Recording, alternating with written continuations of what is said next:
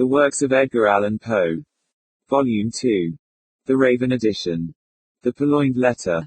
Nil sapientiae odiosius acumene nimio. Seneca.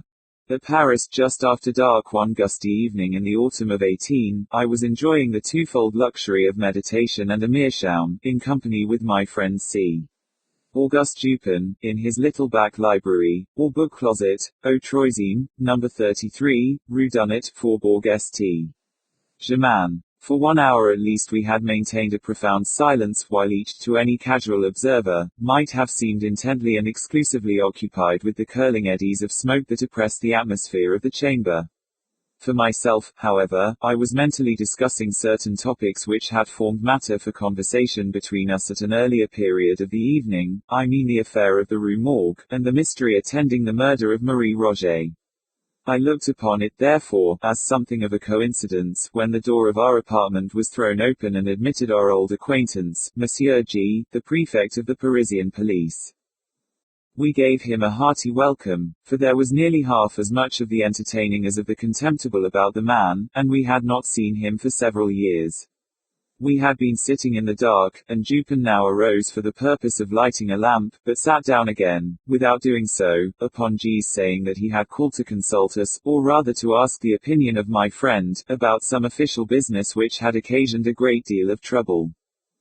If it is any point requiring reflection, observed Dupin, as he forbore to enkindle the wick, we shall examine it to better purpose in the dark. That is another of your odd notions, said the prefect, who had a fashion of calling everything odd that was beyond his comprehension, and thus lived amid an absolute legion of oddities. Very true, said Dupin, as he supplied his visitor with a pipe, and rolled towards him a comfortable chair. And what is the difficulty now? I asked. Nothing more in the assassination way, I hope. Oh no, nothing of that nature.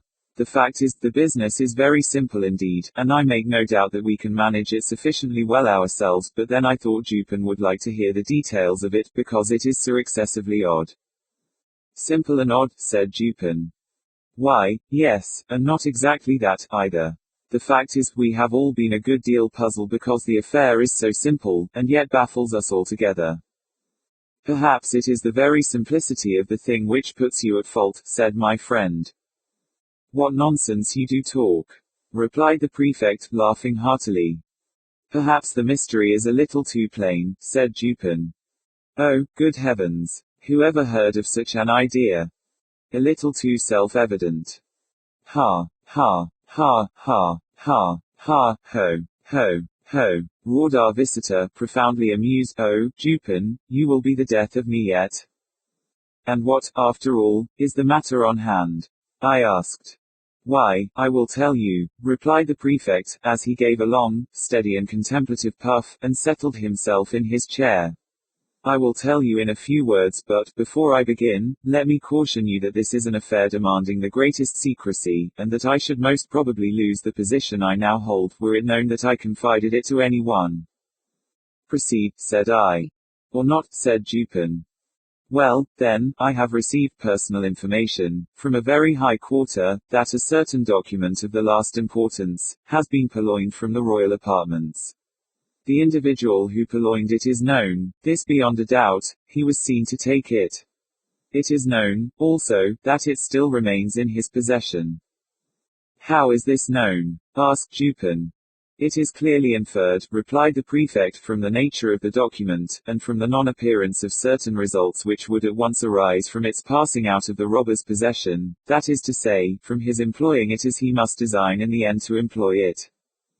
Be a little more explicit, I said. Well, I may venture so far as to say that the paper gives its holder a certain power in a certain quarter where such power is immensely valuable. The prefect was fond of the cant of diplomacy. Still I do not quite understand, said Dupin. No. Well, the disclosure of the document to a third person, who shall be nameless, would bring in question the honor of a personage of most exalted station, and this fact gives the holder of the document an ascendancy over the illustrious personage whose honor and peace are so jeopardized.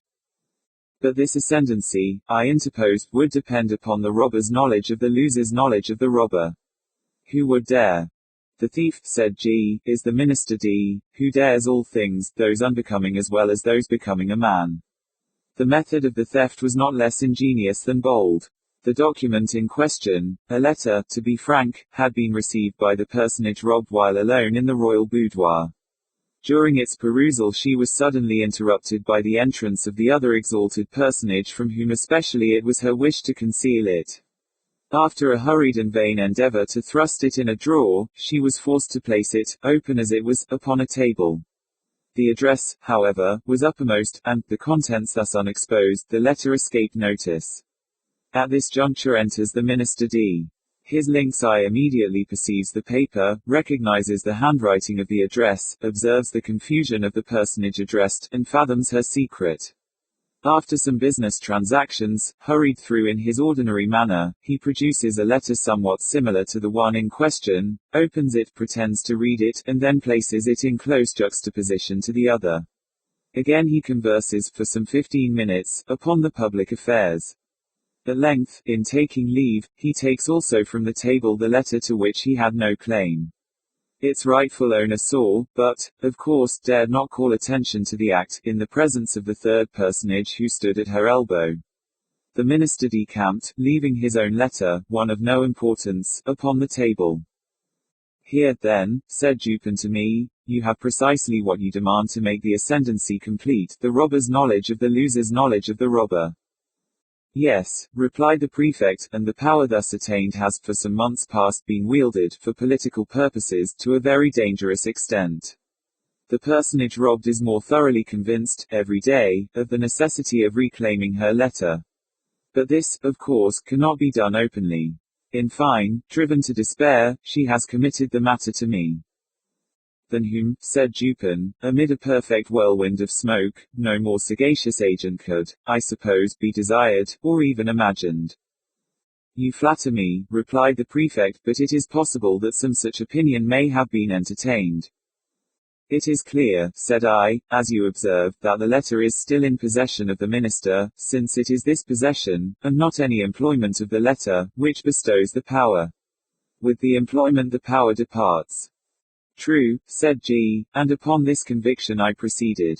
My first care was to make thorough search of the minister's hotel, and here my chief embarrassment lay in the necessity of searching without his knowledge. Beyond all things, I have been warned of the danger which would result from giving him reason to suspect our design. But, said I, you are quite au fait in these investigations. The Parisian police have done this thing often before. Oh yes, and for this reason I did not despair. The habits of the minister gave me, too, a great advantage. He is frequently absent from home all night. His servants are by no means numerous. They sleep at a distance from their master's apartment, and, being chiefly Neapolitans, are readily made drunk. I have keys, as you know, with which I can open any chamber or cabinet in Paris. For 3 months a night has not passed, during the greater part of which I have not been engaged personally, in ransacking the D. Hotel. My honor is interested, and, to mention a great secret, the reward is enormous. So I did not abandon the search until I had become fully satisfied that the thief is a more astute man than myself.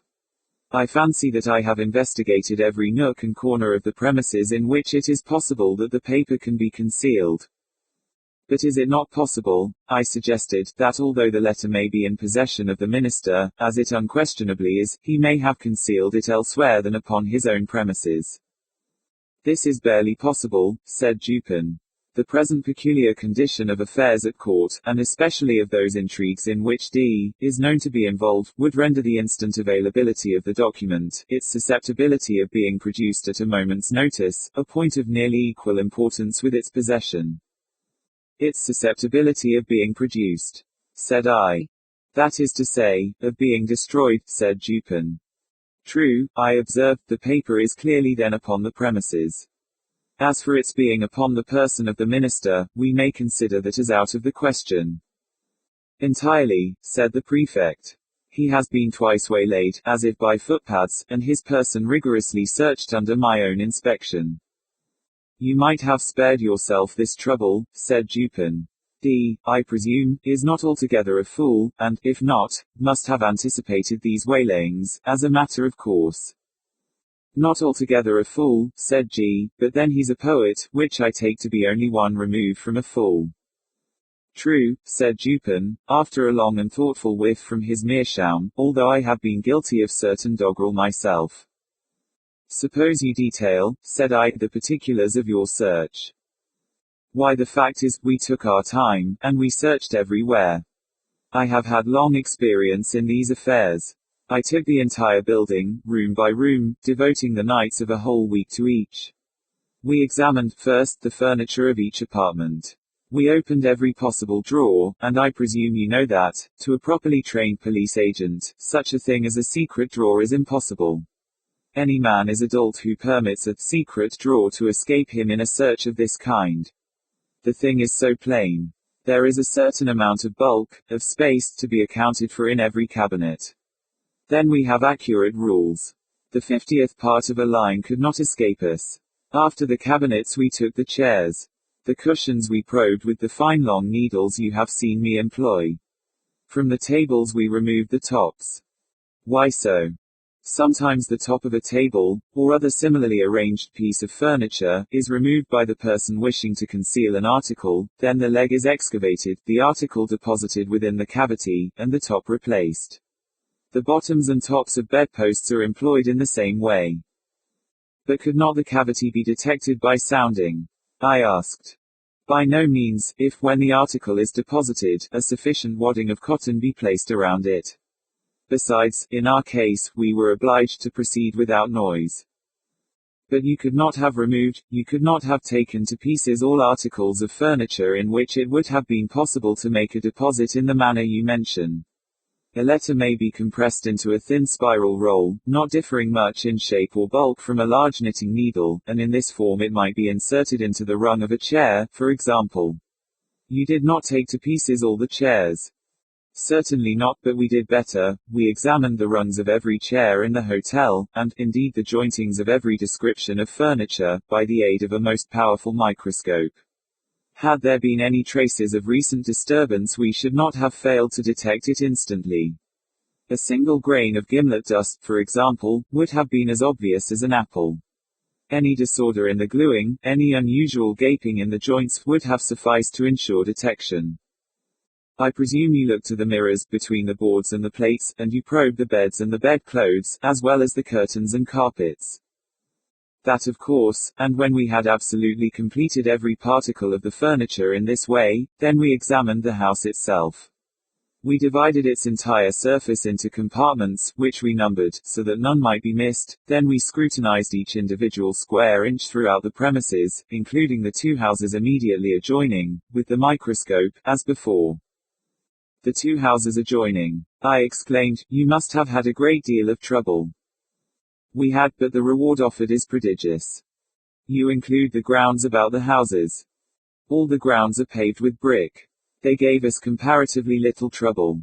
We examined the moss between the bricks, and found it undisturbed. You looked among D.'s papers, of course, and into the books of the library. Certainly, we opened every package and parcel. We not only opened every book, but we turned over every leaf in each volume, not contenting ourselves with a mere shake, according to the fashion of some of our police officers. We also measured the thickness of every book cover, with the most accurate admeasurement, and applied to each the most jealous scrutiny of the microscope. Had any of the bindings been recently meddled with, it would have been utterly impossible that the fact should have escaped observation. Some 5 or 6 volumes, just from the hands of the binder, we carefully probed, longitudinally, with the needles. You explored the floors beneath the carpets. Beyond doubt. We removed every carpet, and examined the boards with the microscope. And the paper on the walls. Yes. You looked into the cellars. We did. Then, I said, you have been making a miscalculation, and the letter is not upon the premises, as you suppose. I fear you are right there, said the prefect. And now, Dupin, what would you advise me to do? To make a thorough research of the premises. That is absolutely needless, replied G. I am not more sure that I breathe than I am that the letter is not at the hotel. I have no better advice to give you, said Dupin. You have, of course, an accurate description of the letter. Oh yes, and here the prefect, producing a memorandum book, proceeded to read aloud a minute account of the internal, and especially of the external appearance of the missing document. Soon after finishing the perusal of this description, he took his departure, more entirely depressed in spirits than I had ever known the good gentleman before. In about a month afterwards he paid us another visit, and found us occupied very nearly as before. He took a pipe and a chair and entered into some ordinary conversation. At length I said, "Well, but what of the purloined letter? I presume you have at last made up your mind that there is no such thing as overreaching the minister." "Confound him, say I. Yes, I made the re-examination, however, as Dupin suggested, but it was all labor lost, as I knew it would be." "How much was the reward offered, did you say?" asked Dupin. "Why, a very great deal, a very liberal reward. I don't like to say how much precisely, but one thing I will say, that I wouldn't mind giving my individual check for 50,000 francs to anyone who could obtain me that letter. The fact is, it is becoming of more and more importance every day, and the reward has been lately doubled. If it were trebled, however, I could do no more than I have done." "Why, yes," said Dupin, drawlingly, between the whiffs of his meerschaum, "I really think, you have not exerted yourself to the utmost in this matter. You might do a little more, I think, eh?" "How, in what way?" "Why, puff, puff, you might puff, puff, employ counsel in the matter, eh, puff, puff, puff. Do you remember the story they tell of Abernethy?" "No, hang Abernethy." "To be sure. Hang him and welcome. But, once upon a time, a certain rich miser conceived the design of spunging upon this Abernethy for a medical opinion. Getting up, for this purpose, an ordinary conversation in a private company, he insinuated his case to the physician, as that of an imaginary individual. 'We will suppose,' said the miser, 'that his symptoms are such and such. Now, doctor, what would you have directed him to take?' 'Take,' said Abernethy, 'why, take advice, to be sure.' 'But,' said the prefect, a little discomposed, 'I am perfectly willing to take advice, and to pay for it. I would really give 50,000 francs to any one who would aid me in the matter.' 'In that case,' replied Dupin, opening a drawer, and producing a check-book, 'you may as well fill me up a check for the amount mentioned. When you have signed it, I will hand you the letter.' I was astounded. The prefect appeared absolutely thunder-stricken. For some minutes he remained speechless and motionless, looking incredulously at my friend with open mouth, and eyes that seemed starting from the sockets. Then, apparently recovering himself in some measure, he seized a pen, and after several pauses and vacant stares, finally filled up and signed a check for 50,000 francs, and handed it across the table to Dupin. The latter examined it carefully and deposited it in his pocket-book, then, unlocking an escritoire, took thence a letter and gave it to the prefect. This functionary grasped it in a perfect agony of joy, opened it with a trembling hand, cast a rapid glance at its contents, and then, scrambling and struggling to the door, rushed at length unceremoniously from the room and from the house without having uttered a syllable since Dupin had requested him to fill up the check. When he had gone, my friend entered into some explanations. "The Parisian police," he said, "are exceedingly able in their way. They are persevering, ingenious, cunning, and thoroughly versed in the knowledge which the duties seem chiefly to demand. Thus, when detailed to us his mode of searching the premises at the Hotel D, I felt entire confidence in his having made a satisfactory investigation, so far as his labors extended." "So far as his labors extended," said I. "Yes," said Dupin. "The measures adopted were not only the best of the kind, but carried out to absolute perfection. Had the letter been deposited within the range of the search, these fellows would, beyond a question, have found it." I merely laughed, but he seemed quite serious in all that he said. "The measures, then," he continued, "were good in the kind, and well executed. Their defect lay in the being inapplicable to the case, and to the man. A certain set of highly ingenious resources are, with the prefect, a sort of Procrustean bed, to which he forcibly adapts his designs. But he perpetually errs by being too deep or too shallow, for the matter in hand, and many a schoolboy is a better reasoner than he. I knew one about 8 years of age, whose success at guessing in the game of even and odd attracted universal admiration. This game is simple, and is played with marbles.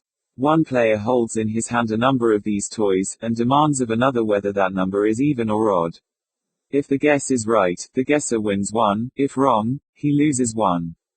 The boy to whom I allude won all the marbles of the school. Of course he had some principle of guessing, and this lay in mere observation and admeasurement of the astuteness of his opponents.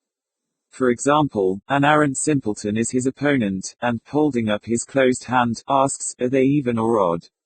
Our schoolboy replies, "Odd," and loses, but upon the second trial he wins, for he then says to himself, "The simpleton had them even upon the first trial, and his amount of cunning is just sufficient to make him have them odd upon the second. I will therefore guess odd." He guesses odd, and wins.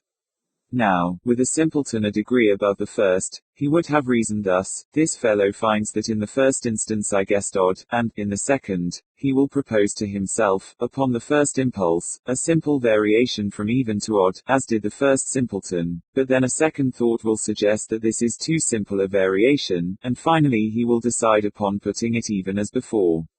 I will therefore guess even." He guesses even, and wins. Now this mode of reasoning in the schoolboy, whom his fellows termed lucky, what, in its last analysis, is it? It is merely, I said, an identification of the reasoner's intellect with that of his opponent. It is, said Dupin, and, upon inquiring of the boy by what means he effected the thorough identification in which his success consisted, I received answer as follows: "When I wish to find out how wise, or how stupid, or how good, or how wicked is any one, or what are his thoughts at the moment, I fashion the expression of my face, as accurately as possible, in accordance with the expression of his, and then wait to see what thoughts or sentiments arise in my mind or heart, as if to match or correspond with the expression." This response of the schoolboy lies at the bottom of all the spurious profundity which has been attributed to Rochefoucauld, to Le Bourget, to Machiavelli, and to Campanella. And the identification, I said, of the reasoner's intellect with that of his opponent, depends, if I understand you aright, upon the accuracy with which the opponent's intellect is admeasured. For its practical value it depends upon this, replied Dupin, and the prefect and his cohort fail so frequently, first by default of this identification, and, secondly, by ill-admeasurement, or rather through non-admeasurement, of the intellect with which they are engaged. They consider only their own ideas of ingenuity, and, in searching for anything hidden, advert only to the modes in which they would have hidden it. They are right in this much, that their own ingenuity is a faithful representative of that of the mass, but when the cunning of the individual felon is diverse in character from their own, the felon foils them, of course. This always happens when it is above their own, and very usually when it is below. They have no variation of principle in their investigations, at best when urged by some unusual emergency, by some extraordinary reward, they extend or exaggerate their old modes of practice, without touching the principles. What, for example, in this case of D, has been done to vary the principle of action? What is all this boring, and probing, and sounding, and scrutinizing with the microscope and dividing the surface of the building into registered square inches? What is it all but an exaggeration of the application of the one principle or set of principles of search, which are based upon the one set of notions regarding human ingenuity, to which the prefect, in the long routine of his duty, has been accustomed? Do you not see he has taken it for granted that all men proceed to conceal a letter, not exactly in a gimlet hole bored in a chair leg, but, at least, in some out-of-the-way hole or corner suggested by the same tenor of thought which would urge a man to secrete a letter in a gimlet hole bored in a chair leg? And do you not see also, that such recherches nooks for concealment are adapted only for ordinary occasions, and would be adopted only by ordinary intellects, for, in all cases of concealment, a disposal of the article concealed, a disposal of it in this recherche manner, is, in the very first instance, presumable and presumed, and thus its discovery depends, not at all upon the acumen, but altogether upon the mere care, patience, and determination of the seekers, and where the case is of importance, or, what amounts to the same thing in the policial eyes. When the reward is of magnitude, the qualities in question have never been known to fail. You will now understand what I meant in suggesting that, had the purloined letter been hidden anywhere within the limits of the prefect's examination, in other words, had the principle of its concealment been comprehended within the principles of the prefect, its discovery would have been a matter altogether beyond question. This functionary, however, has been thoroughly mystified, and the remote source of his defeat lies in the supposition that the minister is a fool, because he has acquired renown as a poet. All fools are poets, this the prefect feels, and he is merely guilty of a non-distributio medi and thence inferring that all poets are fools. But is this really the poet? I asked. There are two brothers, I know, and both have attained reputation in letters. The minister, I believe, has written learnedly on the differential calculus. He is a mathematician, and no poet.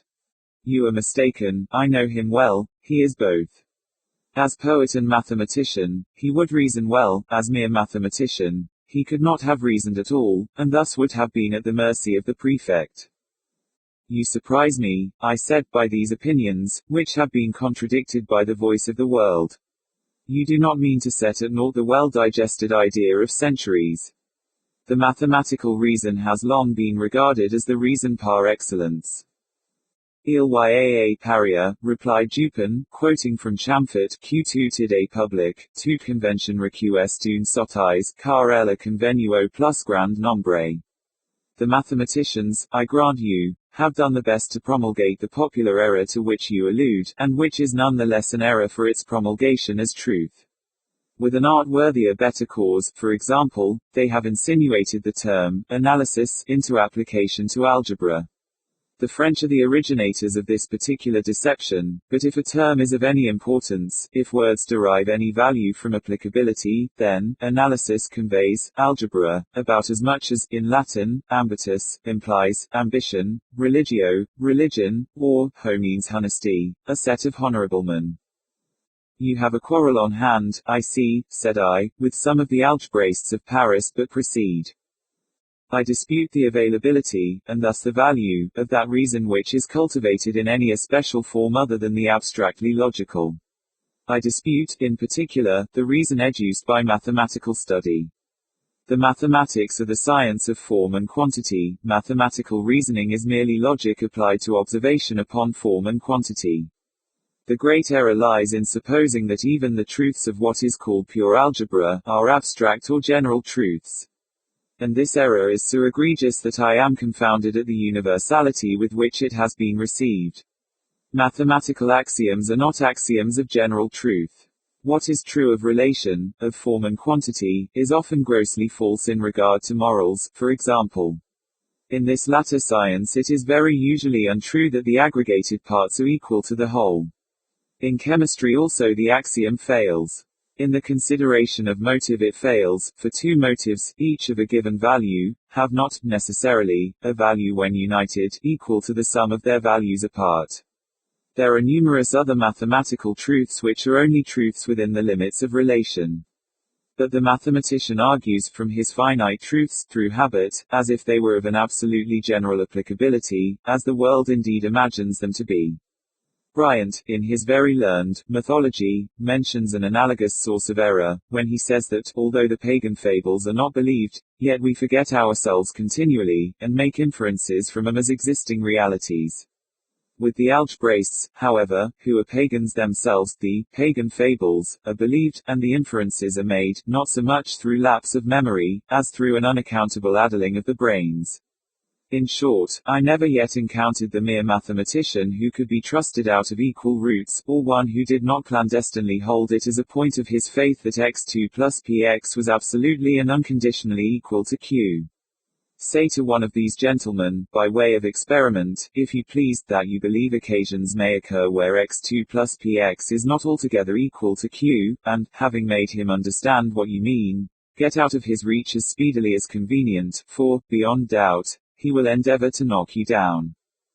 I mean to say, continued Dupin, while I merely laughed at his last observations, that if the minister had been no more than a mathematician, the prefect would have been under no necessity of giving me this check. I know him, however, as both mathematician and poet, and my measures were adapted to his capacity, with reference to the circumstances by which he was surrounded. I knew him as a courtier, too, and as a bold intriguant. Such a man, I considered, could not fail to be aware of the ordinary policial modes of action. He could not have failed to anticipate, and events have proved that he did not fail to anticipate, the waylayings to which he was subjected. He must have foreseen, I reflected, the secret investigations of his premises.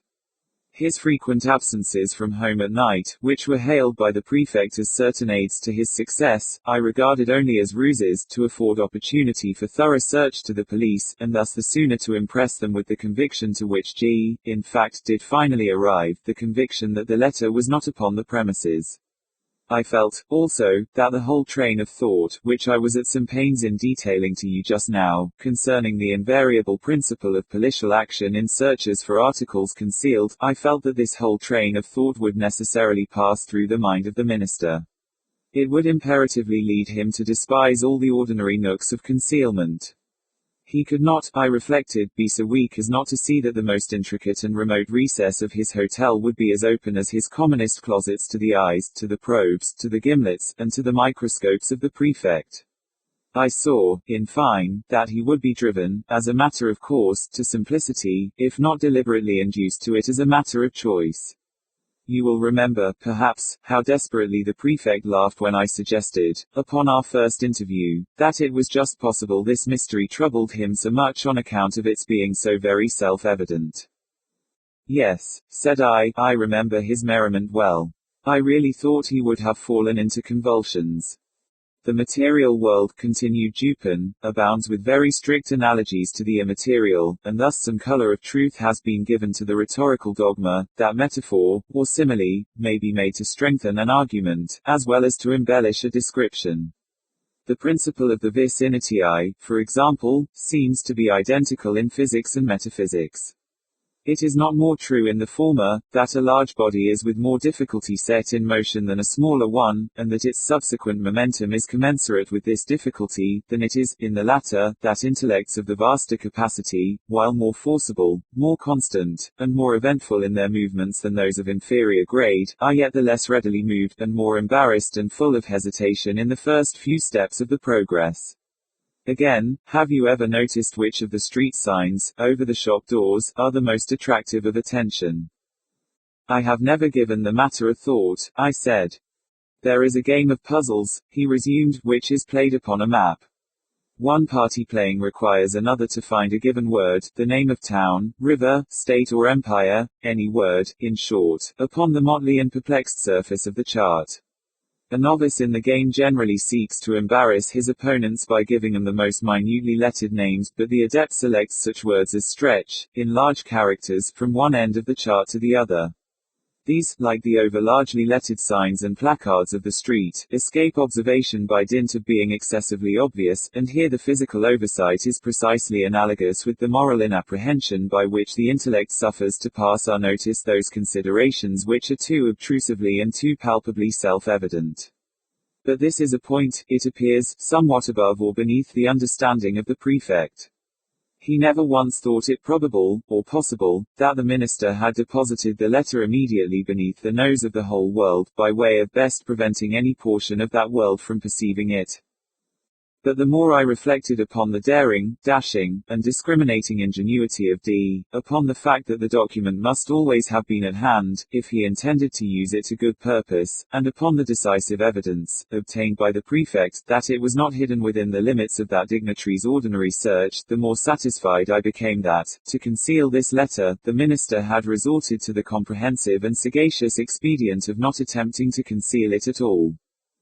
Full of these ideas, I prepared myself with a pair of green spectacles, and called one fine morning, quite by accident, at the ministerial hotel.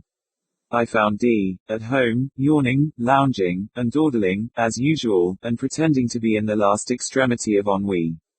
He is perhaps the most really energetic human being now alive, but that is only when nobody sees him. To be even with him, I complained of my weak eyes, and lamented the necessity of the spectacles, under cover of which I cautiously and thoroughly surveyed the whole apartment, while seemingly intent only upon the conversation of my host. I paid especial attention to a large writing table near which he sat, and upon which lay confusedly some miscellaneous letters and other papers, with one or two musical instruments and a few books. Here, however, after a long and very deliberate scrutiny, I saw nothing to excite particular suspicion. At length my eyes, in going the circuit of the room, fell upon a trumpery filigree card rack of pasteboard, that hung dangling by a dirty blue ribbon, from a little brass knob just beneath the middle of the mantelpiece. In this rack, which had 3 or 4 compartments, were 5 or 6 visiting cards and a solitary letter.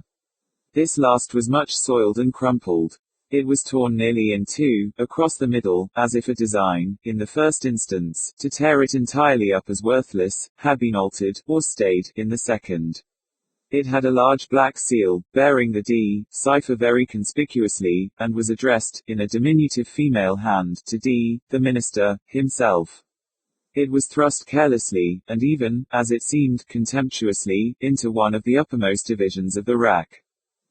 No sooner had I glanced at this letter, than I concluded it to be that of which I was in search. To be sure, it was to all appearance radically different from the one of which the prefect had read as so minute a description. Here the seal was large and black, with the D cipher, there it was small and red, with the ducal arms of the Est family. Here, the address, to the minister, diminutive and feminine, there the superscription, to a certain royal personage, was markedly bold and decided, the size alone formed a point of correspondence.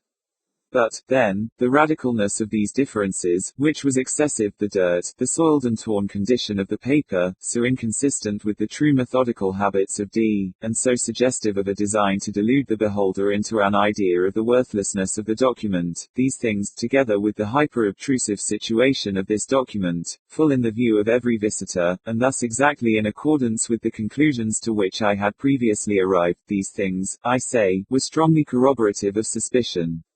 In one who came with the intention to suspect. I protracted my visit as long as possible, and, while I maintained a most animated discussion with the minister upon a topic which I knew well had never failed to interest and excite him, I kept my attention really riveted upon the letter. In this examination, I committed to memory its external appearance and arrangement in the rack, and also fell, at length, upon a discovery which set at rest whatever trivial doubt I might have entertained. In scrutinizing the edges of the paper, I observed them to be more chafed than seemed necessary. They presented the broken appearance which is manifested when a stiff paper, having been once folded and pressed with a folder, is refolded in a reverse direction, in the same creases or edges which had formed the original fold. This discovery was sufficient. It was clear to me that the letter had been turned, as a glove, inside out, redirected, and resealed. I bade the minister good morning, and took my departure at once, leaving a gold snuff-box upon the table. The next morning I called for the snuff-box, when we resumed, quite eagerly, the conversation of the preceding day. While thus engaged, however, a loud report, as if of a pistol, was heard immediately beneath the windows of the hotel, and was succeeded by a series of fearful screams, and the shoutings of a terrified mob. D rushed to a casement, threw it open, and looked out. In the meantime, I stepped to the card rack, took the letter, put it in my pocket, and replaced it by a facsimile, so far as regards externals, which I had carefully prepared at my lodgings, imitating the D cipher, very readily, by means of a seal formed of bread. The disturbance in the street had been occasioned by the frantic behavior of a man with a musket. He had fired it among a crowd of women and children. It proved, however, to have been without ball, and the fellow was suffered to go his way as a lunatic or a drunkard. When he had gone, D came from the window, whither I had followed him immediately upon securing the object in view. Soon afterwards I bade him farewell. The pretended lunatic was a man in my own pay. But what purpose had you, I asked, in replacing the letter by a facsimile? Would it not have been better, at the first visit, to have seized it openly, and departed? D, replied Dupin, is a desperate man, and a man of nerve. His hotel, too, is not without attendants devoted to his interests. Had I made the wild attempt you suggest, I might never have left the ministerial presence alive. The good people of Paris might have heard of me no more. But I had an object apart from these considerations. You know my political prepossessions. In this matter, I act as a partisan of the lady concerned. For 18 months the minister has had her in his power. She has now him in hers, since being unaware that the letter is not in his possession, he will proceed with his exactions as if it was. Thus will he inevitably commit himself, at once, to his political destruction. His downfall, too, will not be more precipitate than awkward. It is all very well to talk about the facilis descensus Averni, but in all kinds of climbing, as Catalani said of singing, it is far more easy to get up than to come down. In the present instance I have no sympathy, at least no pity, for him who descends. He is that monstrum horrendum, an unprincipled man of genius. I confess, however, that I should like very well to know the precise character of his thoughts when, being defied by her whom the prefect terms, a certain personage, he is reduced to opening the letter which I left for him in the card rack. How? Did you put anything particular in it? Why, it did not seem altogether right to leave the interior blank, that would have been insulting. D. At Vienna once did me an evil turn, which I told him, quite good-humoredly, that I should remember. So, as I knew he would feel some curiosity in regard to the identity of the person who had outwitted him, I thought it a pity not to give him a clue. He is well acquainted with mimers, and I just copied into the middle of the blank sheet the words. Und des einzig funest seeing Estine d'atre, Estine de Theist. They are to be found in Cribillon's Atre. The 1002nd Tale of Scheherazade. Truth is stranger than fiction. Old saying. Having had occasion, lately, in the course of some Oriental investigations, to consult the Telmano Isatsonnet, a work which, like the Zohar of Simeon Jochides, is scarcely known at all, even in Europe, and which has never been quoted, to my knowledge, by any American, if we except, perhaps, the author of the Curiosities of American Literature, having had occasion, I say, to turn over some pages of the first mentioned very remarkable work, I was not a little astonished to discover that the literary world has hitherto been strangely in error respecting the fate of the vizier's daughter. Scheherazade, as that fate is depicted in the Arabian Nights, and that the denouement there given, if not altogether inaccurate, as far as it goes, is at least to blame in not having gone very much farther. For full information on this interesting topic, I must refer the inquisitive reader to the Isatsonnet itself, but in the meantime, I shall be pardoned for giving a summary of what I there discovered. It will be remembered that, in the usual version of the tales, a certain monarch having good cause to be jealous of his queen, not only puts her to death, but makes a vow, by his beard and the prophet, to espouse each night the most beautiful maiden in his dominions, and the next morning to deliver her up to the executioner. Having fulfilled this vow for many years to the letter, and with a religious punctuality and method that conferred great credit upon him as a man of devout feeling and excellent sense, he was interrupted one afternoon, no doubt at his prayers, by a visit from his Grand Vizier, to whose daughter, it appears, there had occurred an idea. Her name was Scheherazade, and her idea was, that she would either redeem the land from the depopulating tax upon its beauty, or perish, after the approved fashion of all heroines, in the attempt. Accordingly, and although we do not find it to be leap year, which makes the sacrifice more meritorious, she deputes her father, the Grand Vizier, to make an offer to the king of her hand. This hand the king eagerly accepts. He had intended to take it at all events, and had put off the matter from day to day, only through fear of the vizier, but, in accepting it now, he gives all parties very distinctly to understand, that, Grand Vizier or no Grand Vizier, he has not the slightest design of giving up one iota of his vow or of his privileges. When, therefore, the fair Scheherazade insisted upon marrying the king, and did actually marry him despite her father's excellent advice not to do anything of the kind, when she would and did marry him, I say, it was with her beautiful black eyes as thoroughly open as the nature of the case would allow. It seems, however, that this politic damsel, who had been reading Machiavelli, beyond doubt, had a very ingenious little plot in her mind. On the night of the wedding, she contrived, upon I forget what specious pretense, to have her sister occupy a couch sufficiently near that of the royal pair to admit of easy conversation from bed to bed, and, a little before cock-crowing, she took care to awaken the good monarch, her husband, who bore her none the worse while because he intended to wring her neck on the morrow. She managed to awaken him, I say, although on account of a capital conscience and an easy digestion, he slept well, by the profound interest of a story, about a rat and a black cat. I think, which she was narrating, all in an undertone, of course, to her sister. When the day broke, it so happened that this history was not altogether finished, and that Scheherazade, in the nature of things, could not finish it just then, since it was high time for her to get up and be bowstrung, a thing very little more pleasant than hanging, only a trifle more genteel. The king's curiosity, however, prevailing, I am sorry to say, even over his sound religious principles, induced him for this once to postpone the fulfillment of his vow until next morning, for the purpose and with the hope of hearing that night how it fared in the end with the black cat, a black cat, I think it was, and the rat.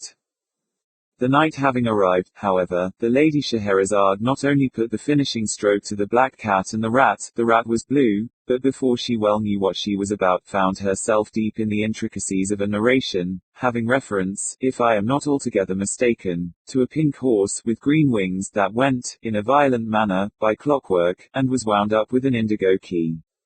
With this history the king was even more profoundly interested than with the other, and, as the day broke before its conclusion, notwithstanding all the queen's endeavors to get through with it in time for the bowstringing, there was again no resource but to postpone that ceremony as before, for 24 hours. The next night there happened a similar accident with a similar result, and then the next, and then again the next, so that, in the end, the good monarch, having been unavoidably deprived of all opportunity to keep his vow during a period of no less than 1001 nights, either forgets it altogether by the expiration of this time, or gets himself absolved of it in the regular way, or, what is more probable, breaks it outright, as well as the head of his father confessor. At all events, Scheherazade, who, being lineally descended from Eve, fell heir, perhaps, to the whole 7 baskets of talk, which the latter lady, we all know, picked up from under the trees in the Garden of Eden, Scheherazade, I say, finally triumphed, and the tariff upon beauty was repealed. Now, this conclusion, which is that of the story as we have it upon record, is, no doubt, excessively proper and pleasant, but alas! Like a great many pleasant things, is more pleasant than true, and I am indebted altogether to the Sonnet for the means of correcting the error. L'amour, says a French proverb, est l'ennemi du bien, and, in mentioning that Scheherazade had inherited the 7 baskets of talk, I should have added that she put them out at compound interest until they amounted to 77. My dear sister, said she, on the 1002nd night, I quote the language of the Sonnet, at this point, verbatim, my dear sister, said she, now that all this little difficulty about the bowstring has blown over, and that this odious tax is so happily repealed, I feel that I have been guilty of great indiscretion in withholding from you and the king, who I am sorry to say, snores, a thing no gentleman would do, the full conclusion of Sinbad the Sailor. This person went through numerous other and more interesting adventures than those which I related, but the truth is, I felt sleepy on the particular night of the narration, and so was seduced into cutting them short, a grievous piece of misconduct, for which I only trust that Allah will forgive me. But even yet it is not too late to remedy my great neglect, and as soon as I have given the king a pinch or two in order to wake him up so far that he may stop making that horrible noise, I will forthwith entertain you, and him if he pleases with the sequel of this very remarkable story. Hereupon the sister of Scheherazade, as I have it from the Sonnet, expressed no very particular intensity of gratification, but the king, having been sufficiently pinched, at length ceased snoring, and finally said, and then, who? When the queen, understanding these words, which are no doubt Arabic, to signify that he was all attention, and would do his best not to snore any more, the queen, I say, having arranged these matters to her satisfaction, re-entered thus, at once, into the history of Sinbad the Sailor. At length, in my old age, these are the words of Sinbad himself, as retailed by Scheherazade, at length, in my old age, and after enjoying many years of tranquility at home, I became once more possessed of a desire of visiting foreign countries, and one day, without acquainting any of my family with my design, I packed up some bundles of such merchandise as was most precious and least bulky, and, engaged a porter to carry them, went with him down to the sea-shore, to await the arrival of any chance vessel that might convey me out of the kingdom into some region which I had not as yet explored. Having deposited the packages upon the sands, we sat down beneath some trees, and looked out into the ocean in the hope of perceiving a ship, but during several hours we saw none whatever. At length I fancied that I could hear a singular buzzing or humming sound, and the porter, after listening a while, declared that he also could distinguish it. Presently it grew louder, and then still louder, so that we could have no doubt that the object which caused it was approaching us. At length, on the edge of the horizon, we discovered a black speck, which rapidly increased in size until we made it out to be a vast monster, swimming with a great part of its body above the surface of the sea. It came toward us with inconceivable swiftness, throwing up huge waves of foam around its breast, and illuminating all that part of the sea through which it passed with a long line of fire that extended far off into the distance. As the thing drew near, we saw it very distinctly. Its length was equal to that of 3 of the loftiest trees that grow, and it was as wide as the great hall of audience in your palace, O most sublime and munificent of the caliphs. Its body, which was unlike that of ordinary fishes, was as solid as a rock, and of a jetty blackness throughout all that portion of it which floated above the water, with the exception of a narrow blood-red streak that completely begirdled it. The belly, which floated beneath the surface, and of which we could get only a glimpse now and then as the monster rose and fell with the billows, was entirely covered with metallic scales, of a color like that of the moon in misty weather. The back was flat and nearly white, and from it there extended upwards of 6 spines, about half the length of the whole body. The horrible creature had no mouth that we could perceive, but, as if to make up for this deficiency, it was provided with at least 80 of eyes, that protruded from the sockets like those of the green dragon-fly, and were arranged all around the body in 2 rows, one above the other, and parallel to the blood-red streak, which seemed to answer the purpose of an eyebrow. 2 or 3 of these dreadful eyes were much larger than the others, and had the appearance of solid gold. Although this beast approached us, as I have before said, with the greatest rapidity, it must have been moved altogether by necromancy, for it had neither fins like a fish nor web feet like a duck, nor wings like the seashell which is blown along in the manner of a vessel, nor yet did it writhe itself forward as do the eels. Its head and its tail were shaped precisely alike, only, not far from the latter, were 2 small holes that served for nostrils, and through which the monster puffed out its thick breath with prodigious violence, and with a shrieking, disagreeable noise. Our terror at beholding this hideous thing was very great, but it was even surpassed by our astonishment, when upon getting a nearer look, we perceived upon the creature's back a vast number of animals about the size and shape of men, and altogether much resembling them, except that they wore no garments, as men do, being supplied by nature, no doubt, with an ugly uncomfortable covering, a good deal like cloth, but fitting so tight to the skin, as to render the poor wretches laughably awkward, and put them apparently to severe pain. On the very tips of their heads were certain square-looking boxes, which, at first sight, I thought might have been intended to answer as turbans, but I soon discovered that they were excessively heavy and solid, and I therefore concluded they were contrivances designed, by the great weight, to keep the heads of the animals steady and safe upon their shoulders. Around the necks of the creatures were fastened black collars, badges of servitude, no doubt, such as we keep on our dogs, only much wider and infinitely stiffer, so that it was quite impossible for these poor victims to move their heads in any direction without moving the body at the same time, and thus they were doomed to perpetual contemplation of the noses, a view puggish and snubby in a wonderful, if not positively in an awful degree. When the monster had nearly reached the shore where we stood, it suddenly pushed out one of its eyes to a great extent, and emitted from it a terrible flash of fire, accompanied by a dense cloud of smoke, and a noise that I can compare to nothing but thunder. As the smoke cleared away, we saw one of the odd man animals standing near the head of the large beast with a trumpet in his hand, through which putting it to his mouth, he presently addressed us in loud, harsh, and disagreeable accents, that, perhaps, we should have mistaken for language, had they not come altogether through the nose. Being thus evidently spoken to, I was at a loss how to reply, as I could in no manner understand what was said, and in this difficulty I turned to the porter, who was near swooning through affright, and demanded of him his opinion as to what species of monster it was, what it wanted, and what kind of creatures those were that so swarmed upon its back. To this the porter replied, as well as he could for trepidation, that he had once before heard of this sea beast, that it was a cruel demon, with bowels of sulphur and blood of fire, created by evil genii as the means of inflicting misery upon mankind, that the things upon its back were vermin, such as sometimes infest cats and dogs, only a little larger and more savage, and that these vermin had the uses, however evil, for, through the torture they caused the beast by the nibbling and stingings, it was goaded into that degree of wrath which was requisite to make it roar and commit ill, and so fulfill the vengeful and malicious designs of the wicked genii.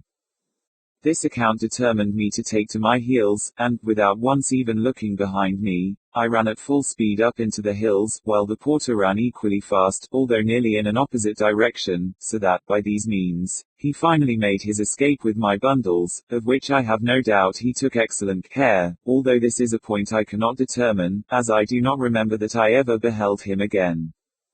For myself, I was so hotly pursued by a swarm of the men vermin, who had come to the shore in boats, that I was very soon overtaken, bound hand and foot, and conveyed to the beast, which immediately swam out again into the middle of the sea. I now bitterly repented my folly in quitting a comfortable home to peril my life in such adventures as this, but regret being useless, I made the best of my condition, and exerted myself to secure the goodwill of the man-animal that owned the trumpet, and who appeared to exercise authority over his fellows. I succeeded so well in this endeavor that, in a few days, the creature bestowed upon me various tokens of his favor, and in the end even went to the trouble of teaching me the rudiments of what it was vain enough to denominate its language, so that, at length, I was enabled to converse with it readily, and came to make it comprehend the ardent desire I had of seeing the world. Washish squashish squeak, Sinbad, hey diddle diddle, grunt and grumble, hiss, fiss, whiss, said he to me, one day after dinner, but I beg 1,000 pardons, I had forgotten that your majesty is not conversant with the dialect of the cockneys, so the man-animals were called, I presume because their language formed the connecting link between that of the horse and that of the rooster. With your permission, I will translate. Washish squashish, and so forth, that is to say, I am happy to find, my dear Sinbad, that you are really a very excellent fellow. We are now about doing a thing which is called circumnavigating the globe, and since you are so desirous of seeing the world, I will strain a point and give you a free passage upon back of the beast. When the Lady Scheherazade had proceeded thus far, relates the Izzat sonnet, the king turned over from his left side to his right, and said, It is, in fact, very surprising, my dear Queen, that you omitted, hitherto, these latter adventures of Sinbad. Do you know I think them exceedingly entertaining and strange. The king having thus expressed himself, we are told, the fair Scheherazade resumed her history in the following words. Sinbad went on in this manner with his narrative to the Caliph. I thanked the man-animal for its kindness, and soon found myself very much at home on the beast, which swam at a prodigious rate through the ocean, although the surface of the latter is, in that part of the world, by no means flat, but round like a pomegranate, so that we went, so to say, either uphill or downhill all the time. That, I think, was very singular, interrupted the king. Nevertheless, it is quite true, replied Scheherazade. I have my doubts, rejoined the king, but, pray, be so good as to go on with the story. I will, said the queen. The beast, continued Sinbad to the Caliph, swam, as I have related, uphill and downhill until, at length, we arrived at an island, many hundreds of miles in circumference, but which, nevertheless, had been built in the middle of the sea by a colony of little things like caterpillars, *1. Said the king. Leaving this island, said Sinbad, for Scheherazade, it must be understood, took no notice of her husband's ill-mannered ejaculation. Leaving this island, we came to another where the forests were of solid stone, and so hard that they shivered to pieces the finest tempered axes with which we endeavored to cut them down. *2.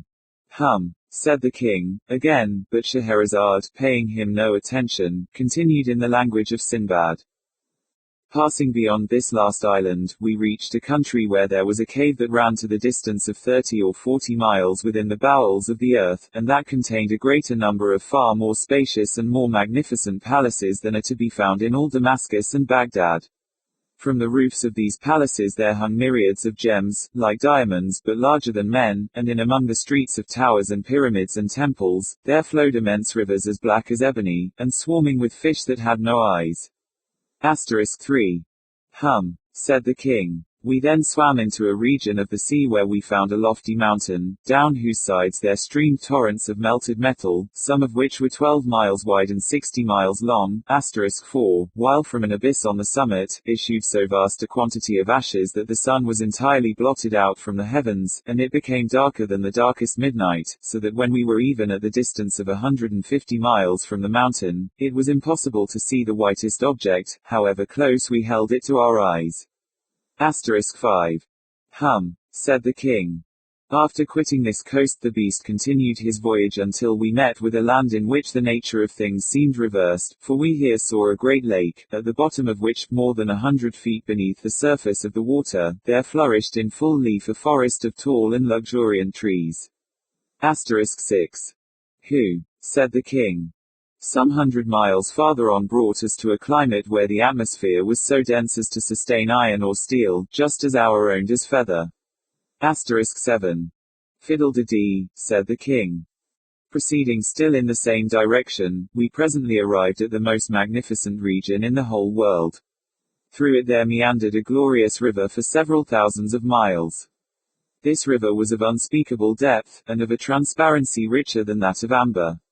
It was from 3 to 6 miles in width, and its banks, which arose on either side to 1,200 feet in perpendicular height, were crowned with ever-blossoming trees and perpetual sweet-scented flowers, that made the whole territory one gorgeous garden. But the name of this luxuriant land was the Kingdom of Horror, and to enter it was inevitable death. *8. Humph, said the king. We left this kingdom in great haste, and, after some days, came to another, where we were astonished to perceive myriads of monstrous animals with horns resembling scythes upon their heads.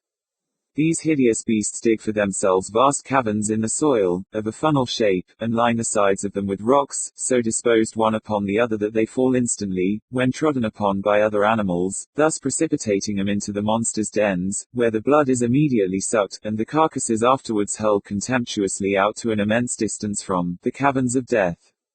*9. Pooh, said the king.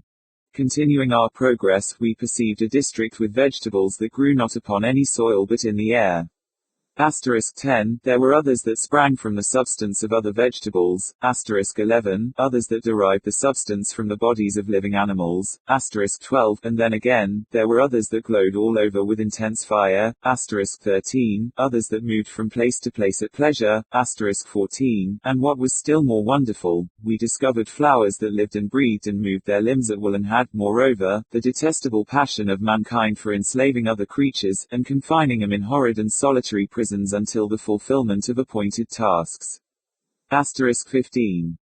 Sure, said the king.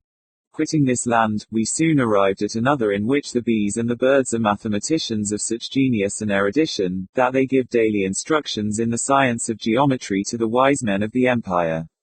The king of the place having offered a reward for the solution of two very difficult problems, they were solved upon the spot, the one by the bees, and the other by the birds, but the king keeping their solution a secret. It was only after the most profound researches and labor, and the writing of an infinity of big books, during a long series of years, that the men mathematicians at length arrived at the identical solutions which had been given upon the spot by the bees and by the birds.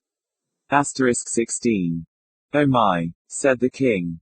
We had scarcely lost sight of this empire when we found ourselves close upon another, from whose shores there flew over our heads a flock of fowls a mile in breadth, and 240 miles long, so that, although they flew a mile during every minute, it required no less than 4 hours for the whole flock to pass over us, in which there were several millions of fowl.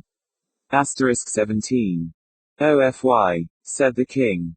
No sooner had we got rid of these birds, which occasioned us great annoyance, than we were terrified by the appearance of a fowl of another kind, and infinitely larger than even the rocks which I met in my former voyages, for it was bigger than the biggest of the domes on your seraglio, O most munificent of caliphs.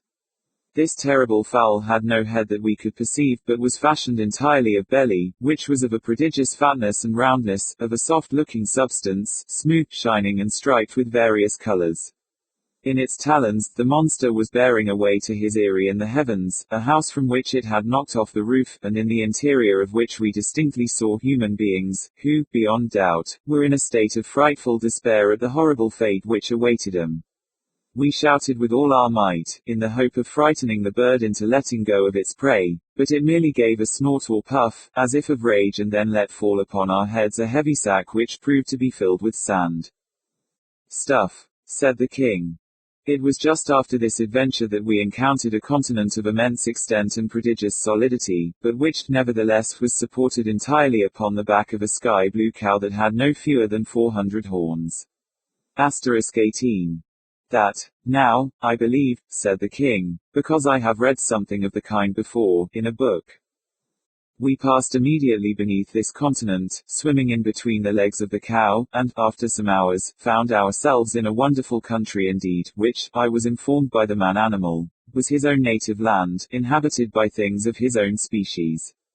This elevated the man-animal very much in my esteem, and in fact, I now began to feel ashamed of the contemptuous familiarity with which I had treated him, for I found that the man-animals in general were a nation of the most powerful magicians, who lived with worms in the brain, *19, which, no doubt, served to stimulate them by the painful writhings and wrigglings to the most miraculous efforts of imagination. "Nonsense," said the king. Among the magicians, were domesticated several animals of very singular kinds. For example, there was a huge horse whose bones were iron and whose blood was boiling water.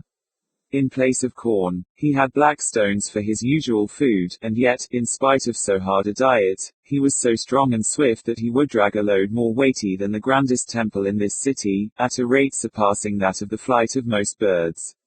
*20. "Pottle," said the king. I saw, also, among these people a hen without feathers, but bigger than a camel. Instead of flesh and bone she had iron and brick. Her blood, like that of the horse, to whom, in fact, she was nearly related, was boiling water, and like him she ate nothing but wood or black stones.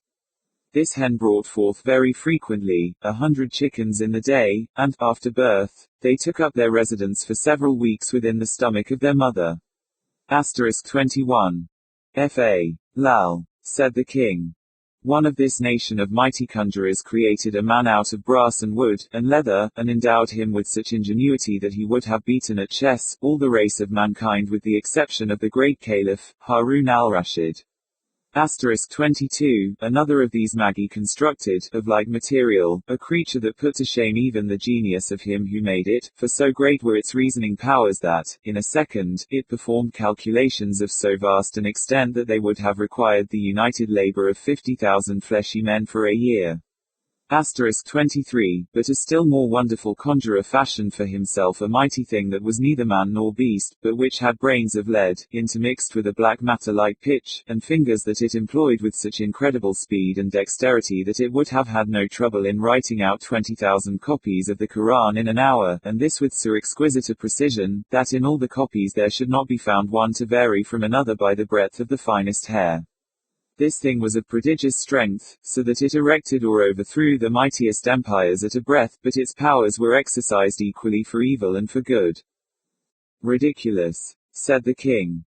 Among this nation of necromancers there was also one who had in his veins the blood of the salamanders, for he made no scruple of sitting down to smoke his chibuk in a red-hot oven until his dinner was thoroughly roasted upon its floor.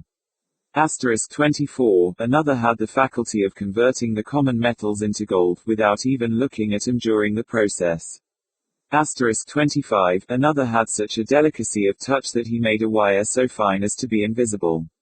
*26. Another had such quickness of perception that he counted all the separate motions of an elastic body, while it was springing backward and forward at the rate of 900 millions of times in a second. *27. Absurd, said the king.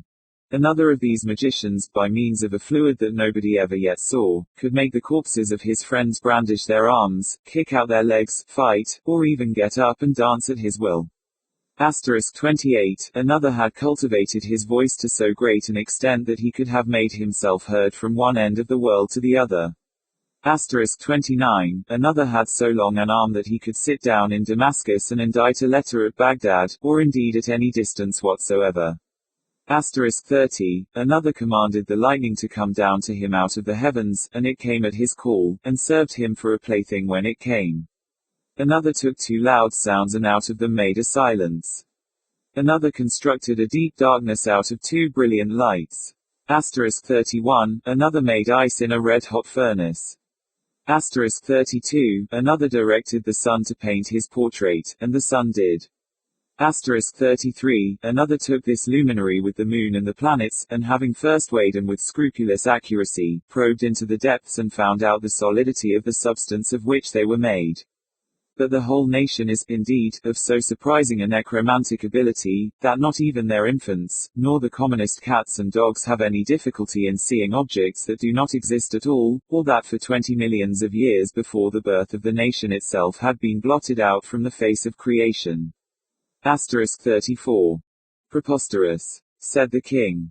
The wives and daughters of these incomparably great and wise magi, continued Scheherazade, without being in any manner disturbed by these frequent and most ungentlemanly interruptions on the part of her husband, the wives and daughters of these eminent conjurers are everything that is accomplished and refined, and would be everything that is interesting and beautiful, but for an unhappy fatality that besets them, and from which not even the miraculous powers of their husbands and fathers has, hitherto, been adequate to save. Some fatalities come in certain shapes, and some in others, but this of which I speak has come in the shape of a crotchet. A what? Said the king. A crotchet, said Scheherazade. One of the evil genii, who are perpetually upon the watch to inflict ill, has put it into the heads of these accomplished ladies that the thing which we describe as personal beauty consists altogether in the protuberance of the region which lies not very far below the small of the back. Perfection of loveliness, they say, is in the direct ratio of the extent of this lump. Having been long possessed of this idea, and bolsters being cheap in that country, the days have long gone by since it was possible to distinguish a woman from a dromedary. Stop, said the king, I can't stand that, and I won't. You have already given me a dreadful headache with your lies. The day, too, I perceive, is beginning to break. How long have we been married? My conscience is getting to be troublesome again. And then that dromedary touch, do you take me for a fool? Upon the whole, you might as well get up and be throttled. These words, as I learn from thee, Sonnet, both grieved and astonished Scheherazade, but, as she knew the king to be a man of scrupulous integrity, and quite unlikely to forfeit his word, she submitted to her fate with a good grace. She derived, however, great consolation, during the tightening of the bowstring, from the reflection that much of the history remained still untold, and that the petulance of her brute of a husband had reaped for him a most righteous reward, in depriving him of many inconceivable adventures. A descent into the maelstrom. The ways of God in nature, as in providence, are not as our ways, nor are the models that we frame any way commensurate to thee. Vastness, profundity, and unsearchableness of his works, which have a depth in them greater than the well of Democritus. Joseph Glanville. We had now reached the summit of the loftiest crag. For some minutes the old man seemed too much exhausted to speak. Not long ago, said he at length, and I could have guided you on this route as well as the youngest of my sons, but, about 3 years past, there happened to me an event such as never happened to mortal man, or at least such as no man ever survived to tell of, and the 6 hours of deadly terror which I then endured have broken me up body and soul. You suppose me a very old man, but I am not. It took less than a single day to change these hairs from a jetty black to white, to weaken my limbs, and to unstring my nerves, so that I tremble at the least exertion, and am frightened at a shadow. Do you know I can scarcely look over this little cliff without getting giddy. The little cliff, upon whose edge he had so carelessly thrown himself down to rest that the weightier portion of his body hung over it, while he was only kept from falling by the tenure of his elbow on its extreme and slippery edge, this little cliff arose, a sheer unobstructed precipice of black shining rock, some 15 or 1600 feet from the world of crags beneath us. Nothing would have tempted me to within half a dozen yards of its brink. In truth, so deeply was I excited by the perilous position of my companion, that I fell at full length upon the ground, clung to the shrubs around me, and dared not even glance upward at the sky, while I struggled in vain to divest myself of the idea that the very foundations of the mountain were in danger from the fury of the winds. It was long before I could reason myself into sufficient courage to sit up and look out into the distance. "You must get over these fancies," said the guide, "for I have brought you here that you might have the best possible view of the scene of that event I mentioned, and to tell you the whole story with the spot just under your eye. We are now," he continued, in that particularizing manner which distinguished him, "we are now close upon the Norwegian coast, in the 68th degree of latitude, in the great province of Nordland, and in the dreary district of Lofoten. The mountain upon whose top we sit is Helseggen, the cloudy. Now raise yourself up a little higher, hold on to the grass if you feel giddy, so, and look out beyond the belt of vapor beneath us, into the sea." I looked dizzily, and beheld a wide expanse of ocean, whose waters wore so inky a hue as to bring at once to my mind the Nubian geographer's account of the Mare Tenebrarum. A panorama more deplorably desolate no human imagination can conceive. To the right and left, as far as the eye could reach, there lay outstretched, like ramparts of the world, lines of horridly black and beetling cliff, whose character of gloom was but the more forcibly illustrated by the surf which reared high up against its white and ghastly crest, howling and shrieking forever. Just opposite the promontory upon whose apex we were placed, and at a distance of some 5 or 6 miles out at sea, there was visible a small, bleak-looking island, or, more properly, its position was discernible through the wilderness of surge in which it was enveloped. About 2 miles nearer the land, arose another of smaller size, hideously craggy and barren, and encompassed at various intervals by a cluster of dark rocks. The appearance of the ocean, in the space between the more distant island and the shore, had something very unusual about it. Although, at the time, so strong a gale was blowing landward that a brig in the remote offing lay to under a double-reefed trysail, and constantly plunged her whole hull out of sight, still there was here nothing like a regular swell, but only a short, quick, angry cross-dashing of water in every direction, as well in the teeth of the wind as otherwise. Of foam there was little except in the immediate vicinity of the rocks. "The island in the distance," resumed the old man, "is called by the Norwegians Vurra. The one midway is Moscow. That a mile to the northward is Ambaren. Yonder are Ilsen, Hotholm, Kildhelm, Swaven, and Buckholm. Farther off, between Moscow and Vurra, are Otterholm, Flyman, Sandflesen, and Stockholm. These are the true names of the places, but why it has been thought necessary to name them at all, is more than either you or I can understand. Do you hear anything? Do you see any change in the water?" We had now been about 10 minutes upon the top of Helseggen, to which we had ascended from the interior of Lofoten, so that we had caught no glimpse of the sea until it had burst upon us from the summit. As the old man spoke, I became aware of a loud and gradually increasing sound, like the moaning of a vast herd of buffaloes upon an American prairie, and at the same moment I perceived that what seamen term the chopping character of the ocean beneath us was rapidly changing into a current which set to the eastward. Even while I gazed, this current acquired a monstrous velocity. Each moment added to its speed, to its headlong impetuosity. In 5 minutes the whole sea, as far as Vurra, was lashed into ungovernable fury, but it was between Moscow and the coast that the main uproar held its sway.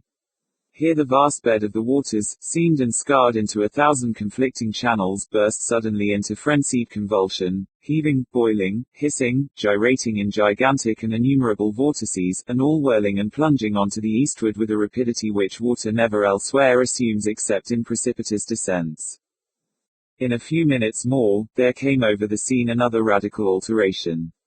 The general surface grew somewhat more smooth, and the whirlpools, one by one, disappeared, while prodigious streaks of foam became apparent where none had been seen before. These streaks, at length, spreading out to a great distance, and entering into combination, took unto themselves the gyratory motion of the subsided vortices, and seemed to form the germ of another more vast. Suddenly, very suddenly, this assumed a distinct and definite existence, in a circle of more than a mile in diameter. The edge of the whirl was represented by a broad belt of gleaming spray, but no particle of this slipped into the mouth of the terrific funnel, whose interior, as far as the eye could fathom it, was a smooth, shining, and jet-black wall of water, inclined to the horizon at an angle of some 45 degrees, speeding dizzily round and round with a swaying and sweltering motion, and sending forth to the winds an appalling voice, half shriek, half roar, such as not even the mighty cataract of Niagara ever lifts up in its agony to heaven. The mountain trembled to its very base, and the rock rocked. I threw myself upon my face, and clung to the scant herbage in an excess of nervous agitation. This, said I at length, to the old man, this can be nothing else than the great whirlpool of the Maelstrom. So it is sometimes termed, said he. We Norwegians call it the Moscow Strom, from the island of Moscow in the Midway. The ordinary accounts of this vortex had by no means prepared me for what I saw. That of Jonas Ramus, which is perhaps the most circumstantial of any, cannot impart the faintest conception either of the magnificence, or of the horror of the scene, or of the wild bewildering sense of the novel which confounds the beholder. I am not sure from what point of view the writer in question surveyed it, nor at what time, but it could neither have been from the summit of Helseggen, nor during a storm. There are some passages of his description, nevertheless, which may be quoted for the details, although their effect is exceedingly feeble in conveying an impression of the spectacle. Between Lofoten and Moscow, he says, the depth of the water is between 36 and 40 fathoms, but on the other side, toward Borough, this depth decreases so as not to afford a convenient passage for a vessel, without the risk of splitting on the rocks, which happens even in the calmest weather. When it is flood, the stream runs up the country between Lofoten and Moscow with a boisterous rapidity, but the roar of its impetuous ebb to the sea is scarce equalled by the loudest and most dreadful cataracts, the noise being heard several leagues off, and the vortices or pits are of such an extent and depth, that if a ship comes within its attraction, it is inevitably absorbed and carried down to the bottom, and there beat to pieces against the rocks, and when the water relaxes, the fragments thereof are thrown up again. But these intervals of tranquility are only at the turn of the ebb and flood, and in calm weather, and last but a quarter of an hour, its violence gradually returning. When the stream is most boisterous, and its fury heightened by a storm, it is dangerous to come within a Norway mile of it. Boats, yachts, and ships have been carried away by not guarding against it before they were within its reach. It likewise happens frequently, that whales come too near the stream, and are overpowered by its violence, and then it is impossible to describe their howlings and bellowings in their fruitless struggles to disengage themselves. A bear once, attempting to swim from Lofoten to Moscow, was caught by the stream and borne down, while he roared terribly, so as to be heard on shore. Large stalks of firs and pine trees, after being absorbed by the current, rise again broken and torn to such a degree as if bristles grew upon them. This plainly shows the bottom to consist of craggy rocks, among which they are whirled to and fro. This stream is regulated by the flux and reflux of the sea, it being constantly high and low water every 6 hours. In the year 1645, early in the morning of Sexagesima Sunday, it raged with such noise and impetuosity that the very stones of the houses on the coast fell to the ground. In regard to the depth of the water, I could not see how this could have been ascertained at all in the immediate vicinity of the vortex.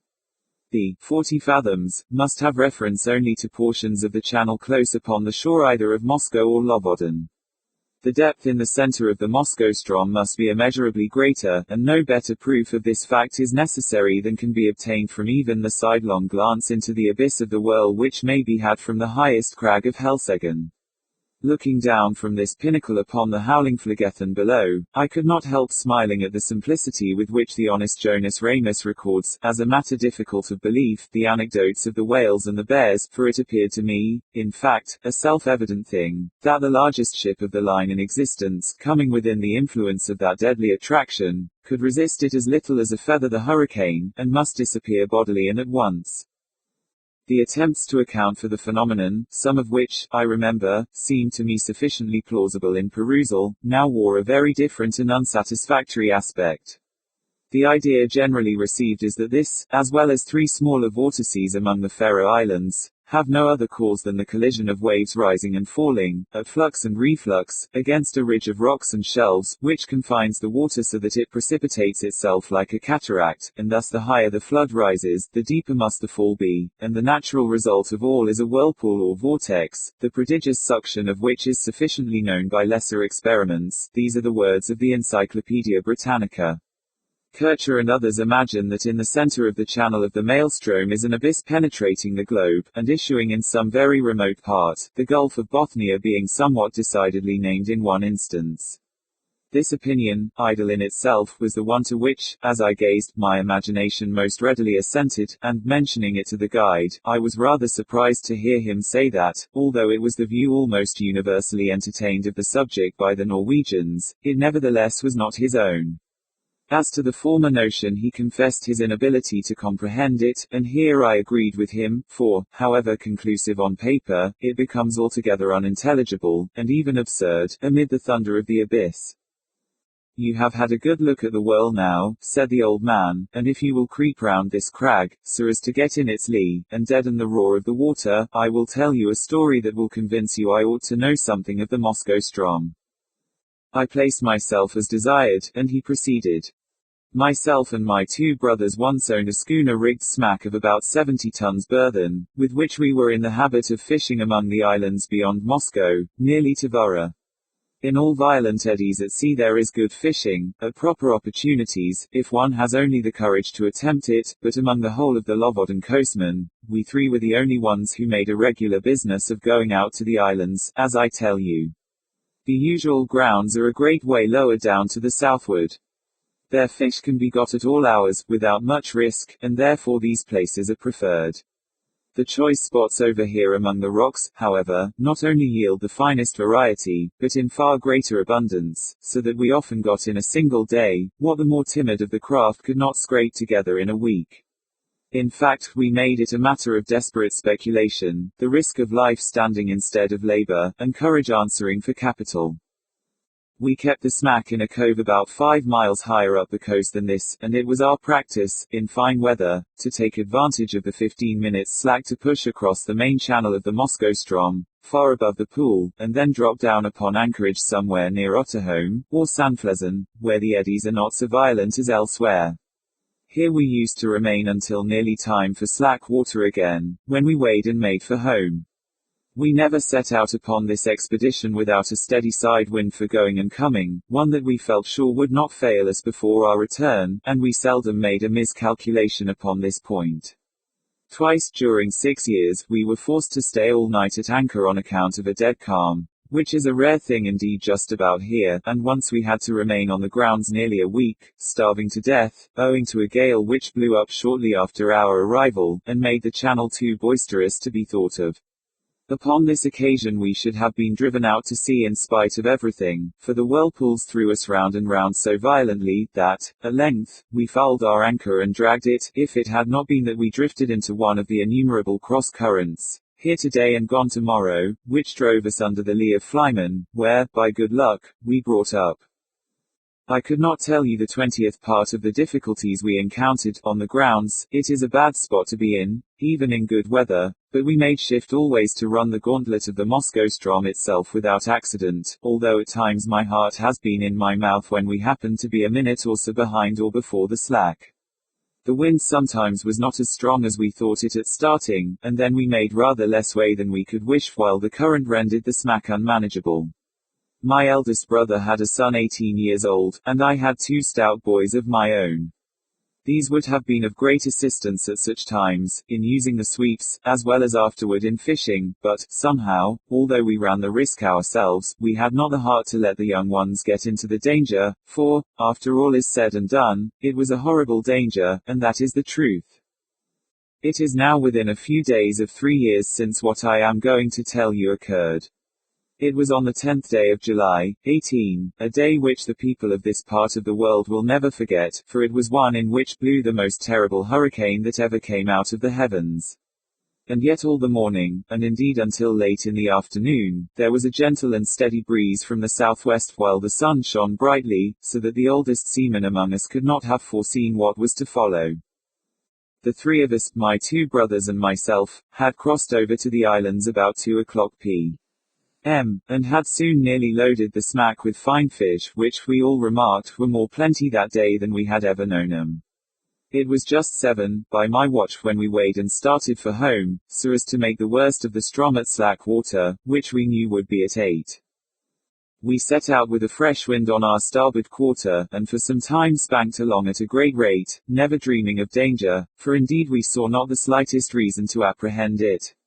All at once we were taken aback by a breeze from over Helseggen. This was most unusual, something that had never happened to us before, and I began to feel a little uneasy, without exactly knowing why. We put the boat on the wind, but could make no headway at all for the eddies, and I was upon the point of proposing to return to the anchorage when, looking astern, we saw the whole horizon covered with a singular copper-colored cloud that rose with the most amazing velocity. In the meantime the breeze that had headed us off fell away, and we were dead becalmed, drifting about in every direction. This state of things, however, did not last long enough to give us time to think about it. In less than a minute the storm was upon us, in less than two the sky was entirely overcast, and what with this and the driving spray, it became suddenly so dark that we could not see each other in the smack. Such a hurricane as then blew it is folly to attempt describing. The oldest seaman in Norway never experienced anything like it. We had let our sails go by the run before it cleverly took us, but, at the first puff both our masts went by the board as if they had been sawed off, the mainmast taking with it my youngest brother, who had lashed himself to it for safety. Our boat was the lightest feather of a thing that ever sat upon water. It had a complete flush deck, with only a small hatch near the bow, and this hatch it had always been our custom to batten down when about to cross the Strom, by way of precaution against the chopping seas. But for this circumstance we should have found it at once, for we lay entirely buried for some moments. How my elder brother escaped destruction I cannot say, for I never had an opportunity of ascertaining. For my part, as soon as I had let the foresail run, I threw myself flat on deck, with my feet against the narrow gunwale of the bow, and with my hands grasping a ringbolt near the foot of the foremast. It was mere instinct that prompted me to do this, which was undoubtedly the very best thing I could have done, for I was too much flurried to think. For some moments we were completely deluged, as I say, and all this time I held my breath, and clung to the bolt. When I could stand it no longer I raised myself upon my knees, still keeping hold with my hands, and thus got my head clear. Presently our little boat gave herself a shake, just as a dog does in coming out of the water, and thus rid herself, in some measure, of the seas. I was now trying to get the better of the stupor that had come over me, and to collect my senses so as to see what was to be done, when I felt somebody grasp my arm. It was my elder brother, and my heart leaped for joy, for I had made sure that he was overboard, but the next moment all this joy was turned into horror, for he put his mouth close to my ear, and screamed out the word, Moscow Strom. No one ever will know what my feelings were at that moment. I shook from head to foot as if I had had the most violent fit of the ague. I knew what he meant by that one word well enough, I knew what he wished to make me understand. With the wind that now drove us on, we were bound for the whirl of the Strom, and nothing could save us.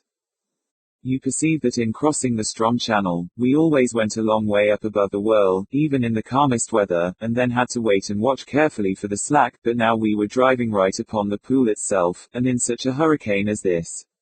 To be sure, I thought, we shall get there just about the slack, there is some little hope in that, but in the next moment I cursed myself for being so great a fool as to dream of hope at all. I knew very well that we were doomed, had we been 10 times a 90-gun ship.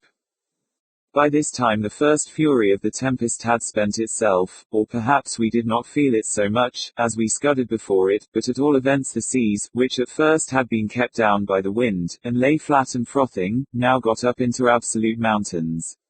A singular change, too, had come over the heavens. Around in every direction it was still as black as pitch, but nearly overhead there burst out, all at once, a circular rift of clear sky, as clear as I ever saw, and of a deep bright blue, and through it there blazed forth the full moon with a luster that I never before knew her to wear. She lit up everything about us with the greatest distinctness, but, oh God, what a scene it was to light up! I now made 1 or 2 attempts to speak to my brother, but, in some manner which I could not understand, the din had so increased that I could not make him hear a single word, although I screamed at the top of my voice in his ear. Presently he shook his head, looking as pale as death, and held up one of his fingers, as if to say, listen. Single quote. At first I could not make out what he meant, but soon a hideous thought flashed upon me. I dragged my watch from its fob. It was not going. I glanced at its face by the moonlight, and then burst into tears as I flung it far away into the ocean. It had run down at 7 o'clock. We were behind the time of the slack, and the whirl of the Strom was in full fury. When a boat is well built, properly trimmed, and not deep laden, the waves in a strong gale, when she is going large, seem always to slip from beneath her, which appears very strange to a landsman, and this is what is called riding, in sea phrase. Well, so far we had ridden the swells very cleverly, but presently a gigantic sea happened to take us right under the counter, and bore us with it as it rose, up, up, as if into the sky. I would not have believed that any wave could rise so high.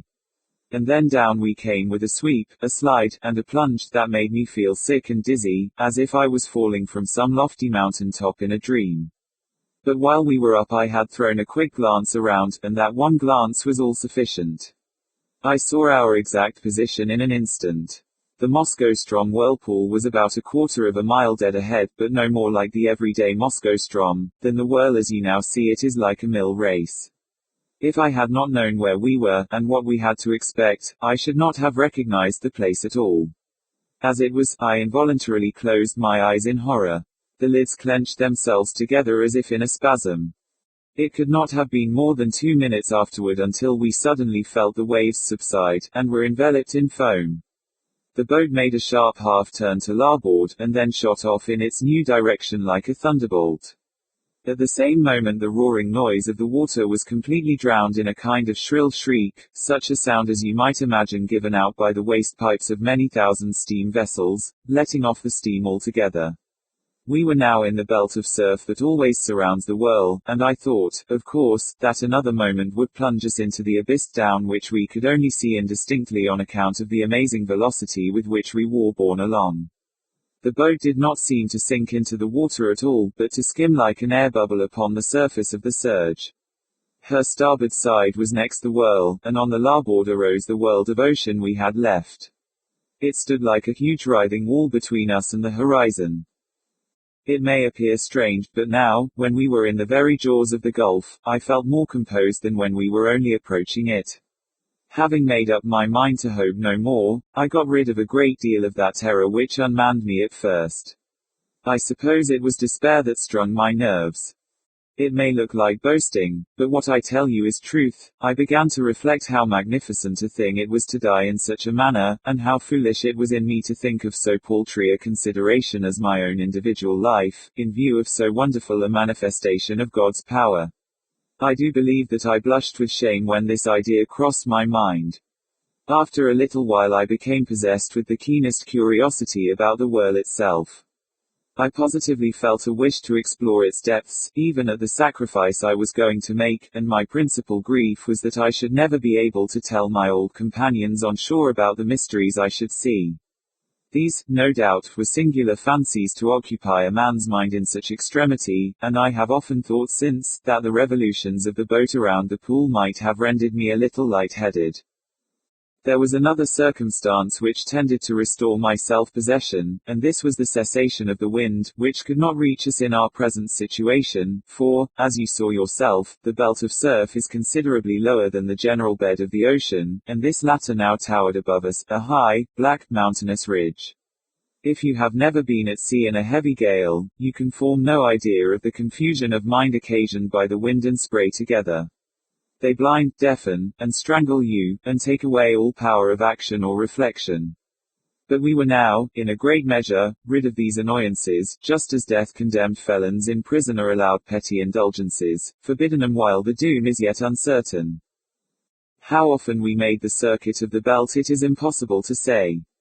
We careered round and round for perhaps an hour, flying rather than floating, getting gradually more and more into the middle of the surge, and then nearer and nearer to its horrible inner edge. All this time I had never let go of the ring bolt. My brother was at the stern, holding on to a small empty water cask which had been securely lashed under the coop of the counter, and was the only thing on deck that had not been swept overboard when the gale first took us. As we approached the brink of the pit he let go his hold upon this, and made for the ring, from which, in the agony of his terror, he endeavored to force my hands, as it was not large enough to afford us both a secure grasp.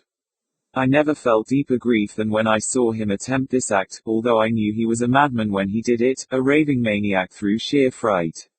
I did not care, however, to contest the point with him.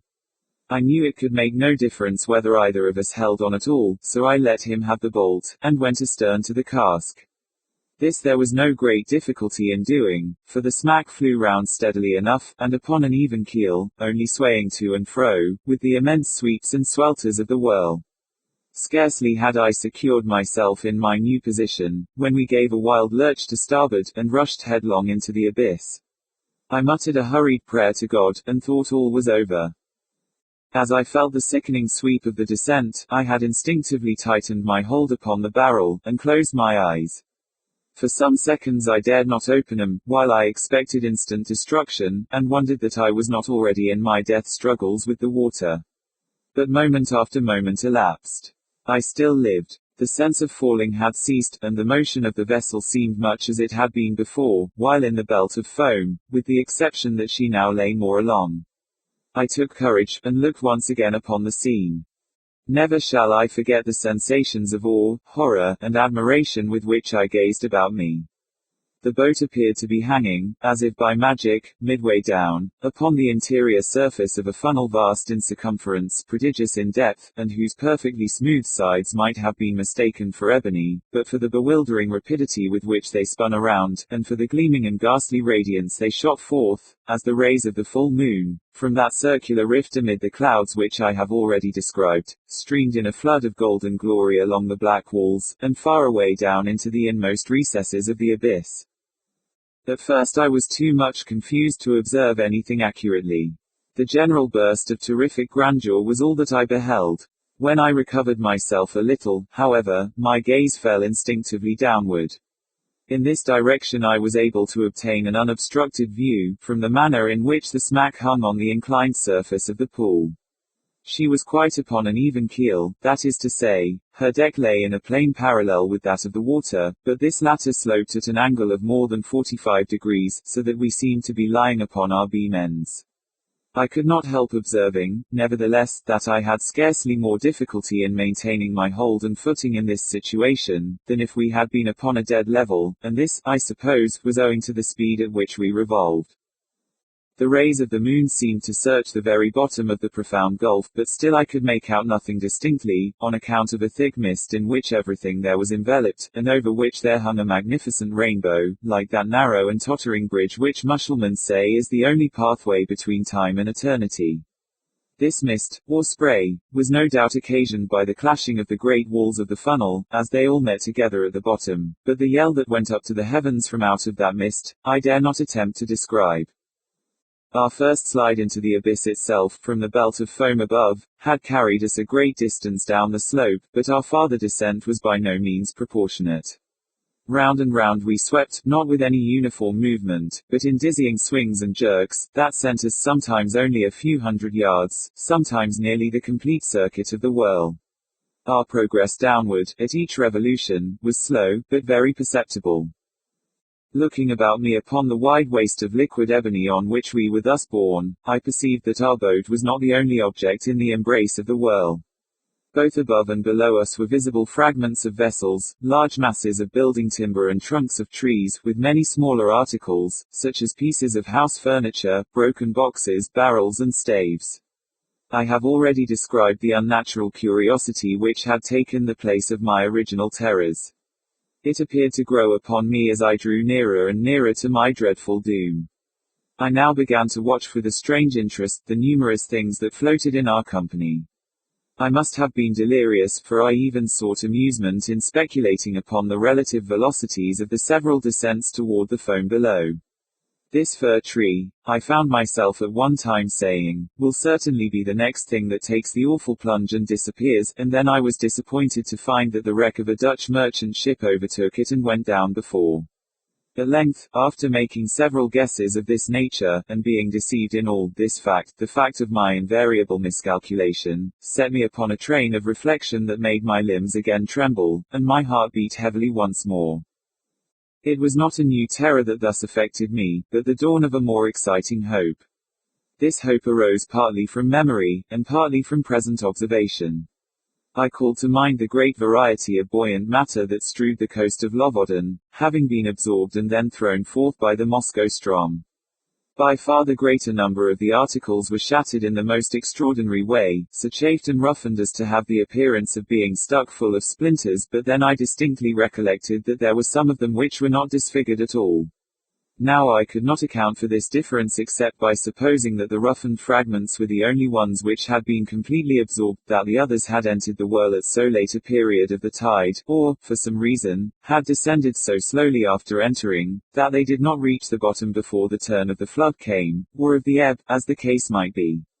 I conceived it possible, in either instance, that they might thus be whirled up again to the level of the ocean, without undergoing the fate of those which had been drawn in more early, or absorbed more rapidly. I made, also, 3 important observations. The first was that, as a general rule, the larger the bodies were, the more rapid the descent. The second, that, between 2 masses of equal extent, the one spherical, and the other of any other shape, the superiority in speed of descent was with the sphere. The third, that, between 2 masses of equal size, the one cylindrical, and the other of any other shape, the cylinder was absorbed the more slowly. Since my escape, I have had several conversations on this subject with an old school master of the district, and it was from him that I learned the use of the words cylinder and sphere.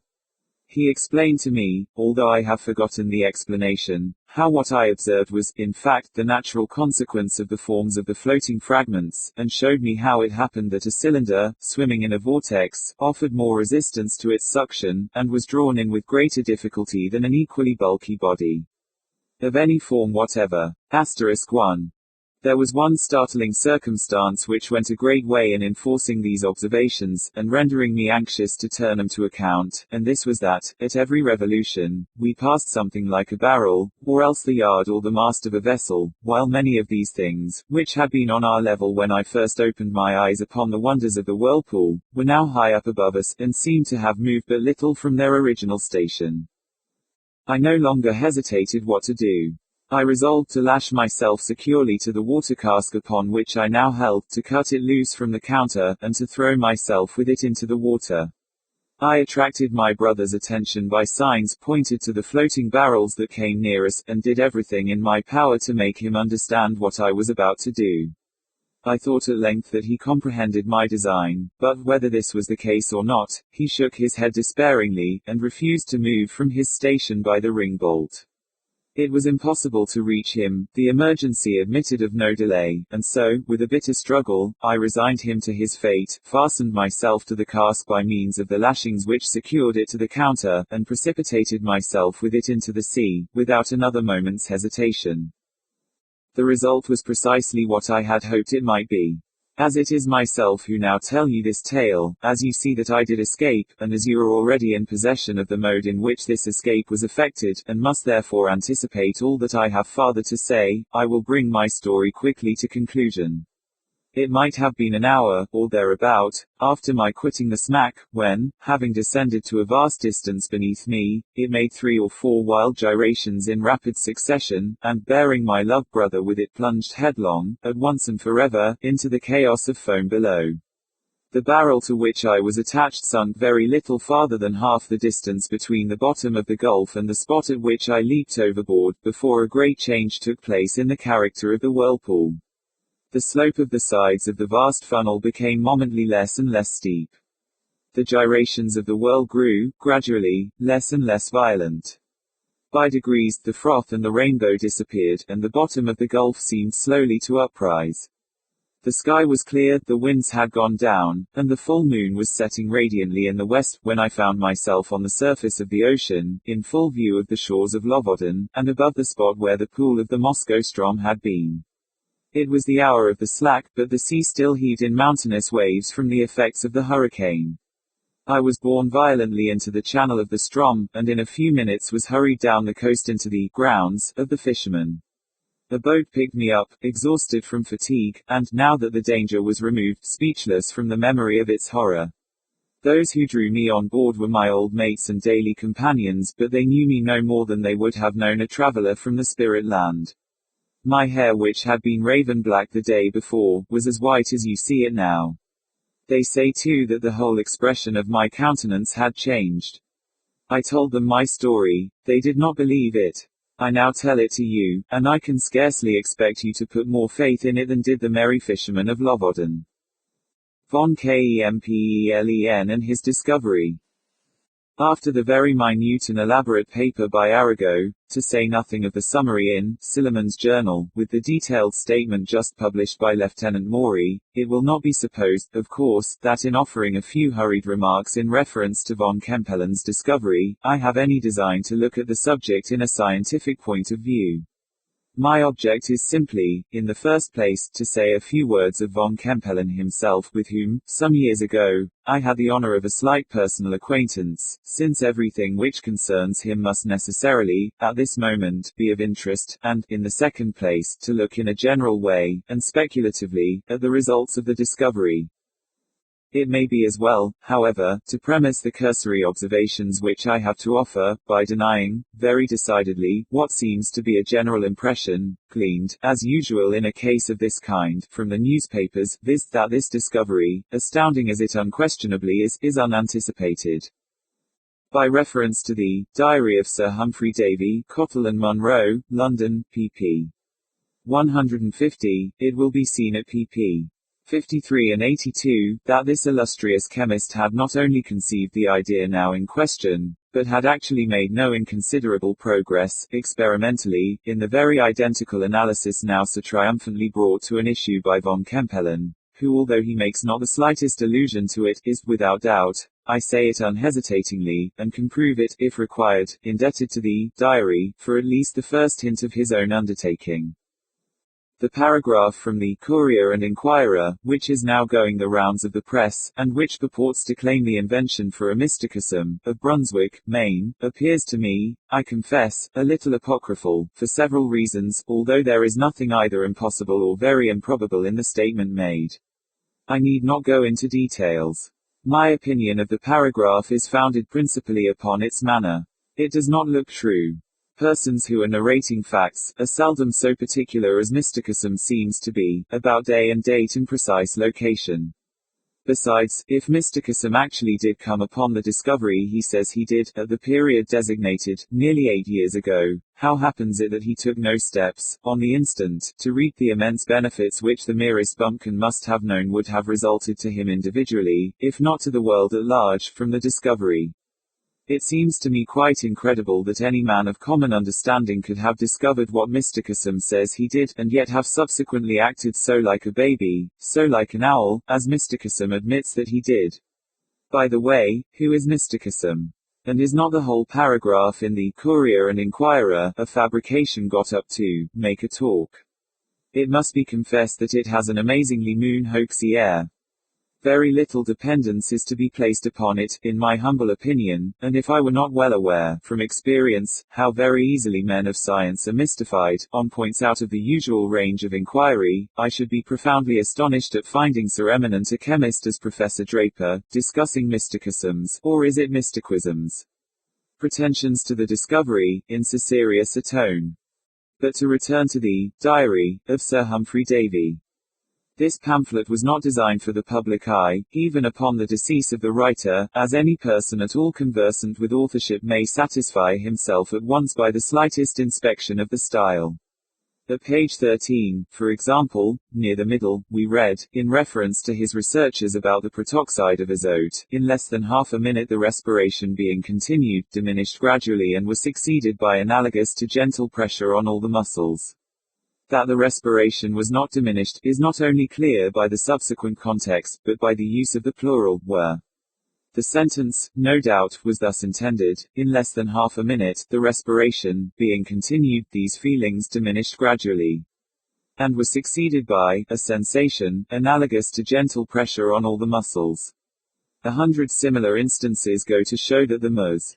so inconsiderately published was merely a rough notebook, meant only for the writer's own eye, but an inspection of the pamphlet will convince almost any thinking person of the truth of my suggestion. The fact is, Sir Humphrey Davy was about the last man in the world to commit himself on scientific topics. Not only had he a more than ordinary dislike to quackery, but he was morbidly afraid of appearing empirical, so that, however fully he might have been convinced that he was on the right track in the matter now in question, he would never have spoken out, until he had everything ready for the most practical demonstration. I verily believe that his last moments would have been rendered wretched could he have suspected that his wishes in regard to burning this diary, full of crude speculations, would have been unattended to, as, it seems, they were. I say, his wishes, for that he meant to include this notebook among the miscellaneous papers directed to be burnt. I think there can be no manner of doubt. Whether it escaped the flames by good fortune or by bad, yet remains to be seen. That the passages quoted above, with the other similar ones referred to, gave von Kempelen the hint, I do not in the slightest degree question, but I repeat, it yet remains to be seen whether this momentous discovery itself, momentous under any circumstances, will be of service or disservice to mankind at large.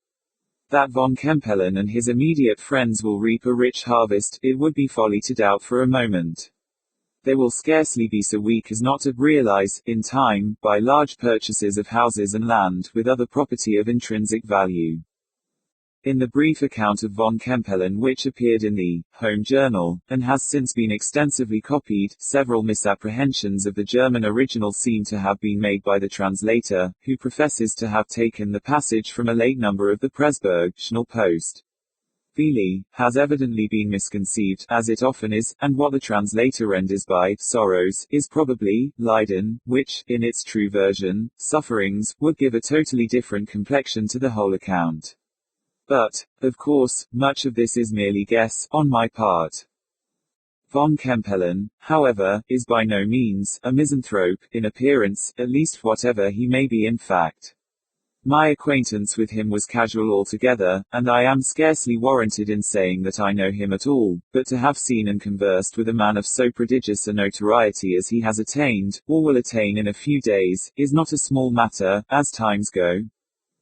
The literary world speaks of him, confidently, as a native of Presburg, misled, perhaps, by the account in the Home Journal. But I am pleased in being able to state positively, since I have it from his own lips, that he was born in Utica, in the state of New York, although both his parents, I believe, are of Presburg descent.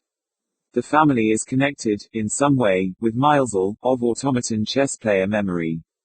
In person, he is short and stout, with large, fat, blue eyes, sandy hair and whiskers, a wide but pleasing mouth, fine teeth, and I think a Roman nose. There is some defect in one of his feet. His address is frank, and his whole manner noticeable for bonhomie. Altogether, he looks, speaks, and acts as little like a misanthrope as any man I ever saw. We were fellow sojourners for a week about 6 years ago, at Earl's Hotel, in Providence, Rhode Island, and I presume that I conversed with him, at various times, for some 3 or 4 hours altogether. His principal topics were those of the day, and nothing that fell from him led me to suspect his scientific attainments. He left the hotel before me, intending to go to New York, and thence to Bremen. It was in the latter city that his great discovery was first made public, or, rather, it was there that he was first suspected of having made it. This is about all that I personally know of the now immortal von Kempelen, but I have thought that even these few details would have interest for the public.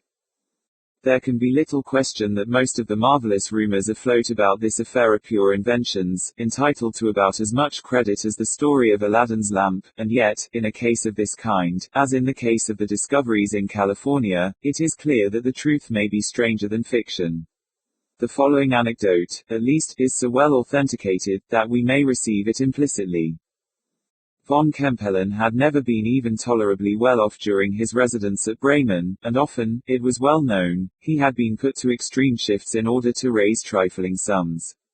When the great excitement occurred about the forgery on the house of Gutsmuth & Co., suspicion was directed toward von Kempelen, on account of his having purchased a considerable property in Gasparich Lane, and his refusing, when questioned, to explain how he became possessed of the purchase money.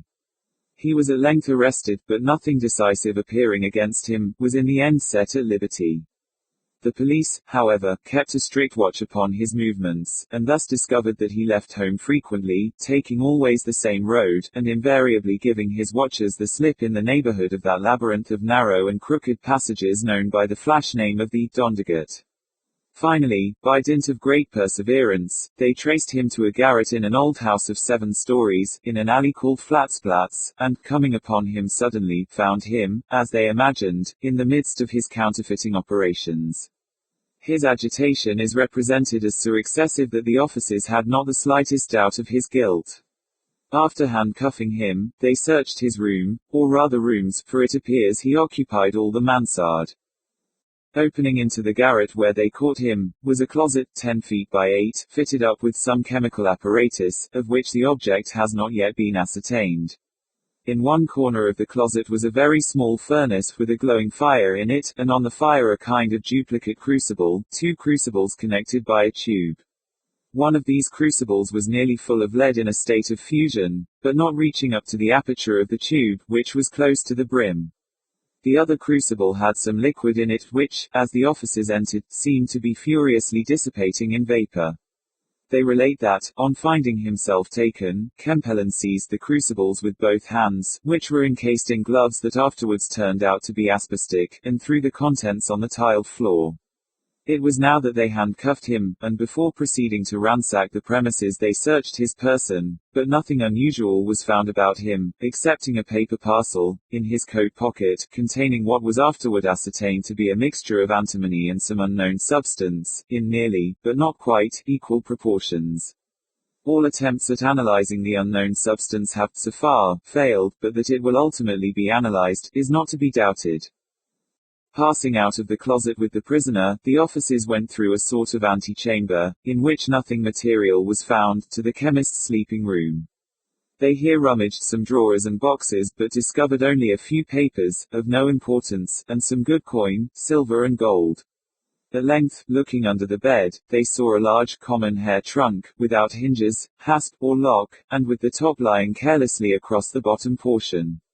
Upon attempting to draw this trunk out from under the bed, they found that, with the united strength, there were 3 of them, all powerful men, they could not stir it 1 inch. Much astonished at this, one of them crawled under the bed, and looking into the trunk, said, "No wonder we couldn't move it, why it's full to the brim of old bits of brass." Putting his feet, now, against the wall so as to get a good purchase, and pushing with all his force, while his companions pulled with all theirs, the trunk, with much difficulty, was slid out from under the bed, and its contents examined.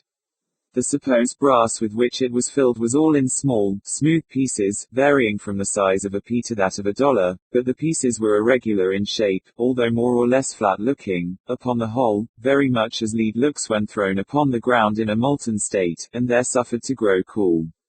Now, not one of these officers for a moment suspected this metal to be anything but brass. The idea of its being gold never entered the brains, of course, how could such a wild fancy have entered it?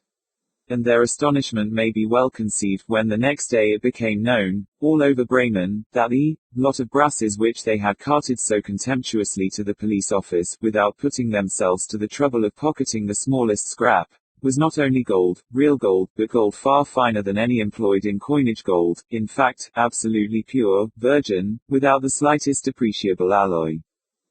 I need not go over the details of von Kempelen's confession, as far as it went, and released, for these are familiar to the public. That he has actually realized, in spirit and in effect, if not to the letter, the old chimera of the philosopher's stone, no sane person is at liberty to doubt.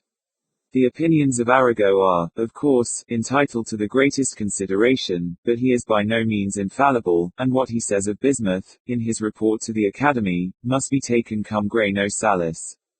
The simple truth is, that up to this period all analysis has failed, and until von Kempelen chooses to let us have the key to his own published enigma, it is more than probable that the matter will remain, for years, in statu quo.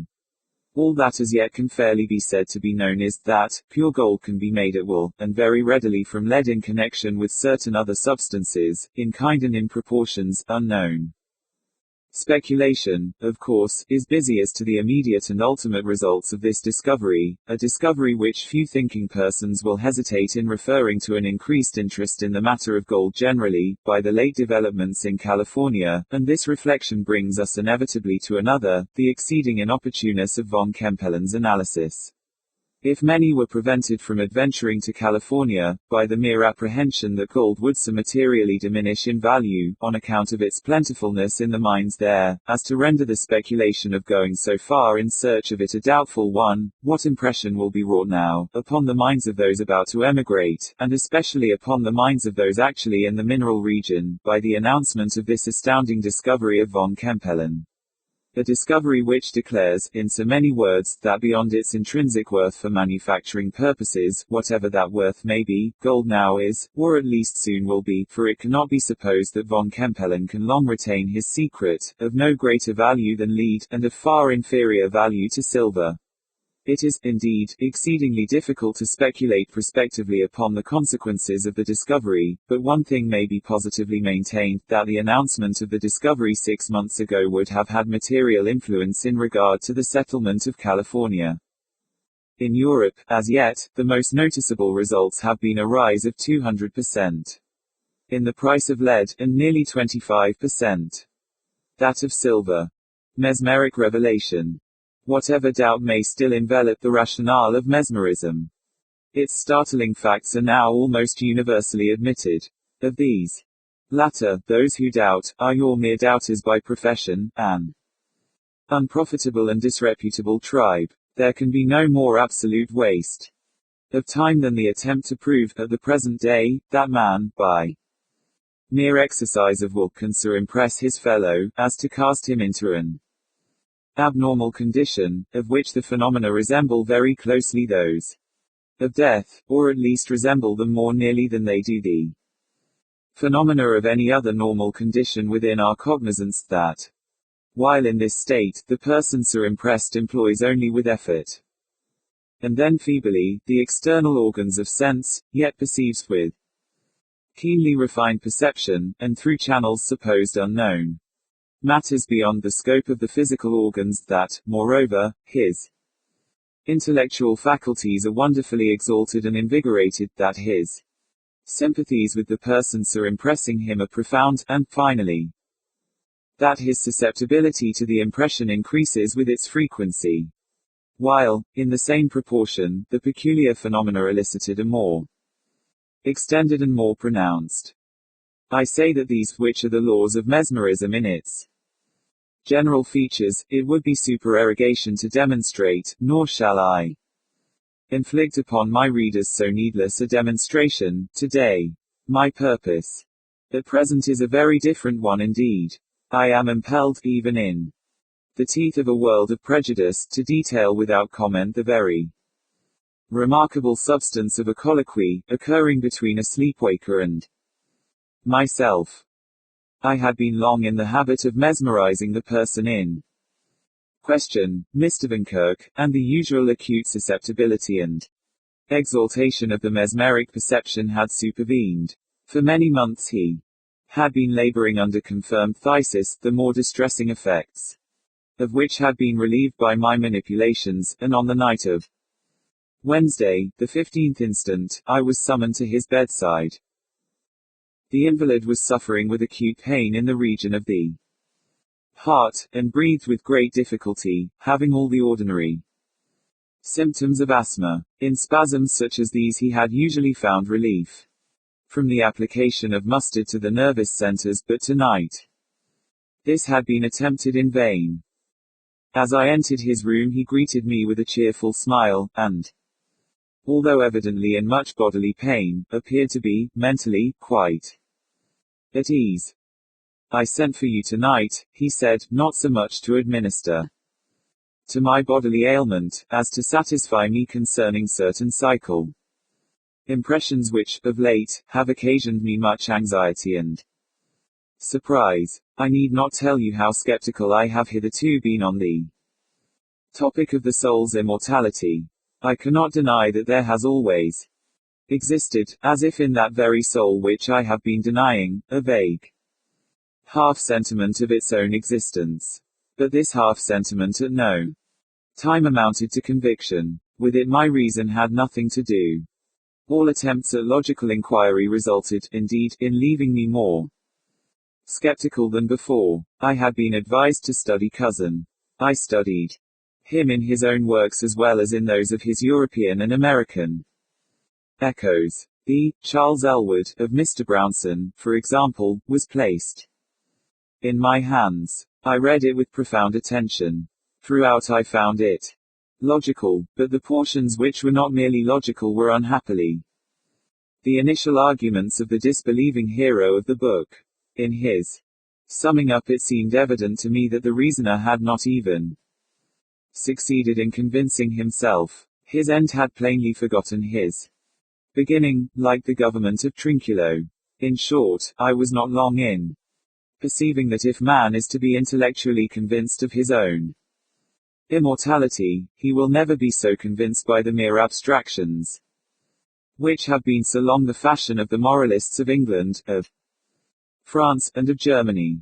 Abstractions may amuse and exercise but take no hold on the mind. Here upon earth, at least philosophy, I am persuaded, will always in vain call upon us to look upon qualities as things.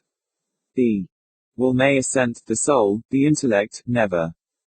I repeat, then, that I only half felt, and never intellectually believed. But latterly there has been a certain deepening of the feeling, until it has come so nearly to resemble the acquiescence of reason, that I find it difficult to distinguish between the two. I am enabled, too, plainly to trace this effect to the mesmeric influence. I cannot better explain my meaning than by the hypothesis that the mesmeric exaltation enables me to perceive a train of ratiocination, which, in my abnormal existence, convinces, but which, in full accordance with the mesmeric phenomena, does not extend, except through its effect, into my normal condition. In sleep-waking, the reasoning and its conclusion, the cause and its effect, are present together. In my natural state, the cause vanishing, the effect only, and perhaps only partially, remains. These considerations have led me to think that some good results might ensue from a series of well-directed questions propounded to me while mesmerized. You have often observed the profound self-cognizance evinced by the sleep-waker, the extensive knowledge he displays upon all points relating to the mesmeric condition itself, and from this self-cognizance may be deduced hints for the proper conduct of a catechism. I consented of course to make this experiment. A few passes through Mr. Vankirk into the mesmeric sleep. His breathing became immediately more easy, and he seemed to suffer no physical uneasiness. The following conversation then ensued, b. in the dialogue representing the patient, and p. myself. P. Are you asleep? B. Yes, no, I would rather sleep more soundly. P. After a few more passes. Do you sleep now? B. Yes. P. How do you think your present illness will result? B. After a long hesitation and speaking as if with effort. I must die. P. Does the idea of death afflict you? B. Very quickly. No, no. P. Are you pleased with the prospect? B. If I were awake I should like to die, but now it is no matter. The mesmeric condition is so near death as to content me. P. I wish you would explain yourself, Mr. Vankirk. B. I am willing to do so, but it requires more effort than I feel able to make. You do not question me properly. P. What then shall I ask? B. You must begin at the beginning. P. The beginning. But where is the beginning? B. You know that the beginning is God. This was said in a low, fluctuating tone, and with every sign of the most profound veneration. P. What then is God? B. Hesitating for many minutes. I cannot tell. P. Is not God spirit? B. While I was awake I knew what you meant by spirit, but now it seems only a word, such for instance as truth, beauty, a quality, I mean. P. Is not God immaterial? B. There is no immateriality, it is a mere word. That which is not matter, is not at all, unless qualities are things. P. Is God, then, material? B. No. This reply startled me very much. P. What then is he? B. After a long pause, and mutteringly. I see, but it is a thing difficult to tell. Another long pause. He is not spirit, for he exists. Nor is he matter, as you understand it. But there are gradations of matter of which man knows nothing, the grosser impelling the finer pervading the grosser. The atmosphere, for example, impels the electric principle, while the electric principle permeates the atmosphere. These gradations of matter increase in rarity or fineness, until we arrive at a matter unparticled, without particles, indivisible, one, and here the law of impulsion and permeation is modified. The ultimate, or unparticled matter, not only permeates all things but impels all things, and thus is all things within itself. This matter is God. What men attempt to embody in the word thought, is this matter in motion. P. The metaphysicians maintain that all action is reducible to motion and thinking, and that the latter is the origin of the former. B. Yes, and I now see the confusion of idea. Motion is the action of mind, not of thinking. The unparticled matter, or God, in quiescence, is, as nearly as we can conceive it, what men call mind.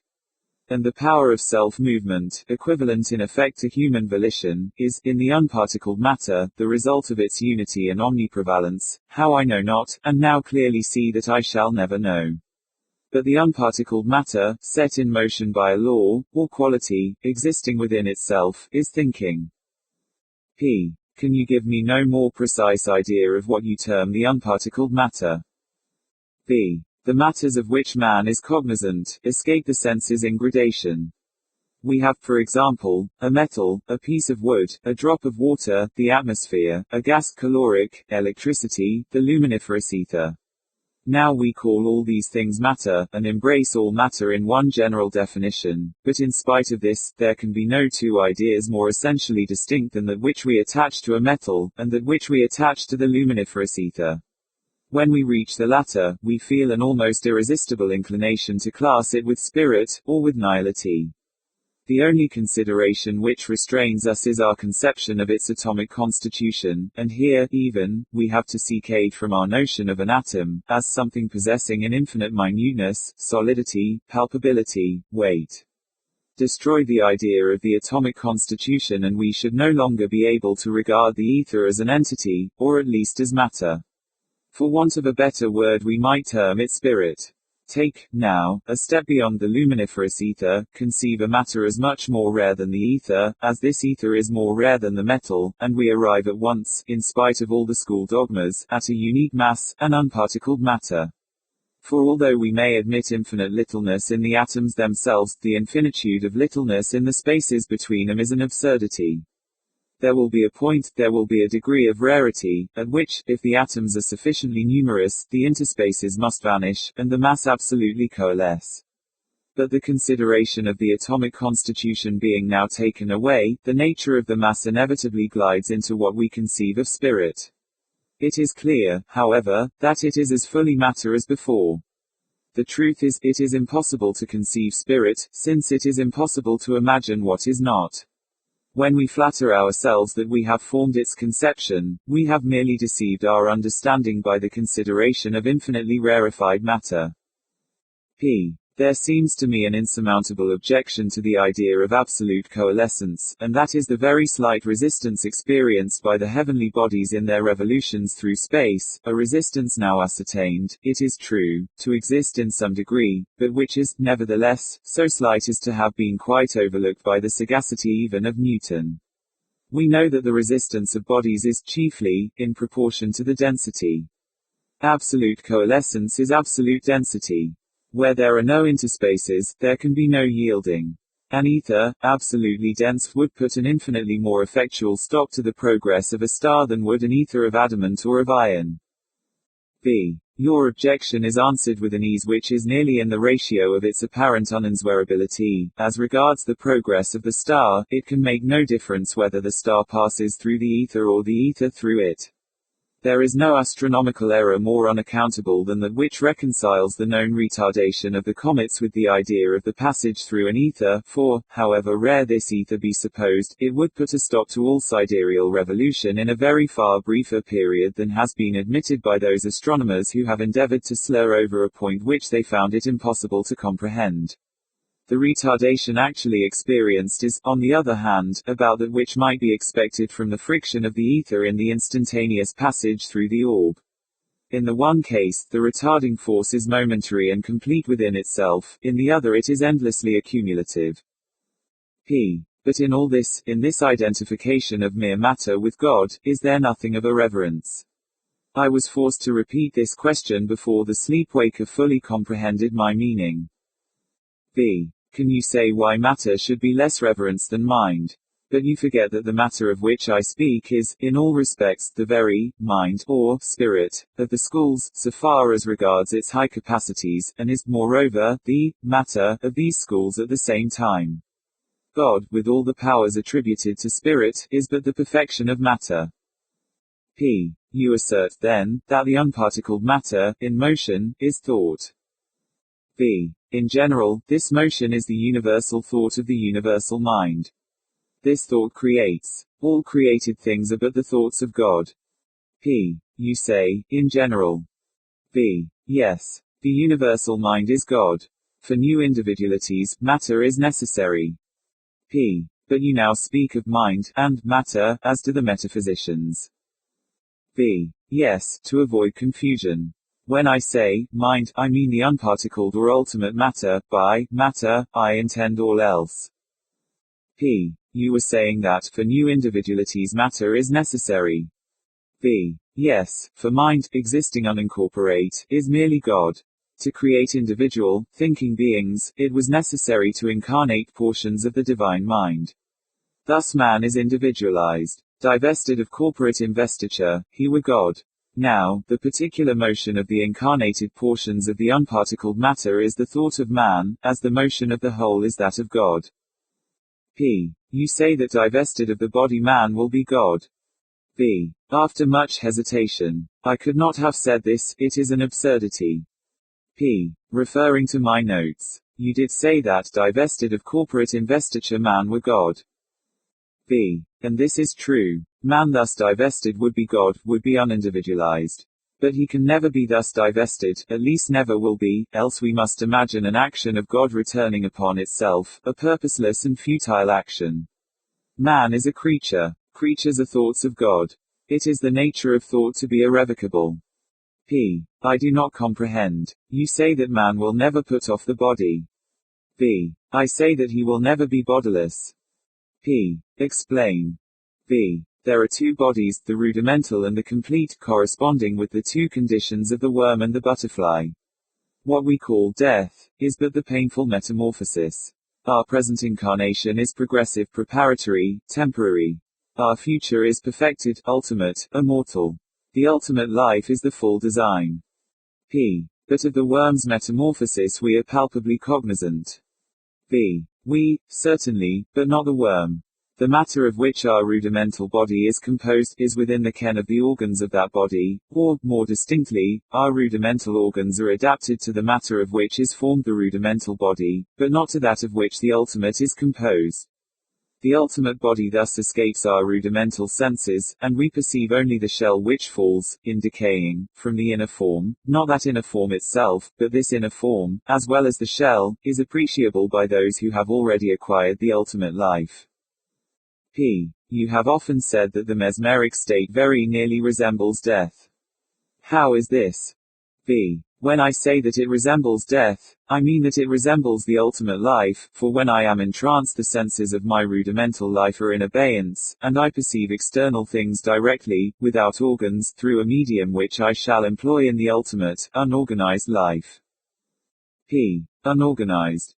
B. Yes, organs are contrivances by which the individual is brought into sensible relation with particular classes and forms of matter, to the exclusion of other classes and forms.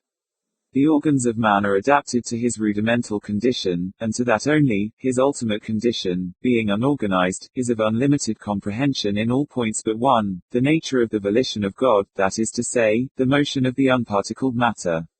You will have a distinct idea of the ultimate body by conceiving it to be entire brain. This it is not, but a conception of this nature will bring you near a comprehension of what it is. A luminous body imparts vibration to the luminiferous ether. The vibrations generate similar ones within the retina, these again communicate similar ones to the optic nerve. The nerve conveys similar ones to the brain, also, similar ones to the unparticled matter which permeates it. The motion of this latter is thought, of which perception is the first undulation. This is the mode by which the mind of the rudimental life communicates with the external world, and this external world is, to the rudimental life, limited, through the idiosyncrasy of its organs. But in the ultimate, unorganized life, the external world reaches the whole body, which is of a substance having affinity to brain, as I have said, with no other intervention than that of an infinitely rarer ether than even the luminiferous, and to this ether, in unison with it, the whole body vibrates, setting in motion the unparticled matter which permeates it. It is to the absence of idiosyncratic organs, therefore, that we must attribute the nearly unlimited perception of the ultimate life. To rudimental beings, organs are the cages necessary to confine them until fledged. P. You speak of rudimental beings. Are there other rudimental thinking beings than man? B. The multitudinous conglomeration of rare matter into nebulae, planets, suns, and other bodies which are neither nebulae, suns, nor planets, is for the sole purpose of supplying pabulum for the idiosyncrasy of the organs of an infinity of rudimental beings. But for the necessity of the rudimental, prior to the ultimate life, there would have been no bodies such as these. Each of these is tenanted by a distinct variety of organic, rudimental, thinking creatures. In all, the organs vary with the features of the place tenanted.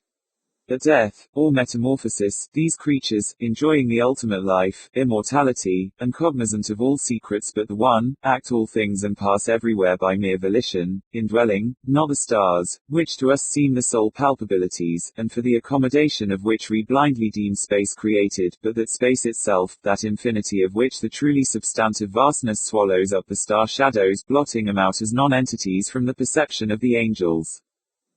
P. You say that, but for the necessity of the rudimental life, there would have been no stars. But why this necessity? B. In the inorganic life, as well as in the inorganic matter generally, there is nothing to impede the action of one simple unique law, the divine volition. With the view of producing impediment, the organic life and matter, complex, substantial, and law-encumbered, were contrived. P. But again, why need this impediment have been produced? B. The result of law inviolate is perfection, right, negative happiness. The result of law violate is imperfection, wrong, positive pain. Through the impediments afforded by the number, complexity, and substantiality of the laws of organic life and matter, the violation of law is rendered, to a certain extent, practicable. Thus pain, which in the inorganic life is impossible, is possible in the organic. P. But to what good end is pain thus rendered possible? B. All things are either good or bad by comparison. A sufficient analysis will show that pleasure, in all cases, is but the contrast of pain. Positive pleasure is a mere idea. To be happy at any one point we must have suffered at the same. Never to suffer would have been never to have been blessed. But it has been shown that, in the inorganic life, pain cannot be thus the necessity for the organic. The pain of the primitive life of earth, is the sole basis of the bliss of the ultimate life in heaven. P. Still, there is one of your expressions which I find it impossible to comprehend, the truly substantive vastness of infinity. B. This probably, is because you have no sufficiently generic conception of the term, substance, itself. We must not regard it as a quality, but as a sentiment. It is the perception, in thinking beings, of the adaptation of matter to their organization. There are many things on the earth, which would be nihility to the inhabitants of Venus, many things visible and tangible in Venus, which we could not be brought to appreciate as existing at all. But to the inorganic beings, to the angels, the whole of the unparticled matter is substance, that is to say, the whole of what we term space, is to them the truest substantiality, the stars, meantime, through what we consider their materiality, escaping the angelic sense, just in proportion as the unparticled matter, through what we consider its immateriality, eludes the organic. As the sleep-waker pronounced these latter words, in a feeble tone, I observed on his countenance a singular expression, which somewhat alarmed me, and induced me to awake him at once. No sooner had I done this than, with a bright smile irradiating all his features, he fell back upon his pillow and expired. I noticed that in less than a minute afterward his corpse had all the stern rigidity of stone. His brow was of the coldness of ice. Thus, ordinarily, should it have appeared, only after long pressure from Azrael's hand. Had the sleep-waker, indeed, during the latter portion of his discourse, been addressing me from out the region of the shadows. The facts in the case of M. Valdemar. Of course I shall not pretend to consider it any matter for wonder, that the extraordinary case of M. Valdemar has excited discussion. It would have been a miracle had it not, especially under the circumstances. Through the desire of all parties concerned to keep the affair from the public, at least for the present, or until we had farther opportunities for investigation, through our endeavors to effect this, a garbled or exaggerated account made its way into society, and became the source of many unpleasant misrepresentations, and, very naturally, of a great deal of disbelief. It is now rendered necessary that I give the facts, as far as I comprehend them myself. They are, succinctly, these. My attention, for the last 3 years, had been repeatedly drawn to the subject of mesmerism, and, about 9 months ago it occurred to me, quite suddenly, that in the series of experiments made hitherto, there had been a very remarkable and most unaccountable omission. No person had as yet been mesmerized in articulo mortis.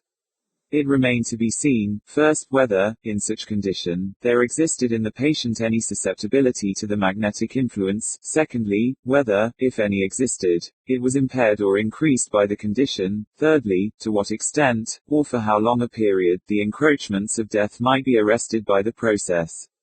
There were other points to be ascertained, but these most excited my curiosity, the last in especial, from the immensely important character of its consequences. In looking around me for some subject by whose means I might test these particulars, I was brought to think of my friend, M.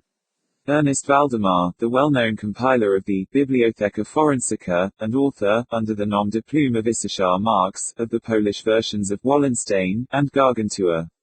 M. Valdemar, who has resided principally at Haarlem, NY, since the year 1839, is, or was particularly noticeable for the extreme spareness of his person, his lower limbs much resembling those of John Randolph, and, also, for the whiteness of his whiskers, in violent contrast to the blackness of his hair, the latter, in consequence, being very generally mistaken for a wig. His temperament was markedly nervous, and rendered him a good subject for mesmeric experiment. On 2 or 3 occasions I had put him to sleep with little difficulty, but was disappointed in other results which his peculiar constitution had naturally led me to anticipate. His will was at no period positively, or thoroughly, under my control, and in regard to clairvoyance, I could accomplish with him nothing to be relied upon. I always attributed my failure at these points to the disordered state of his health. For some months previous to my becoming acquainted with him, his physicians had declared him in a confirmed phthisis. It was his custom, indeed, to speak calmly of his approaching dissolution, as of a matter neither to be avoided nor regretted. When the ideas to which I have alluded first occurred to me, it was of course very natural that I should think of M. Valdemar. I knew the steady philosophy of the man too well to apprehend any scruples from him, and he had no relatives in America who would be likely to interfere. I spoke to him frankly upon the subject, and, to my surprise, his interest seemed vividly excited. I say to my surprise, for, although he had always yielded his person freely to my experiments, he had never before given me any tokens of sympathy with what I did. His disease was of that character which would admit of exact calculation in respect to the epoch of its termination in death, and it was finally arranged between us that he would send for me about 24 hours before the period announced by his physicians as that of his decease. It is now rather more than 7 months since I received from M. Valdemar himself the subjoined note. My dear P. You may as well come now. D. and F. are agreed that I cannot hold out beyond tomorrow midnight, and I think they have hit the time very nearly. Valdemar. I received this note within half an hour after it was written, and in 15 minutes more I was in the dying man's chamber. I had not seen him for 10 days, and was appalled by the fearful alteration which the brief interval had wrought in him. His face wore a leaden hue, the eyes were utterly lusterless, and the emaciation was so extreme that the skin had been broken through by the cheekbones. His expectoration was excessive. The pulse was barely perceptible. He retained, nevertheless, in a very remarkable manner, both his mental power and a certain degree of physical strength. He spoke with distinctness, took some palliative medicines without aid, and, when I entered the room, was occupied in penciling memoranda in a pocket book. He was propped up in the bed by pillows. Doctors D and F were in attendance. After pressing Valdemar's hand, I took these gentlemen aside, and obtained from him a minute account of the patient's condition. The left lung had been for 18 months in a semi-osseous or cartilaginous state, and was, of course, entirely useless for all purposes of vitality. The right, in its upper portion, was also partially, if not thoroughly, ossified, while the lower region was merely a mass of purulent tubercles, running one into another. Several extensive perforations existed, and, at one point, permanent adhesion to the ribs had taken place. These appearances in the right lobe were of comparatively recent date. The ossification had proceeded with very unusual rapidity, no sign of it had been discovered a month before, and the adhesion had only been observed during the 3 previous days.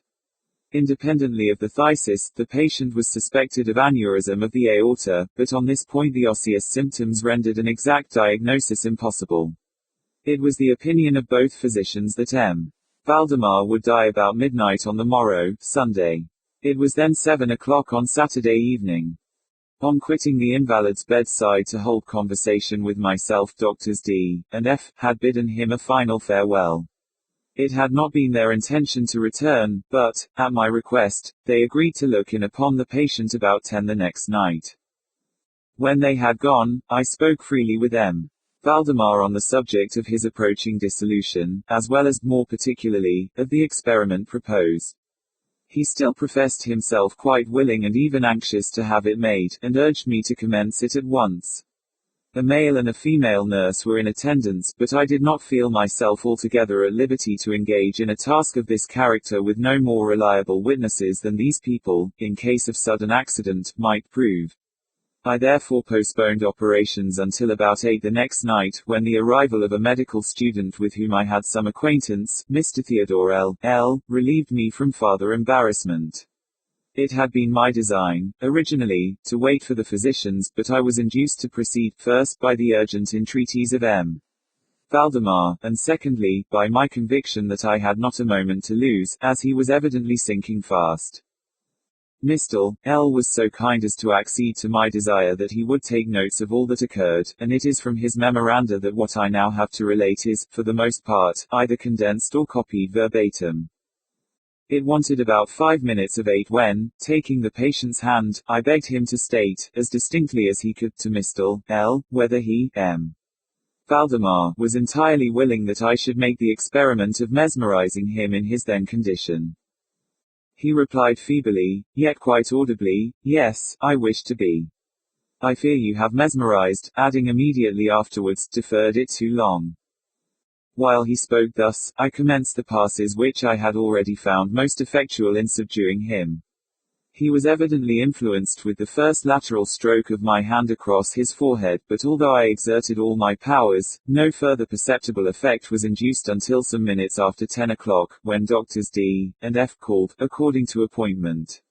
I explained to them, in a few words, what I designed, and as they opposed no objection, saying that the patient was already in the death agony, I proceeded without hesitation, exchanging, however, the lateral passes for downward ones, and directing my gaze entirely into the right eye of the sufferer. By this time his pulse was imperceptible and his breathing was stertorous, and at intervals of half a minute. This condition was nearly unaltered for a quarter of an hour. At the expiration of this period, however, a natural although a very deep sigh escaped the bosom of the dying man, and the stertorous breathing ceased, that is to say, its stertorousness was no longer apparent, the intervals were undiminished.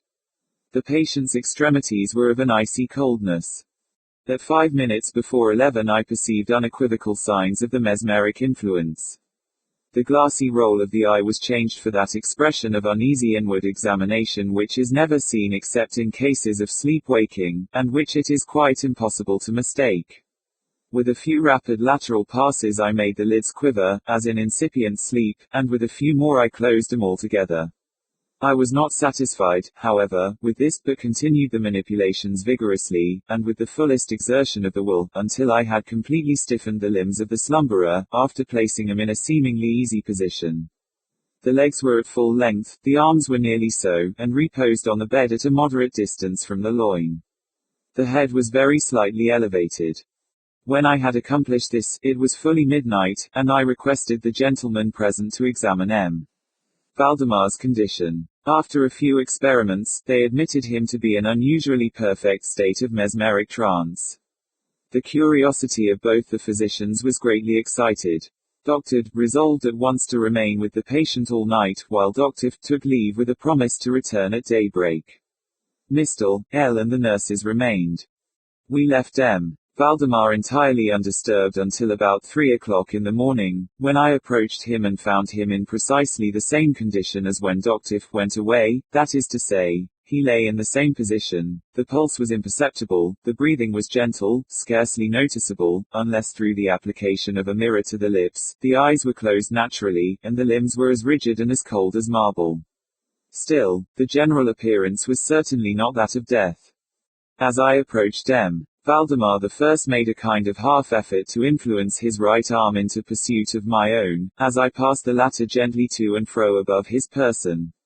In such experiments with this patient, I had never perfectly succeeded before, and assuredly I had little thought of succeeding now, but to my astonishment, his arm very readily, although feebly, followed every direction I assigned it with mine. I determined to hazard a few words of conversation. M. Valdemar, I said, are you asleep? He made no answer, but I perceived a tremor about the lips, and was thus induced to repeat the question, again and again. At its third repetition, his whole frame was agitated by a very slight shivering, the eyelids unclosed themselves so far as to display a white line of the ball, the lips moved sluggishly, and from between them, in a barely audible whisper, issued the words. Yes, asleep now. Do not wake me, let me die so. I here felt the limbs and found them as rigid as ever. The right arm, as before, obeyed the direction of my hand. I questioned the sleepwaker again. Do you still feel pain in the breast, M. Valdemar? The answer now was immediate, but even less audible than before, no pain, I am dying. I did not think it advisable to disturb him farther just then, and nothing more was said or done until the arrival of Dr. who came a little before sunrise, and expressed unbounded astonishment at finding the patient still alive. After feeling the pulse and applying a mirror to the lips, he requested me to speak to the sleepwaker again. I did so, saying, M. Valdemar, do you still sleep? As before, some minutes elapsed ere a reply was made, and during the interval the dying man seemed to be collecting his energies to speak. At my fourth repetition of the question, he said very faintly, almost inaudibly, yes, still asleep, dying. It was now the opinion, or rather the wish, of the physicians, that M. Valdemar should be suffered to remain undisturbed in his present apparently tranquil condition, until death should supervene, and this, it was generally agreed, must now take place within a few minutes. I concluded, however, to speak to him once more, and merely repeated my previous question. While I spoke, there came a marked change over the countenance of the sleepwaker. The eyes rolled themselves slowly open, the pupils disappearing upwardly, the skin generally assumed a cadaverous hue, resembling not so much parchment as white paper, and the circular hectic spots which, hitherto, had been strongly defined in the center of each cheek, went out at once. I use this expression, because the suddenness of the departure put me in mind of nothing so much as the extinguishment of a candle by a puff of the breath. The upper lip, at the same time, wreathed itself away from the teeth, which it had previously covered completely, while the lower jaw fell with an audible jerk, leaving the mouth widely extended, and disclosing in full view the swollen and blackened tongue. I presume that no member of the party then present had been unaccustomed to deathbed horrors, but so hideous beyond conception was the appearance of M. Valdemar at this moment, that there was a general shrinking back from the region of the bed. I now feel that I have reached a point of this narrative at which every reader will be startled into positive disbelief. It is my business, however, simply to proceed. There was no longer the faintest sign of vitality in M. Valdemar, and concluding him to be dead, we were consigning him to the charge of the nurses, when a strong vibratory motion was observable in the tongue. This continued for perhaps a minute. At the expiration of this period, there issued from the distended and motionless jaws a voice, such as it would be madness in me to attempt describing. There are, indeed, 2 or 3 epithets which might be considered as applicable to it in part. I might say, for example, that the sound was harsh, and broken and hollow, but the hideous whole is indescribable, for the simple reason that no similar sounds have ever jarred upon the ear of humanity. There were 2 particulars, nevertheless, which I thought then, and still think, might fairly be stated as characteristic of the intonation, as well adapted to convey some idea of its unearthly peculiarity. In the first place, the voice seemed to reach our ears, at least mine, from a vast distance, or from some deep cavern within the earth. In the second place, it impressed me. I fear, indeed, that it will be impossible to make myself comprehended, as gelatinous or glutinous matters impress the sense of touch. I have spoken both of sound, and of voice. I mean to say that the sound was one of distinct, of even wonderfully, thrillingly distinct, syllabification. M. Valdemar spoke, obviously in reply to the question I had propounded to him a few minutes before. I had asked him, it will be remembered, if he still slept. He now said, yes, no, I have been sleeping, and now, I am dead. No person present even affected to deny, or attempted to repress, the unutterable, shuddering horror which these few words, thus uttered, were so well calculated to convey. Mr. L., the student, swooned. The nurses immediately left the chamber, and could not be induced to return. My own impressions I would not pretend to render intelligible to the reader. For nearly an hour, we busied ourselves, silently, without the utterance of a word, in endeavors to revive Mr. L. When he came to himself, we addressed ourselves again to an investigation of M. Valdemar's condition. It remained in all respects as I have last described it, with the exception that the mirror no longer afforded evidence of respiration. An attempt to draw blood from the arm failed. I should mention, too, that this limb was no farther subject to my will. I endeavored in vain to make it follow the direction of my hand. The only real indication, indeed, of the mesmeric influence, was now found in the vibratory movement of the tongue, whenever I addressed M. Valdemar a question. He seemed to be making an effort to reply, but had no longer sufficient volition. To queries put to him by any other person than myself he seemed utterly insensible, although I endeavored to place each member of the company in mesmeric rapport with him. I believe that I have now related all that is necessary to an understanding of the sleep-waker's state at this epoch. Other nurses were procured, and at 10 o'clock I left the house in company with the 2 physicians and Mr. L. In the afternoon we all called again to see the patient. His condition remained precisely the same. We had now some discussion as to the propriety and feasibility of awakening him, but we had little difficulty in agreeing that no good purpose would be served by so doing. It was evident that, so far, death, or what is usually termed death, had been arrested by the mesmeric process. It seemed clear to us all that to awaken M. Valdemar would be merely to ensure his instant, or at least his speedy dissolution. From this period until the close of last week, an interval of nearly 7 months, we continued to make daily calls at M. Valdemar's house, accompanied, now and then, by medical and other friends. All this time the sleeper-waker remained exactly as I have last described him. The nurse's attentions were continual. It was on Friday last that we finally resolved to make the experiment of awakening or attempting to awaken him, and it is the, perhaps, unfortunate result of this latter experiment which has given rise to so much discussion in private circles, to so much of what I cannot help thinking unwarranted popular feeling. For the purpose of relieving M. Valdemar from the mesmeric trance, I made use of the customary passes. These, for a time, were unsuccessful. The first indication of revival was afforded by a partial descent of the iris. It was observed, as especially remarkable, that this lowering of the pupil was accompanied by the profuse outflowing of a yellowish ichor, from beneath the lids, of a pungent and highly offensive odor. It was now suggested that I should attempt to influence the patient's arm, as heretofore. I made the attempt and failed. Dr. then intimated a desire to have me put a question. I did so, as follows. Valdemar, can you explain to us what are your feelings or wishes now? There was an instant return of the hectic circles on the cheeks, the tongue quivered, or rather rolled violently in the mouth, although the jaws and lips remained rigid as before, winking face, and at length the same hideous voice which I have already described, broke forth.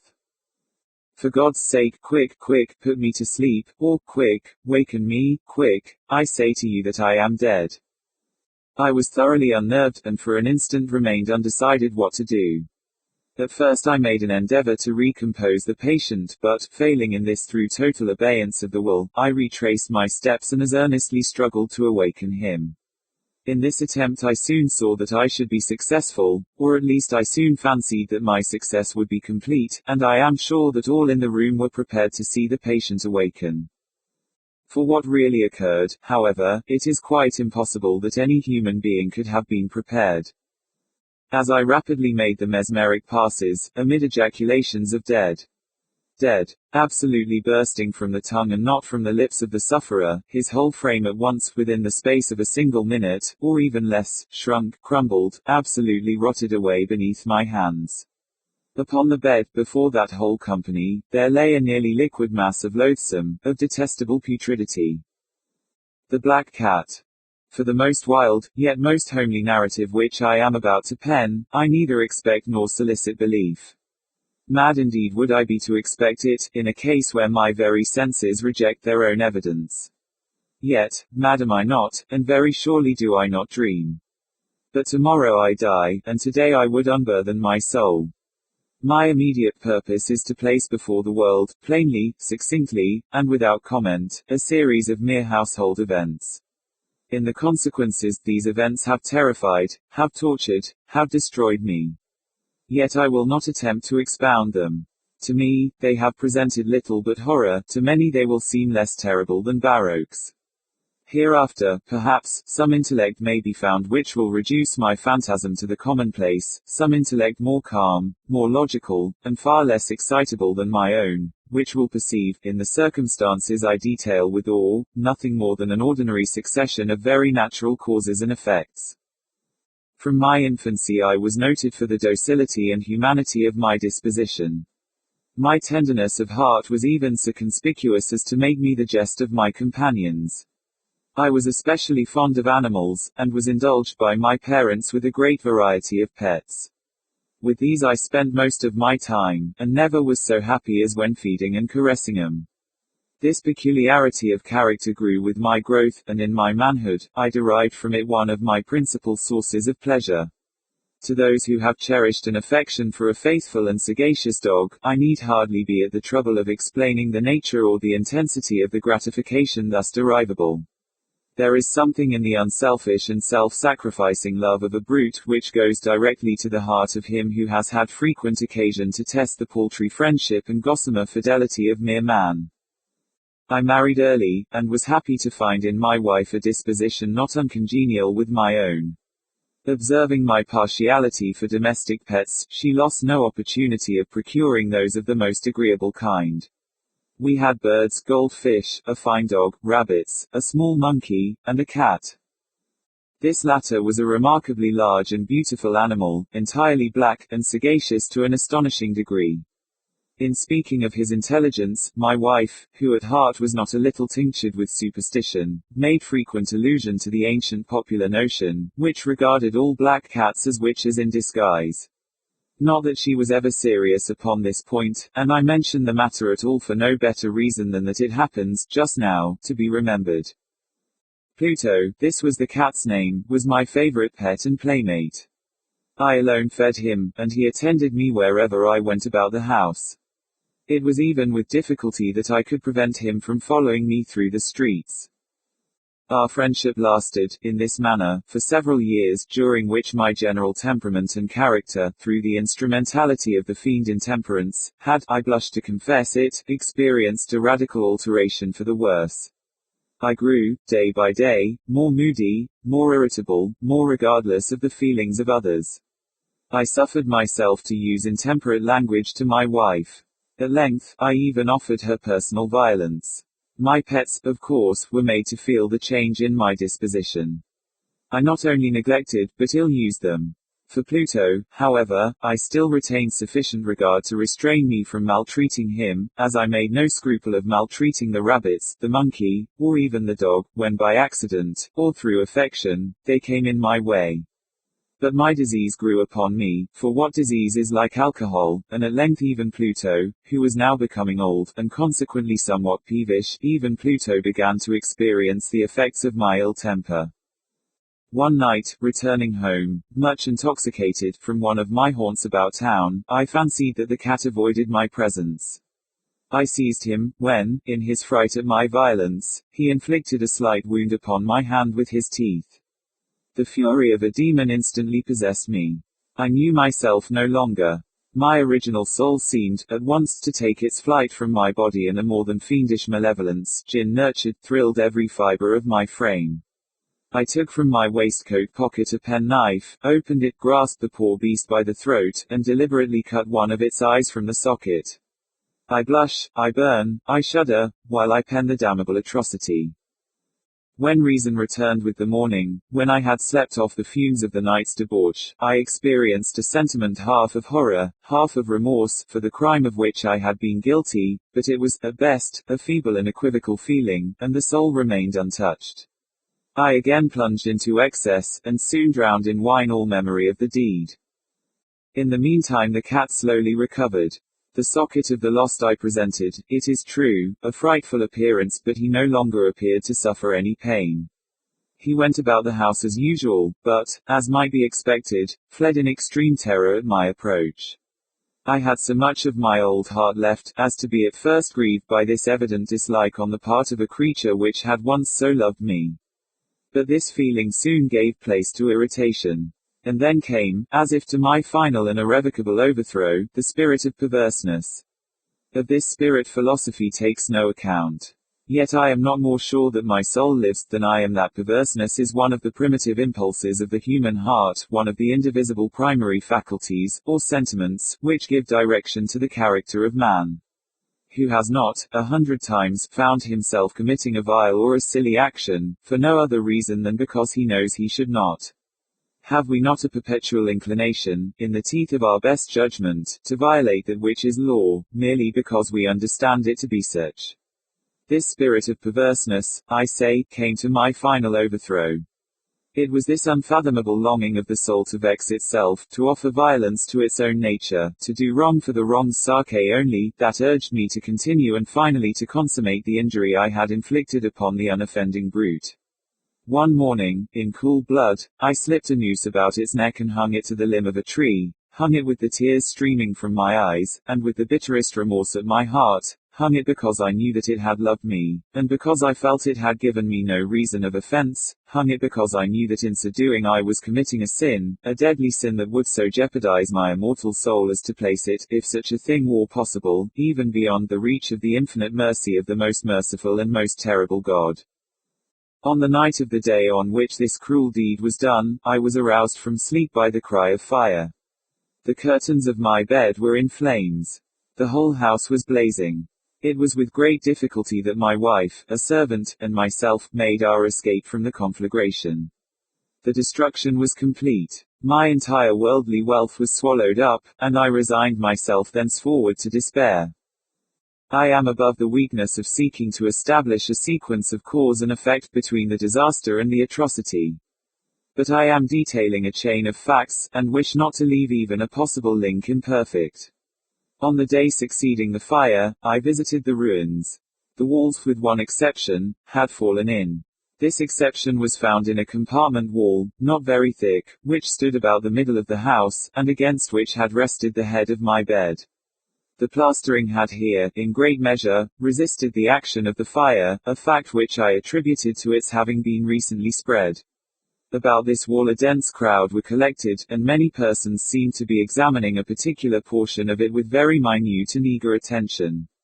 The words, strange, singular, and other similar expressions, excited my curiosity. I approached and saw, as if graven in bas relief upon the white surface, the figure of a gigantic cat.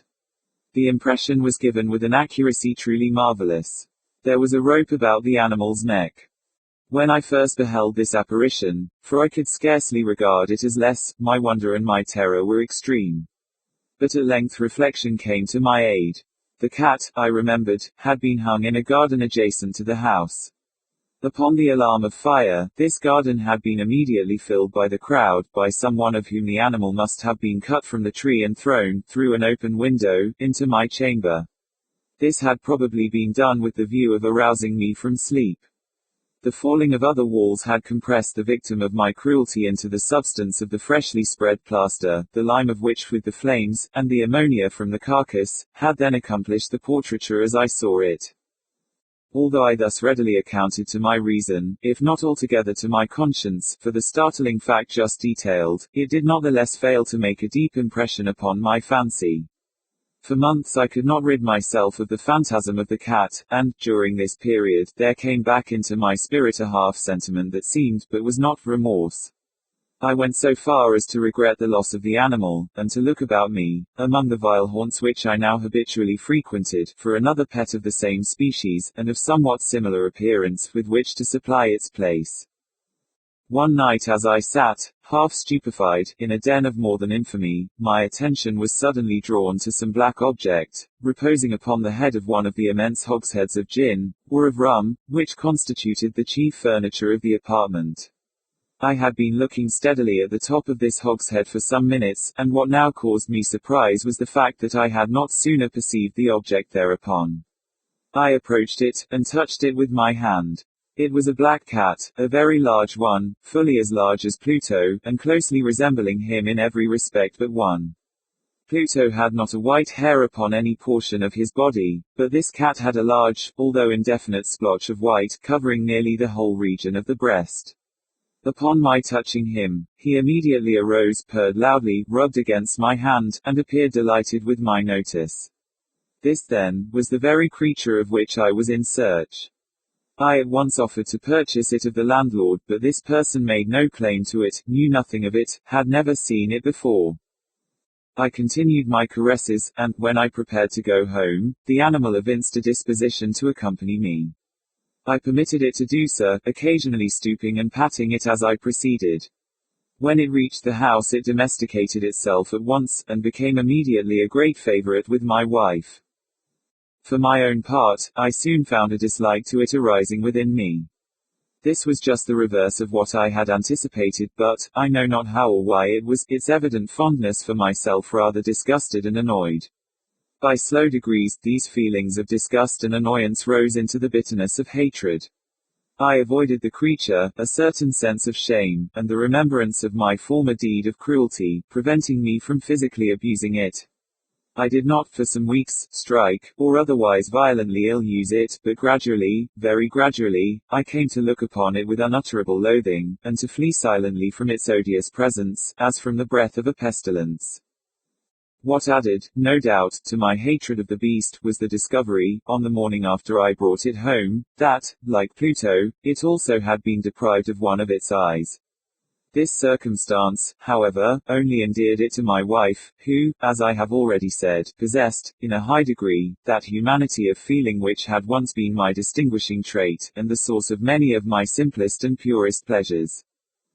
With my aversion to this cat, however, its partiality for myself seemed to increase. It followed my footsteps with a pertinacity which it would be difficult to make the reader comprehend. Whenever I sat, it would crouch beneath my chair, or spring upon my knees, covering me with its loathsome caresses. If I arose to walk it would get between my feet and thus nearly throw me down, or, fastening its long and sharp claws in my dress, clamber, in this manner, to my breast. At such times, although I longed to destroy it with a blow, I was yet withheld from so doing, partly by a memory of my former crime, but chiefly, let me confess it at once, by absolute dread of the beast. This dread was not exactly a dread of physical evil, and yet I should be at a loss how otherwise to define it. I am almost ashamed to own, yes, even in this felon's cell, I am almost ashamed to own, that the terror and horror with which the animal inspired me, had been heightened by one of the merest chimeras it would be possible to conceive. My wife had called my attention, more than once, to the character of the mark of white hair, of which I have spoken, and which constituted the sole visible difference between the strange beast and the one I had destroyed. The reader will remember that this mark, although large, had been originally very indefinite, but, by slow degrees nearly imperceptible, and which for a long time my reason struggled to reject as fanciful, it had, at length, assumed a rigorous distinctness of outline. It was now the representation of an object that I shudder to name, and for this, above all, I loathed and dreaded, and would have rid myself of the monster had I dared. It was now, I say, the image of a hideous, of a ghastly thing, of the gallows, oh, mournful and terrible engine of horror and of crime, of agony and of death. And now was I indeed wretched beyond the wretchedness of mere humanity. And a brute beast, whose fellow I had contemptuously destroyed, a brute beast to work out for me a man, fashioned in the image of the high God, so much of insufferable woe. Alas! Neither by day nor by night knew I the blessing of rest any more. During the former the creature left me no moment alone, and, in the latter, I started, hourly, from dreams of unutterable fear, to find the hot breath of the thing upon my face, and its vast weight, an incarnate nightmare that I had no power to shake off, incumbent eternally upon my heart. Beneath the pressure of torments such as these, the feeble remnant of the good within me succumbed. Evil thoughts became my sole intimates, the darkest and most evil of thoughts. The moodiness of my usual temper increased to hatred of all things and of all mankind, while, from the sudden, frequent, and ungovernable outbursts of a fury to which I now blindly abandoned myself, my uncomplaining wife, alas, was the most usual and the most patient of sufferers. One day she accompanied me, upon some household errand, into the cellar of the old building which our poverty compelled us to inhabit. The cat followed me down the steep stairs, and, nearly throwing me headlong, exasperated me to madness. Uplifting an axe, and forgetting, in my wrath, the childish dread which had hitherto stayed my hand, I aimed a blow at the animal which, of course, would have proved instantly fatal had it descended as I wished. But this blow was arrested by the hand of my wife. Goaded by the interference, into a rage more than demoniacal, I withdrew my arm from her grasp and buried the axe in her brain. She fell dead upon the spot without a groan. This hideous murder accomplished, I set myself forthwith, and with entire deliberation, to the task of concealing the body. I knew that I could not remove it from the house, either by day or by night, without the risk of being observed by the neighbors. Many projects entered my mind. At one period I thought of cutting the corpse into minute fragments, and destroying them by fire. At another, I resolved to dig a grave for it in the floor of the cellar.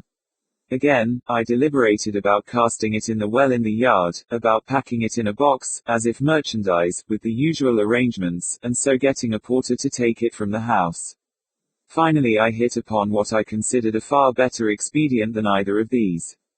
I determined to wall it up in the cellar, as the monks of the Middle Ages are recorded to have walled up their victims. For a purpose such as this the cellar was well adapted. Its walls were loosely constructed, and had lately been plastered throughout with a rough plaster, which the dampness of the atmosphere had prevented from hardening. Moreover, in one of the walls was a projection, caused by a false chimney, or fireplace, that had been filled up, and made to resemble the red of the cellar. I made no doubt that I could readily displace the bricks at this point, insert the corpse, and wall the whole up as before, so that no eye could detect anything suspicious. And in this calculation I was not deceived. By means of a crowbar I easily dislodged the bricks, and, having carefully deposited the body against the inner wall, I propped it in that position, while, with little trouble, I relaid the whole structure as it originally stood.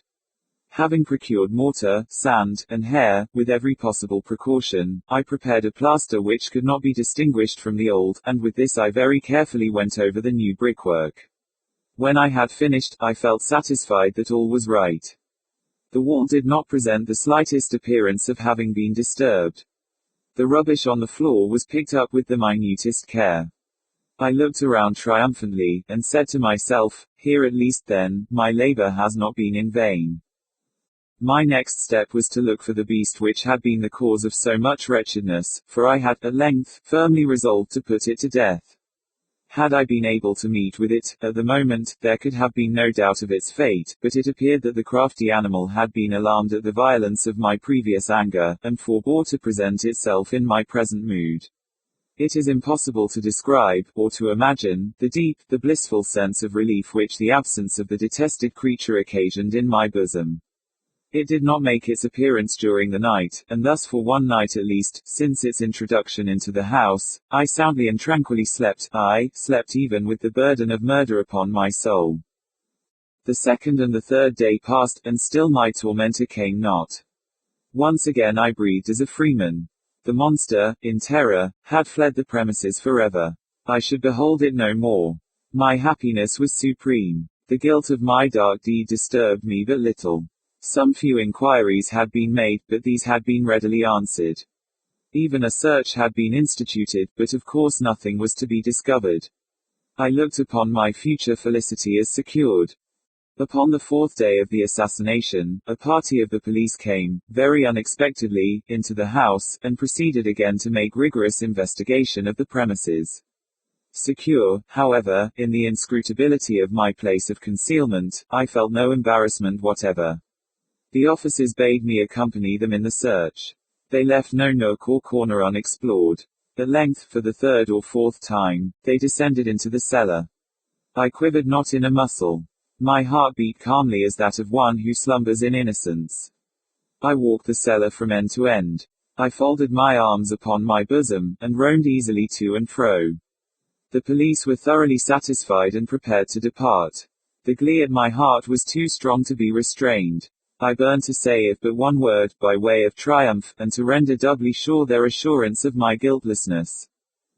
Gentlemen, I said at last, as the party ascended the steps, I delight to have allayed your suspicions.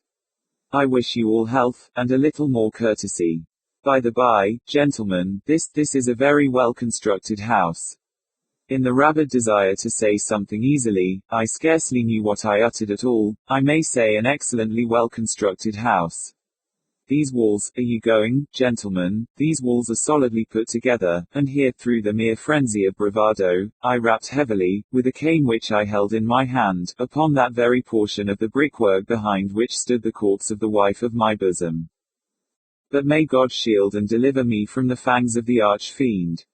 No sooner had the reverberation of my blows sunk into silence, than I was answered by a voice from within the tomb, by a cry, at first muffled and broken, like the sobbing of a child, and then quickly swelling into one long, loud, and continuous scream, utterly anomalous and inhuman, a howl, a wailing shriek, half of horror and half of triumph, such as might have arisen only out of hell, conjointly from the throats of the damned in their agony and of the demons that exult in the damnation. Of my own thoughts it is folly to speak. Swooning, I staggered to the opposite wall. For one instant the party upon the stairs remained motionless, through extremity of terror and of awe. In the next, a dozen stout arms were toiling at the wall. It fell bodily. The corpse, already greatly decayed and clotted with gore, stood erect before the eyes of the spectators. Upon its head, with red extended mouth and solitary eye of fire, sat the hideous beast whose craft had seduced me into murder, and whose informing voice had consigned me to the hangman. I had walled the monster up within the tomb.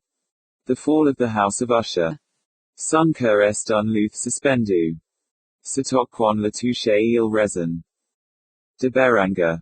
During the whole of a dull, dark, and soundless day in the autumn of the year, when the clouds hung oppressively low in the heavens, I had been passing alone, on horseback, through a singularly dreary tract of country, and at length found myself, as the shades of the evening drew on, within view of the melancholy house of Usher. I know not how it was but, with the first glimpse of the building, a sense of insufferable gloom pervaded my spirit. I say insufferable, for the feeling was unrelieved by any of that half-pleasurable, because poetic, sentiment, with which the mind usually receives even the sternest natural images of the desolate or terrible. I looked upon the scene before me, upon the mere house, and the simple landscape features of the domain, upon the bleak walls, upon the vacant eye-like windows, upon a few rank sedges, and upon a few white trunks of decayed trees, with an utter depression of soul which I can compare to no earthly sensation more properly than to the after-dream of the reveller upon opium, the bitter lapse into everyday life, the hideous dropping off of the veil. There was an iciness, a sinking, a sickening of the heart, an unredeemed dreariness of thought which no goading of the imagination could torture into aught of the sublime. What was it, I paused to think, what was it that so unnerved me in the contemplation of the house of Usher? It was a mystery all insoluble, nor could I grapple with the shadowy fancies that crowded upon me as I pondered. I was forced to fall back upon the unsatisfactory conclusion, that while, beyond doubt, there are combinations of very simple natural objects which have the power of thus affecting us, still the analysis of this power lies among considerations beyond our depth. It was possible, I reflected, that a mere different arrangement of the particulars of the scene, of the details of the picture, would be sufficient to modify, or perhaps to annihilate its capacity for sorrowful impression, and, acting upon this idea, I reined my horse to the precipitous brink of a black and lurid tarn that lay in unruffled luster by the dwelling, and gazed down, but with a shudder even more thrilling than before, upon the remodelled and inverted images of the grey sedge, and the ghastly tree stems, and the vacant and eye-like windows. Nevertheless, in this mansion of gloom I now proposed to myself a sojourn of some weeks. Its proprietor, Roderick Usher, had been one of my boon companions in boyhood, but many years had elapsed since our last meeting. A letter, however, had lately reached me in a distant part of the country, a letter from him, which, in its wildly importunate nature, had admitted of no other than a personal reply. The Ms. gave evidence of nervous agitation. The writer spoke of acute bodily illness, of a mental disorder which oppressed him, and of an earnest desire to see me, as his best, and indeed his only personal friend, with a view of attempting, by the cheerfulness of my society, some alleviation of his malady. It was the manner in which all this, and much more, was said, it was the apparent heart that went with his request, which allowed me no room for hesitation, and I accordingly obeyed forthwith what I still considered a very singular summons. Although, as boys, we had been even intimate associates, yet I really knew little of my friend. His reserve had been always excessive and habitual. I was aware, however, that his very ancient family had been noted, time out of mind, for a peculiar sensibility of temperament, displaying itself, through long ages, in many works of exalted art, and manifested, of late, in repeated deeds of munificent yet unobtrusive charity, as well as in a passionate devotion to the intricacies, perhaps even more than to the orthodox and easily recognizable beauties, of musical science. I had learned, too, the very remarkable fact that the stem of the Usher race, all time honored as it was, had put forth, at no period, any enduring branch, in other words, that the entire family lay in the direct line of descent, and had always, with very trifling and very temporary variation, so lain. It was this deficiency, I considered, while running over in thought the perfect keeping of the character of the premises with the accredited character of the people, and while speculating upon the possible influence which the one, in the long lapse of centuries, might have exercised upon the other, it was this deficiency, perhaps, of collateral issue, and the consequent undeviating transmission, from sire to son, of the patrimony with the name, which had, at length, so identified the two as to merge the original title of the estate in the quaint and equivocal appellation of the house of Usher, an appellation which seemed to include, in the minds of the peasantry who used it, both the family and the family mansion. I have said that the sole effect of my somewhat childish experiment, that of looking down within the tarn, had been to deepen the first singular impression. There can be no doubt that the consciousness of the rapid increase of my superstition, for why should I not so term it, served mainly to accelerate the increase itself. Such, I have long known, is the paradoxical law of all sentiments having terror as a basis.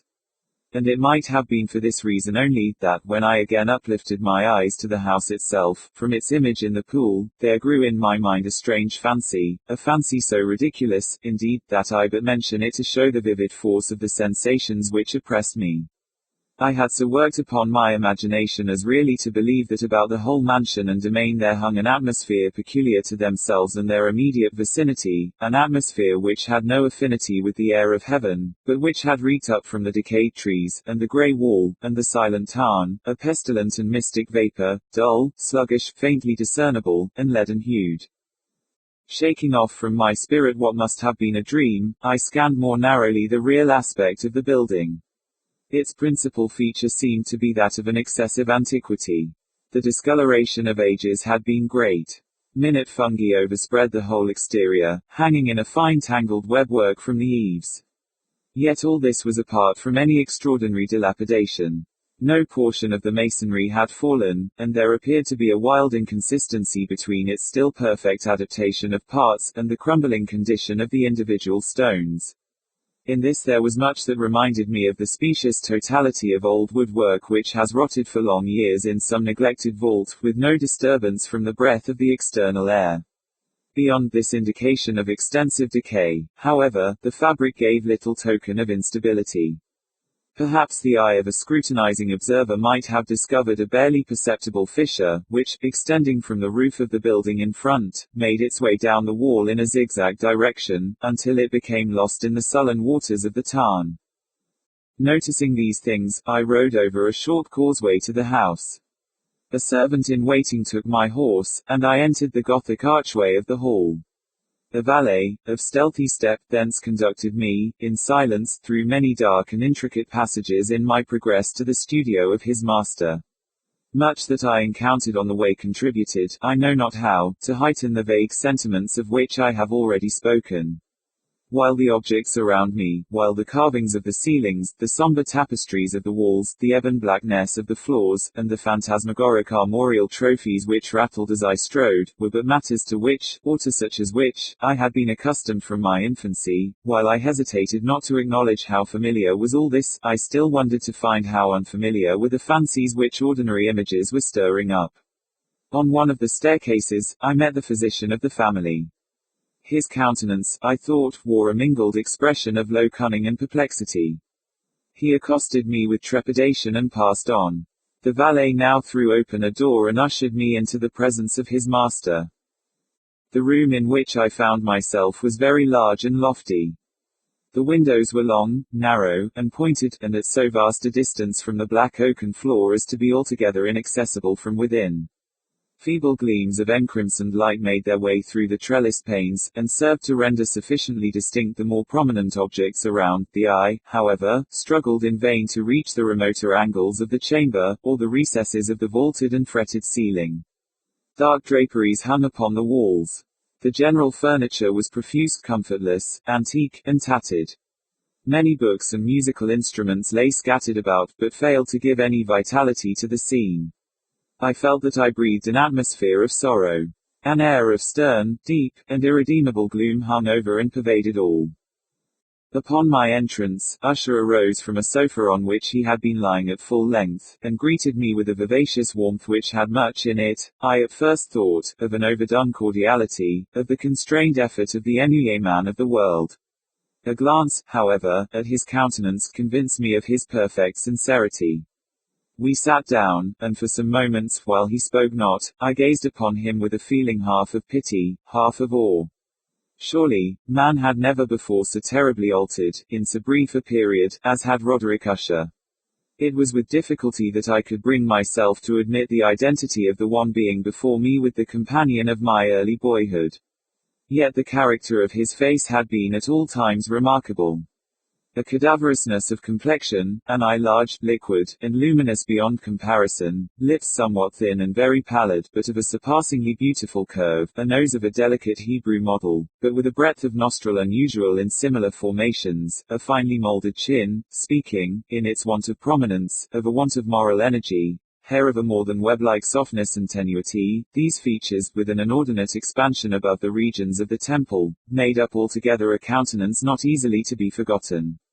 And now in the mere exaggeration of the prevailing character of these features, and of the expression they were wont to convey, lay so much of change that I doubted to whom I spoke. The now ghastly pallor of the skin, and the now miraculous luster of the eye, above all things startled and even awed me. The silken hair, too, had been suffered to grow all unheeded, and as, in its wild gossamer texture, it floated rather than fell about the face, I could not, even with effort, connect its arabesque expression with any idea of simple humanity. In the manner of my friend I was at once struck with an incoherence, an inconsistency, and I soon found this to arise from a series of feeble and futile struggles to overcome an habitual trepidancy, an excessive nervous agitation. For something of this nature I had indeed been prepared, no less by his letter, than by reminiscences of certain boyish traits, and by conclusions deduced from his peculiar physical conformation and temperament. His action was alternately vivacious and sullen. His voice varied rapidly from a tremulous indecision, when the animal spirits seemed utterly in abeyance, to that species of energetic concision, that abrupt, weighty, unhurried, and hollow-sounding enunciation, that leaden, self-balanced and perfectly modulated guttural utterance, which may be observed in the lost drunkard, or the irreclaimable eater of opium, during the periods of his most intense excitement. It was thus that he spoke of the object of my visit, of his earnest desire to see me, and of the solace he expected me to afford him. He entered, at some length, into what he conceived to be the nature of his malady. It was, he said, a constitutional and a family evil, and one for which he despaired to find a remedy, a mere nervous affection, he immediately added, which would undoubtedly soon pass off. It displayed itself in a host of unnatural sensations.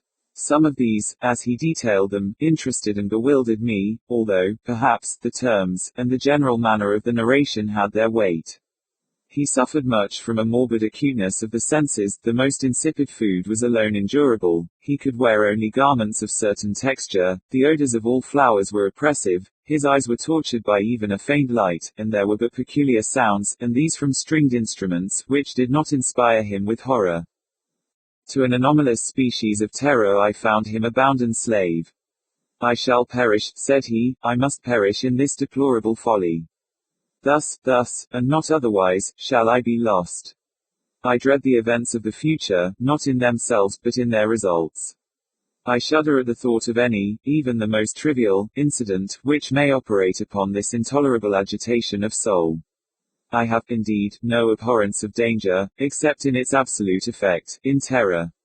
In this unnerved, in this pitiable condition, I feel that the period will sooner or later arrive when I must abandon life and reason together, in some struggle with the grim phantasm, fear.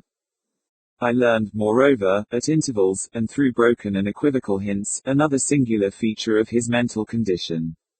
He was enchained by certain superstitious impressions in regard to the dwelling which he tenanted, and whence, for many years, he had never ventured forth, in regard to an influence whose supposititious force was conveyed in terms too shadowy here to be restated, an influence which some peculiarities in the mere form and substance of his family mansion, had by dint of long sufferance, he said, obtained over his spirit, an effect which the physique of the grey walls and turrets, and of the dim tarn into which they all looked down, had, at length, brought about upon the morale of his existence.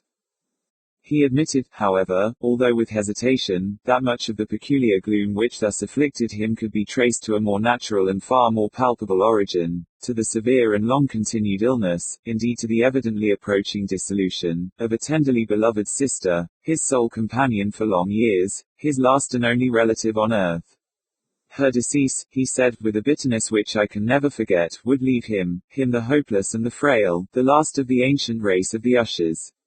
While he spoke, the Lady Madeline, for so was she called, passed slowly through a remote portion of the apartment, and, without having noticed my presence, disappeared. I regarded her with an utter astonishment not unmingled with dread, and yet I found it impossible to account for such feelings.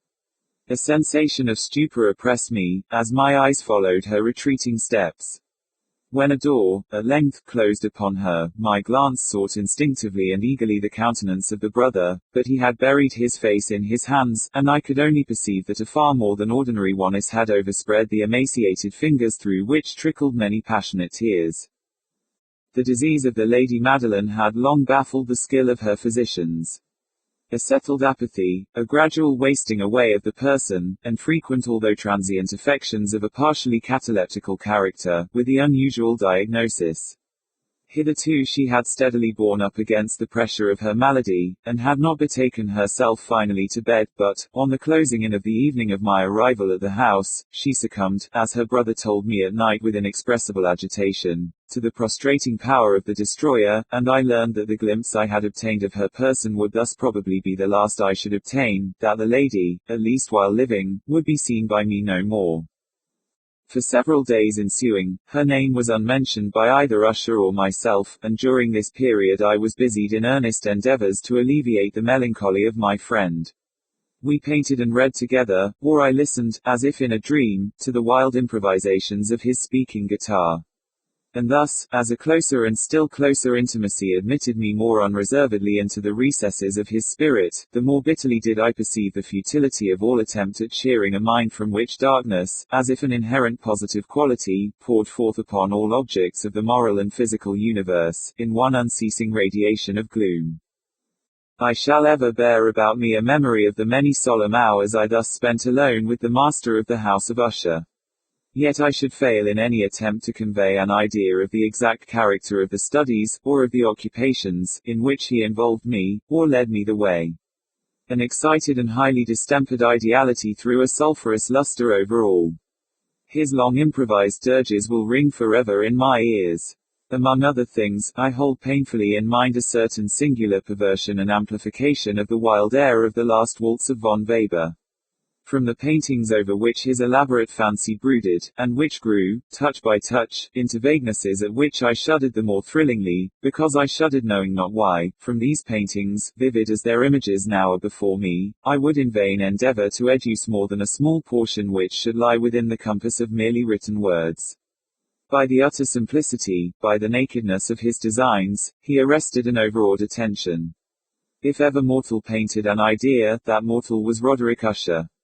For me at least, in the circumstances then surrounding me, there arose out of the pure abstractions which the hypochondriac contrived to throw upon his canvas, an intensity of intolerable awe, no shadow of which felt I ever yet in the contemplation of the certainly glowing yet too concrete reveries of Fuseli. One of the phantasmagoric conceptions of my friend, partaking not so rigidly of the spirit of abstraction, may be shadowed forth, although feebly, in words. A small picture presented the interior of an immensely long and rectangular vault or tunnel, with low walls, smooth, white, and without interruption or device.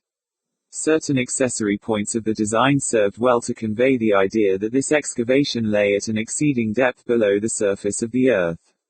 No outlet was observed in any portion of its vast extent, and no torch, or other artificial source of light was discernible, yet a flood of intense rays rolled throughout, and bathed the whole in a ghastly and inappropriate splendor.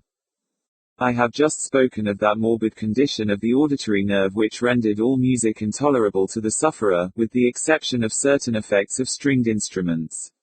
It was perhaps the narrow limits to which he thus confined himself upon the guitar, which gave birth, in great measure, to the fantastic character of his performances. But the fervid facility of his impromptus could not be so accounted for. They must have been, and were, in the notes, as well as in the words of his wild fantasias, for he not unfrequently accompanied himself with rhymed verbal improvisations, the result of that intense mental collectedness and concentration to which I have previously alluded as observable only in particular moments of the highest artificial excitement. The words of one of these rhapsodies I have easily remembered. I was perhaps the more forcibly impressed with it, as he gave it, because, in the under or mystic current of its meaning, I fancied that I perceived, and for the first time, a full consciousness on the part of Usher, of the tottering of his lofty reason upon her throne. The verses, which were entitled The Haunted Palace, ran very nearly, if not accurately, thus. In the greenest of our valleys, by good angels tenanted, once a fair and stately palace. Radiant palace, reared its head in the monarch thought's dominion. It stood there. Never seraph spread opinion over fabric half so fair. 2. Banners yellow, glorious golden, on its roof did float and flow. All this was in the olden time long ago, and every gentle air that dallied in that sweet day along the ramparts plumed and pallid, a winged odor went away. 3.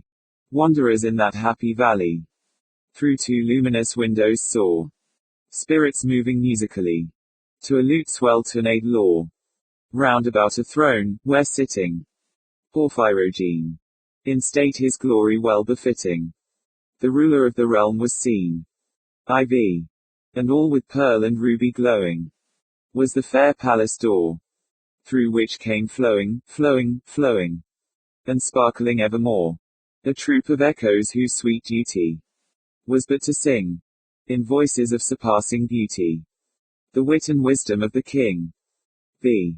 But evil things, in robes of sorrow, assailed the monarch's high estate. Ah, let us mourn, for never morrow shall dawn upon him, desolate. And round about his home, the glory that blushed and bloomed is but a dim remembered story of the old time entombed. By and travelers now within that valley, through the red litten windows, see vast forms that move fantastically to a discordant melody, while, like a rapid ghastly river, through the pale door, a hideous throng rush out forever, and laugh but smile no more. I well remember that suggestions arising from this ballad led us into a train of thought wherein there became manifest an opinion of Usher's which I mention not so much on account of its novelty, for other men have thought thus, as on account of the pertinacity with which he maintained it. This opinion, in its general form, was that of the sentience of all vegetable things. But, in his disordered fancy, the idea had assumed a more daring character, and trespassed, under certain conditions, upon the kingdom of an organization. I lack words to express the full extent, or the earnest abandon of his persuasion. The belief, however, was connected, as I have previously hinted, with the grey stones of the home of his forefathers. The conditions of the sentience had been here, he imagined, fulfilled in the method of collocation of these stones, in the order of their arrangement, as well as in that of the many fungi which overspread them, and of the decayed trees which stood around, above all, in the long undisturbed endurance of this arrangement, and in its reduplication in the still waters of the tarn. Its evidence, the evidence of the sentience, was to be seen, he said, and I here started as he spoke, in the gradual yet certain condensation of an atmosphere of their own about the waters and the walls. The result was discoverable, he added, in that silent, yet importunate and terrible influence which for centuries had molded the destinies of his family, and which made him what I now saw him, what he was. Such opinions need no comment, and I will make none. Watson, Dr. Percival, Spallanzani, and especially the Bishop of Llandaff, c. Chemical Essays, Volume V.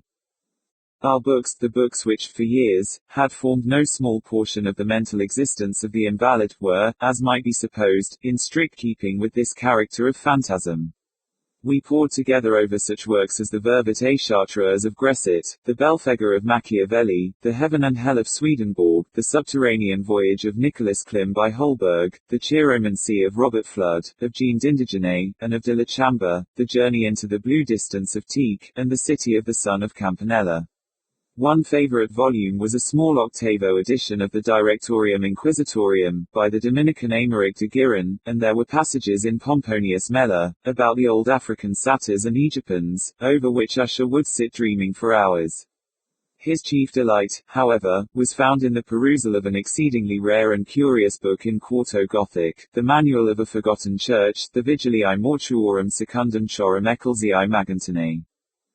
I could not help thinking of the wild ritual of this work, and of its probable influence upon the hypochondriac, when, one evening, having informed me abruptly that the Lady Madeline was no more, he stated his intention of preserving her corpse for a fortnight, previously to its final interment, in one of the numerous vaults within the main walls of the building. The worldly reason, however, assigned for this singular proceeding, was one which I did not feel at liberty to dispute. The brother had been led to his resolution, so he told me, by consideration of the unusual character of the malady of the deceased, of certain obtrusive and eager inquiries on the part of her medical men, and of the remote and exposed situation of the burial ground of the family. I will not deny that when I called to mind the sinister countenance of the person whom I met upon the staircase, on the day of my arrival at the house, I had no desire to oppose what I regarded as at best but a harmless, and by no means an unnatural, precaution. At the request of Usher, I personally aided him in the arrangements for the temporary entombment. The body having been encoffined, we two alone bore it to its rest. The vault in which we placed it, and which had been so long unopened that our torches, half smothered in its oppressive atmosphere, gave us little opportunity for investigation, was small, damp, and entirely without means of admission for light, lying, at great depth, immediately beneath that portion of the building in which was my own sleeping apartment.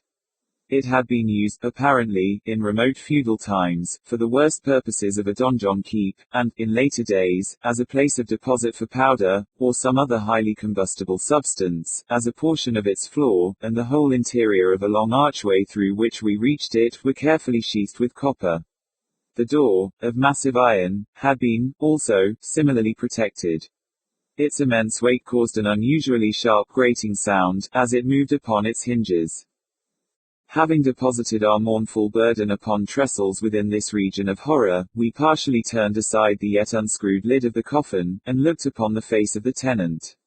A striking similitude between the brother and sister now first arrested my attention, and Usher, divining, perhaps, my thoughts, murmured out some few words from which I learned that the deceased and himself had been twins, and that sympathies of a scarcely intelligible nature had always existed between them.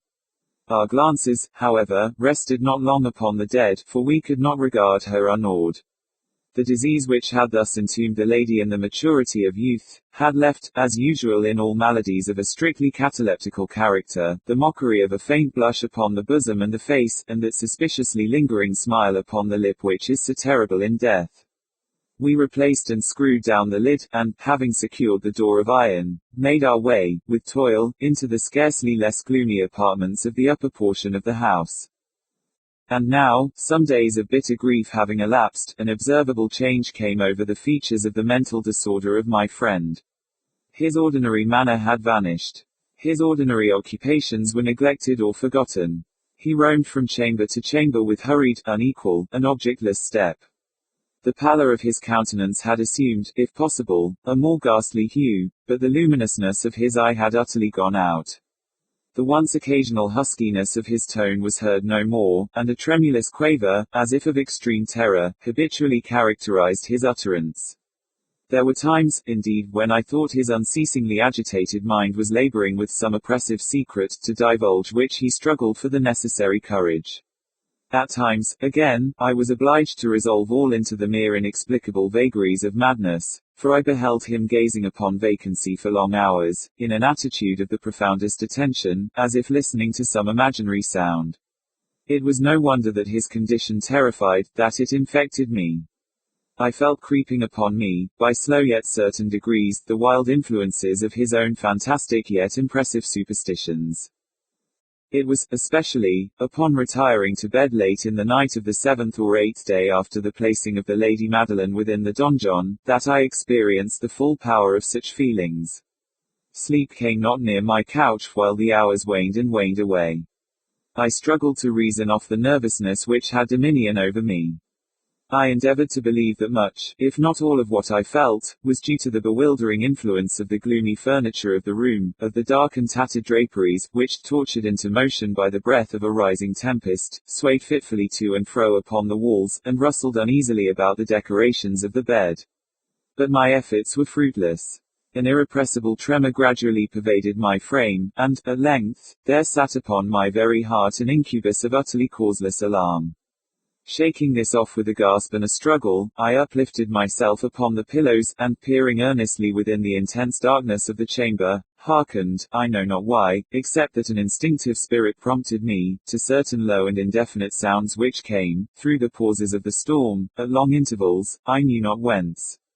Overpowered by an intense sentiment of horror, unaccountable yet unendurable, I threw on my clothes with haste, for I felt that I should sleep no more during the night, and endeavored to arouse myself from the pitiable condition into which I had fallen, by pacing rapidly to and fro through the apartment. I had taken but few turns in this manner, when a light step on an adjoining staircase arrested my attention. I presently recognized it as that of Usher. In an instant afterward he rapped with a gentle touch, at my door, and entered, bearing a lamp.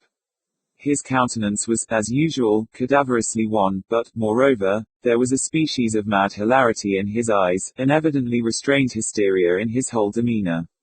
His air appalled me, but anything was preferable to the solitude which I had so long endured, and I even welcomed his presence as a relief. "And you have not seen it?" he said abruptly, after having stared about him for some moments in silence. "You have not then seen it, but, stay. You shall." Thus speaking, and having carefully shaded his lamp, he hurried to one of the casements, and threw it freely open to the storm. The impetuous fury of the entering gust nearly lifted us from our feet. It was, indeed, a tempestuous yet sternly beautiful night, and one wildly singular in its terror and its beauty.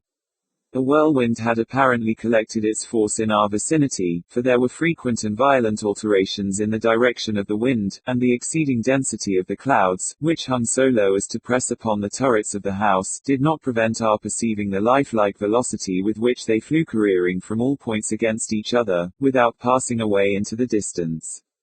I say that even their exceeding density did not prevent our perceiving this, yet we had no glimpse of the moon or stars, nor was there any flashing forth of the lightning. But the under surfaces of the huge masses of agitated vapor, as well as all terrestrial objects immediately around us, were glowing in the unnatural light of a faintly luminous and distinctly visible gaseous exhalation which hung about and enshrouded the mansion. "You must not, you shall not behold this," said I, shudderingly, to Usher, as I led him, with a gentle violence, from the window to a seat. "These appearances, which bewilder you, are merely electrical phenomena not uncommon, or it may be that they have the ghastly origin in the rank miasma of the tarn. Let us close this casement, the air is chilling and dangerous to your frame. Here is one of your favorite romances. I will read, and you shall listen, and so we will pass away this terrible night together."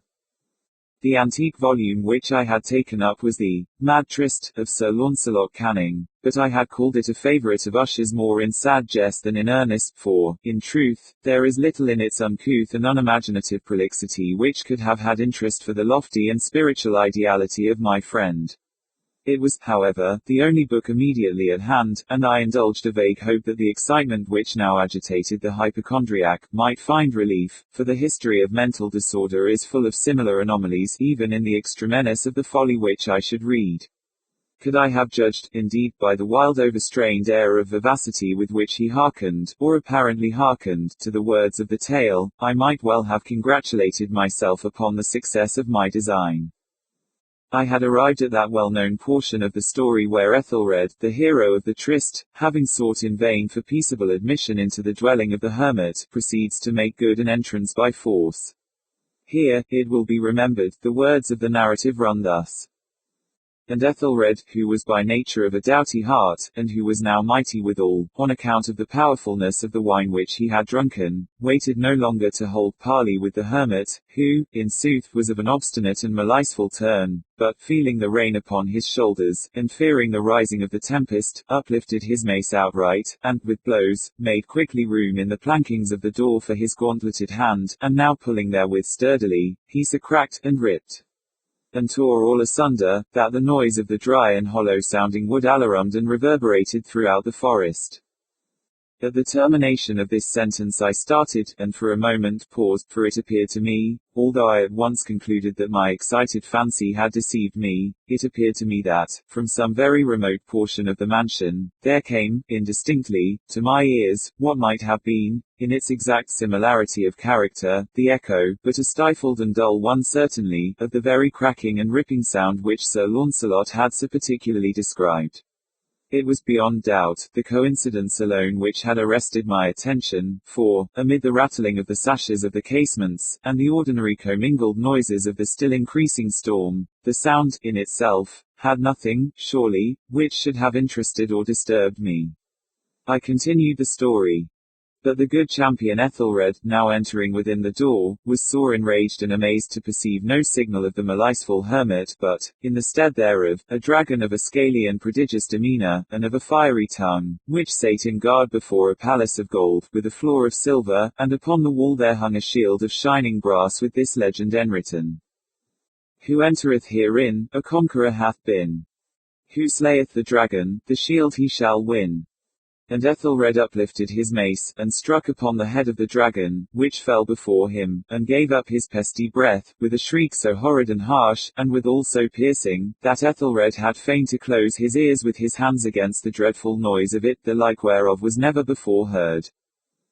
Here again I paused abruptly, and now with a feeling of wild amazement, for there could be no doubt whatever that, in this instance, I did actually hear, although from what direction it proceeded I found it impossible to say, a low and apparently distant, but harsh, protracted, and most unusual screaming or grating sound, the exact counterpart of what my fancy had already conjured up for the dragon's unnatural shriek as described by the romancer. Depressed, as I certainly was, upon the occurrence of this second and most extraordinary coincidence, by 1,000 conflicting sensations, in which wonder and extreme terror were predominant, I still retained sufficient presence of mind to avoid exciting, by any observation, the sensitive nervousness of my companion. I was by no means certain that he had noticed the sounds in question, although, assuredly, a strange alteration had, during the last few minutes, taken place in his demeanor. From a position fronting my own, he had gradually brought round his chair, so as to sit with his face to the door of the chamber, and thus I could but partially perceive his features, although I saw that his lips trembled as if he were murmuring inaudibly. His head had dropped upon his breast, yet I knew that he was not asleep, from the wide and rigid opening of the eye as I caught a glance of it in profile.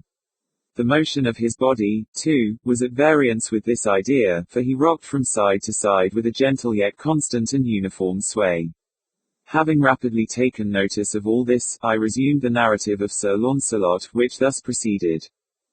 And now, the champion, having escaped from the terrible fury of the dragon, bethinking himself of the brazen shield, and of the breaking up of the enchantment which was upon it, removed the carcass from out of the way before him, and approached valorously over the silver pavement of the castle to where the shield was upon the wall, which in sooth tarried not for his full coming, but fell down at his feet upon the silver floor, with a mighty great and terrible ringing sound. No sooner had these syllables passed my lips than, as if a shield of brass had indeed, at the moment, fallen heavily upon a floor of silver, I became aware of a distinct, hollow, metallic, and clangorous, yet apparently muffled reverberation. Completely unnerved, I leaped to my feet, but the measured rocking movement of Usher was undisturbed. I rushed to the chair in which he sat. His eyes were bent fixedly before him, and throughout his whole countenance there reigned a stony rigidity. But, as I placed my hand upon his shoulder, there came a strong shudder over his whole person, a sickly smile quivered about his lips, and I saw that he spoke in a low, hurried, and gibbering murmur, as if unconscious of my presence. Bending closely over him, I at length drank in the hideous import of his words. Not hear it, yes, I hear it, and have heard it. Long, many minutes, many hours, many days, have I heard it, yet I dared not, oh, pity me, miserable wretch that I am, I dared not speak. We have put her living in the tomb.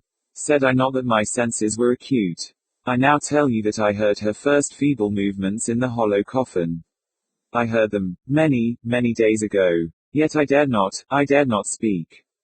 And now, tonight, Ethelred, ha! Ha! The breaking of the hermit's door, and the death cry of the dragon, and the clangor of the shield, say, rather, the rending of her coffin, and the grating of the iron hinges of her prison, and her struggles within the coppered archway of the vault. Oh, whither shall I fly? Will she not be here anon? Is she not hurrying to upbraid me for my haste? Have I not heard her footstep on the stair? Do I not distinguish that heavy and horrible beating of her heart? Madman! Here he sprang furiously to his feet, and shrieked out his syllables, as if in the effort he were giving up his soul. Madman! I tell you that she now stands without the door. As if in the superhuman energy of his utterance there had been found the potency of a spell, the huge antique panels to which the speaker pointed, threw slowly back, upon the instant, their ponderous and ebony jaws. It was the work of the rushing gust, but then without those doors there did stand the lofty and enshrouded figure of the Lady Madeline of Usher. There was blood upon her white robes, and the evidence of some bitter struggle upon every portion of her emaciated frame. For a moment she remained trembling and reeling to and fro upon the threshold, then, with a low moaning cry, fell heavily inward upon the person of her brother, and in her violent and now final death agonies bore him to the floor a corpse, and a victim to the terrors he had anticipated. From that chamber, and from that mansion, I fled aghast. The storm was still abroad in all its wrath as I found myself crossing the old causeway. Suddenly there shot along the path a wild light, and I turned to see whence a gleam so unusual could have issued, for the vast house and its shadows were alone behind me. The radiance was that of the full, setting, and blood-red moon, which now shone vividly through that once barely discernible fissure, of which I have before spoken as extending from the roof of the building, in a zigzag direction, to the base. While I gazed, this fissure rapidly widened, there came a fierce breath of the whirlwind, the entire orb of the satellite burst at once upon my sight, my brain reeled as I saw the mighty walls rushing asunder, there was a long tumultuous shouting sound like the voice of 1,000 waters, and the deep and dank tarn at my feet closed sullenly and silently over the fragments of the House of Usher. Silence, a fable. Alkman. The mountain pinnacles slumber, valleys, crags and caves are silent. Listen to me, said the demon as he placed his hand upon my head. The region of which I speak is a dreary region in Libya, by the borders of the river Zaire. And there is no quiet there, nor silence. The waters of the river have a saffron and sickly hue, and they flow not onwards to the sea, but palpitate forever and forever beneath the red eye of the sun with a tumultuous and convulsive motion. For many miles on either side of the river's oozy bed is a pale desert of gigantic water lilies. They sigh one unto the other in that solitude, and stretch towards the heaven their long and ghastly necks, and nod to and fro their everlasting heads. And there is an indistinct murmur which cometh out from among them like the rushing of subterrane water. And they sigh one unto the other. But there is a boundary to their realm, the boundary of the dark, horrible, lofty forest. There, like the waves about the Hebrides, the low underwood is agitated continually. But there is no wind throughout the heaven. And the tall primeval trees rock eternally hither and thither with a crashing and mighty sound. And from their high summits, one by one, drop everlasting dews. And at the roots strange poisonous flowers lie writhing in perturbed slumber. And overhead, with a rustling and loud noise, the grey clouds rush westwardly forever, until they roll, a cataract, over the fiery wall of the horizon. But there is no wind throughout the heaven. And by the shores of the river Zaire there is neither quiet nor silence.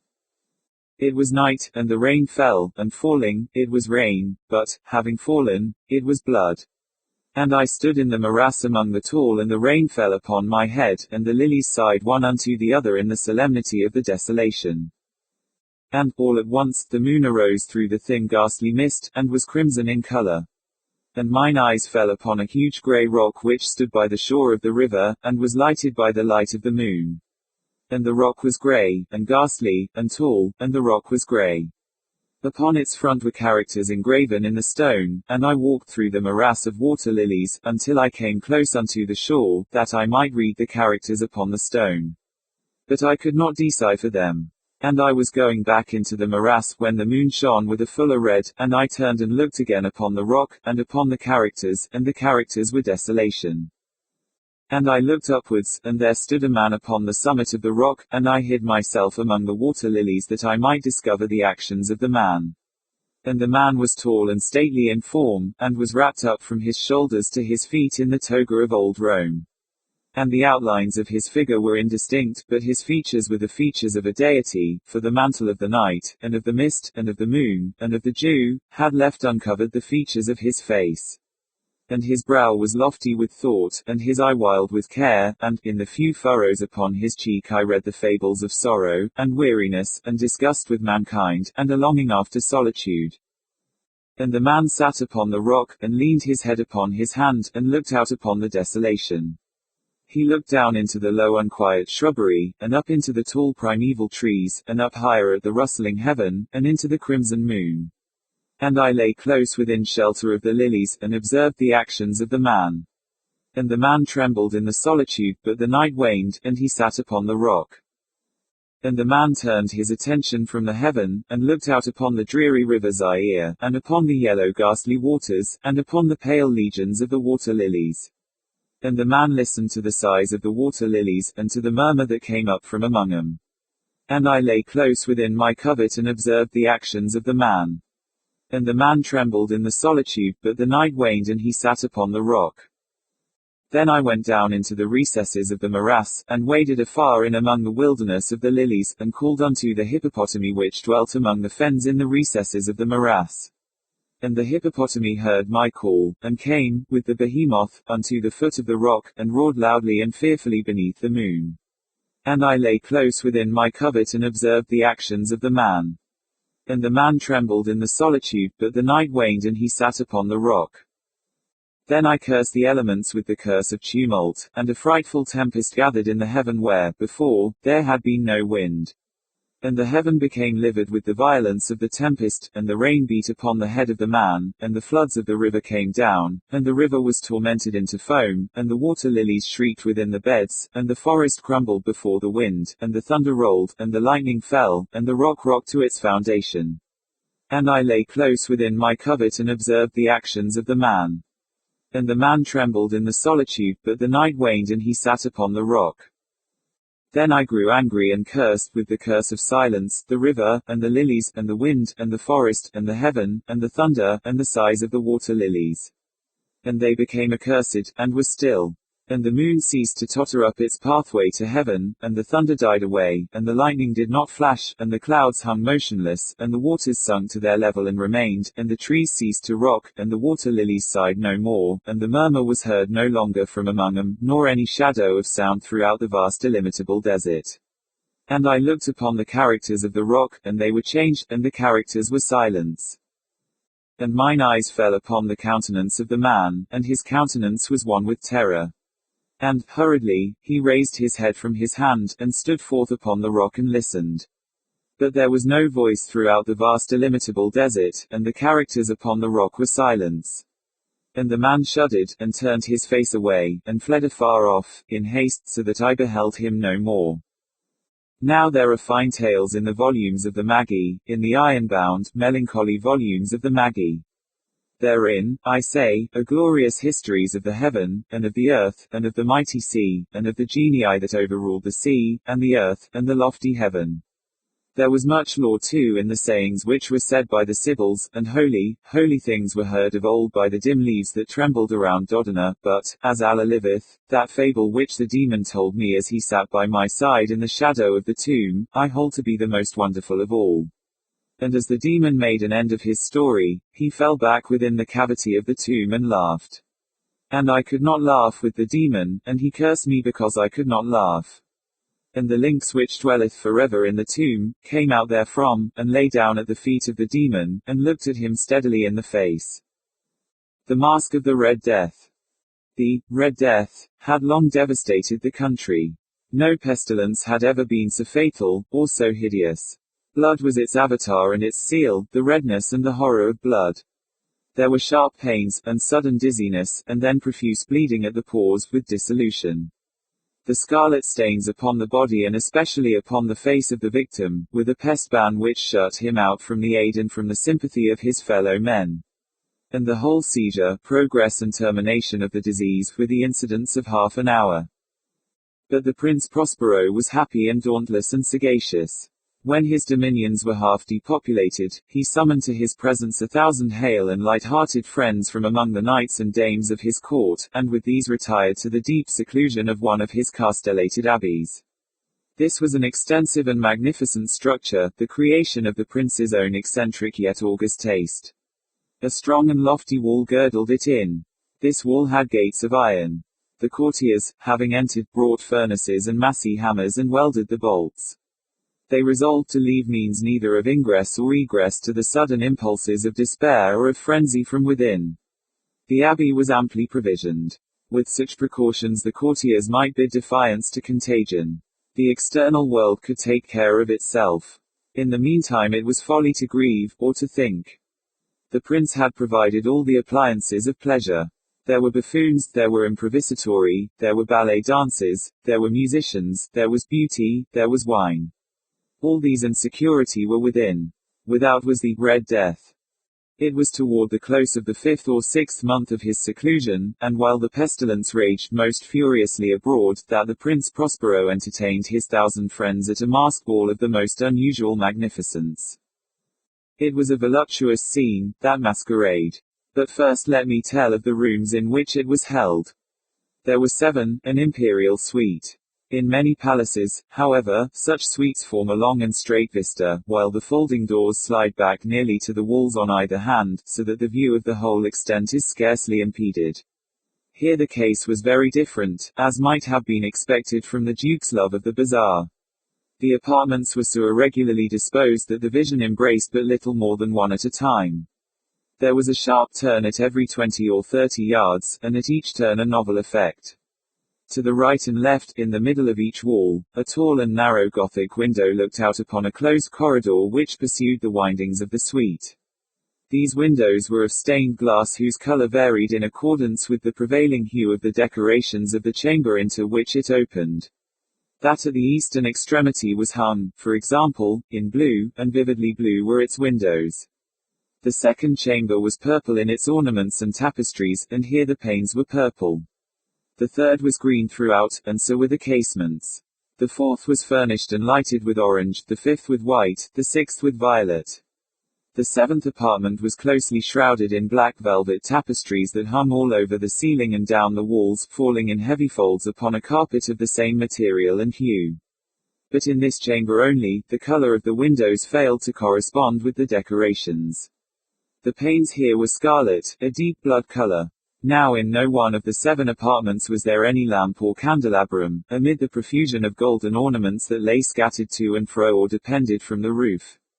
There was no light of any kind emanating from lamp or candle within the suite of chambers. But in the corridors that followed the suite, there stood, opposite to each window, a heavy tripod, bearing a brazier of fire that projected its rays through the tinted glass and so glaringly illumined the room. And thus were produced a multitude of gaudy and fantastic appearances. But in the western or black chamber the effect of the firelight that streamed upon the dark hangings through the blood-tinted panes, was ghastly in the extreme, and produced so wild a look upon the countenances of those who entered, that there were few of the company bold enough to set foot within its precincts at all. It was in this apartment, also, that there stood against the western wall, a gigantic clock of ebony.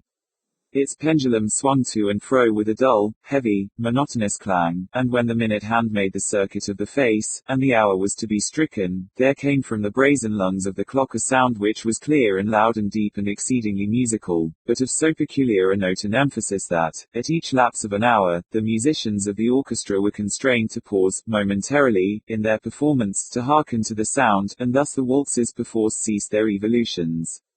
And there was a brief disconcert of the whole gay company, and, while the chimes of the clock yet rang, it was observed that the giddiest grew pale, and the more aged and sedate passed their hands over the brows as if in confused reverie or meditation.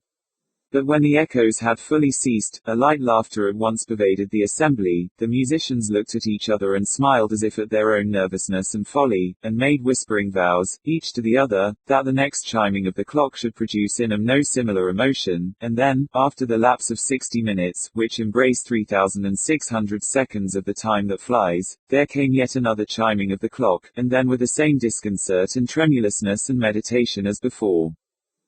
But, in spite of these things, it was a gay and magnificent revel. The tastes of the Duke were peculiar. He had a fine eye for colors and effects. He disregarded the decora of mere fashion. His plans were bold and fiery, and his conceptions glowed with barbaric luster. There are some who would have thought him mad. His followers felt that he was not. It was necessary to hear and see and touch him to be sure that he was not. He had directed, in great part, the movable embellishments of the 7 chambers, upon occasion of this great fete, and it was his own guiding taste which had given character to the masqueraders. Be sure they were grotesque. There were much glare and glitter and piquancy and phantasm, much of what has been since seen in Hernani. There were arabesque figures with unsuited limbs and appointments. There were delirious fancies such as the madman fashions. There was much of the beautiful, much of the wanton, much of the bizarre, something of the terrible, and not a little of that which might have excited disgust. To and fro in the 7 chambers there stalked, in fact, a multitude of dreams. And these the dreams, wreathed in and about, taking hue from the rooms, and causing the wild music of the orchestra to seem as the echo of the steps. And, anon, there strikes the ebony clock which stands in the hall of the velvet. And then, for a moment, all is still, and all is silent save the voice of the clock. The dreams are stiff frozen as they stand. But the echoes of the chime die away, they have endured but an instant, and a light, half-subdued laughter floats after them as they depart. And now again the music swells, and the dreams live, and ride to and fro more merrily than ever, taking hue from the many-tinted windows through which stream the rays from the tripods. But to the chamber which lies most westwardly of the seven, there are now none of the maskers who venture, for the night is waning away, and there flows a ruddier light through the blood-colored panes, and the blackness of the sable drapery appalls, and to him whose foot falls upon the sable carpet, there comes from the near clock of ebony a muffled peal more solemnly emphatic than any which reaches their ears who indulge in the more remote gaieties of the other apartments. But these other apartments were densely crowded, and in 'em beat feverishly the heart of life. And the revel went whirlingly on, until at length there commenced the sounding of midnight upon the clock. And then the music ceased, as I have told, and the evolutions of the waltzes were quieted, and there was an uneasy cessation of all things as before. But now there were 12 strokes to be sounded by the bell of the clock, and thus it happened, perhaps, that more of thought crept, with more of time, into the meditations of the thoughtful among those who revelled. And thus, too, it happened, perhaps, that before the last echoes of the last chime had utterly sunk into silence, there were many individuals in the crowd who had found leisure to become aware of the presence of a masked figure which had arrested the attention of no single individual before. And the rumor of this new presence having spread itself whisperingly around, there arose at length from the whole company a buzz, or murmur, expressive of disapprobation and surprise, then, finally, of terror, of horror, and of disgust. In an assembly of phantasms such as I have painted, it may well be supposed that no ordinary appearance could have excited such sensation.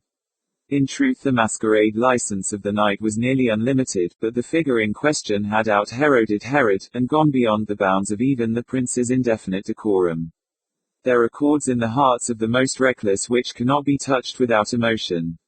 Even with the utterly lost to whom life and death are equally jests, there are matters of which no jest can be made. The whole company, indeed, seemed now deeply to feel that in the costume and bearing of the stranger neither wit nor propriety existed. The figure was tall and gaunt, and shrouded from head to foot in the habiliments of the grave. The mask which concealed the visage was made so nearly to resemble the countenance of a stiffened corpse that the closest scrutiny must have had difficulty in detecting the cheat. And yet all this might have been endured, if not approved by the mad revellers around. But the mummer had gone so far as to assume the type of the Red Death. His vesture was dabbled in blood, and his broad brow, with all the features of the face, was besprinkled with the scarlet horror. When the eyes of Prince Prospero fell upon this spectral image, which with a slow and solemn movement, as if more fully to sustain its role, stalked to and fro among the waltzes, he was seen to be convulsed, in the first moment with a strong shudder either of terror or distaste, but, in the next, his brow reddened with rage. "Who dares," he demanded hoarsely of the courtiers who stood near him, "who dares insult us with this blasphemous mockery? Seize him and unmask him, that we may know whom we have to hang at sunrise, from the battlements." It was in the eastern or blue chamber in which stood the Prince Prospero as he uttered these words. They rang throughout the 7 rooms loudly and clearly, for the prince was a bold and robust man, and the music had become hushed at the waving of his hand. It was in the blue room where stood the prince with a group of pale courtiers by his side. At first, as he spoke, there was a slight rushing movement of this group in the direction of the intruder, who at the moment was also near at hand, and now, with deliberate and stately step, made closer approach to the speaker. But from a certain nameless awe with which the mad assumptions of the mummer had inspired the whole party, there were found none who put forth hand to seize him, so that, unimpeded, he passed within a yard of the prince's person, and, while the vast assembly, as if with one impulse, shrank from the centers of the rooms to the walls, he made his way uninterruptedly, but with the same solemn and measured step which had distinguished him from the first, through the blue chamber to the purple, through the purple to the green, through the green to the orange, through this again to the white, and even thence to the violet, ere a decided movement had been made to arrest him. It was then, however, that the Prince Prospero, maddening with rage and the shame of his own momentary cowardice, rushed hurriedly through the 6 chambers, while none followed him on account of a deadly terror that had seized upon all. He bore aloft a drawn dagger, and had approached, in rapid impetuosity, to within 3 or 4 feet of the retreating figure, when the latter, having attained the extremity of the velvet apartment, turned suddenly and confronted his pursuer. There was a sharp cry, and the dagger dropped gleaming upon the sable carpet, upon which, instantly afterwards, fell prostrate in death the Prince Prospero. Then, summoning the wild courage of despair, a throng of the revelers at once threw themselves into the black apartment, and, seizing the mummer, whose tall figure stood erect and motionless within the shadow of the ebony clock, gasped in unutterable horror at finding the grave cerements and corpse-like mask which they handled with so violent a rudeness, untenanted by any tangible form. And now was acknowledged the presence of the Red Death. He had come like a thief in the night. And one by one dropped the revelers in the blood-bedewed halls of their revel, and died each in the despairing posture of his fall. And the life of the ebony clock went out with that of the last of the gay. And the flames of the tripods expired. And darkness and decay and the Red Death held illimitable dominion over all. The cask of Amontillado. The 1,000 injuries of Fortunato I had borne as I best could, but when he ventured upon insult, I vowed revenge. You, who so well know the nature of my soul, will not suppose, however, that I gave utterance to a threat. At length I would be avenged. This was a point definitively settled, but the very definitiveness with which it was resolved precluded the idea of risk.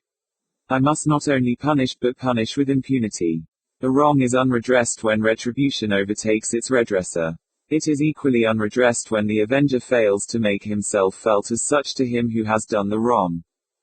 It must be understood, that neither by word nor deed had I given Fortunato cause to doubt my good will. I continued, as was my wont, to smile in his face, and he did not perceive that my smile now was at the thought of his immolation.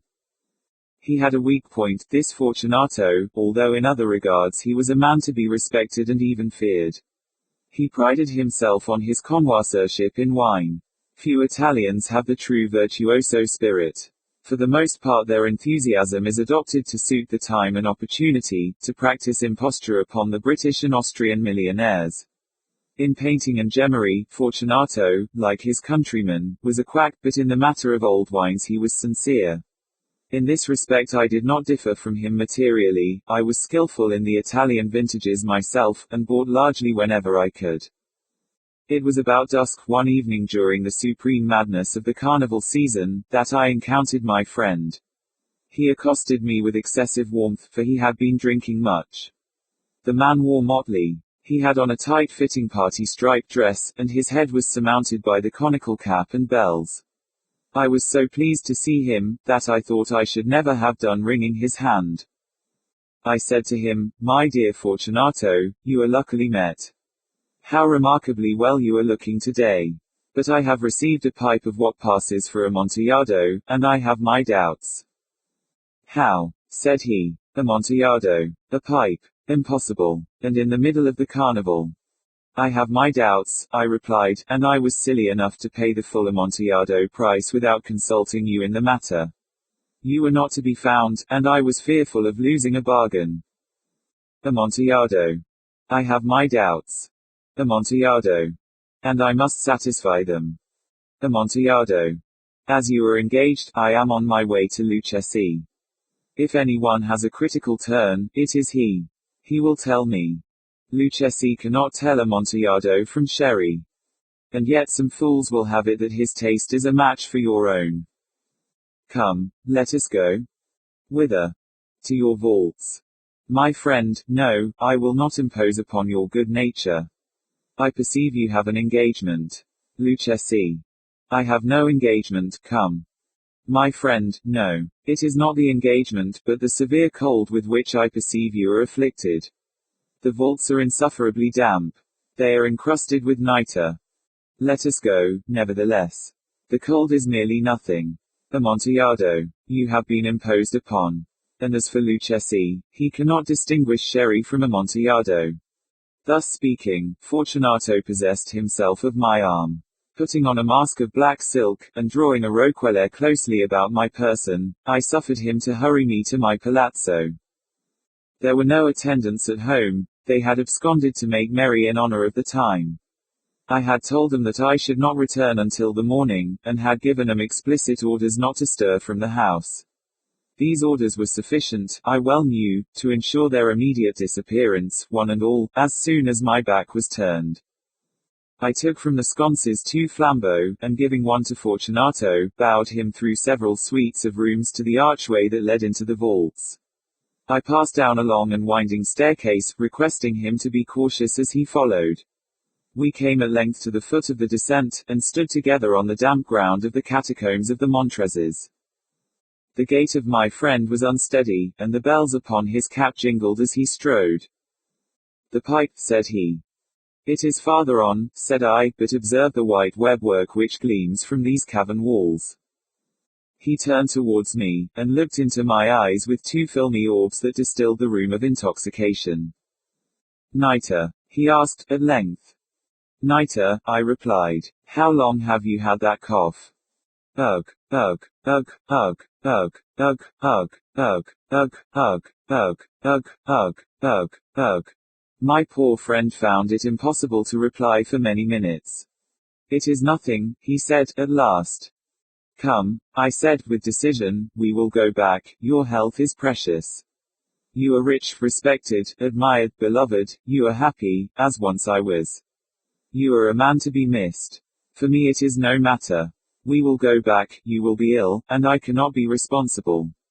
Besides, there is Lucchesi." "Enough," he said, "the cough is a mere nothing, it will not kill me. I shall not die of a cough." "True, true," I replied, "and, indeed, I had no intention of alarming you unnecessarily, but you should use all proper caution.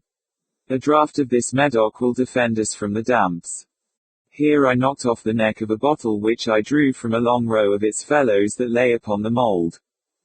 "Drink," I said, presenting him the wine. He raised it to his lips with a leer. He paused and nodded to me familiarly, while his bells jingled. "I drink," he said, "to the buried that repose around us. And I to your long life." He again took my arm, and we proceeded. "These vaults," he said, "are extensive." "The Montrezes," I replied, "were a great and numerous family." "I forget your arms." A huge human foot d'or, in a field azure, the foot crushes a serpent rampant whose fangs are embedded in the heel. "And the motto? Nemo me impune lacessit." "Good," he said. The wine sparkled in his eyes and the bells jingled. My own fancy grew warm with the Medoc. We had passed through walls of piled bones, with casks and puncheons intermingling, into the inmost recesses of the catacombs. I paused again, and this time I made bold to seize Fortunato by an arm above the elbow. "The niter," I said, "see, it increases. It hangs like moss upon the vaults. We are below the river's bed. The drops of moisture trickle among the bones. Come, we will go back ere it is too late. Your cough." "It is nothing," he said, "let us go on. But first, another draught of the Medoc." I broke and reached him a flagon of de Grave. He emptied it at a breath. His eyes flashed with a fierce light. He laughed and threw the bottle upwards with a gesticulation I did not understand. I looked at him in surprise. He repeated the movement, a grotesque one. "You do not comprehend," he said. "Not I," I replied. "Then you are not of the Brotherhood." "How? You are not of the Masons?" "Yes, yes," I said, "yes, yes." "You. Impossible. A Mason." "A Mason," I replied. "A sign," he said.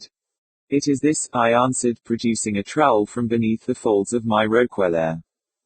"You jest," he exclaimed, recoiling a few paces. "But let us proceed to the Amontillado." "Be it so," I said, replacing the tool beneath the cloak, and again offering him my arm. He leaned upon it heavily. We continued our route in search of the Amontillado. We passed through a range of low arches, descended, passed on, and descending again, arrived at a deep crypt, in which the foulness of the air caused our flambeau rather to glow than flame.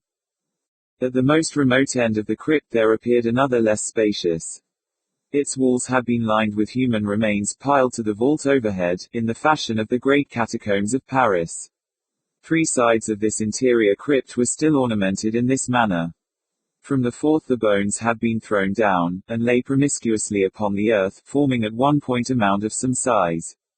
Within the wall thus exposed by the displacing of the bones, we perceived a still interior recess, in depth about 4 feet, in width 3, in height 6 or 7. It seemed to have been constructed for no especial use in itself, but formed merely the interval between two of the colossal supports of the roof of the catacombs, and was backed by one of the circumscribing walls of solid granite. It was in vain that Fortunato, uplifting his dull torch, endeavored to pry into the depths of the recess. Its termination the feeble light did not enable us to see. Proceed, I said, herein is the Amontillado. As for Lucchesi, he is an ignoramus, interrupted my friend, as he stepped unsteadily forward, while I followed immediately at his heels. In an instant he had reached the extremity of the niche, and finding his progress arrested by the rock, stood stupidly bewildered. A moment more and I had fettered him to the granite. In its surface were 2 iron staples, distant from each other about 2 feet, horizontally. From one of these depended a short chain, from the other a padlock. Throwing the links about his waist, it was but the work of a few seconds to secure it. He was too much astounded to resist. Withdrawing the key I stepped back from the recess. Pass your hand, I said, over the wall, you cannot help feeling the nitre. Indeed it is very damp. Once more let me implore you to return. No. Then I must positively leave you. But I must first render you all the little attentions in my power. The Amontillado, ejaculated my friend, not yet recovered from his astonishment.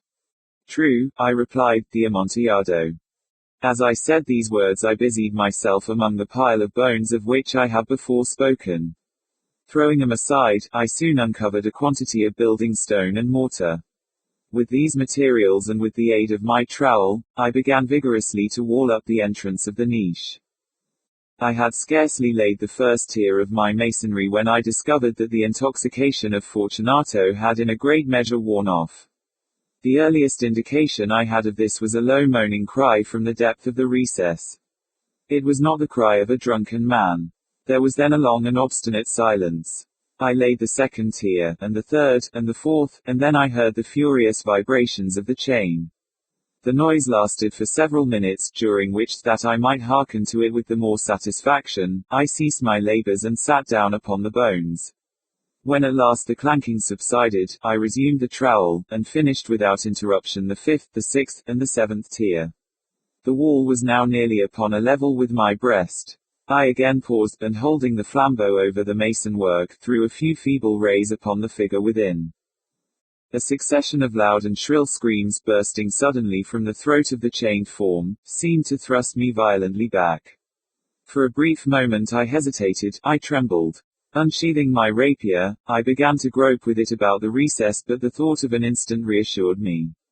I placed my hand upon the solid fabric of the catacombs, and felt satisfied. I re-approached the wall. I replied to the yells of him who clamored. I re-echoed, I aided, I surpassed him in volume and in strength. I did this, and the clamor grew still. It was now midnight, and my task was drawing to a close. I had completed the 8th, the 9th, and the 10th tier. I had finished a portion of the last and the 11th, there remained but a single stone to be fitted and plastered in. I struggled with its weight, I placed it partially in its destined position. But now there came from out the niche a low laugh that erected the hairs upon my head. It was succeeded by a sad voice, which I had difficulty in recognizing as that of the noble Fortunato. The voice said, "Ha, ha, ha, he, a very good joke indeed, an excellent jest. We will have many a rich laugh about it at the palazzo, he, over our wine, he, the Amontillado," I said. Yes, the Amontillado. But is it not getting late? Will not they be awaiting us at the palazzo, the Lady Fortunato and the rest? Let us be gone. Yes, I said, let us be gone. For the love of God, Montressor. Yes, I said, for the love of God. But to these words I hearkened in vain for a reply. I grew impatient. I called aloud. Fortunato. No answer. I called again. Fortunato. No answer still. I thrust a torch through the remaining aperture and let it fall within. There came forth in return only a jingling of the bells. My heart grew sick, on account of the dampness of the catacombs. I hastened to make an end of my labor. I forced the last stone into its position, I plastered it up. Against the new masonry I re-erected the old rampart of bones. For the half of a century no mortal has disturbed them. In pace requiescat. The imp of the perverse.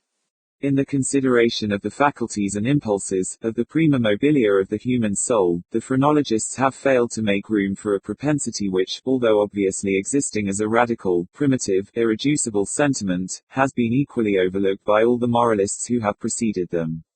In the pure arrogance of the reason, we have all overlooked it. We have suffered its existence to escape our senses, solely through want of belief, of faith, whether it be faith in revelation, or faith in the Kabbalah. The idea of it has never occurred to us, simply because of its supererogation. We saw no need of the impulse, for the propensity. We could not perceive its necessity. We could not understand, that is to say, we could not have understood, had the notion of this primum mobile ever obtruded itself, we could not have understood in what manner it might be made to further the objects of humanity, either temporal or eternal. It cannot be denied that phrenology and, in great measure, all metaphysicianism have been concocted a priori. The intellectual or logical man, rather than the understanding or observant man, set himself to imagine designs, to dictate purposes to God. Having thus fathomed, to his satisfaction, the intentions of Jehovah, out of these intentions he built his innumerable systems of mind. In the matter of phrenology, for example, we first determined, naturally enough, that it was the design of the deity that man should eat. We then assign to man an organ of alimentiveness, and this organ is the scourge with which the deity compels man, will I nil I, into eating. Secondly, having settled it to be God's will that man should continue his species, we discovered an organ of amativeness forthwith. And so with combativeness, with ideality, with causality, with constructiveness, so, in short, with every organ, whether representing a propensity, a moral sentiment, or a faculty of the pure intellect. And in these arrangements of the principia of human action, the Spurzheimites, whether right or wrong, in part, or upon the whole, have but followed, in principle, the footsteps of the predecessors, deducing and establishing everything from the preconceived destiny of man, and upon the ground of the objects of his Creator. It would have been wiser, it would have been safer, to classify, if classify we must, upon the basis of what man usually or occasionally did, and was always occasionally doing, rather than upon the basis of what we took it for granted the deity intended him to do. If we cannot comprehend God in his visible works, how then in his inconceivable thoughts, that call the works into being? If we cannot understand him in his objective creatures, how then in his substantive moods and phases of creation? Induction, a posteriori, would have brought phrenology to admit, as an innate and primitive principle of human action, a paradoxical something, which we may call perverseness, for want of a more characteristic term. In the sense I intend, it is, in fact, a mobile without motive, a motive not motivert. Through its promptings we act without comprehensible object, or, if this shall be understood as a contradiction in terms, we may so far modify the proposition as to say, that through its promptings we act for the reason that we should not. In theory, no reason can be more unreasonable, but, in fact, there is none more strong. With certain minds, under certain conditions, it becomes absolutely irresistible.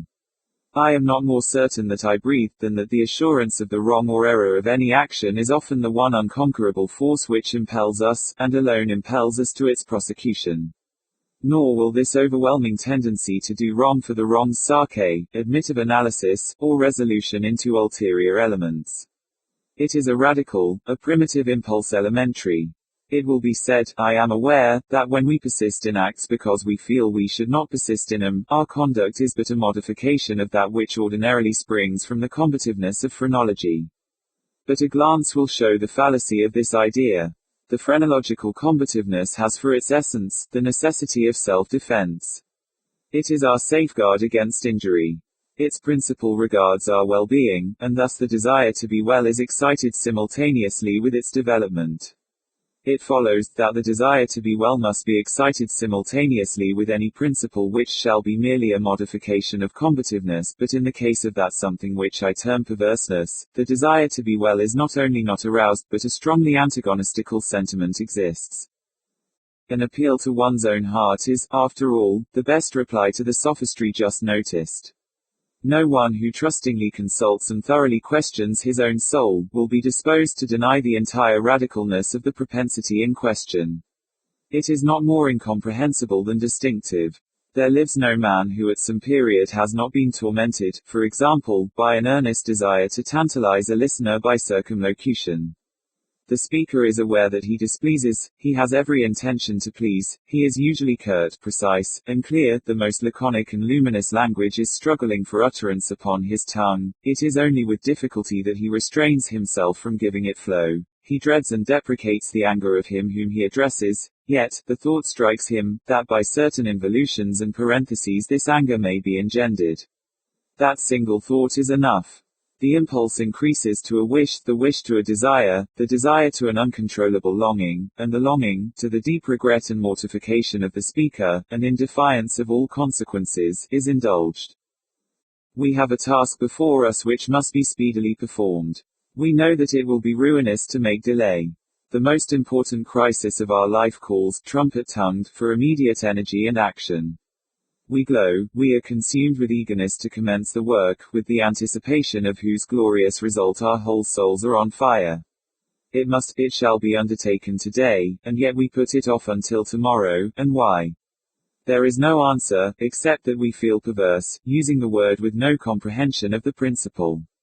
Tomorrow arrives, and with it a more impatient anxiety to do our duty, but with this very increase of anxiety arrives, also, a nameless, a positively fearful, because unfathomable, craving for delay.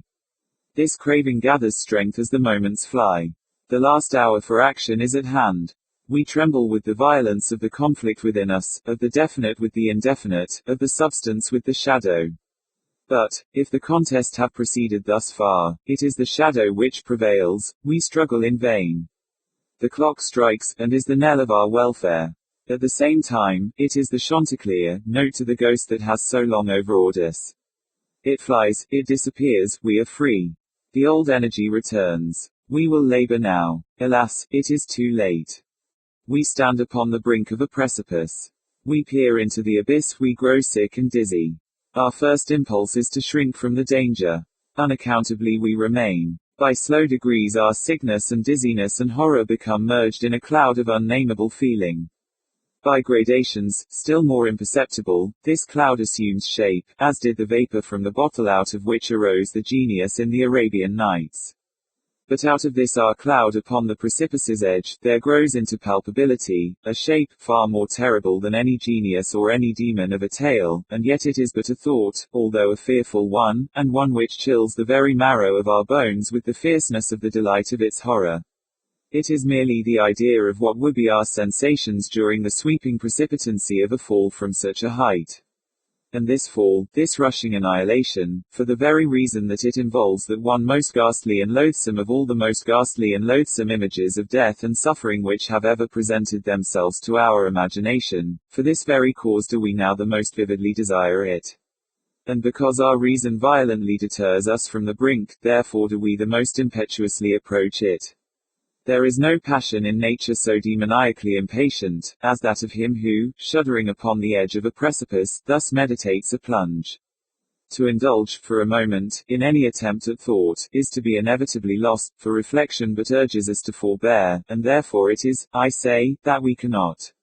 If there be no friendly arm to check us, or if we fail in a sudden effort to prostrate ourselves backward from the abyss, we plunge, and are destroyed. Examine these similar actions as we will, we shall find them resulting solely from the spirit of the perverse. We perpetrate them because we feel that we should not.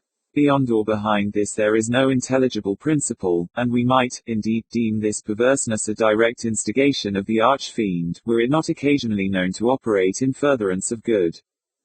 I have said thus much, that in some measure I may answer your question, that I may explain to you why I am here, that I may assign to you something that shall have at least the faint aspect of a cause for my wearing these fetters, and for my tenanting this cell of the condemned. Had I not been thus prolix, you might either have misunderstood me altogether, or, with the rabble, have fancied me mad. As it is, you will easily perceive that I am one of the many uncounted victims of the imp of the perverse.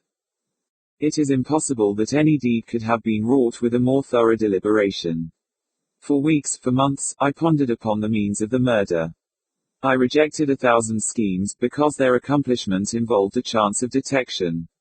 At length, in reading some French memoirs, I found an account of a nearly fatal illness that occurred to Madame Pilau, through the agency of a candle accidentally poisoned. The idea struck my fancy at once. I knew my victim's habit of reading in bed.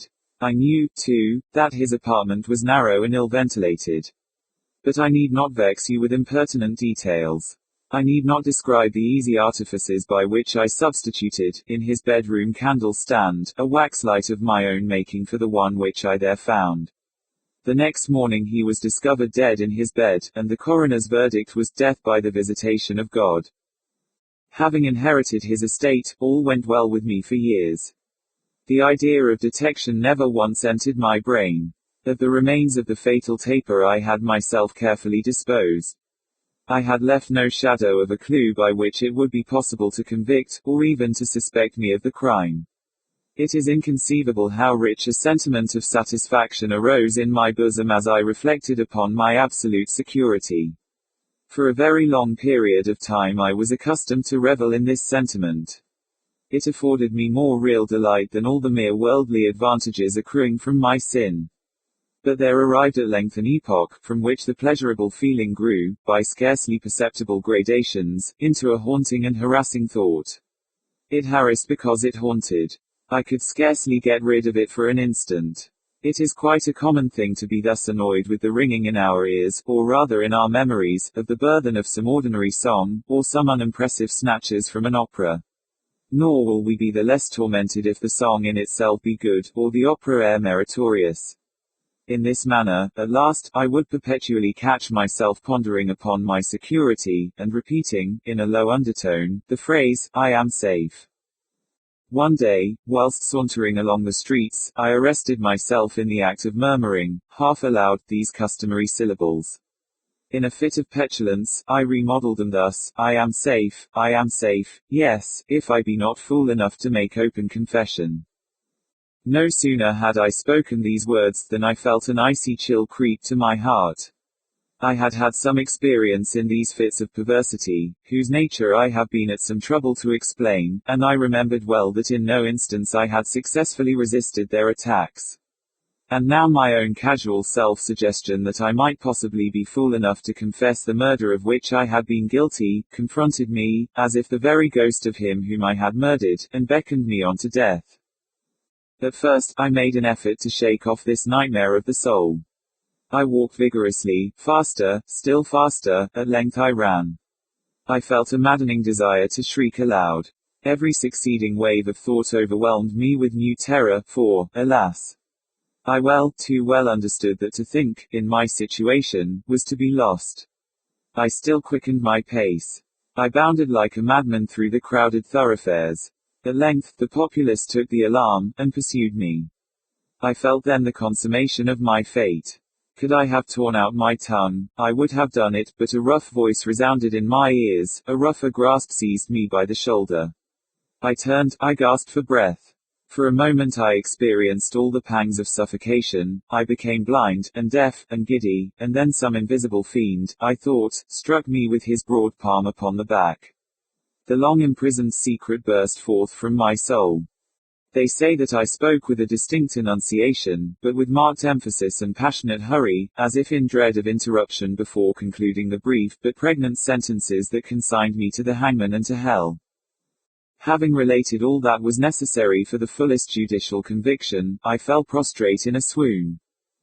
But why shall I say more? Today I wear these chains, and am here. Tomorrow I shall be fetterless, but where? The island of the Fae. Nullus enim locus sine genio est, Servius. La musique, says Marmontel, in those contes moraux, *1, which in all our translations, we have insisted upon calling, moral tales, as if in mockery of the spirit, la musique est le seul des talents qui jouissent de l'imine, tous les autres violent des témoins. He here confounds the pleasure derivable from sweet sounds with the capacity for creating them. No more than any other talent, is that for music susceptible of complete enjoyment, where there is no second party to appreciate its exercise. And it is only in common with other talents that it produces effects which may be fully enjoyed in solitude. The idea which the raconteur has either failed to entertain clearly, or has sacrificed in its expression to his national love of point, is, doubtless, the very tenable one that the higher order of music is the most thoroughly estimated when we are exclusively alone.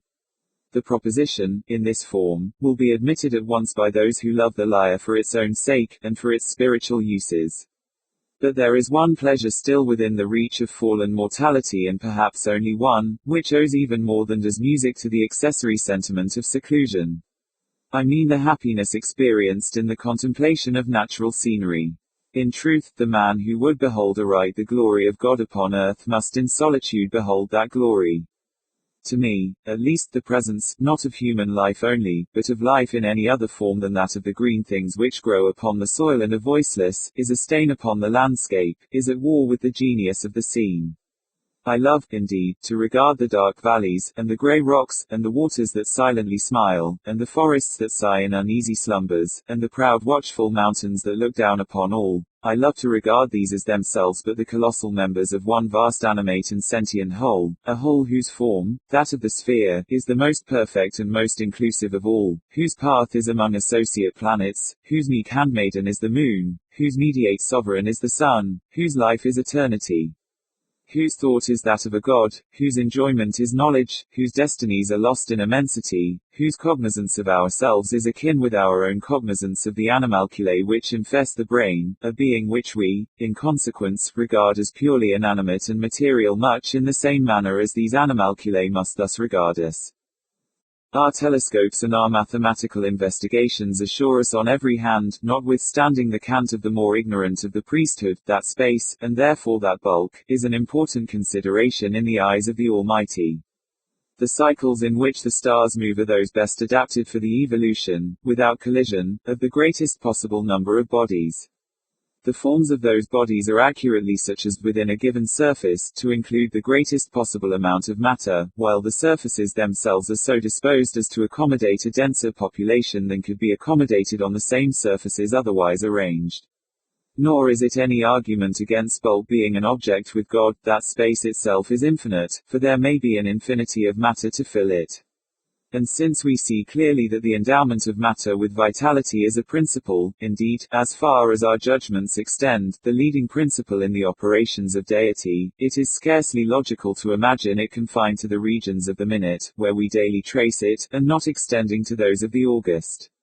As we find cycle within cycle without end, yet all revolving around one far distant center which is the Godhead, may we not analogically suppose in the same manner, life within life, the less within the greater, and all within the Spirit divine? In short, we are madly erring, through self-esteem, in believing man, in either his temporal or future destinies, to be of more moment in the universe than that vast clod of the valley, which he tills and contemns, and to which he denies a soul for no more profound reason than that he does not behold it in operation. *2. These fancies, and such as these, have always given to my meditations among the mountains and the forests, by the rivers and the ocean, a tinge of what the everyday world would not fail to term fantastic.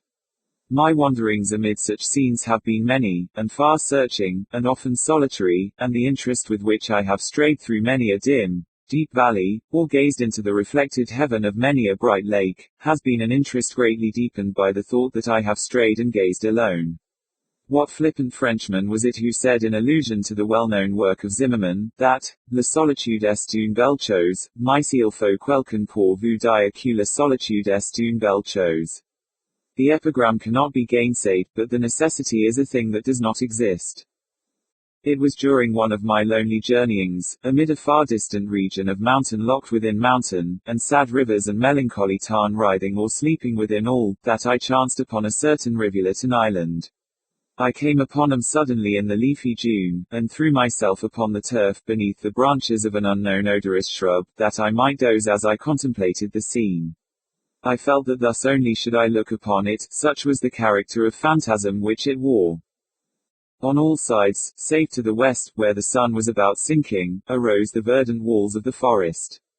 The little river which turned sharply in its course, and was thus immediately lost to sight, seemed to have no exit from its prison, but to be absorbed by the deep green foliage of the trees to the east, while in the opposite quarter, so it appeared to me as I lay at length and glanced upward, there poured down noiselessly and continuously into the valley, a rich golden and crimson waterfall from the sunset fountains of the sky.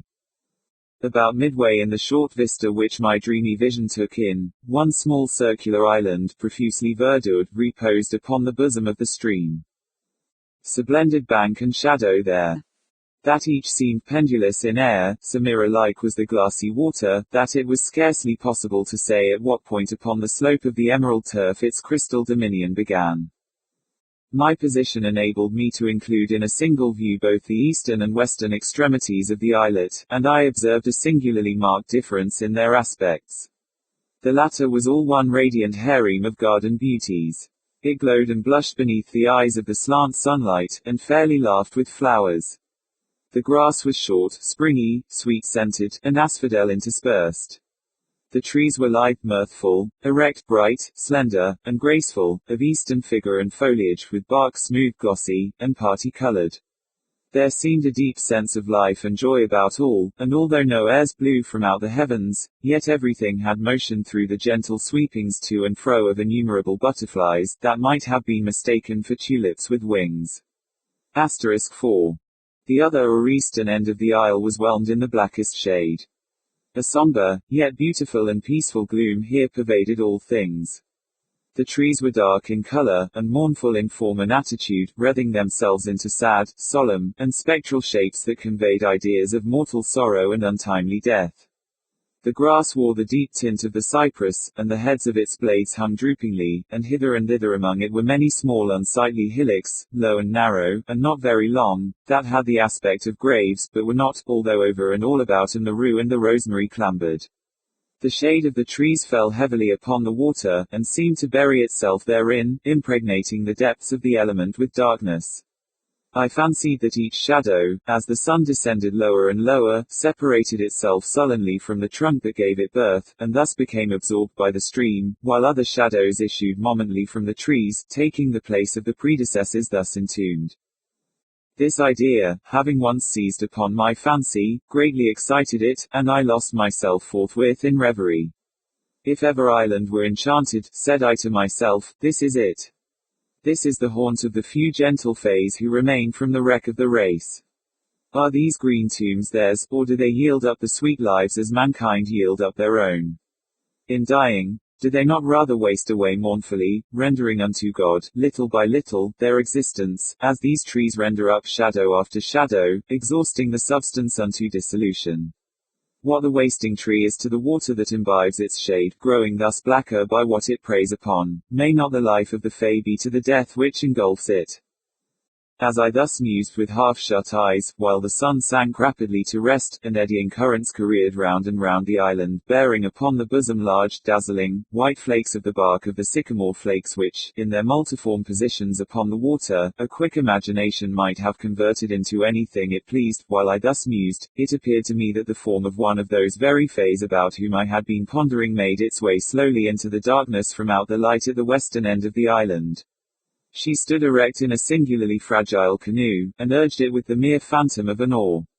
While within the influence of the lingering sunbeams, her attitude seemed indicative of joy, but sorrow deformed it as she passed within the shade.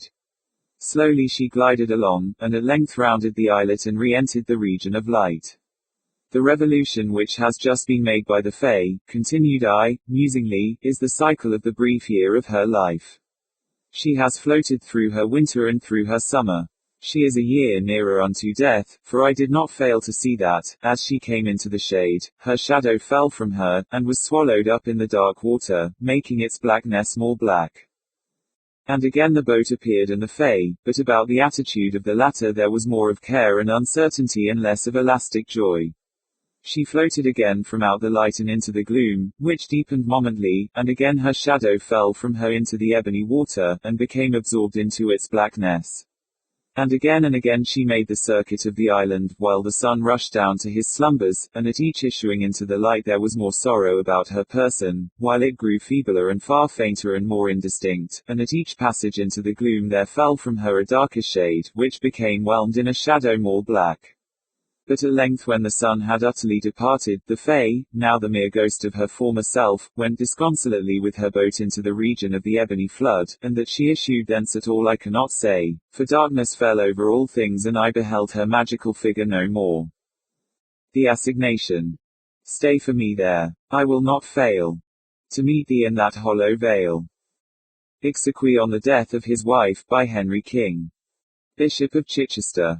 Ill-fated and mysterious man, bewildered in the brilliancy of thine own imagination, and fallen in the flames of thine own youth. Again in fancy I behold thee. Once more thy form hath risen before me, not, oh not as thou art, in the cold valley and shadow, but as thou shouldst be, squandering away a life of magnificent meditation in that city of dim visions, thine own Venice, which is a star-beloved Elysium of the sea, and the wide windows of whose Palladian palaces look down with a deep and bitter meaning upon the secrets of her silent waters. Yes, I repeat it, as thou shouldst be. There are surely other worlds than this, other thoughts than the thoughts of the multitude, other speculations than the speculations of the sophist. Who then shall call thy conduct into question?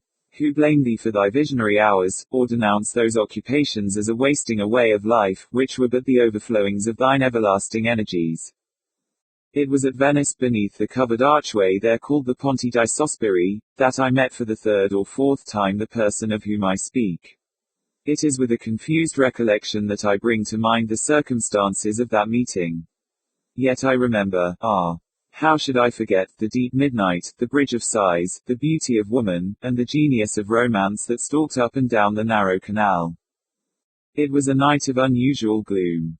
The great clock of the piazza had sounded the 5th hour of the Italian evening. The square of the Campanile lay silent and deserted, and the lights in the old ducal palace were dying fast away. I was returning home from the Piazzetta, by way of the Grand Canal. But as my gondola arrived opposite the mouth of the Canal San Marco, a female voice from its recesses broke suddenly upon the night, in one wild, hysterical, and long-continued shriek. Startled at the sound, I sprang upon my feet, while the gondolier, letting slip his single oar, lost it in the pitchy darkness beyond a chance of recovery, and we were consequently left to the guidance of the current which here sets from the greater into the smaller channel. Like some huge and sable-feathered condor, we were slowly drifting down towards the Bridge of Sighs, when 1,000 flambeaux flashing from the windows, and down the staircases of the ducal palace, turned all at once that deep gloom into a livid and preternatural day. A child, slipping from the arms of its own mother, had fallen from an upper window of the lofty structure into the deep and dim canal. The quiet waters had closed placidly over their victim, and, although my own gondola was the only one in sight, many a stout swimmer, already in the stream, was seeking in vain upon the surface, the treasure which was to be found, alas, only within the abyss. Upon the broad black marble flagstones at the entrance of the palace, and a few steps above the water, stood a figure which none who then saw can have ever since forgotten. It was the Marchesa Aphrodite, the adoration of all Venice, the gayest of the gay, the most lovely where all were beautiful, but still the young wife of the old and intriguing Mentoni, and the mother of that fair child, her first and only one, who now, deep beneath the murky water, was thinking in bitterness of heart upon her sweet caresses, and exhausting its little life in struggles to call upon her name. She stood alone. Her small, bare, and silvery feet gleamed in the black mirror of marble beneath her. Her hair, not as yet more than half loosened for the night from its ballroom array, clustered, amid a shower of diamonds, round and round her classical head, in curls like those of the young hyacinth. A snowy white and gauze-like drapery seemed to be nearly the sole covering to her delicate form, but the midsummer and midnight air was hot, sullen, and still, and no motion in the statue-like form itself stirred even the folds of that raiment of very vapor which hung around it as the heavy marble hangs around the Niobe. Yet, strange to say, her large lustrous eyes were not turned downwards upon that grave wherein her brightest hope lay buried, but riveted in a widely different direction. The prison of the Old Republic is, I think, the stateliest building in all Venice, but how could that lady gaze so fixedly upon it, when beneath her lay stifling her only child? Yon dark, gloomy niche, too, yawns right opposite her chamber window. What, then, could there be in its shadows, in its architecture, in its ivy-wreathed and solemn cornices, that the Marchesa di Mentoni had not wondered at 1,000 times before? Nonsense! Who does not remember that, at such a time as this, the eye, like a shattered mirror, multiplies the images of its sorrow, and sees in innumerable far-off places, the woe which is close at hand? Many steps above the Marchesa, and within the arch of the water-gate, stood, in full dress, the satyr-like figure of Mentoni himself. He was occasionally occupied in thrumming a guitar, and seemed ennuyé to the very death, as at intervals he gave directions for the recovery of his child. Stupefied and aghast, I had myself no power to move from the upright position I had assumed upon first hearing the shriek, and must have presented to the eyes of the agitated group a spectral and ominous appearance, as with pale countenance and rigid limbs, I floated down among them in that funereal gondola. All efforts proved in vain. Many of the most energetic in the search were relaxing their exertions, and yielding to a gloomy sorrow. There seemed but little hope for the child, how much less than for the mother. But now, from the interior of that dark niche which has been already mentioned as forming a part of the old Republican prison, and as fronting the lattice of the Marchesa, a figure muffled in a cloak, stepped out within reach of the light, and pausing a moment upon the verge of the giddy descent, plunged headlong into the canal. As, in an instant afterwards, he stood with the still living and breathing child within his grasp, upon the marble flagstones by the side of the Marchesa, his cloak, heavy with the drenching water, became unfastened, and, falling in folds about his feet, discovered to the wonder-stricken spectators the graceful person of a very young man, with the sound of whose name the greater part of Europe was then ringing. No word spoke the deliverer. But the Marchesa. She will now receive her child, she will press it to her heart, she will cling to its little form, and smother it with her caresses. Alas! Another's arms have taken it from the stranger, another's arms have taken it away, and borne it afar off, unnoticed, into the palace. And the Marchesa. Her beautiful lip trembles, tears are gathering in her eyes, those eyes which, like Pliny's acanthus, are soft and almost liquid. Yes. Tears are gathering in those eyes, and see. The entire woman thrills throughout the soul, and the statue has started into life. The pallor of the marble countenance, the swelling of the marble bosom, the very purity of the marble feet, we behold suddenly flushed over with a tide of ungovernable crimson, and a slight shudder quivers about her delicate frame, as a gentle air at Napoli about the rich silver lilies in the grass. Why should that lady blush? To this demand there is no answer, except that, having left, in the eager haste and terror of a mother's heart, the privacy of her own boudoir, she has neglected to enthrall her tiny feet in the slippers, and utterly forgotten to throw over her Venetian shoulders that drapery which is the due. What other possible reason could there have been for her so blushing, for the glance of those wild appealing eyes? For the unusual tumult of that throbbing bosom, for the convulsive pressure of that trembling hand, that hand which fell, as Mentoni turned into the palace, accidentally, upon the hand of the stranger. What reason could there have been for the singularly low tone of those unmeaning words which the lady uttered hurriedly in bidding him adieu? Thou hast conquered, she said, or the murmurs of the water deceived me, thou hast conquered, 1 hour after sunrise, we shall meet, so let it be. The tumult had subsided, the lights had died away within the palace, and the stranger, whom I now recognized, stood alone upon the flags. He shook with inconceivable agitation, and his eye glanced around in search of a gondola. I could not do less than offer him the service of my own, and he accepted the civility. Having obtained an oar at the water-gate, we proceeded together to his residence, while he rapidly recovered his self-possession, and spoke of our former slight acquaintance in terms of great apparent cordiality. There are some subjects upon which I take pleasure in being minute. The person of the stranger, let me call him by this title, who to all the world was still a stranger, the person of the stranger is one of these subjects.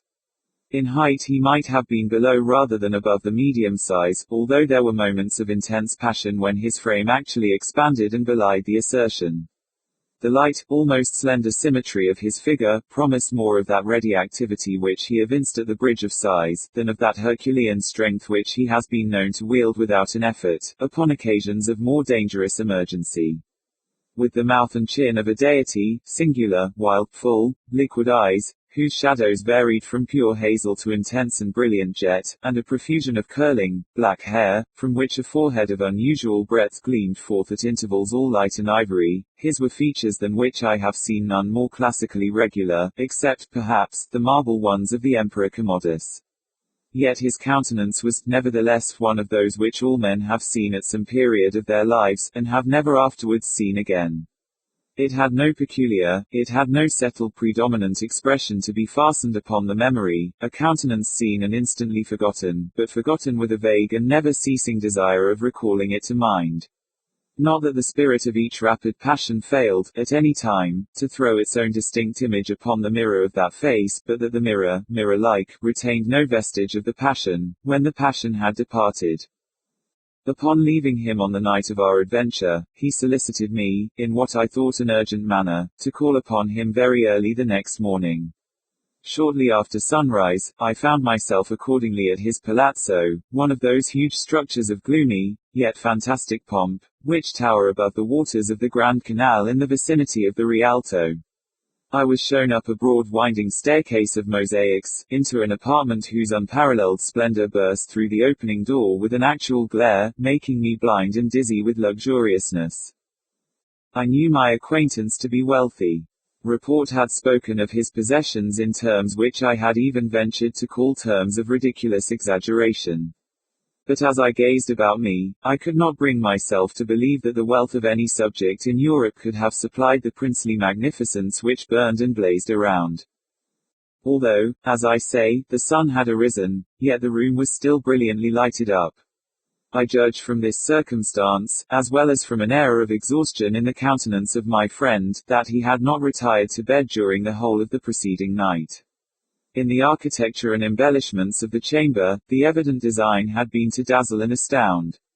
Little attention had been paid to the decora of what is technically called keeping, or to the proprieties of nationality. The eye wandered from object to object, and rested upon none, neither the grotesques of the Greek painters, nor the sculptures of the best Italian days, nor the huge carvings of untutored Egypt.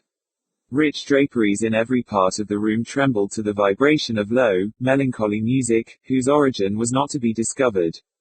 The senses were oppressed by mingled and conflicting perfumes, reeking up from strange convolute senses, together with multitudinous flaring and flickering tongues of emerald and violet fire.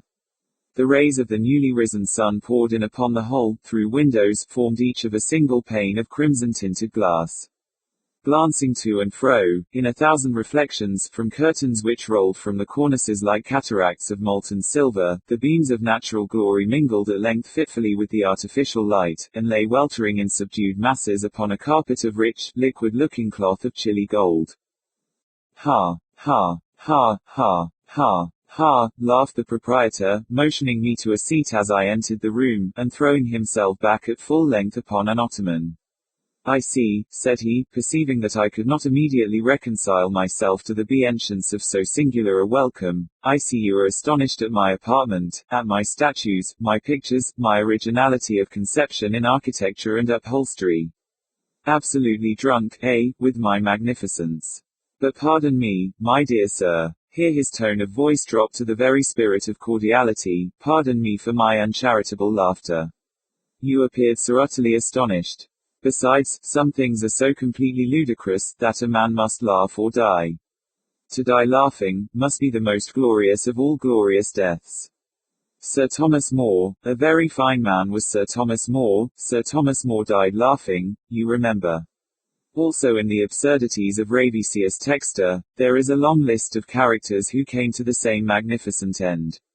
Do you know, however, continued he musingly, that at Sparta, which is now Ocari, at Sparta, I say, to the west of the citadel, among a chaos of scarcely visible ruins, is a kind of sokol, upon which are still legible the letters AAEM. They are undoubtedly part of PEAAEMA. Now, at Sparta were 1,000 temples and shrines to 1,000 different divinities. How exceedingly strange that the altar of laughter should have survived all the others. But in the present instance, he resumed with a singular alteration of voice and manner, I have no right to be merry at your expense. You might well have been amazed. Europe cannot produce anything so fine as this, my little regal cabinet. My other apartments are by no means of the same order, mere ultras of fashionable insipidity. This is better than fashion, is it not? Yet this has but to be seen to become the rage, that is, with those who could afford it at the cost of their entire patrimony. I have guarded, however, against any such profanation.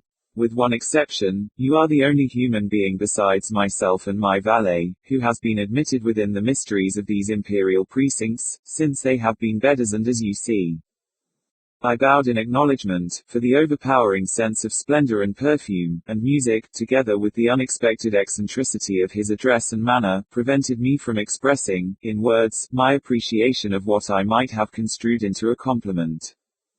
Here, he resumed, arising and leaning on my arm as he sauntered around the apartment, here are paintings from the Greeks to Cimabue, and from Cimabue to the present hour. Many are chosen, as you see, with little deference to the opinions of virtue. They are all, however, fitting tapestry for a chamber such as this. Here, too, are some chefs d'oeuvre of the unknown great, and here, unfinished designs by men, celebrated in their day, whose very names the perspicacity of the academies has left to silence and to me. What think you, said he, turning abruptly as he spoke, what think you of this Madonna della Pieta? It is Guido's own, I said with all the enthusiasm of my nature, for I had been poring intently over its surpassing loveliness. It is Guido's own, how could you have obtained it? She is undoubtedly in painting what the Venus is in sculpture. Ha, said he thoughtfully, the Venus, the beautiful Venus, the Venus of the Medici, she of the diminutive head and the gilded hair. Part of the left arm. Here his voice dropped so as to be heard with difficulty, and all the right, are restorations, and in the coquetry of that right arm lies, I think, the quintessence of all affectation. Give me the Canova. The Apollo, too, is a copy, there can be no doubt of it, blind fool that I am, who cannot behold the boasted inspiration of the Apollo. I cannot help, pity me, I cannot help preferring the Antinous. Was it not Socrates who said that the statuary found his statue in the block of marble? Then Michelangelo was by no means original in his couplet. Non ha l'ottimo artista alcun concerto. Che un marmo solo in che non circonscriva.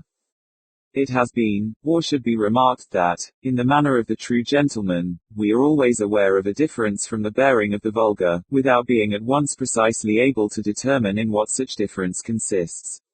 Allowing the remark to have applied in its full force to the outward demeanor of my acquaintance, I felt it, on that eventful morning, still more fully applicable to his moral temperament and character.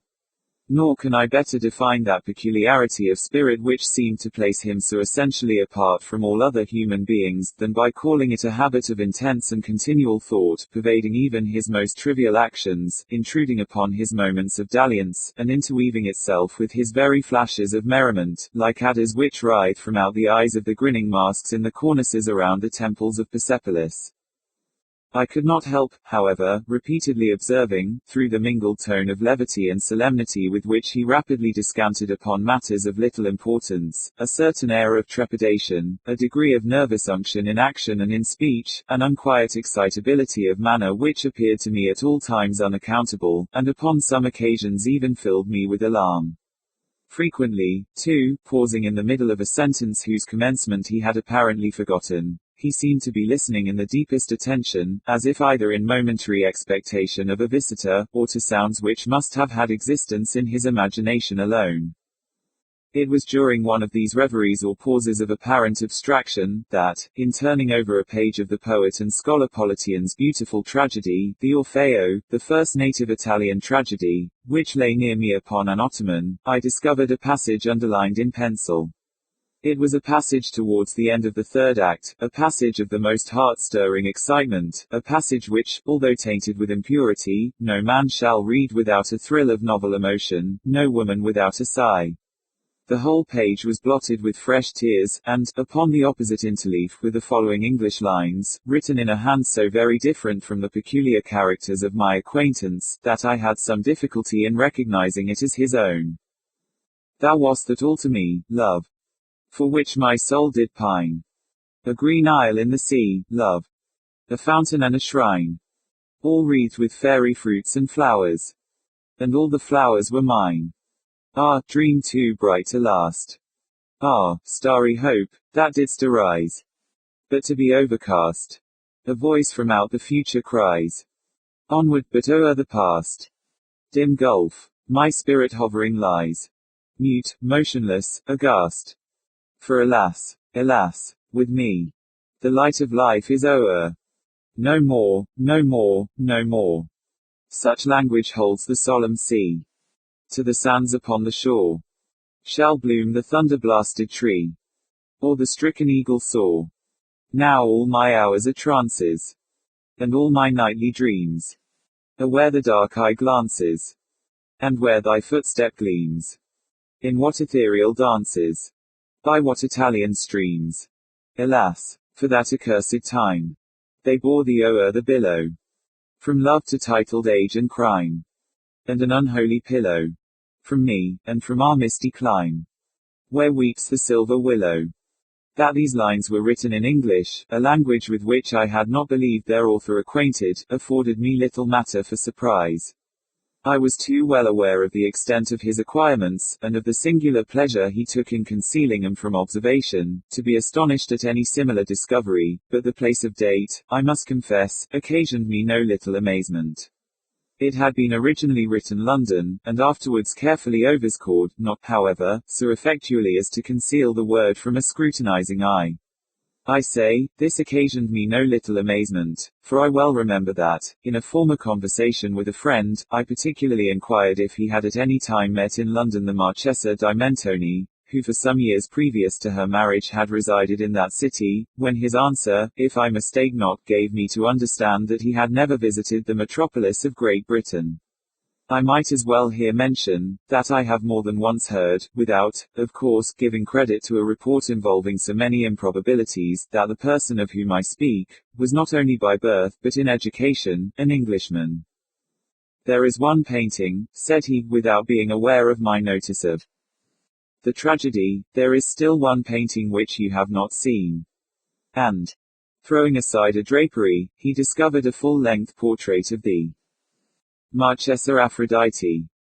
Human art could have done no more in the delineation of her superhuman beauty. The same ethereal figure which stood before me the preceding night upon the steps of the ducal palace, stood before me once again, but in the expression of the countenance which was beaming all over with smiles, there still lurked incomprehensible anomaly, that fitful stain of melancholy which will ever be found inseparable from the perfection of the beautiful. Her right arm lay folded over her bosom. With her left she pointed downward to a curiously fashioned vase. One small, fairy foot, alone visible, barely touched the earth, and scarcely discernible in the brilliant atmosphere which seemed to encircle and enshrine her loveliness, floated a pair of the most delicately imagined wings. My glance fell from the painting to the figure of my friend, and the vigorous words of Chapman's Bussy d'Amboise quivered instinctively upon my lips. He is up there like a Roman statue. He will stand till death hath made him marble.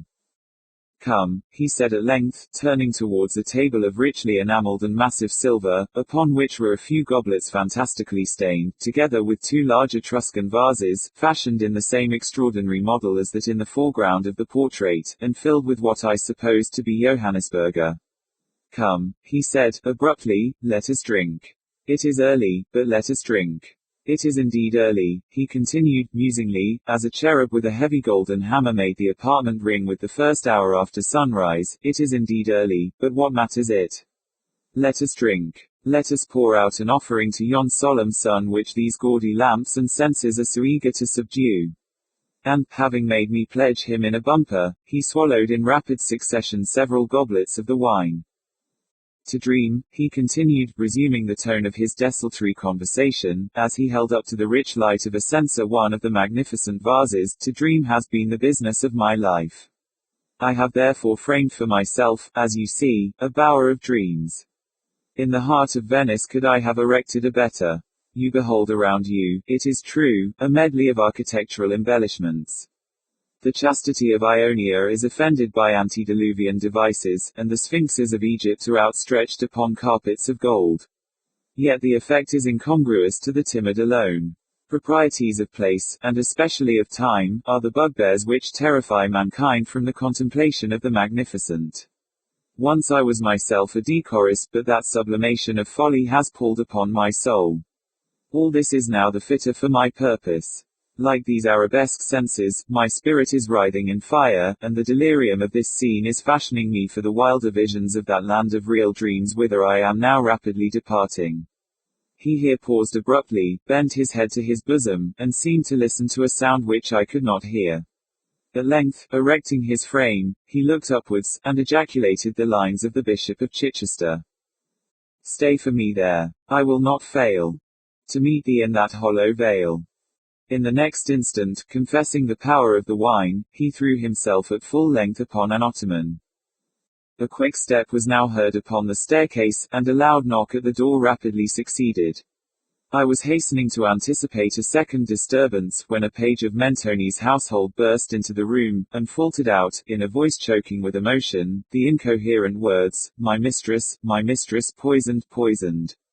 Oh, beautiful Aphrodite. Bewildered, I flew to the ottoman, and endeavored to arouse the sleeper to a sense of the startling intelligence. But his limbs were rigid, his lips were livid, his lately beaming eyes were riveted in death. I staggered back towards the table, my hand fell upon a cracked and blackened goblet, and a consciousness of the entire and terrible truth flashed suddenly over my soul. The pit and the pendulum. Impia torturum longos hic turba furores. Sanguinis innocui, non satiator, alut. Sospite nunc patria, fracto nunc funeris antro. Mors ubi dira fut vita salus, patent. Quatrain composed for the gates of a market to be erected upon the site of the Jacobin clubhouse at Paris. I was sick unto death with that long agony, and when they at length unbound me, and I was permitted to sit, I felt that my senses were leaving me. The sentence, the dread sentence of death, was the last of distinct accentuation which reached my ears. After that, the sound of the inquisitorial voices seemed merged in one dreamy indeterminate hum. It conveyed to my soul the idea of revolution, perhaps from its association in fancy with the burr of a mill wheel. This only for a brief period, for presently I heard no more. Yet, for a while, I saw, but with how terrible an exaggeration. I saw the lips of the black-robed judges. They appeared to me whiter than the sheet upon which I trace these words, and thin even to grotesqueness, thin with the intensity of their expression of firmness, of immovable resolution, of stern contempt of human torture. I saw that the decrees of what to me was fate were still issuing from those lips. I saw them writhe with a deadly locution. I saw them fashion the syllables of my name, and I shuddered because no sound succeeded. I saw, too, for a few moments of delirious horror, the soft and nearly imperceptible waving of the sable draperies which enwrapped the walls of the apartment. And then my vision fell upon the 7 tall candles upon the table. At first they wore the aspect of charity, and seemed white and slender angels who would save me, but then, all at once, there came a most deadly nausea over my spirit, and I felt every fiber in my frame thrill as if I had touched the wire of a galvanic battery, while the angel forms became meaningless specters, with heads of flame, and I saw that from them there would be no help. And then there stole into my fancy, like a rich musical note, the thought of what sweet rest there must be in the grave. The thought came gently and stealthily, and it seemed long before it attained full appreciation, but just as my spirit came at length properly to feel and entertain it, the figures of the judges vanished, as if magically, from before me, the tall candles sank into nothingness, their flames went out utterly, the blackness of darkness supervened, all sensations appeared swallowed up in a mad rushing descent as of the soul into Hades. Then silence, and stillness, night with a universe. I had swooned, but still will not say that all of consciousness was lost. What of it there remained I will not attempt to define, or even to describe, yet all was not lost. In the deepest slumber, no. In delirium, no. In a swoon, no. In death, no. Even in the grave all is not lost. Else there is no immortality for man. Arousing from the most profound of slumbers, we break the gossamer web of some dream. Yet in a second afterward, so frail may that web have been, we remember not that we have dreamed. In the return to life from the swoon there are two stages, first, that of the sense of mental or spiritual, secondly, that of the sense of physical existence. It seems probable that if, upon reaching the second stage, we could recall the impressions of the first, we should find these impressions eloquent in memories of the gulf beyond. And that gulf is what? How at least shall we distinguish its shadows from those of the tomb? But if the impressions of what I have termed the first stage, are not, at will, recalled, yet, after long interval, do they not come unbidden, while we marvel whence they come? He who has never swooned, is not he who finds strange palaces and wildly familiar faces in coals that glow, is not he who beholds floating in mid-air the sad visions that the many may not view, is not he who ponders over the perfume of some novel flower, is not he whose brain grows bewildered with the meaning of some musical cadence which has never before arrested his attention. Amid frequent and thoughtful endeavors to remember, amid earnest struggles to regather some token of the state of seeming nothingness into which my soul had lapsed, there have been moments when I have dreamed of success, there have been brief, very brief periods when I have conjured up remembrances which the lucid reason of a later epoch assures me could have had reference only to that condition of seeming unconsciousness. These shadows of memory tell, indistinctly, of tall figures that lifted and bore me in silence down, down, still down, till a hideous dizziness oppressed me at the mere idea of the interminableness of the descent. They tell also of a vague horror at my heart, on account of that heart's unnatural stillness. Then comes a sense of sudden motionlessness throughout all things, as if those who bore me, a ghastly train, had outrun, in their descent, the limits of the limitless, and paused from the wearisomeness of the toil. After this I call to mind flatness and dampness, and then all is madness, the madness of a memory which busies itself among forbidden things. Very suddenly there came back to my soul motion and sound, the tumultuous motion of the heart, and, in my ears, the sound of its beating. Then a pause in which all is blank. Then again sound, and motion, and touch, a tingling sensation pervading my frame. Then the mere consciousness of existence, without thought, a condition which lasted long. Then, very suddenly, thought, and shuddering terror, an earnest endeavor to comprehend my true state. Then a strong desire to lapse into insensibility. Then a rushing revival of soul and a successful effort to move. And now a full memory of the trial, of the judges, of the sable draperies, of the sentence, of the sickness, of the swoon. Then entire forgetfulness of all that followed, of all that a later day and much earnestness of endeavor have enabled me vaguely to recall. So far, I had not opened my eyes. I felt that I lay upon my back, unbound. I reached out my hand, and it fell heavily upon something damp and hard. There I suffered it to remain for many minutes, while I strove to imagine where and what I could be. I longed, yet dared not to employ my vision. I dreaded the first glance at objects around me. It was not that I feared to look upon things horrible, but that I grew aghast lest there should be nothing to see. At length, with a wild desperation at heart, I quickly unclosed my eyes. My worst thoughts, then, were confirmed. The blackness of eternal night encompassed me. I struggled for breath. The intensity of the darkness seemed to oppress and stifle me. The atmosphere was intolerably close. I still lay quietly, and made effort to exercise my reason. I brought to mind the inquisitorial proceedings, and attempted from that point to deduce my real condition. The sentence had passed, and it appeared to me that a very long interval of time had since elapsed. Yet not for a moment did I suppose myself actually dead.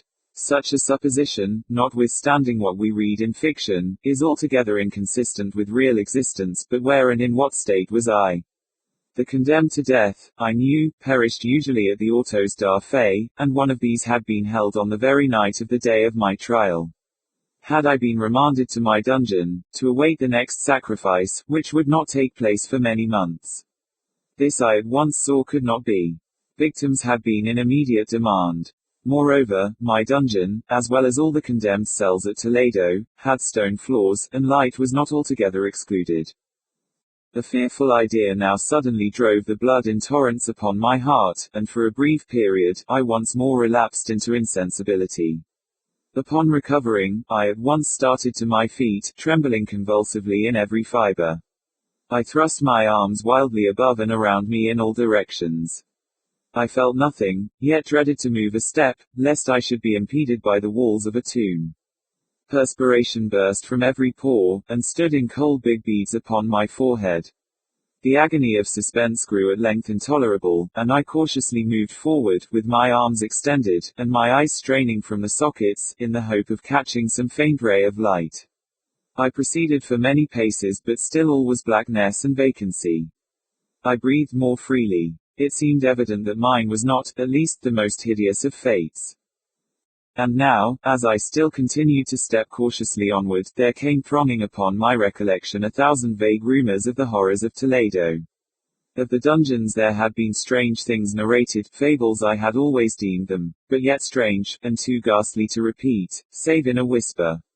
Was I left to perish of starvation in this subterranean world of darkness, or what fate, perhaps even more fearful, awaited me?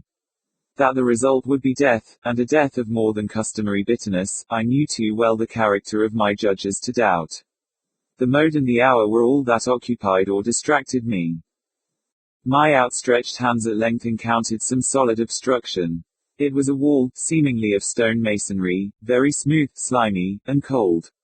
I followed it up, stepping with all the careful distrust with which certain antique narratives had inspired me. This process, however, afforded me no means of ascertaining the dimensions of my dungeon, as I might make its circuit, and return to the point whence I set out, without being aware of the fact, so perfectly uniform seemed the wall. I therefore sought the knife which had been in my pocket, when led into the inquisitorial chamber, but it was gone. My clothes had been exchanged for a wrapper of coarse serge. I had thought of forcing the blade in some minute crevice of the masonry, so as to identify my point of departure. The difficulty, nevertheless, was but trivial, although, in the disorder of my fancy, it seemed at first insuperable. I tore a part of the hem from the robe and placed the fragment at full length, and at right angles to the wall. In groping my way around the prison, I could not fail to encounter this rag upon completing the circuit. So, at least I thought, but I had not counted upon the extent of the dungeon, or upon my own weakness. The ground was moist and slippery. I staggered onward for some time, when I stumbled and fell. My excessive fatigue induced me to remain prostrate, and sleep soon overtook me as I lay. Upon awaking, and stretching forth an arm, I found beside me a loaf and a pitcher with water. I was too much exhausted to reflect upon this circumstance, but ate and drank with avidity. Shortly afterward, I resumed my tour around the prison, and with much toil came at last upon the fragment of the serge. Up to the period when I fell I had counted 52 paces, and upon resuming my walk, I had counted 48 more, when I arrived at the rag. There were in all, then, 100 paces, and, admitting 2 paces to the yard, I presumed the dungeon to be 50 yards in circuit.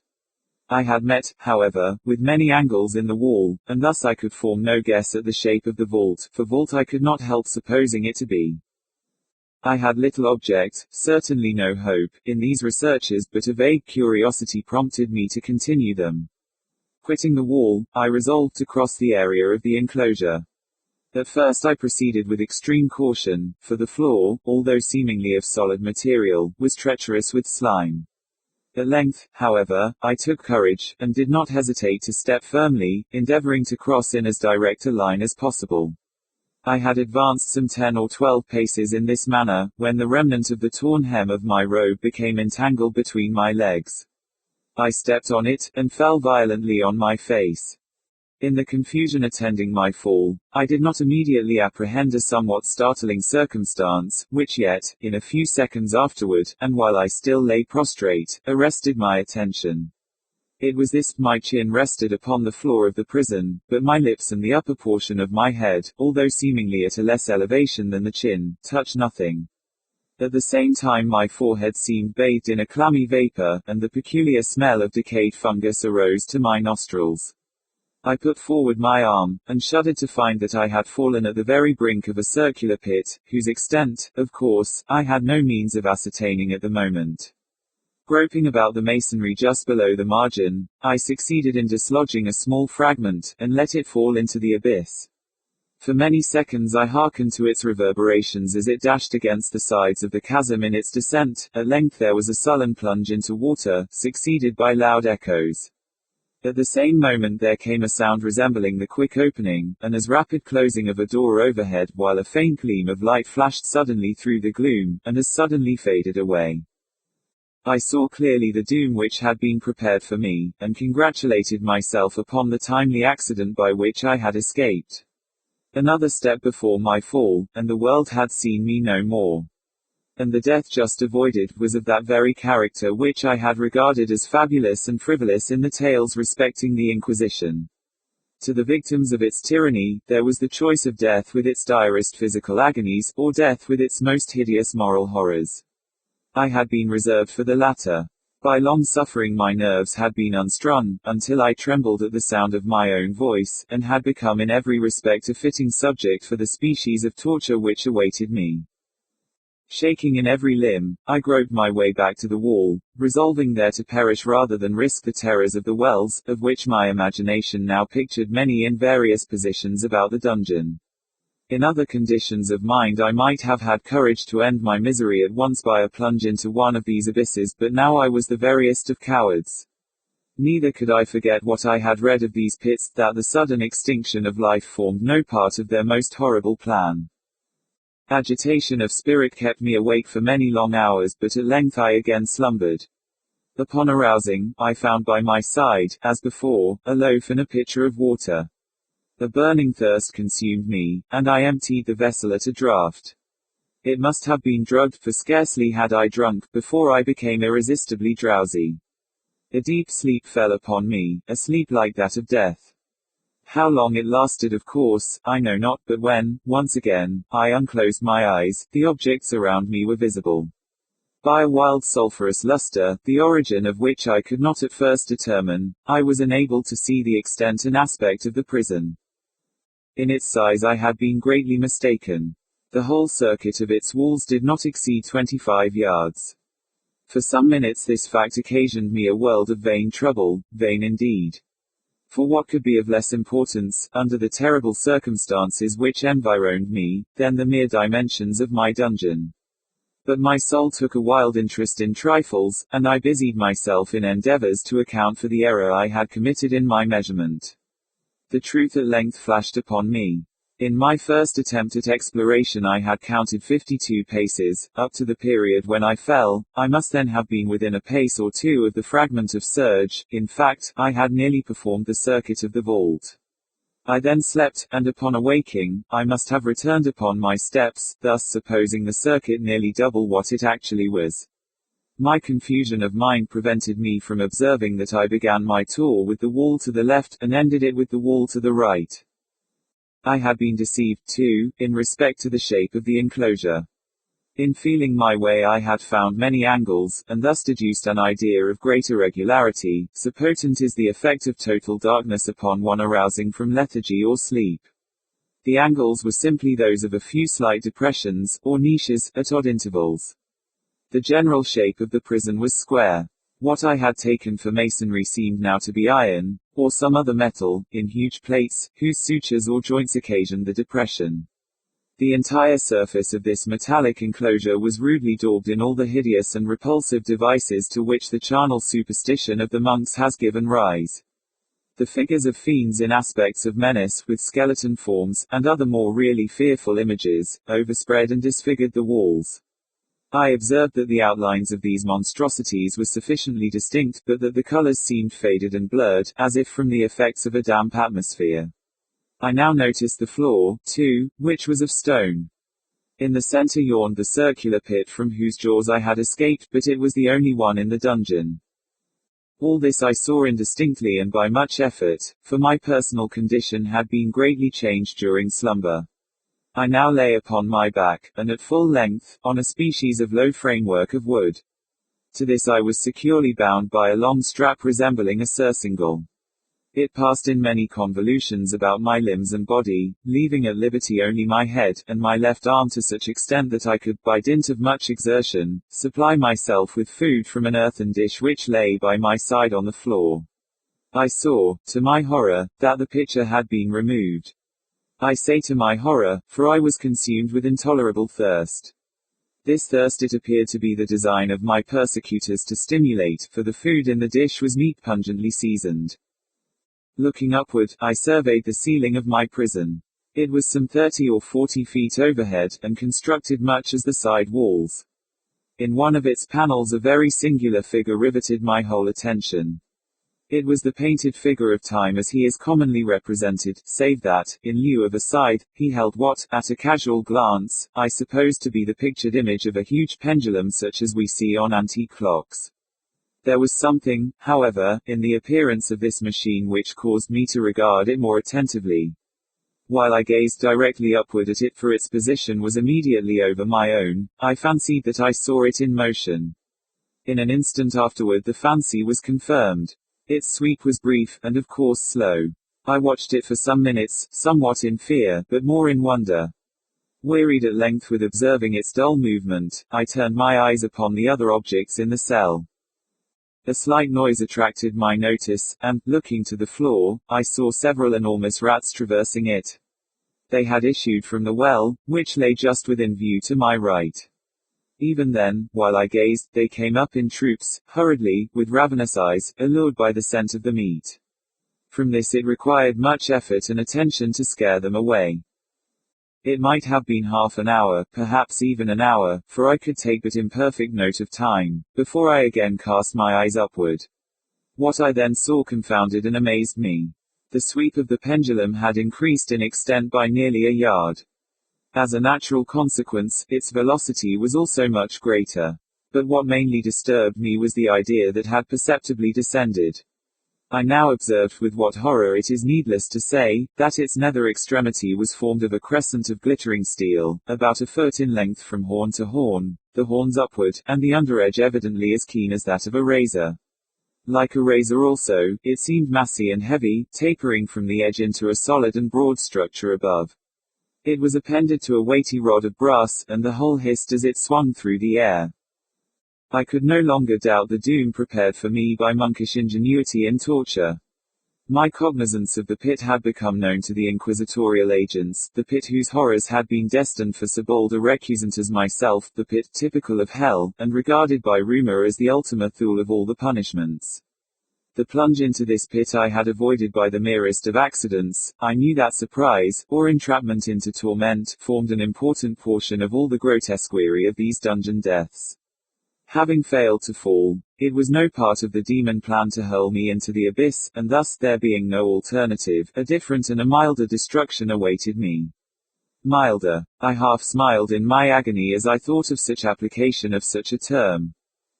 What boots it to tell of the long, long hours of horror more than mortal, during which I counted the rushing vibrations of the steel. Inch by inch, line by line, with a descent only appreciable at intervals that seemed ages, down and still down it came. Days passed, it might have been that many days passed, ere it swept so closely over me as to fan me with its acrid breath. The odor of the sharp steel forced itself into my nostrils. I prayed, I wearied heaven with my prayer for its more speedy descent. I grew frantically mad, and struggled to force myself upward against the sweep of the fearful scimitar. And then I fell suddenly calm, and lay smiling at the glittering death, as a child at some rare bauble. There was another interval of utter insensibility. It was brief, for, upon again lapsing into life there had been no perceptible descent in the pendulum. But it might have been long, for I knew there were demons who took note of my swoon, and who could have arrested the vibration at pleasure. Upon my recovery, too, I felt very, inexpressibly sick and weak, as if through long inanition. Even amid the agonies of that period, the human nature craved food.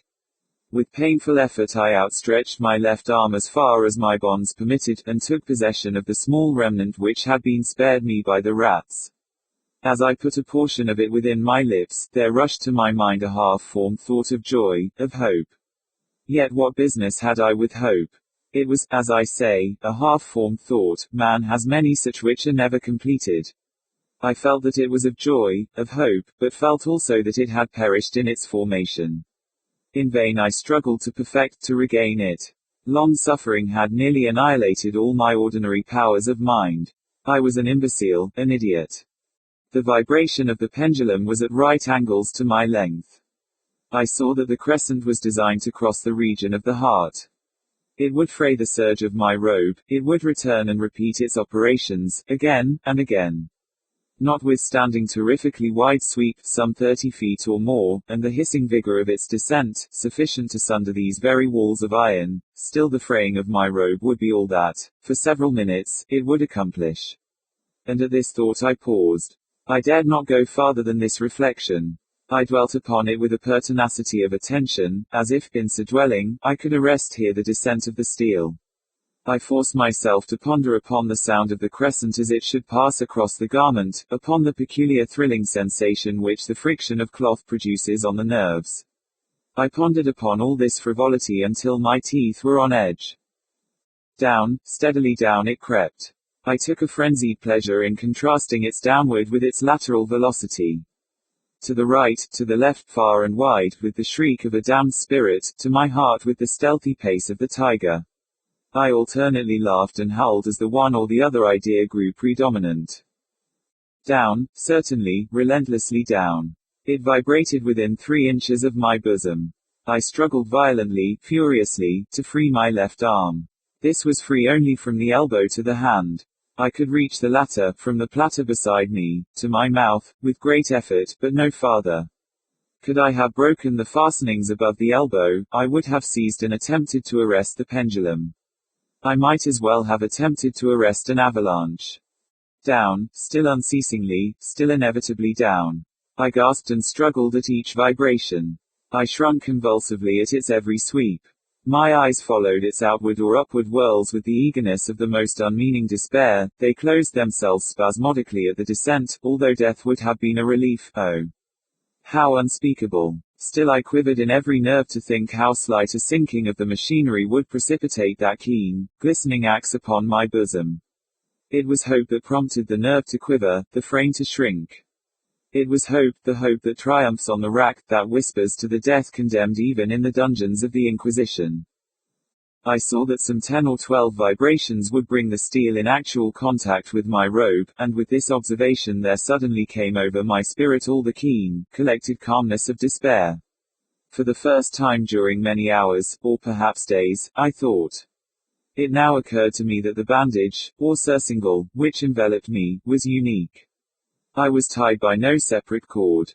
The first stroke of the razor-like crescent athwart any portion of the band would so detach it that it might be unwound from my person by means of my left hand. But how fearful, in that case, the proximity of the steel. The result of the slightest struggle how deadly.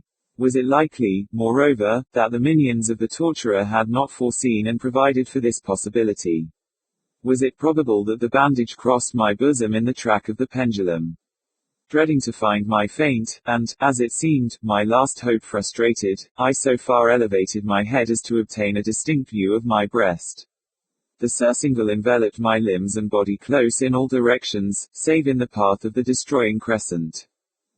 Scarcely had I dropped my head back into its original position, when there flashed upon my mind what I cannot better describe than as the unformed half of that idea of deliverance to which I have previously alluded, and of which a moiety only floated indeterminately through my brain when I raised food to my burning lips. The whole thought was now present, feeble, scarcely sane, scarcely definite, but still entire. I proceeded at once with the nervous energy of despair, to attempt its execution. For many hours the immediate vicinity of the low framework upon which I lay, had been literally swarming with rats. They were wild, bold, ravenous, their red eyes glaring upon me as if they waited but for motionlessness on my part to make me the prey. To what food, I thought, have they been accustomed in the well? They had devoured, in spite of all my efforts to prevent them, all but a small remnant of the contents of the dish. I had fallen into an habitual seesaw, or wave of the hand about the platter, and, at length, the unconscious uniformity of the movement deprived it of effect. In their voracity the vermin frequently fastened their sharp fangs in my fingers. With the particles of the oily and spicy viand which now remained, I thoroughly rubbed the bandage wherever I could reach it, then, raising my hand from the floor, I lay breathlessly still. At first the ravenous animals were startled and terrified at the change, at the cessation of movement. They shrank alarmedly back, many sought the well. But this was only for a moment. I had not counted in vain upon their voracity. Observing that I remained without motion, one or two of the boldest leaped upon the framework, and smelt at the surcingle. This seemed the signal for a general rush. Forth from the well they hurried in fresh troops. They clung to the wood, they overran it, and leaped in hundreds upon my person. The measured movement of the pendulum disturbed them not at all. Avoiding its strokes they busied themselves with the anointed bandage. They pressed, they swarmed upon me in ever-accumulating heaps. They wreathed upon my throat, the cold lips sought my own. I was half stifled by the thronging pressure, disgust for which the world has no name, swelled my bosom, and chilled, with a heavy clamminess, my heart. Yet 1 minute, and I felt that the struggle would be over. Plainly I perceived the loosening of the bandage. I knew that in more than one place it must be already severed. With a more than human resolution I lay still. Nor had I erred in my calculations, nor had I endured in vain. I at length felt that I was free. The surcingle hung in ribands from my body. But the stroke of the pendulum already pressed upon my bosom. It had divided the serge of the robe. It had cut through the linen beneath.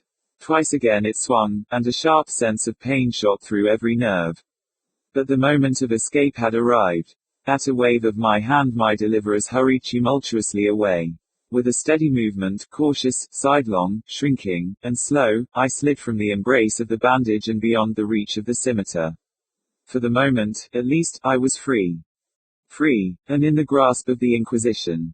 I had scarcely stepped from my wooden bed of horror upon the stone floor of the prison, when the motion of the hellish machine ceased and I beheld it drawn up, by some invisible force, through the ceiling. This was a lesson which I took desperately to heart. My every motion was undoubtedly watched. Free, I had but escaped death in one form of agony, to be delivered unto worse than death in some other. With that thought I rolled my eaves nervously around on the barriers of iron that hemmed me in. Something unusual, some change which, at first, I could not appreciate distinctly, it was obvious, had taken place in the apartment. For many minutes of a dreamy and trembling abstraction, I busied myself in vain, unconnected conjecture. During this period, I became aware, for the first time, of the origin of the sulphurous light which illumined the cell. It proceeded from a fissure, about half an inch in width, extending entirely around the prison at the base of the walls, which thus appeared, and were completely separated from the floor. I endeavored, but of course in vain, to look through the aperture.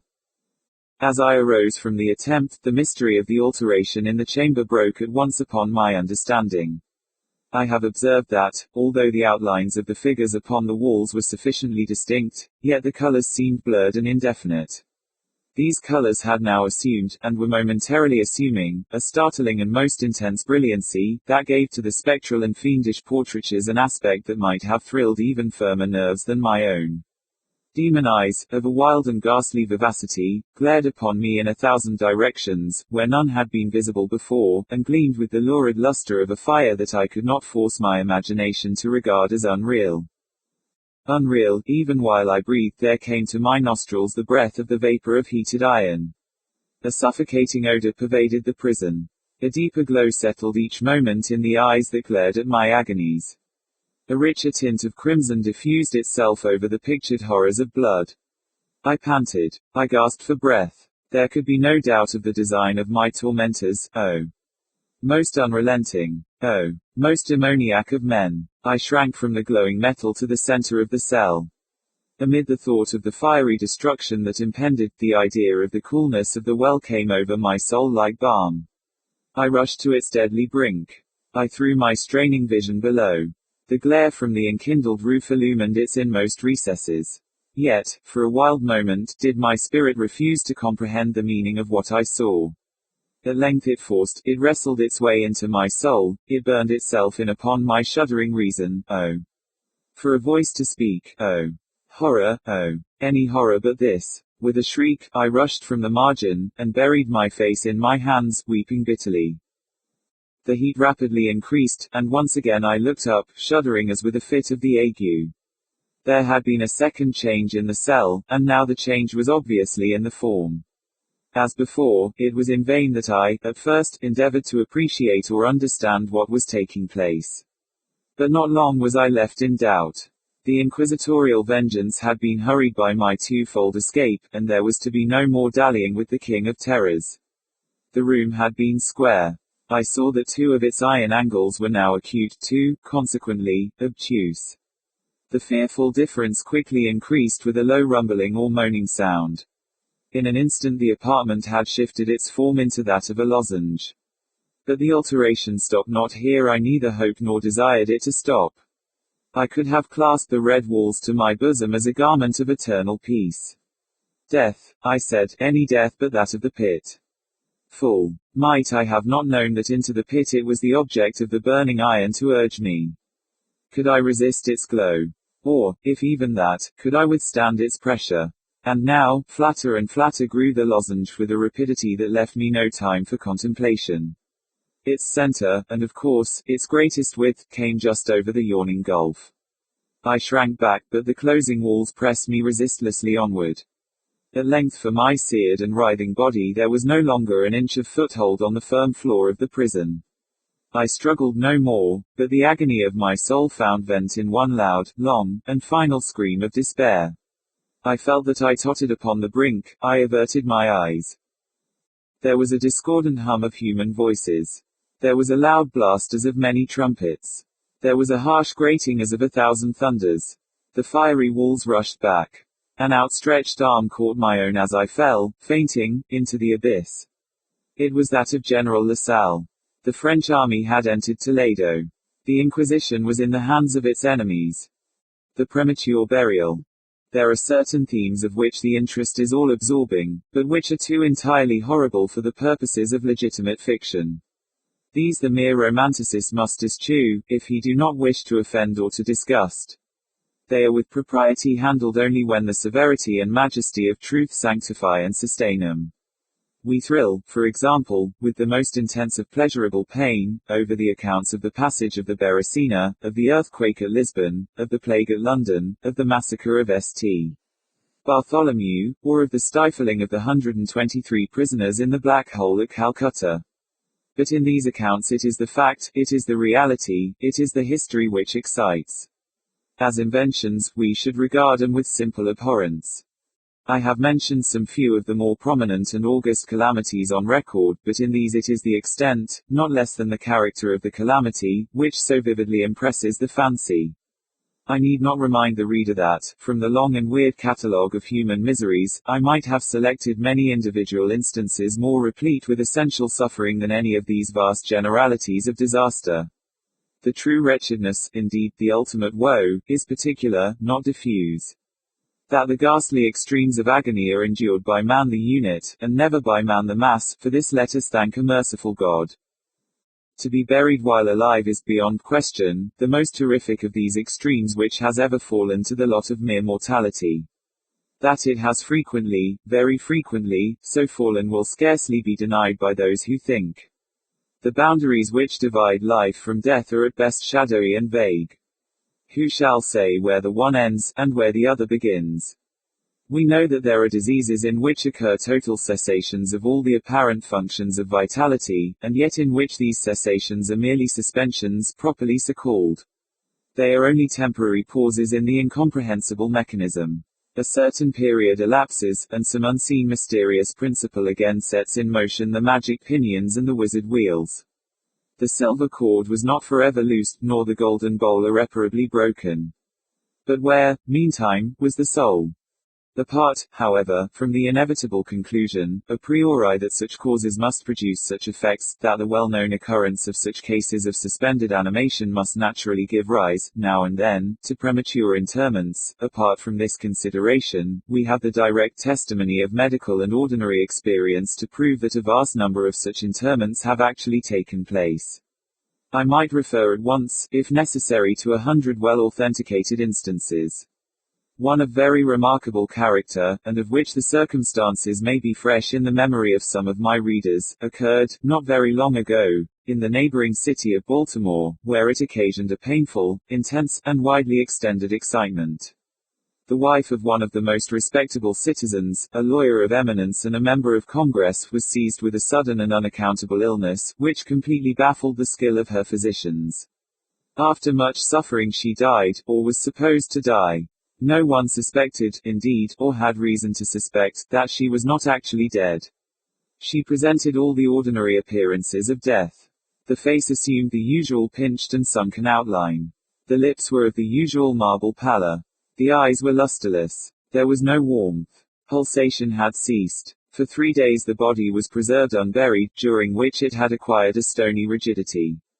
The funeral, in short, was hastened, on account of the rapid advance of what was supposed to be decomposition.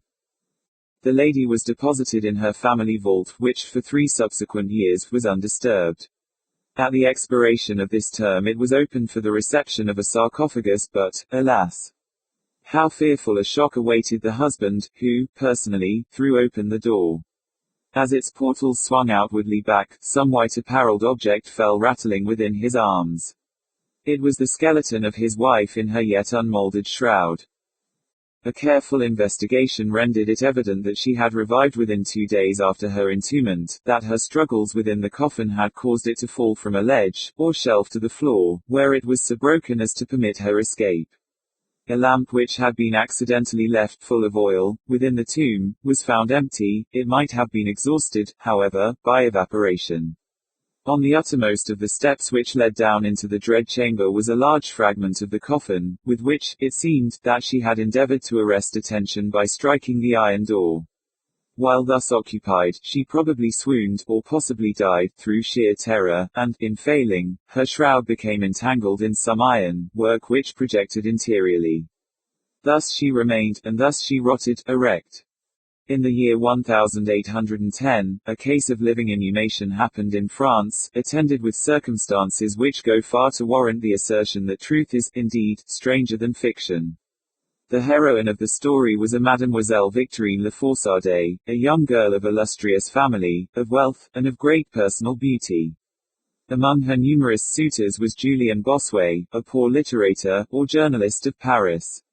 His talents and general amiability had recommended him to the notice of the heiress by whom he seems to have been truly beloved, but her pride of birth decided her, finally, to reject him, and to wed a Monsieur Renel, a banker and a diplomatist of some eminence. After marriage, however, this gentleman neglected, and perhaps, even more positively ill-treated her. Having passed with him some wretched years, she died. At least her condition so closely resembled death as to deceive every one who saw her. She was buried, not in a vault, but in an ordinary grave in the village of her nativity.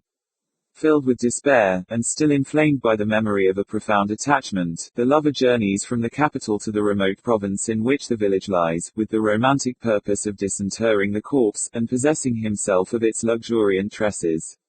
He reaches the grave. At midnight he unearths the coffin, opens it, and is in the act of detaching the hair, when he is arrested by the unclosing of the beloved eyes. In fact, the lady had been buried alive. Vitality had not altogether departed, and she was aroused by the caresses of her lover from the lethargy which had been mistaken for death. He bore her frantically to his lodgings in the village. He employed certain powerful restoratives suggested by no little medical learning. In fine, she revived. She recognized her preserver. She remained with him until, by slow degrees, she fully recovered her original health. Her woman's heart was not adamant, and this last lesson of love sufficed to soften it. She bestowed it upon Bossuet. She returned no more to her husband, but, concealing from him her resurrection, fled with her lover to America. 20 years afterward, the two returned to France, in the persuasion that time had so greatly altered the lady's appearance that her friends would be unable to recognize her. They were mistaken, however, for, at the first meeting, Monsieur Renel did actually recognize and make claim to his wife. This claim she resisted, and a judicial tribunal sustained her in her resistance, deciding that the peculiar circumstances, with the long lapse of years, had extinguished, not only equitably, but legally, the authority of the husband. The Chirurgical Journal of Leipzig, a periodical of high authority and merit, which some American bookseller would do well to translate and republish, records in a late number a very distressing event of the character in question. An officer of artillery, a man of gigantic stature and of robust health, being thrown from an unmanageable horse, received a very severe contusion upon the head, which rendered him insensible at once. The skull was slightly fractured, but no immediate danger was apprehended. Trepanning was accomplished successfully. He was bled, and many other of the ordinary means of relief were adopted. Gradually, however, he fell into a more and more hopeless state of stupor, and, finally, it was thought that he died. The weather was warm, and he was buried with indecent haste in one of the public cemeteries. His funeral took place on Thursday. On the Sunday following, the grounds of the cemetery were, as usual, much thronged with visitors, and about noon an intense excitement was created by the declaration of a peasant that, while sitting upon the grave of the officer, he had distinctly felt a commotion of the earth, as if occasioned by someone struggling beneath. At first little attention was paid to the man's asseveration, but his evident terror, and the dogged obstinacy with which he persisted in his story, had at length a natural effect upon the crowd. Spades were hurriedly procured, and the grave, which was shamefully shallow, was in a few minutes so far thrown open that the head of its occupant appeared. He was then seemingly dead, but he sat nearly erect within his coffin, the lid of which, in his furious struggles, he had partially uplifted. He was forthwith conveyed to the nearest hospital, and there pronounced to be still living, although in an asphytic condition. After some hours he revived, recognized individuals of his acquaintance, and, in broken sentences spoke of his agonies in the grave. From what he related, it was clear that he must have been conscious of life for more than an hour, while inhumed, before lapsing into insensibility. The grave was carelessly and loosely filled with an exceedingly porous soil, and thus some air was necessarily admitted. He heard the footsteps of the crowd overhead, and endeavored to make himself heard in turn. It was the tumult within the grounds of the cemetery, he said, which appeared to awaken him from a deep sleep, but no sooner was he awake than he became fully aware of the awful horrors of his position. This patient, it is recorded, was doing well and seemed to be in a fair way of ultimate recovery, but fell a victim to the quackeries of medical experiment. The galvanic battery was applied, and he suddenly expired in one of those ecstatic paroxysms which, occasionally, it superinduces. The mention of the galvanic battery, nevertheless, recalls to my memory a well-known and very extraordinary case in point, where its action proved the means of restoring to animation a young attorney of London, who had been interred for 2 days. This occurred in 1831, and created, at the time, a very profound sensation wherever it was made the subject of converse. The patient, Mr. Edward Stapleton, had died, apparently of typhus fever, accompanied with some anomalous symptoms which had excited the curiosity of his medical attendants. Upon his seeming decease, his friends were requested to sanction a post-mortem examination, but declined to permit it. As often happens, when such refusals are made, the practitioners resolved to disinter the body and dissect it at leisure, in private. Arrangements were easily effected with some of the numerous corps of body snatchers, with which London abounds, and, upon the third night after the funeral, the supposed corpse was unearthed from a grave 8 feet deep, and deposited in the opening chamber of one of the private hospitals. An incision of some extent had been actually made in the abdomen, when the fresh and undecayed appearance of the subject suggested an application of the battery. One experiment succeeded another, and the customary effects supervened, with nothing to characterize them in any respect, except, upon 1 or 2 occasions, a more than ordinary degree of life-likeness in the convulsive action. It grew late. The day was about to dawn, and it was thought expedient, at length, to proceed at once to the dissection. A student, however, was especially desirous of testing a theory of his own, and insisted upon applying the battery to one of the pectoral muscles. A rough gash was made, and a wire hastily brought in contact, when the patient, with a hurried but quite unconvulsive movement, arose from the table, stepped into the middle of the floor, gazed about him uneasily for a few seconds, and then, spoke. What he said was unintelligible, but words were uttered, the syllabification was distinct. Having spoken, he fell heavily to the floor. For some moments all were paralyzed with awe, but the urgency of the case soon restored them their presence of mind. It was seen that Mr. Stapleton was alive, although in a swoon. Upon exhibition of ether he revived and was rapidly restored to health, and to the society of his friends, from whom, however, all knowledge of his resuscitation was withheld, until a relapse was no longer to be apprehended. Their wonder, their rapturous astonishment, may be conceived. The most thrilling peculiarity of this incident, nevertheless, is involved in what Mr. himself asserts. He declares that at no period was he altogether insensible, that, dully and confusedly, he was aware of everything which happened to him, from the moment in which he was pronounced dead by his physicians, to that in which he fell swooning to the floor of the hospital. I am alive, were the uncomprehended words which, upon recognizing the locality of the dissecting room, he had endeavored, in his extremity, to utter. It were an easy matter to multiply such histories as these, but I forbear, for, indeed, we have no need of such to establish the fact that premature interments occur. When we reflect how very rarely, from the nature of the case, we have it in our power to detect them, we must admit that they may frequently occur without our cognizance. Scarcely, in truth, is a graveyard ever encroached upon, for any purpose, to any great extent, that skeletons are not found in postures which suggest the most fearful of suspicions. Fearful indeed the suspicion, but more fearful the doom. It may be asserted, without hesitation, that no event is so terribly well adapted to inspire the supremeness of bodily and of mental distress, as is burial before death. The unendurable oppression of the lungs, the stifling fumes from the damp earth, the clinging to the death garments, the rigid embrace of the narrow house, the blackness of the absolute night, the silence like a sea that overwhelms, the unseen but palpable presence of the conqueror worm, these things, with the thoughts of the air and grass above, with memory of dear friends who would fly to save us if but informed of our fate, and with consciousness that of this fate they can never be informed, that our hopeless portion is that of the really dead, these considerations, I say, carry into the heart, which still palpitates, a degree of appalling and intolerable horror from which the most daring imagination must recoil. We know of nothing so agonizing upon earth, we can dream of nothing half so hideous in the realms of the nethermost hell. And thus all narratives upon this topic have an interest profound, an interest, nevertheless, which, through the sacred awe of the topic itself, very properly and very peculiarly depends upon our conviction of the truth of the matter narrated. What I have now to tell is of my own actual knowledge, of my own positive and personal experience. For several years I had been subject to attacks of the singular disorder which physicians have agreed to term catalepsy, in default of a more definitive title. Although both the immediate and the predisposing causes, and even the actual diagnosis, of this disease are still mysterious, its obvious and apparent character is sufficiently well understood. Its variations seem to be chiefly of degree. Sometimes the patient lies, for a day only, or even for a shorter period, in a species of exaggerated lethargy. He is senseless and externally motionless, but the pulsation of the heart is still faintly perceptible, some traces of warmth remain, a slight color lingers within the center of the cheek, and, upon application of a mirror to the lips, we can detect a torpid, unequal, and vacillating action of the lungs.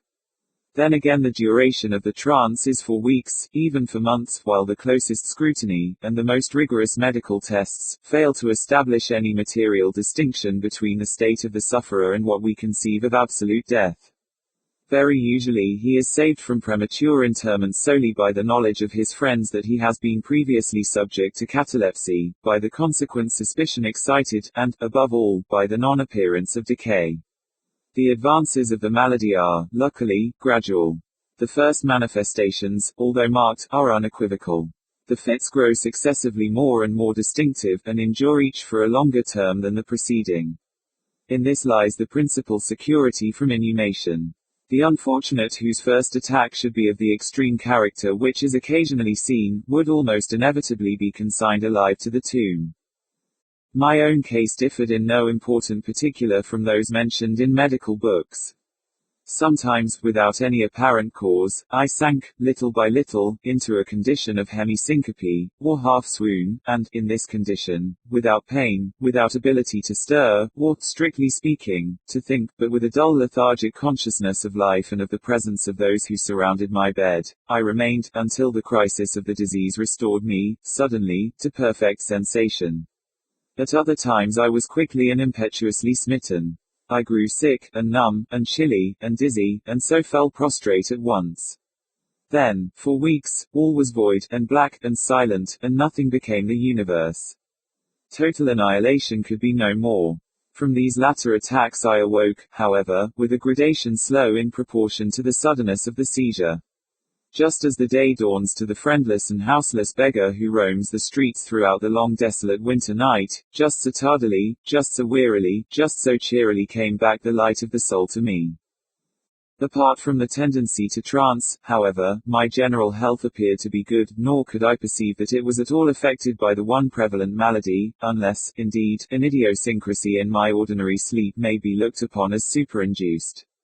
Upon awaking from slumber, I could never gain, at once, thorough possession of my senses, and always remained, for many minutes, in much bewilderment and perplexity, the mental faculties in general, but the memory in especial, being in a condition of absolute abeyance. In all that I endured there was no physical suffering but of moral distress and infinitude. My fancy grew charnel, I talked, of worms, of tombs, and epitaphs. I was lost in reveries of death, and the idea of premature burial held continual possession of my brain. The ghastly danger to which I was subjected haunted me day and night. In the former, the torture of meditation was excessive, in the latter, supreme. When the grim darkness overspread the earth, then, with every horror of thought, I shook as the quivering plumes upon the hearse. When nature could endure wakefulness no longer, it was with a struggle that I consented to sleep, for I shuddered to reflect that, upon awaking, I might find myself the tenant of a grave. And when, finally, I sank into slumber, it was only to rush at once into a world of phantasms, above which with vast, sable, overshadowing wing, hovered predominant, the one sepulchral idea. From the innumerable images of gloom which thus oppress me in dreams, I select for record but a solitary vision. Methought I was immersed in a cataleptic trance of more than usual duration and profundity. Suddenly there came an icy hand upon my forehead, and an impatient, gibbering voice whispered the word, "Arise!" within my ear. I sat erect. The darkness was total. I could not see the figure of him who had aroused me.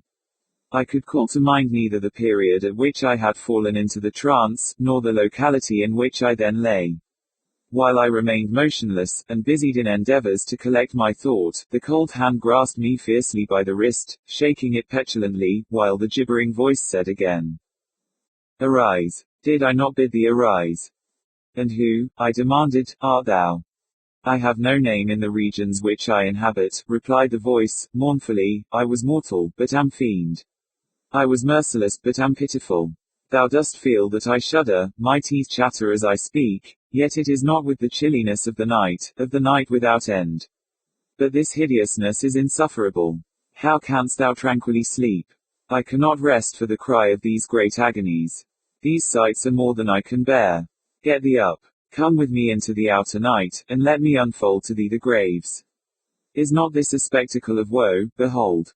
I looked, and the unseen figure, which still grasped me by the wrist, had caused to be thrown open the graves of all mankind, and from each issued the faint phosphoric radiance of decay, so that I could see into the innermost recesses, and there view the shrouded bodies in the sad and solemn slumbers with the worm.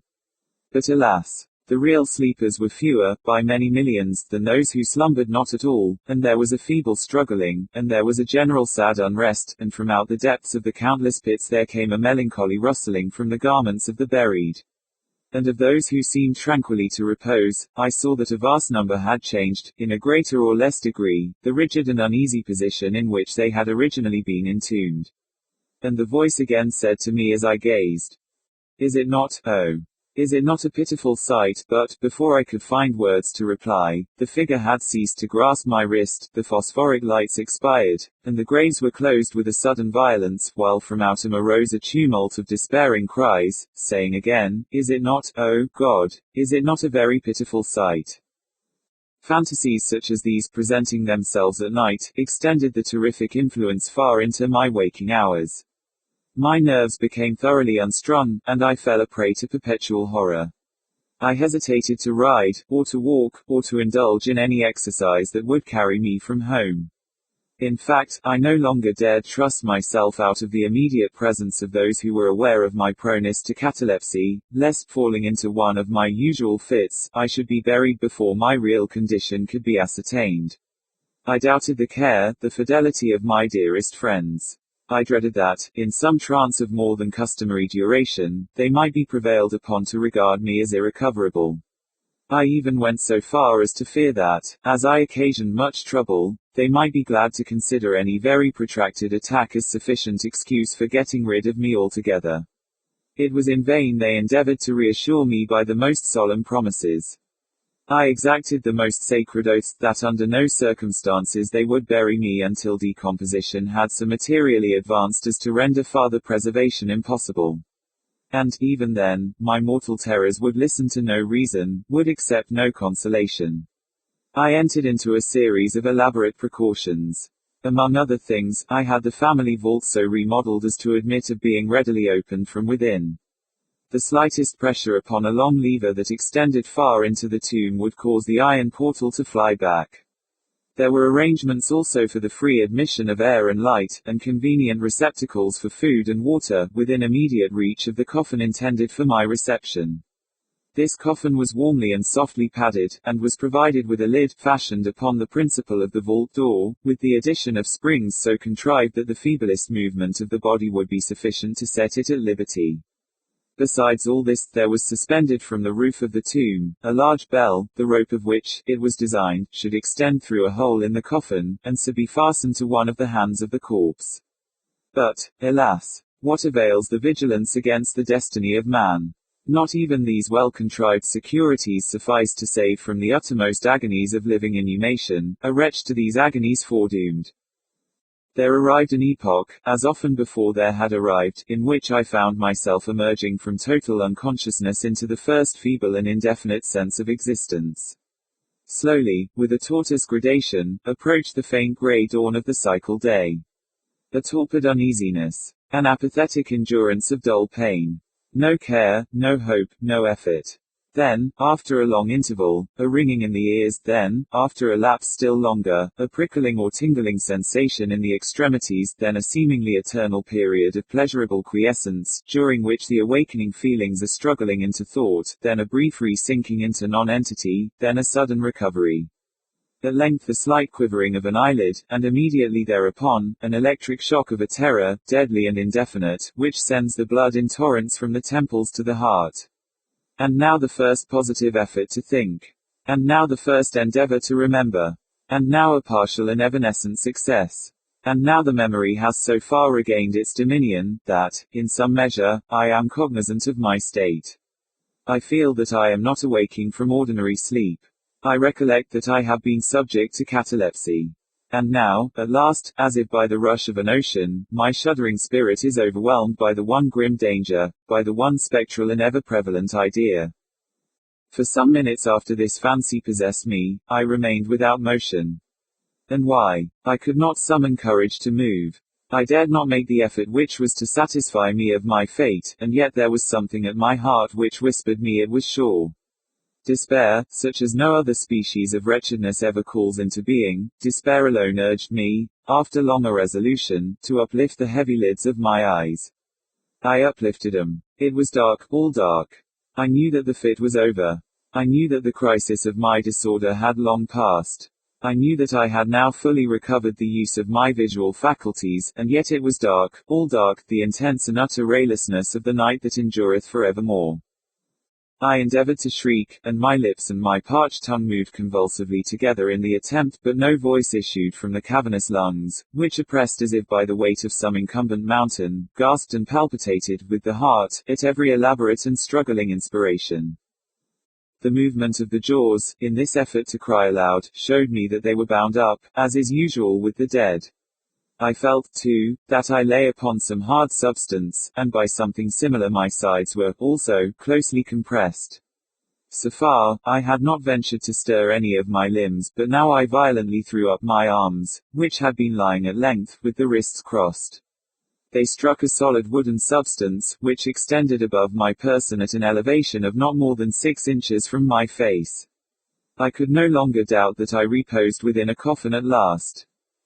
And now, amid all my infinite miseries, came sweetly the cherub hope, for I thought of my precautions. I read, and made spasmodic exertions to force open the lid, it would not move. I felt my wrists for the bell rope, it was not to be found. And now the comforter fled forever, and a still sterner despair reigned triumphant, for I could not help perceiving the absence of the paddings which I had so carefully prepared, and then, too, there came suddenly to my nostrils the strong peculiar odor of moist earth. The conclusion was irresistible. I was not within the vault. I had fallen into a trance while absent from home, while among strangers, when, or how, I could not remember, and it was they who had buried me as a dog, nailed up in some common coffin, and thrust deep, deep, and forever, into some ordinary and nameless grave. As this awful conviction forced itself, thus, into the innermost chambers of my soul, I once again struggled to cry aloud. And in this second endeavor I succeeded. A long, wild, and continuous shriek, or yell of agony, resounded through the realms of the subterranean night. "Hillo, hillo, there," said a gruff voice, in reply. "What the devil's the matter now?" said a second. "Get out o' that," said a third. "What do you mean by yowling in that air kind of style, like a cattymount?" said a fourth, and hereupon I was seized and shaken without ceremony, for several minutes, by a junto of very rough-looking individuals. They did not arouse me from my slumber, for I was wide awake when I screamed, but they restored me to the full possession of my memory. This adventure occurred near Richmond, in Virginia. Accompanied by a friend, I had proceeded, upon a gunning expedition, some miles down the banks of the James River. Night approached, and we were overtaken by a storm.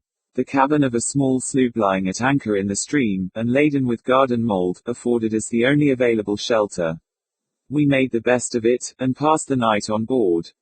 I slept in one of the only two berths in the vessel, and the berths of a sloop of 60 or 20 tons need scarcely be described. That which I occupied had no bedding of any kind. Its extreme width was 18 inches. The distance of its bottom from the deck overhead was precisely the same. I found it a matter of exceeding difficulty to squeeze myself in. Nevertheless, I slept soundly, and the whole of my vision, for it was no dream, and no nightmare, arose naturally from the circumstances of my position, from my ordinary bias of thought, and from the difficulty, to which I have alluded, of collecting my senses, and especially of regaining my memory, for a long time after awaking from slumber. The men who shook me were the crew of the sloop, and some laborers engaged to unload it. From the load itself came the earthly smell. The bandage about the jaws was a silk handkerchief in which I had bound up my head, in default of my customary nightcap. The tortures endured, however, were indubitably quite equal for the time, to those of actual sepulture. They were inconceivably hideous, but out of evil proceeded good, for their very excess wrought in my spirit an inevitable revulsion. My soul acquired tone, acquired temper. I went abroad. I took vigorous exercise. I breathed the free air of heaven. I thought upon other subjects than death. I discarded my medical books. Buchan, I burned. I read no night thoughts, no fustian about churchyards, no bugaboo tales, such as this. In short, I became a new man, and lived a man's life.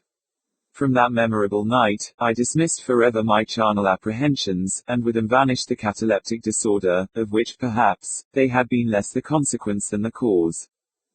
There are moments when, even to the sober eye of reason, the world of our sad humanity may assume the semblance of a hell, but the imagination of man is no Carathis, to explore with impunity its every cavern. Alas! The grim legion of sepulchral terrors cannot be regarded as altogether fanciful, but, like the demons in whose company Afrasiab made his voyage down the Oxus, they must sleep, or they will devour us, they must be suffered to slumber, or we perish. The domain of Arnheim. The garden like a lady fair was cut. That lay as if she slumbered in delight. And to the open skies her eyes did shut. The azure fields of heavenward sembled right. In a large round, set with the flowers of light. The flowers de luce, and the round sparks of dew, that hung upon their azure leaves did show, like twinkling stars that sparkle in the evening blue. Giles Fletcher. From his cradle to his grave a gale of prosperity bore my friend Ellison along. Nor do I use the word prosperity in its mere worldly sense. I mean it as synonymous with happiness. The person of whom I speak seemed born for the purpose of foreshadowing the doctrines of Turgot, Price, Priestley, and Condorcet, of exemplifying by individual instance what has been deemed the chimera of the perfectionists.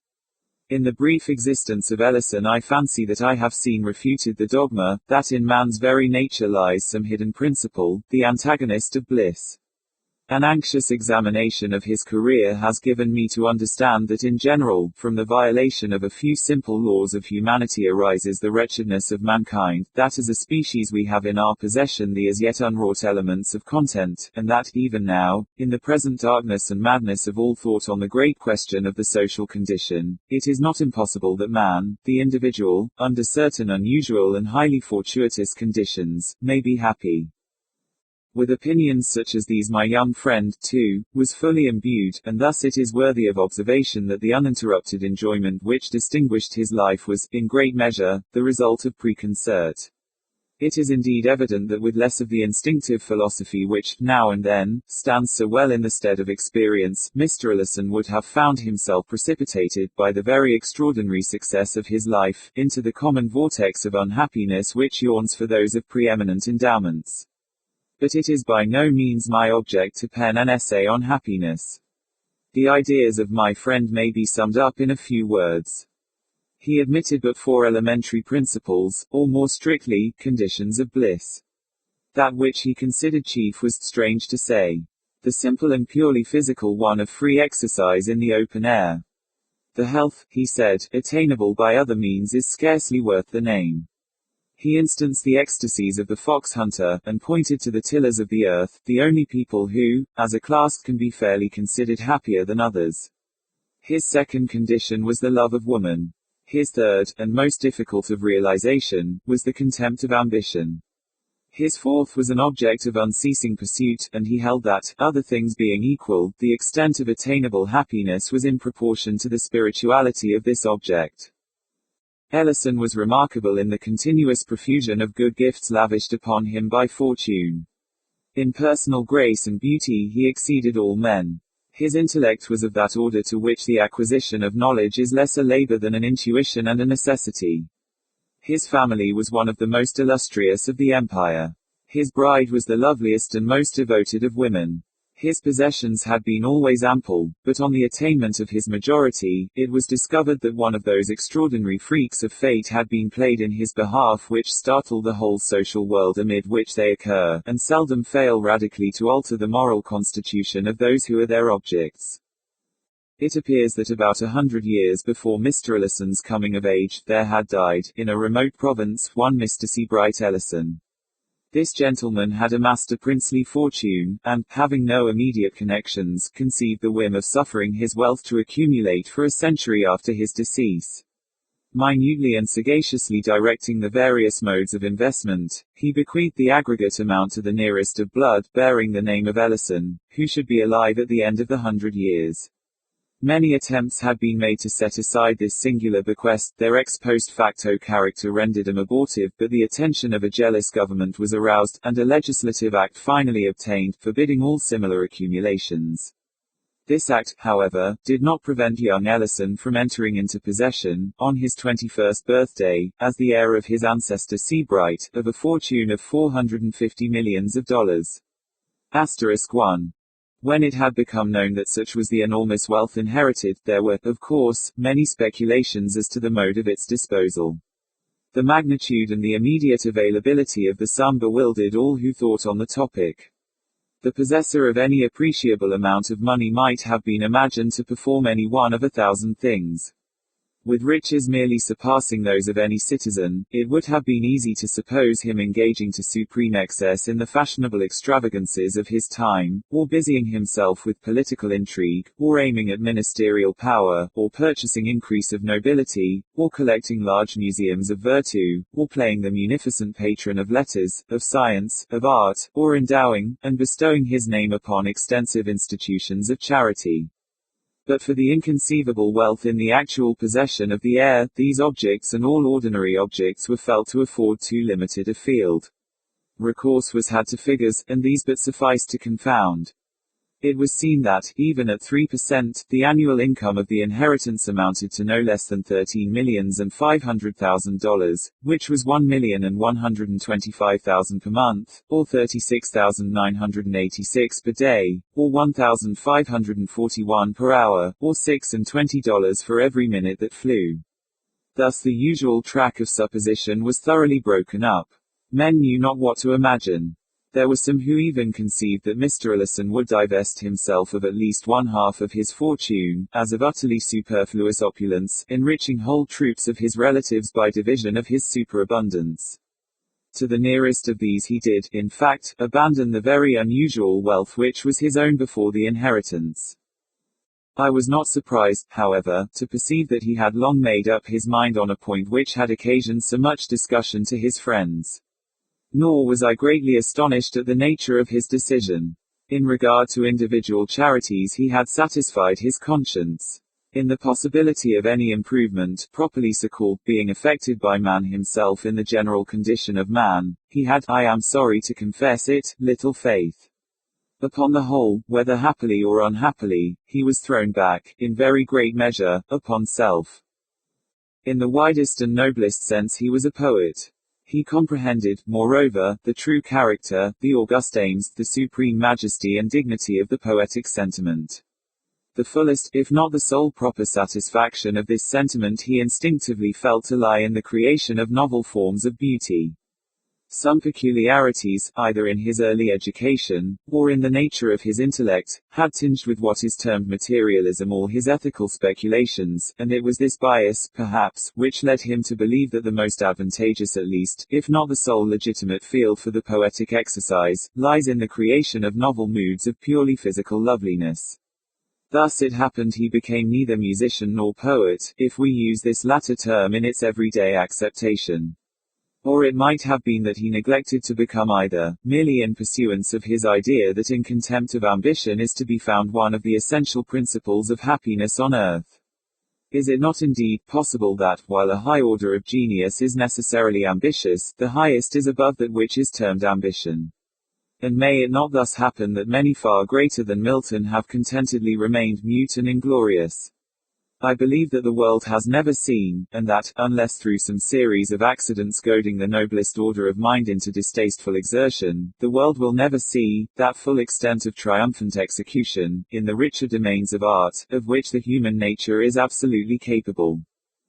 Ellison became neither musician nor poet, although no man lived more profoundly enamored of music and poetry. Under other circumstances than those which invested him, it is not impossible that he would have become a painter. Sculpture, although in its nature rigorously poetical, was too limited in its extent and consequences, to have occupied, at any time, much of his attention. And I have now mentioned all the provinces in which the common understanding of the poetic sentiment has declared it capable of expatiating. But Ellison maintained that the richest, the truest, and most natural, if not altogether the most extensive province, had been unaccountably neglected. No definition had spoken of the landscape gardener as of the poet, yet it seemed to my friend that the creation of the landscape garden offered to the proper muse the most magnificent of opportunities.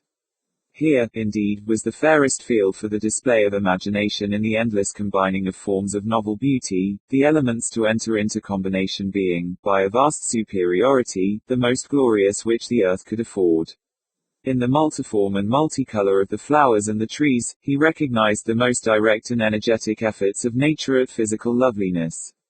And in the direction or concentration of this effort, or, more properly, in its adaptation to the eyes which were to behold it on earth, he perceived that he should be employing the best means, laboring to the greatest advantage, in the fulfillment, not only of his own destiny as poet, but of the august purposes for which the deity had implanted the poetic sentiment in man. Its adaptation to the eyes which were to behold it on earth. In his explanation of this phraseology, Mr. Ellison did much towards solving what has always seemed to me an enigma, I mean the fact which none but the ignorant dispute, that no such combination of scenery exists in nature as the painter of genius may produce. No such paradises are to be found in reality as have glowed on the canvas of Claude. In the most enchanting of natural landscapes, there will always be found a defect or an excess, many excesses and defects. While the component parts may differ individually, the highest skill of the artist, the arrangement of these parts, will always be susceptible of improvement. In short, no position can be attained on the wide surface of the natural earth, from which an artistical eye, looking steadily, will not find matter of offense in what is termed the composition of the landscape. And yet how unintelligible is this? In all other matters we are justly instructed to regard nature as supreme. With her details we shrink from competition. Who shall presume to imitate the colors of the tulip, or to improve the proportions of the lily of the valley? The criticism which says, of sculpture or portraiture, that here nature is to be exalted or idealized rather than imitated, is in error. No pictorial or sculptural combinations of points of human liveliness do more than approach the living and breathing beauty. In landscape alone is the principle of the critic true, and, having felt its truth here, it is but the headlong spirit of generalization which has led him to pronounce it true throughout all the domains of art. Having, I say, felt its truth here, for the feeling is no affectation or chimera. The mathematics afford no more absolute demonstrations than the sentiments of his art yields the artist. He not only believes but positively knows that such and such apparently arbitrary arrangements of matter constitute and alone constitute the true beauty. His reasons, however, have not yet been matured into expression. It remains for a more profound analysis than the world has yet seen, fully to investigate and express them. Nevertheless he is confirmed in his instinctive opinions by the voice of all his brethren. Let a composition be defective, let an emendation be wrought in its mere arrangement of form, let this emendation be submitted to every artist in the world, by each will its necessity be admitted. And even far more than this, in remedy of the defective composition, each insulated member of the fraternity would have suggested the identical emendation. I repeat that in landscape arrangements alone is the physical nature susceptible of exaltation, and that, therefore, her susceptibility of improvement at this one point was a mystery I had been unable to solve. My own thoughts on the subject had rested in the idea that the primitive intention of nature would have so arranged the earth's surface as to have fulfilled at all points man's sense of perfection in the beautiful, the sublime, or the picturesque, but that this primitive intention had been frustrated by the known geological disturbances of form and color, grouping, in the correction or allaying of which lies the soul of art. The force of this idea was much weakened, however, by the necessity which it involved of considering the disturbances abnormal and unadapted to any purpose. It was Ellison who suggested that they were prognostic of death. He thus explained, admit the earthly immortality of man to have been the first intention. We have then the primitive arrangement of the earth's surface adapted to his blissful estate, as not existent but designed. The disturbances were the preparations for his subsequently conceived deathful condition. Now, said my friend, what we regard as exaltation of the landscape may be really such, as respects only the moral or human point of view. Each alteration of the natural scenery may possibly affect a blemish in the picture, if we can suppose this picture viewed at large, in mass, from some point distant from the Earth's surface, although not beyond the limits of its atmosphere. It is easily understood that what might improve a closely scrutinized detail, may at the same time injure a general or more distantly observed effect. There may be a class of beings, human once but now invisible to humanity, to whom, from afar, our disorder may seem order, our unpicturesqueness picturesque, in a word, the earth angels, for whose scrutiny more especially than our own, and for whose death refined appreciation of the beautiful, may have been set in array by God the wide landscape gardens of the hemispheres. In the course of discussion, my friend quoted some passages from a writer on landscape gardening who has been supposed to have well treated his theme. There are properly but two styles of landscape gardening, the natural and the artificial. One seeks to recall the original beauty of the country, by adapting its means to the surrounding scenery, cultivating trees in harmony with the hills or plain of the neighboring land, detecting and bringing into practice those nice relations of size, proportion, and color which, hid from the common observer, are revealed everywhere to the experienced student of nature. The result of the natural style of gardening is seen rather in the absence of all defects and incongruities, in the prevalence of a healthy harmony and order, than in the creation of any special wonders or miracles. The artificial style has as many varieties as there are different tastes to gratify. It has a certain general relation to the various styles of building. There are the stately avenues and retirements of Versailles, Italian terraces, and a various mixed Old English style, which bears some relation to the domestic Gothic or English Elizabethan architecture. Whatever may be said against the abuses of the artificial landscape gardening, a mixture of pure art in a garden scene adds to it a great beauty. This is partly pleasing to the eye, by the show of order and design, and partly moral. A terrace with an old moss-covered balustrade calls up at once to the eye the fair forms that have passed there in other days. The slightest exhibition of art is an evidence of care and human interest. From what I have already observed, said Ellison, you will understand that I reject the idea, here expressed, of recalling the original beauty of the country. The original beauty is never so great as that which may be introduced. Of course, everything depends on the selection of a spot with capabilities. What is said about detecting and bringing into practice nice relations of size, proportion, and color, is one of those mere vaguenesses of speech which serve to veil inaccuracy of thought. The phrase quoted may mean anything, or nothing, and guides in no degree. That the true result of the natural style of gardening is seen rather in the absence of all defects and incongruities than in the creation of any special wonders or miracles, is a proposition better suited to the groveling apprehension of the herd than to the fervid dreams of the man of genius. The negative merit suggested appertains to that hobbling criticism which, in letters, would elevate Addison into apotheosis. In truth, while that virtue which consists in the mere avoidance of vice appeals directly to the understanding, and can thus be circumscribed in rule, the loftier virtue, which flames in creation, can be apprehended in its results alone. Rule applies but to the merits of denial, to the excellencies which refrain. Beyond these, the critical art can but suggest. We may be instructed to build a Cato, but we are in vain told how to conceive a Parthenon or an Inferno.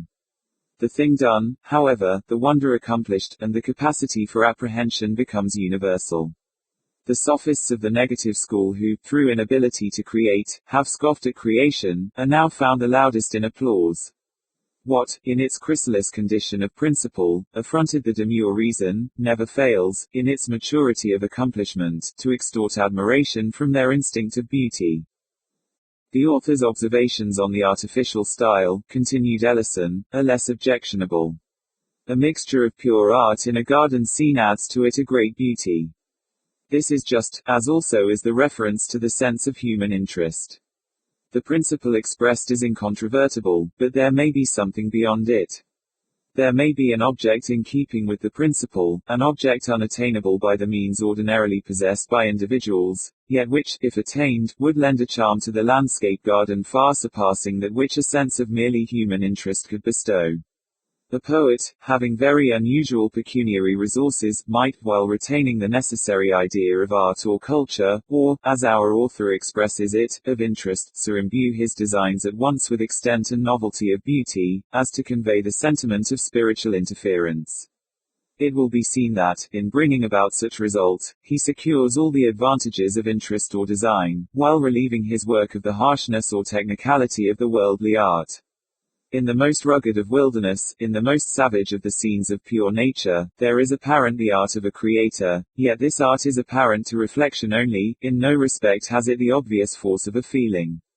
Now let us suppose this sense of the almighty design to be one step depressed, to be brought into something like harmony or consistency with the sense of human art, to form an intermedium between the two. Let us imagine, for example, a landscape whose combined vastness and definitiveness, whose united beauty, magnificence, and strangeness, shall convey the idea of care, or culture, or superintendence, on the part of beings superior, yet akin to humanity. Then the sentiment of interest is preserved while the art involved is made to assume the air of an intermediate or secondary nature, a nature which is not God, nor an emanation from God, but which still is nature in the sense of the handiwork of the angels that hover between man and God.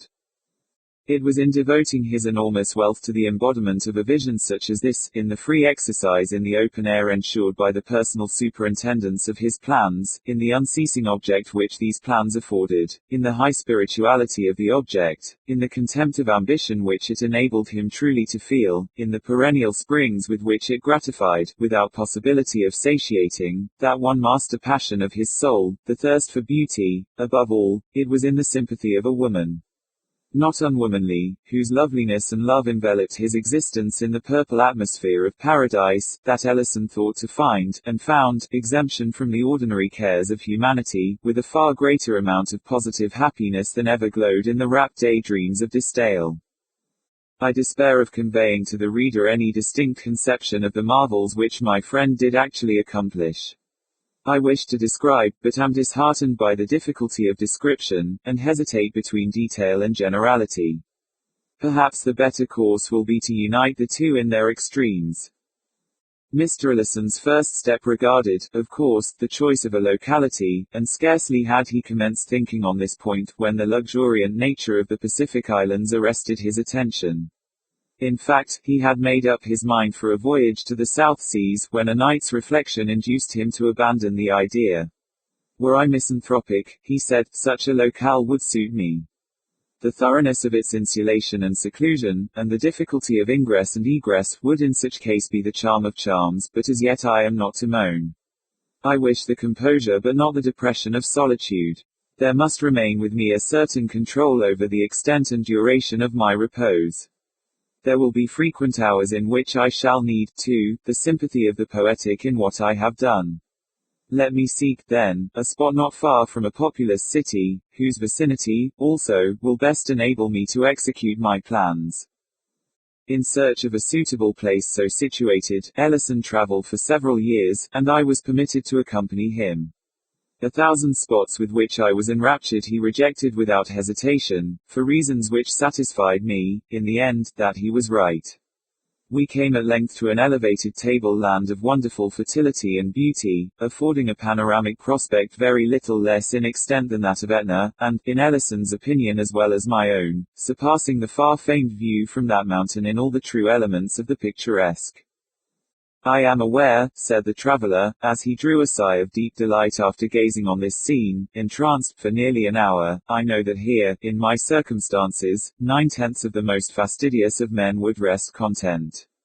This panorama is indeed glorious, and I should rejoice in it but for the excess of its glory. The taste of all the architects I have ever known leads them, for the sake of prospect, to put up buildings on hilltops. The error is obvious. Grandeur in any of its moods, but especially in that of extent, startles, excites, and then fatigues, depresses. For the occasional scene nothing can be better, for the constant view nothing worse. And, in the constant view, the most objectionable phase of grandeur is that of extent, the worst phase of extent, that of distance.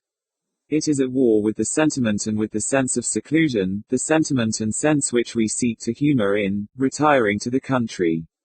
In looking from the summit of a mountain we cannot help feeling abroad in the world. The heart-sick avoid distant prospects as a pestilence. It was not until toward the close of the 4th year of our search that we found a locality with which Ellison professed himself satisfied. It is, of course, needless to say where was the locality. The late death of my friend, in causing his domain to be thrown open to certain classes of visitors, has given to Arnheim a species of secret and subdued if not solemn celebrity, similar in kind, although infinitely superior in degree, to that which so long distinguished Fonthill. The usual approach to Arnheim was by the river. The visitor left the city in the early morning. During the forenoon he passed between shores of a tranquil and domestic beauty, on which grazed innumerable sheep, their white fleeces spotting the vivid green of rolling meadows. By degrees the idea of cultivation subsided into that of merely pastoral care. This slowly became merged in a sense of retirement, this again in a consciousness of solitude. As the evening approached, the channel grew more narrow, the banks more and more precipitous, and these latter were clothed in rich, more profuse, and more somber foliage. The water increased in transparency. The stream took 1,000 turns, so that at no moment could its gleaming surface be seen for a greater distance than a furlong. At every instant the vessel seemed imprisoned within an enchanted circle, having insuperable and impenetrable walls of foliage, a roof of ultramarine satin, and no floor, the keel balancing itself with admirable nicety on that of a phantom bark which, by some accident having been turned upside down, floated in constant company with the substantial one, for the purpose of sustaining it. The channel now became a gorge, although the term is somewhat inapplicable, and I employ it merely because the language has no word which better represents the most striking, not the most distinctive, feature of the scene. The character of gorge was maintained only in the height and parallelism of the shores, it was lost altogether in their other traits. The walls of the ravine, through which the clear water still tranquilly flowed, arose to an elevation of 100 and occasionally of 150 feet, and inclined so much toward each other as, in a great measure, to shut out the light of day, while the long plume-like moss which depended densely from the intertwining shrubberies overhead, gave the whole chasm an air of funereal gloom. The windings became more frequent and intricate, and seemed often as if returning in upon themselves, so that the voyager had long lost all idea of direction. He was, moreover, enwrapped in an exquisite sense of the strange.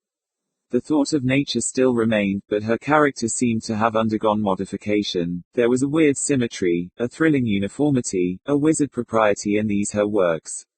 Not a dead branch, not a withered leaf, not a stray pebble, not a patch of the brown earth was anywhere visible. The crystal water welled up against the clean granite, or the unblemished moss with a sharpness of outline that delighted while it bewildered the eye. Having threaded the mazes of this channel for some hours, the gloom deepening every moment, a sharp and unexpected turn of the vessel brought it suddenly, as if dropped from heaven, into a circular basin of very considerable extent when compared with the width of the gorge. It was about 200 yards in diameter, and girt in at all points but one, that immediately fronting the vessel as it entered, by hills equal in general height to the walls of the chasm, although of a thoroughly different character. The sides sloped from the water's edge at an angle of some 45 degrees, and they were clothed from base to summit, not a perceptible point escaping, in a drapery of the most gorgeous flower blossoms, scarcely a green leaf being visible among the sea of odorous and fluctuating color.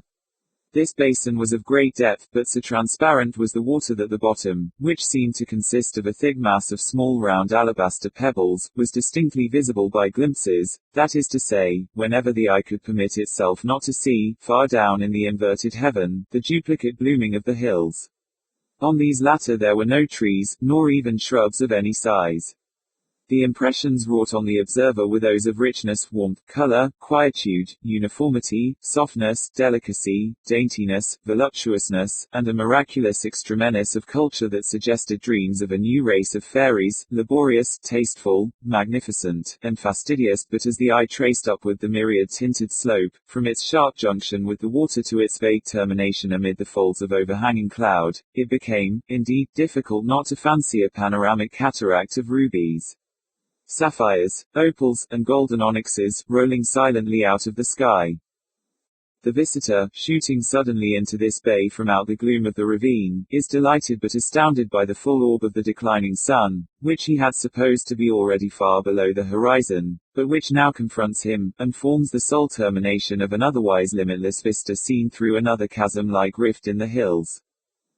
But here the voyager quits the vessel which has borne him so far, and descends into a light canoe of ivory, stained with arabesque devices in vivid scarlet, both within and without.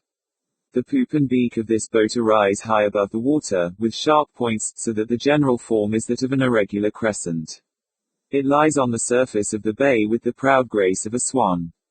On its ermine floor reposes a single feathery paddle of satin wood, but no oarsman or attendant is to be seen. The guest is bidden to be of good cheer, that the fates will take care of him. The larger vessel disappears, and he is left alone in the canoe, which lies apparently motionless in the middle of the lake. While he considers what course to pursue, however, he becomes aware of a gentle movement in the fairy bark. It slowly swings itself around until its prow points toward the sun.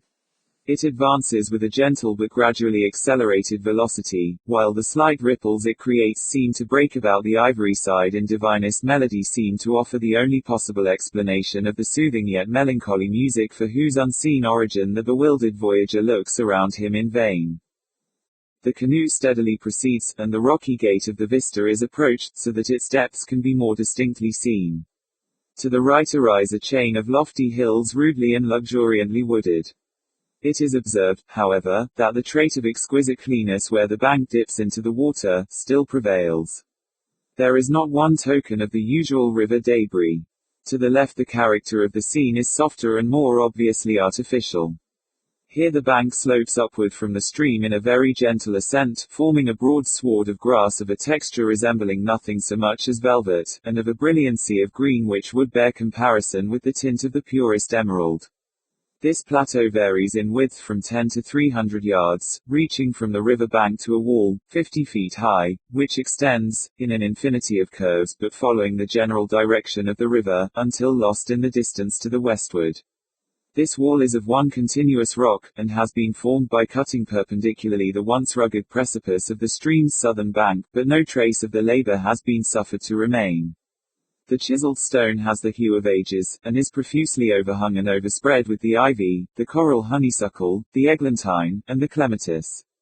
The uniformity of the top and bottom lines of the wall is fully relieved by occasional trees of gigantic height, growing singly or in small groups, both along the plateau and in the domain behind the wall, but in close proximity to it, so that frequent limbs, of the black walnut especially, reach over and dip the pendant extremities into the water.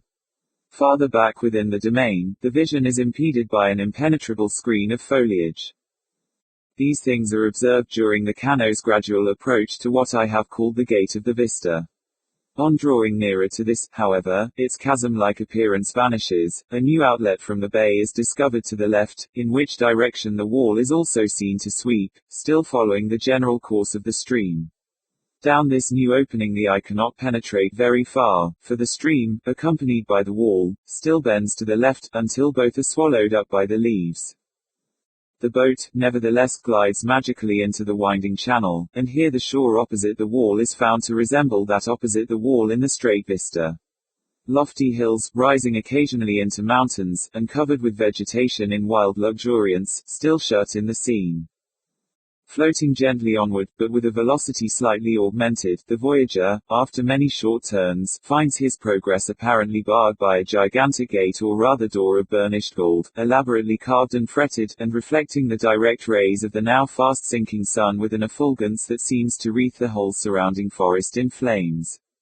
This gate is inserted in the lofty wall, which here appears to cross the river at right angles.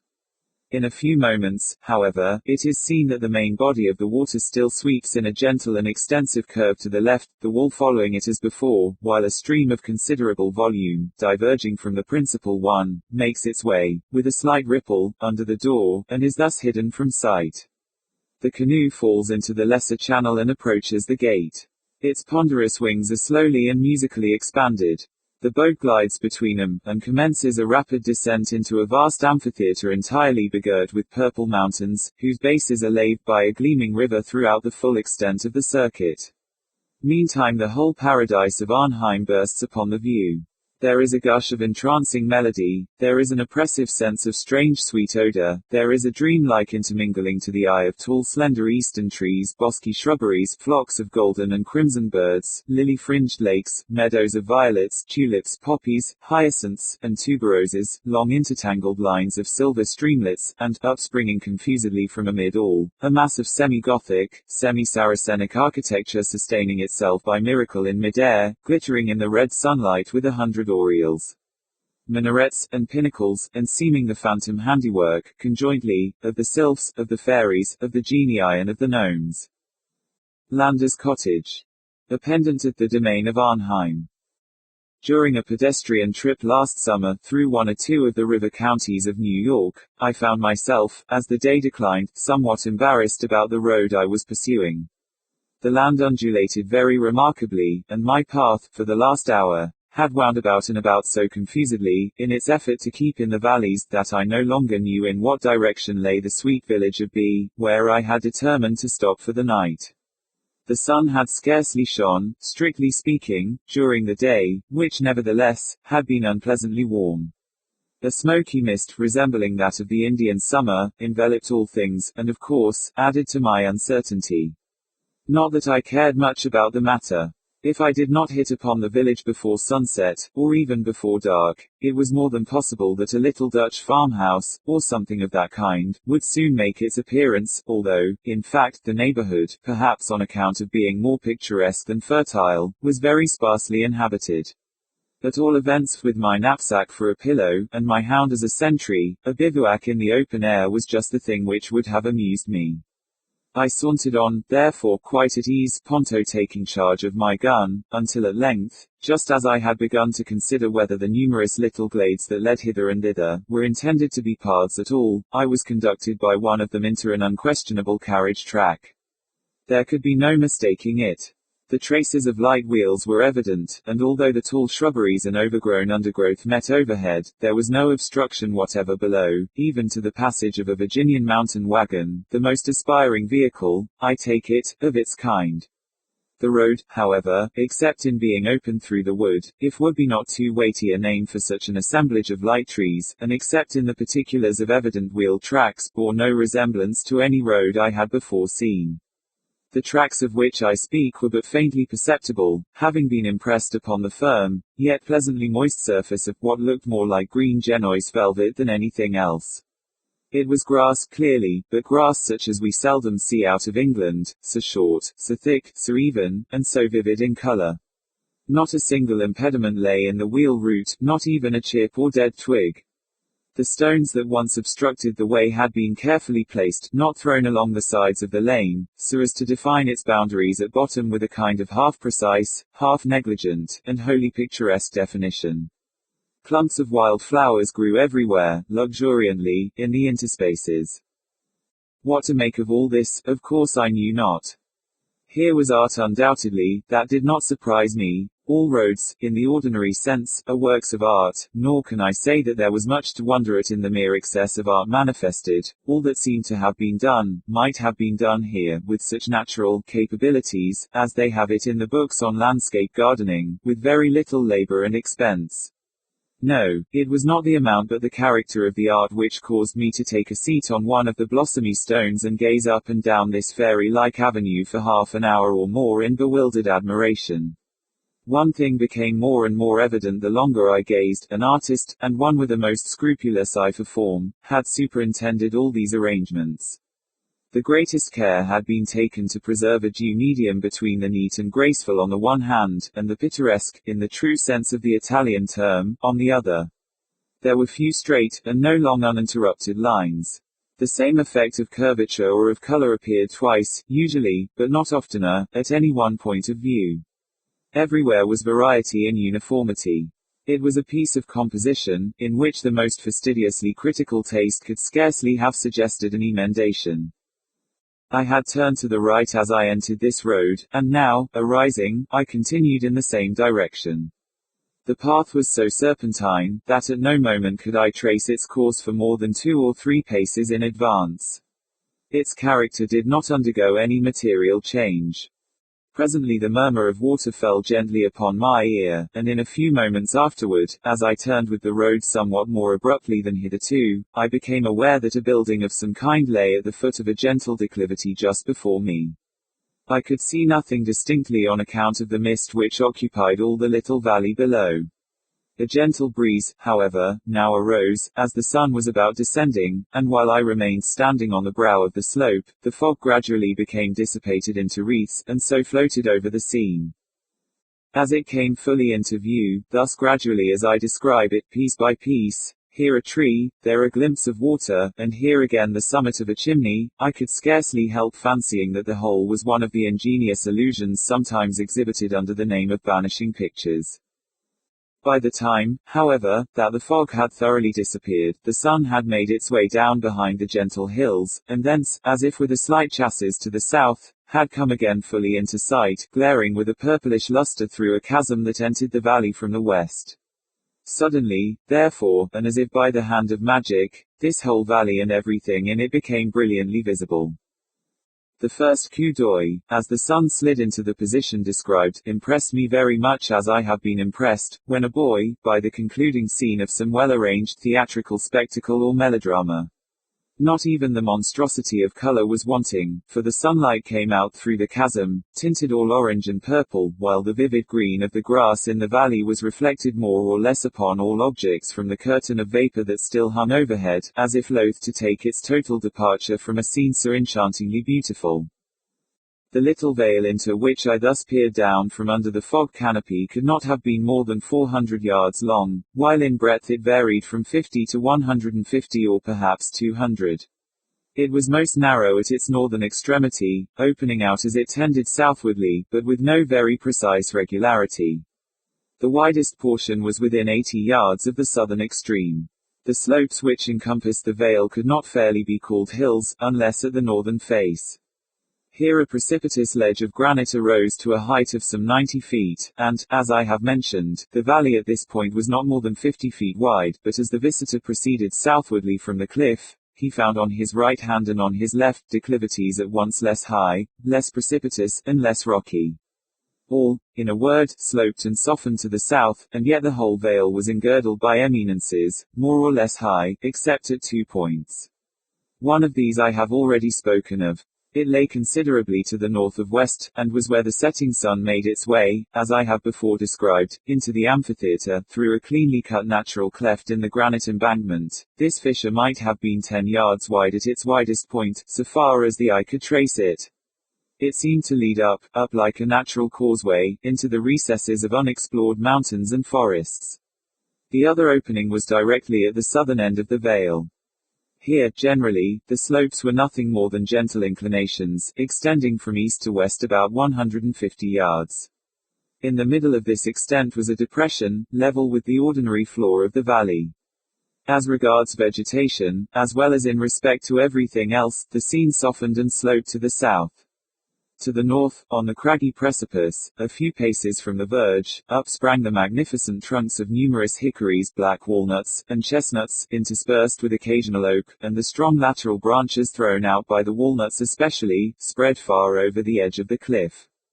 Proceeding southwardly, the explorer saw, at first, the same class of trees, but less and less lofty and salvatorish in character. Then he saw the gentler elm, succeeded by the sassafras and locust, these again by the softer linden, redbud, catalpa, and maple, these yet again by still more graceful and more modest varieties. The whole face of the southern declivity was covered with wild shrubbery alone, an occasional silver willow or white poplar excepted. In the bottom of the valley itself, for it must be borne in mind that the vegetation hitherto mentioned grew only on the cliffs or hillsides, were to be seen 3 insulated trees. One was an elm of fine size and exquisite form, it stood guard over the southern gate of the vale.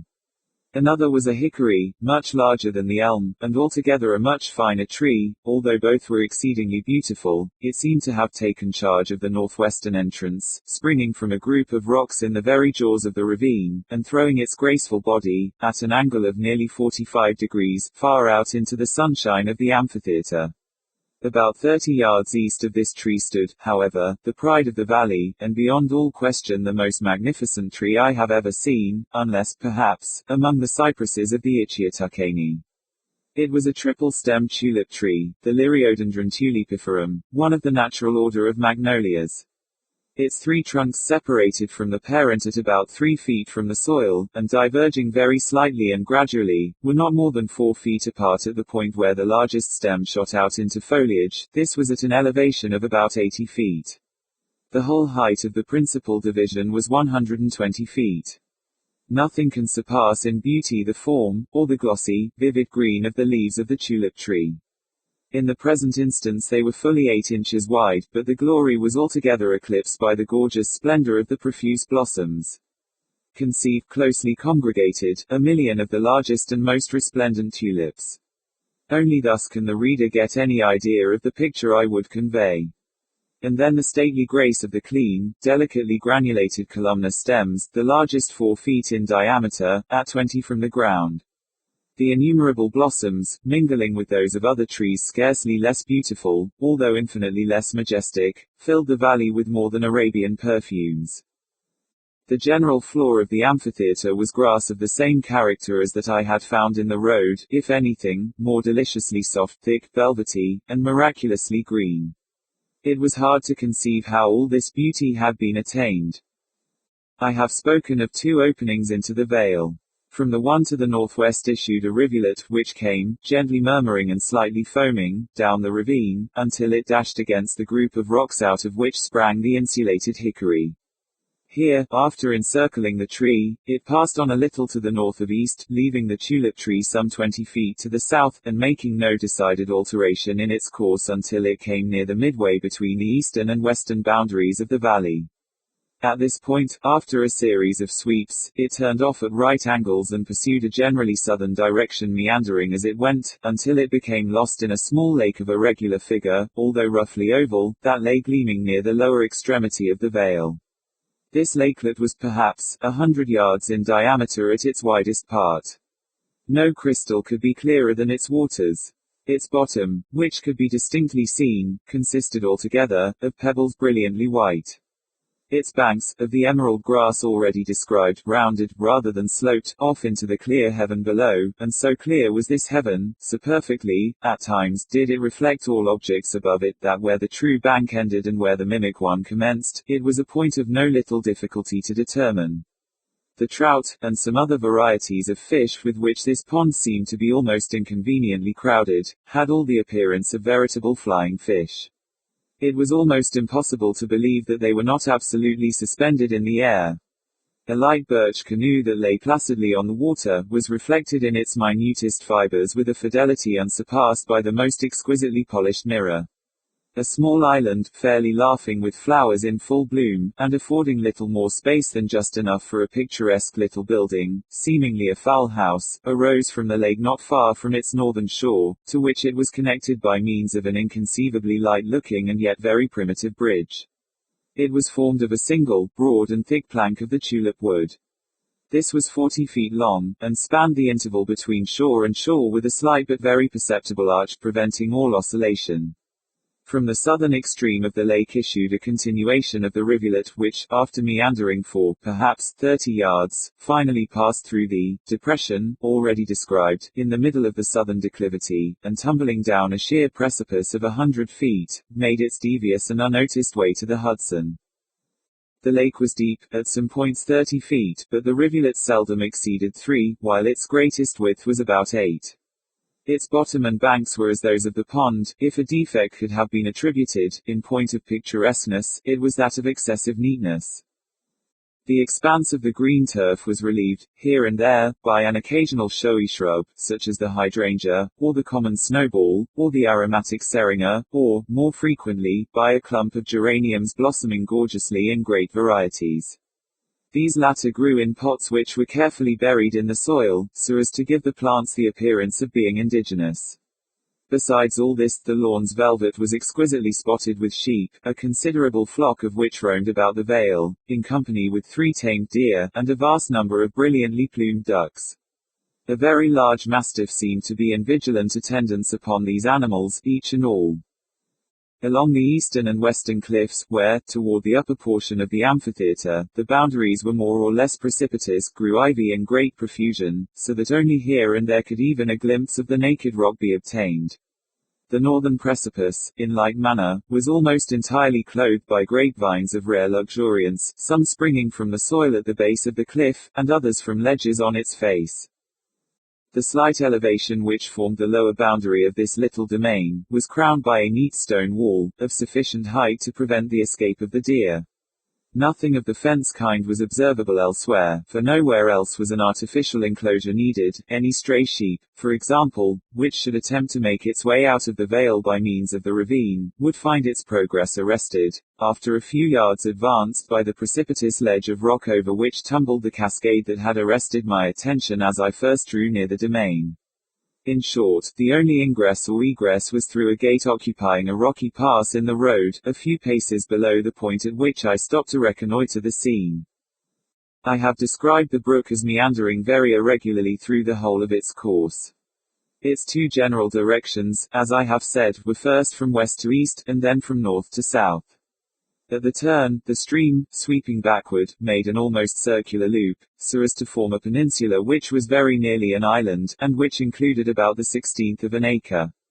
On this peninsula stood a dwelling house, and when I say that this house, like the infernal terrace seen by Vathek, était d'un architecture inconnue dans les annales de la terre, I mean, merely, that its tout ensemble struck me with the keenest sense of combined novelty and propriety, in a word, of poetry, for, than in the words just employed, I could scarcely give, of poetry in the abstract, a more rigorous definition, and I do not mean that merely outre was perceptible in any respect.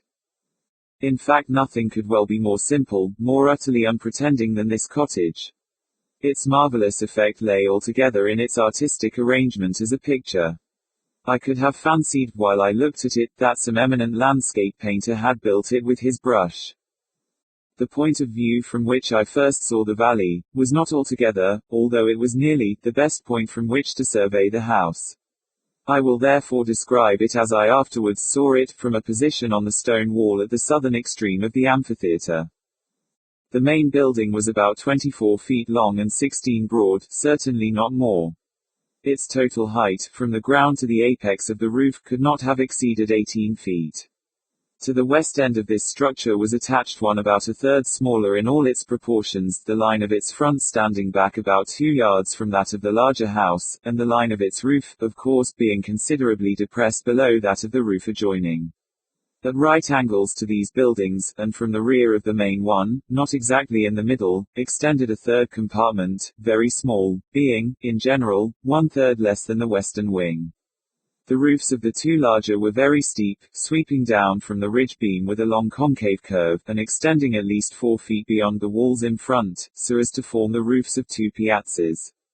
These latter roofs, of course, needed no support, but as they had the air of needing it, slight and perfectly plain pillars were inserted at the corners alone. The roof of the northern wing was merely an extension of a portion of the main roof. Between the chief building and western wing arose a very tall and rather slender square chimney of hard Dutch bricks, alternately black and red, a slight cornice of projecting bricks at the top. Over the gables the roofs also projected very much, in the main building about 4 feet to the east and 2 to the west. The principal door was not exactly in the main division, being a little to the east, while the two windows were to the west. These latter did not extend to the floor, but were much longer and narrower than usual. They had single shutters like doors, the panes were of lozenge form, but quite large. The door itself had its upper half of glass, also in lozenge panes, a movable shutter secured it at night. The door to the west wing was in its gable, and quite simple, a single window looked out to the south. There was no external door to the north wing, and it also had only one window to the east. The blank wall of the eastern gable was relieved by stairs with a balustrade running diagonally across it, the ascent being from the south.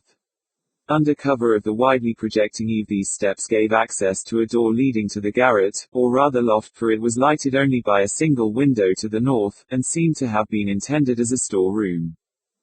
The piazzas of the main building and western wing had no floors, as is usual, but at the doors and at each window, large flat irregular slabs of granite lay embedded in the delicious turf, affording comfortable footing in all weather. Excellent paths of the same material, not nicely adapted, but with the velvety sod filling frequent intervals between the stones, led hither and thither from the house, to a crystal spring about 5 paces off, to the road, or to 1 or 2 outhouses that lay to the north beyond the brook, and were thoroughly concealed by a few locusts and catalpas. Not more than 6 steps from the main door of the cottage stood the dead trunk of a fantastic pear tree, so clothed from head to foot in the gorgeous bignonia blossoms that one required no little scrutiny to determine what manner of sweet thing it could be. From various arms of this tree hung cages of different kinds. In one, a large wicker cylinder with a ring at top, revelled a mockingbird, in another an oriole, in a third the impudent bobolink, while 3 or 4 more delicate prisons were loudly vocal with canaries. The pillars of the piazza were enwreathered in jasmine and sweet honeysuckle, while from the angle formed by the main structure and its west wing, in front, sprang a grapevine of unexampled luxuriance. Scorning all restraint, it had clambered first to the lower roof, then to the higher, and along the ridge of this latter it continued to ride on, throwing out tendrils to the right and left, until at length it fairly attained the east gable, and fell trailing over the stairs. The whole house, with its wings, was constructed of the old-fashioned Dutch shingles, broad, and with unrounded corners. It is a peculiarity of this material to give houses built of it the appearance of being wider at bottom than at top, after the manner of Egyptian architecture, and in the present instance, this exceedingly picturesque effect was aided by numerous pots of gorgeous flowers that almost encompassed the base of the buildings. The shingles were painted a dull grey, and the happiness with which this neutral tint melted into the vivid green of the tulip tree leaves that partially overshadowed the cottage can readily be conceived by an artist. From the position near the stone wall, as described, the buildings were seen at great advantage, for the southeastern angle was thrown forward, so that the eye took in at once the whole of the two fronts, with the picturesque eastern gable, and at the same time obtained just a sufficient glimpse of the northern wing, with parts of a pretty roof to the spring house, and nearly half of a light bridge that spanned the brook in the near vicinity of the main buildings. I did not remain very long on the brow of the hill, although long enough to make a thorough survey of the scene at my feet. It was clear that I had wandered from the road to the village, and I had thus good traveller's excuse to open the gate before me, and inquire my way, at all events, so, without more ado, I proceeded. The road, after passing the gate, seemed to lie upon a natural ledge, sloping gradually down along the face of the northeastern cliffs. It led me on to the foot of the northern precipice, and thence over the bridge round by the eastern gable to the front door. In this progress, I took notice that no sight of the outhouses could be obtained.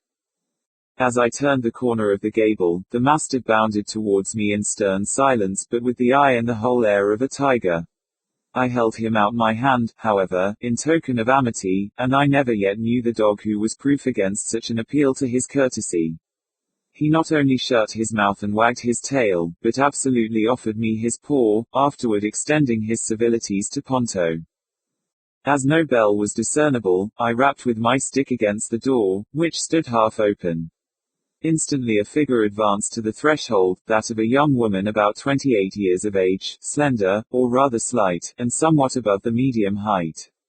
As she approached with a certain modest decision of step altogether indescribable, I said to myself, surely here I have found the perfection of natural, in contradistinction from artificial grace. The second impression which she made on me, but by far the more vivid of the two, was that of enthusiasm. So intense an expression of romance, perhaps I should call it, or of unworldliness, as that which gleamed from her deep-set eyes, had never so sunk into my heart of hearts before. I know not how it is, but this peculiar expression of the eye, wreathing itself occasionally into the lips, is the most powerful, if not absolutely the sole spell, which rivets my interest in woman. Romance, provided my readers fully comprehended what I would here imply by the word romance, and womanliness, seem to me convertible terms, and, after all, what man truly loves in woman, is simply her womanhood. The eyes of Annie, I heard someone from the interior call her, Annie, darling, were spiritual grey, her hair, a light chestnut. This is all I had time to observe of her. At her most courteous of invitations, I entered, passing first into a tolerably wide vestibule. Having come mainly to observe, I took notice that to my right as I stepped in, was a window, such as those in front of the house, to the left, a door leading into the principal room, while, opposite me, an open door enabled me to see a small apartment, just the size of the vestibule, arranged as a study, and having a large bow window looking out to the north.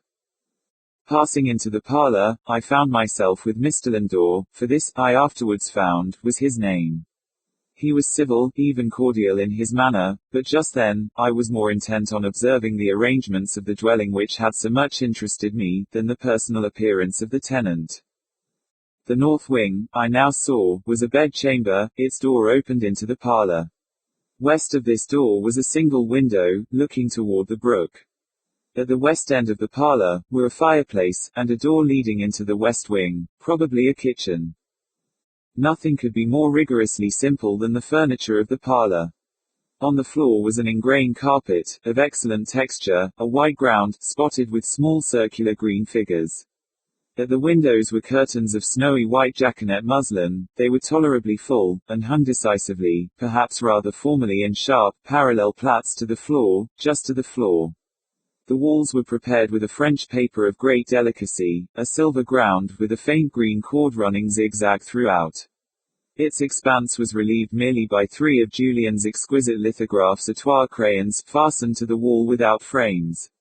One of these drawings was a scene of oriental luxury, or rather voluptuousness, another was a carnival piece, spirited beyond compare, the third was a Greek female head, a face so divinely beautiful, and yet of an expression so provokingly indeterminate, never before arrested my attention.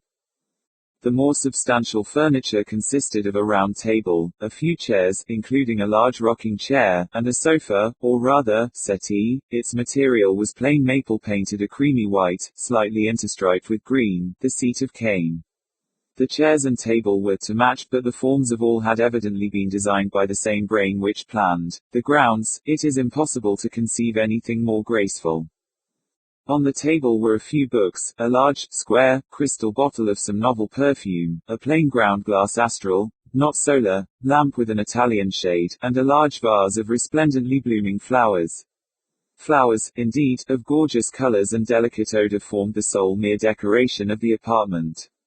The fireplace was nearly filled with a vase of brilliant geranium. On a triangular shelf in each angle of the room stood also a similar vase, varied only as to its lovely contents. One or two smaller bouquets adorned the mantel, and late violets clustered about the open windows. It is not the purpose of this work to do more than give in detail a picture of Mr. Lander's residence, as I found it. How he made it what it was, and why, with some particulars of Mr. Lander himself, may, possibly form the subject of another article. William Wilson. What say of it? What say of conscience grim? That spectre in my path. Chamberlain's Faronida. Let me call myself, for the present, William Wilson. The fair page now lying before me need not be sullied with my real appellation. This has been already too much an object for the scorn, for the horror, for the detestation of my race. To the uttermost regions of the globe have not the indignant winds bruited its unparalleled infamy. O, outcast of all outcasts most abandoned, to the earth art thou not forever dead. To its honors, to its flowers, to its golden aspirations, and a cloud, dense, dismal, and limitless, does it not hang eternally between thy hopes and heaven? I would not, if I could, here or today, embody a record of my later years of unspeakable misery, and unpardonable crime. This epoch, these later years, took unto themselves a sudden elevation in turpitude, whose origin alone it is my present purpose to assign. Men usually grow base by degrees. From me, in an instant, all virtue dropped bodily as a mantle. From comparatively trivial wickedness I passed with the stride of a giant, into more than the enormities of an Elagabalus. What chance, what one event brought this evil thing to pass, bear with me while I relate. Death approaches, and the shadow which foreruns him has thrown a softening influence over my spirit. I long, in passing through the dim valley, for the sympathy, I had nearly said for the pity, of my fellow men. I would fain have them believe that I have been, in some measure, the slave of circumstances beyond human control. I would wish them to seek out for me, in the details I am about to give, some little oasis of fatality amid a wilderness of error. I would have them allow, what they cannot refrain from allowing, that, although temptation may have erewhile existed as great, man was never thus, at least tempted before, certainly, never thus fell. And is it therefore that he has never thus suffered? Have I not indeed been living in a dream? And am I not now dying a victim to the horror and the mystery of the wildest of all sublunary visions? I am the descendant of a race whose imaginative and easily excitable temperament has at all times rendered them remarkable, and, in my earliest infancy, I gave evidence of having fully inherited the family character. As I advanced in years it was more strongly developed, becoming, for many reasons, a cause of serious disquietude to my friends, and of positive injury to myself. I grew self-willed, addicted to the wildest caprices, and a prey to the most ungovernable passions. Weak-minded, and beset with constitutional infirmities akin to my own, my parents could do but little to check the evil propensities which distinguished me. Some feeble and ill-directed efforts resulted in complete failure on the part, and, of course, in total triumph on mine. Thenceforward my voice was a household law, and at an age when few children have abandoned their leading strings, I was left to the guidance of my own will, and became, in all but name, the master of my own actions. My earliest recollections of a school life are connected with a large, rambling, Elizabethan house, in a misty-looking village of England, where were a vast number of gigantic and gnarled trees, and where all the houses were excessively ancient. In truth, it was a dreamlike and spirit-soothing place, that venerable old town. At this moment, in fancy, I feel the refreshing chilliness of its deeply shadowed avenues, inhale the fragrance of its thousand shrubberies, and thrill anew with undefinable delight, at the deep hollow note of the church bell, breaking, each hour, with sullen and sudden roar, upon the stillness of the dusky atmosphere in which the fretted Gothic steeple lay embedded and asleep. It gives me, perhaps, as much of pleasure as I can now in any manner experience to dwell upon minute recollections of the school and its concerns. Steeped in misery as I am, misery, alas, only too real, I shall be pardoned for seeking relief, however slight and temporary, in the weakness of a few rambling details. These, moreover, utterly trivial, and even ridiculous in themselves, assume, to my fancy, adventitious importance, as connected with a period and a locality when and where I recognize the first ambiguous monitions of the destiny which afterwards so fully overshadowed me. Let me then remember. The house, I have said, was old and irregular. The grounds were extensive, and a high and solid brick wall, topped with a bed of mortar and broken glass, encompassed the whole. This prison-like rampart formed the limit of our domain. Beyond it we saw but thrice a week, once every Saturday afternoon, when, attended by 2 ushers, we were permitted to take brief walks in a body through some of the neighboring fields, and twice during Sunday, when we were paraded in the same formal manner to the morning and evening service in the one church of the village. Of this church the principal of our school was pastor. With how deep a spirit of wonder and perplexity was I wont to regard him from our remote pew in the gallery, as, with step solemn and slow, he ascended the pulpit. This reverend man, with countenance so demurely benign, with robes so glossy and so clerically flowing, with wig so minutely powdered, so rigid and so vast, could this be he who, of late, with sour visage, and in snuffy habiliments, administered, ferule in hand, the draconian laws of the academy? Oh, gigantic paradox, too utterly monstrous for solution. At an angle of the ponderous wall frowned a more ponderous gate. It was riveted and studded with iron bolts, and surmounted with jagged iron spikes. What impressions of deep awe did it inspire? It was never opened save for the 3 periodical egressions and ingressions already mentioned. Then, in every creak of its mighty hinges, we found a plenitude of mystery, a world of matter for solemn remark, or for more solemn meditation. The extensive enclosure was irregular in form, having many capacious recesses. Of these 3 or 4 of the largest constituted the playground. It was level, and covered with fine hard gravel. I well remember it had no trees, nor benches, nor anything similar within it. Of course it was in the rear of the house. In front lay a small parterre, planted with box and other shrubs, but through this sacred division we passed only upon rare occasions indeed, such as a first advent to school or final departure thence, or perhaps, when a parent or friend having called for us we joyfully took our way home for the Christmas or midsummer holy days. But the house, how quaint an old building was this to me, how veritably a palace of enchantment. There was really no end to its windings, to its incomprehensible subdivisions. It was difficult, at any given time, to say with certainty upon which of its 2 stories one happened to be. From each room to every other there were sure to be found 3 or 4 steps either in ascent or descent.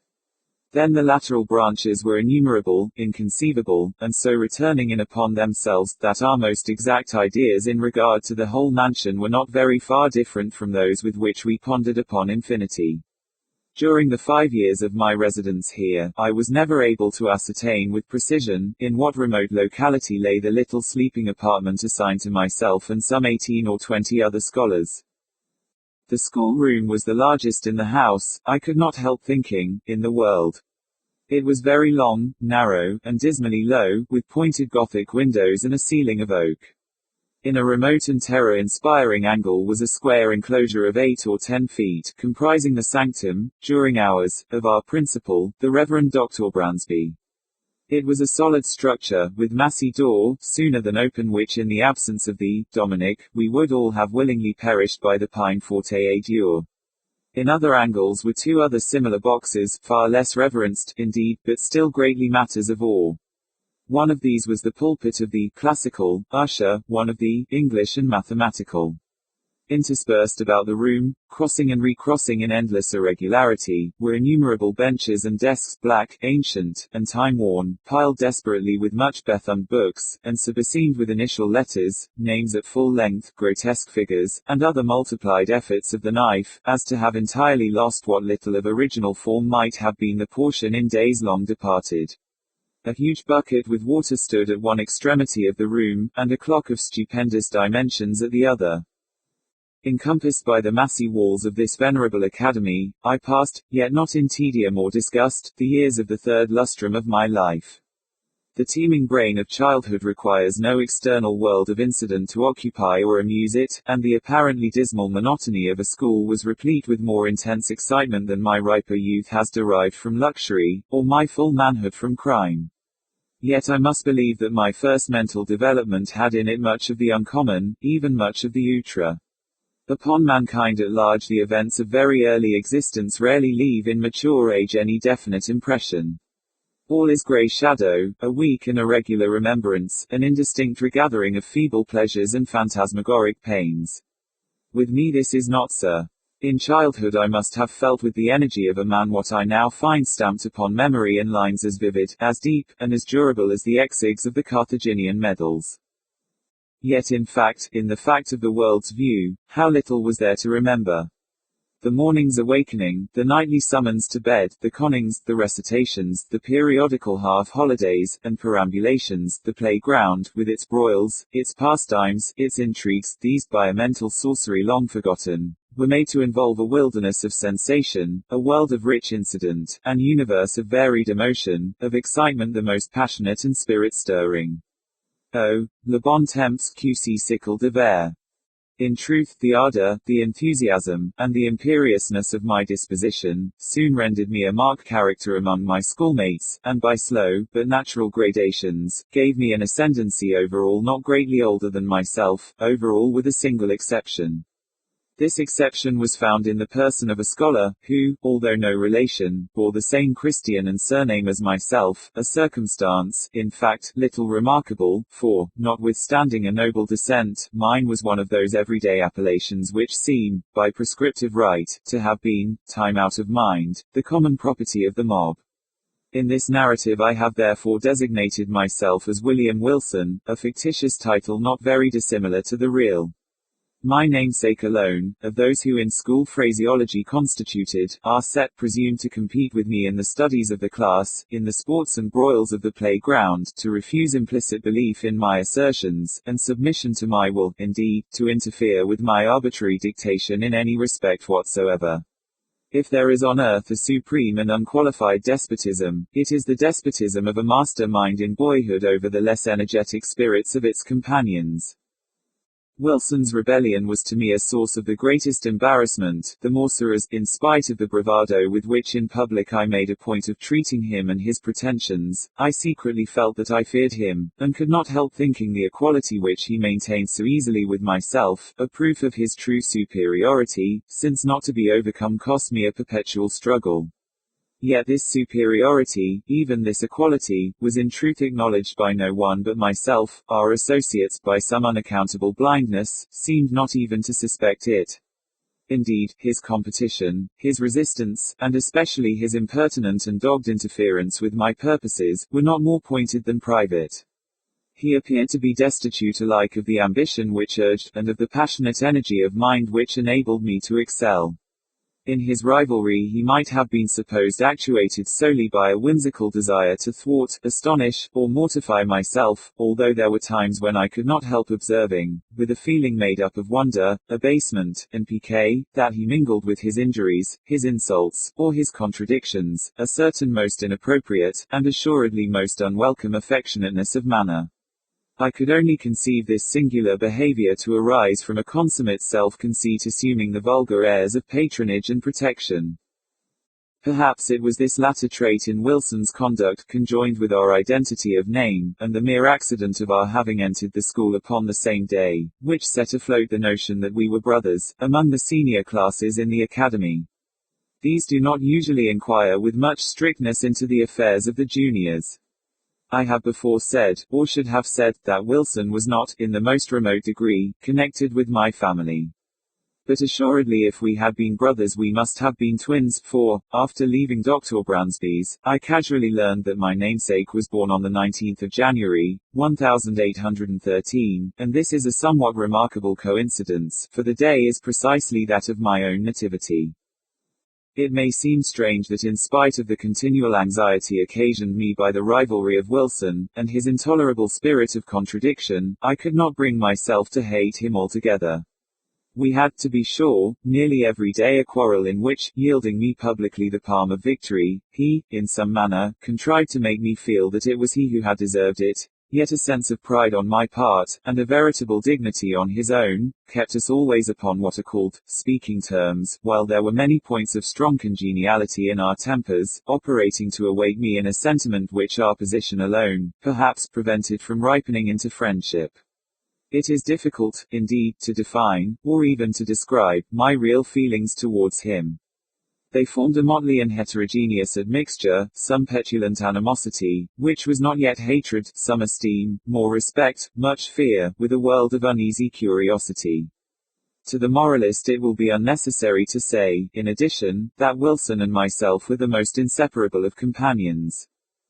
It was no doubt the anomalous state of affairs existing between us which turned all my attacks upon him, and they were many, either open or covert, into the channel of banter or practical joke, giving pain while assuming the aspect of mere fun, rather than into a more serious and determined hostility. But my endeavors on this head were by no means uniformly successful, even when my plans were the most wittily concocted, for my namesake had much about him, in character, of that unassuming and quiet austerity which, while enjoying the poignancy of its own jokes, has no heel of Achilles in itself, and absolutely refuses to be laughed at. I could find, indeed, but one vulnerable point, and that, lying in a personal peculiarity, arising, perhaps, from constitutional disease, would have been spared by any antagonist less at his wit's end than myself. My rival had a weakness in the vocal or guttural organs, which precluded him from raising his voice at any time above a very low whisper. Of this defect I did not fail to take what poor advantage lay in my power. Wilson's retaliations in kind were many, and there was one form of his practical wit that disturbed me beyond measure. How his sagacity first discovered at all that so petty a thing would vex me, is a question I never could solve, but, having discovered, he habitually practiced the annoyance. I had always felt aversion to my uncourtly patronymic, and its very common, if not plebeian praenomen.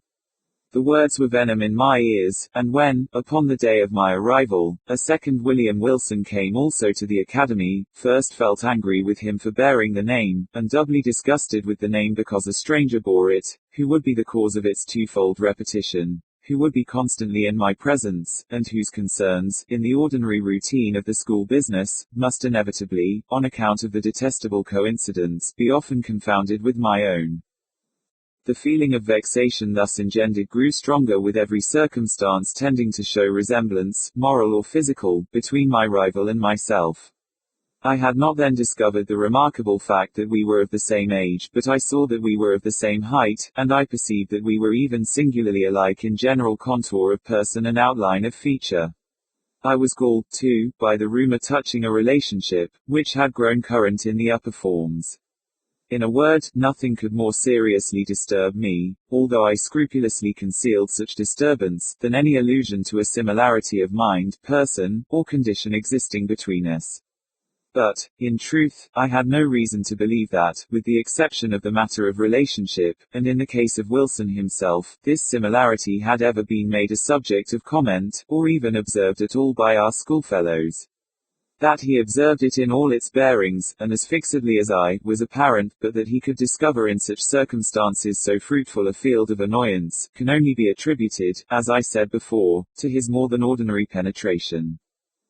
His cue, which was to perfect an imitation of myself, lay both in words and in actions, and most admirably did he play his part.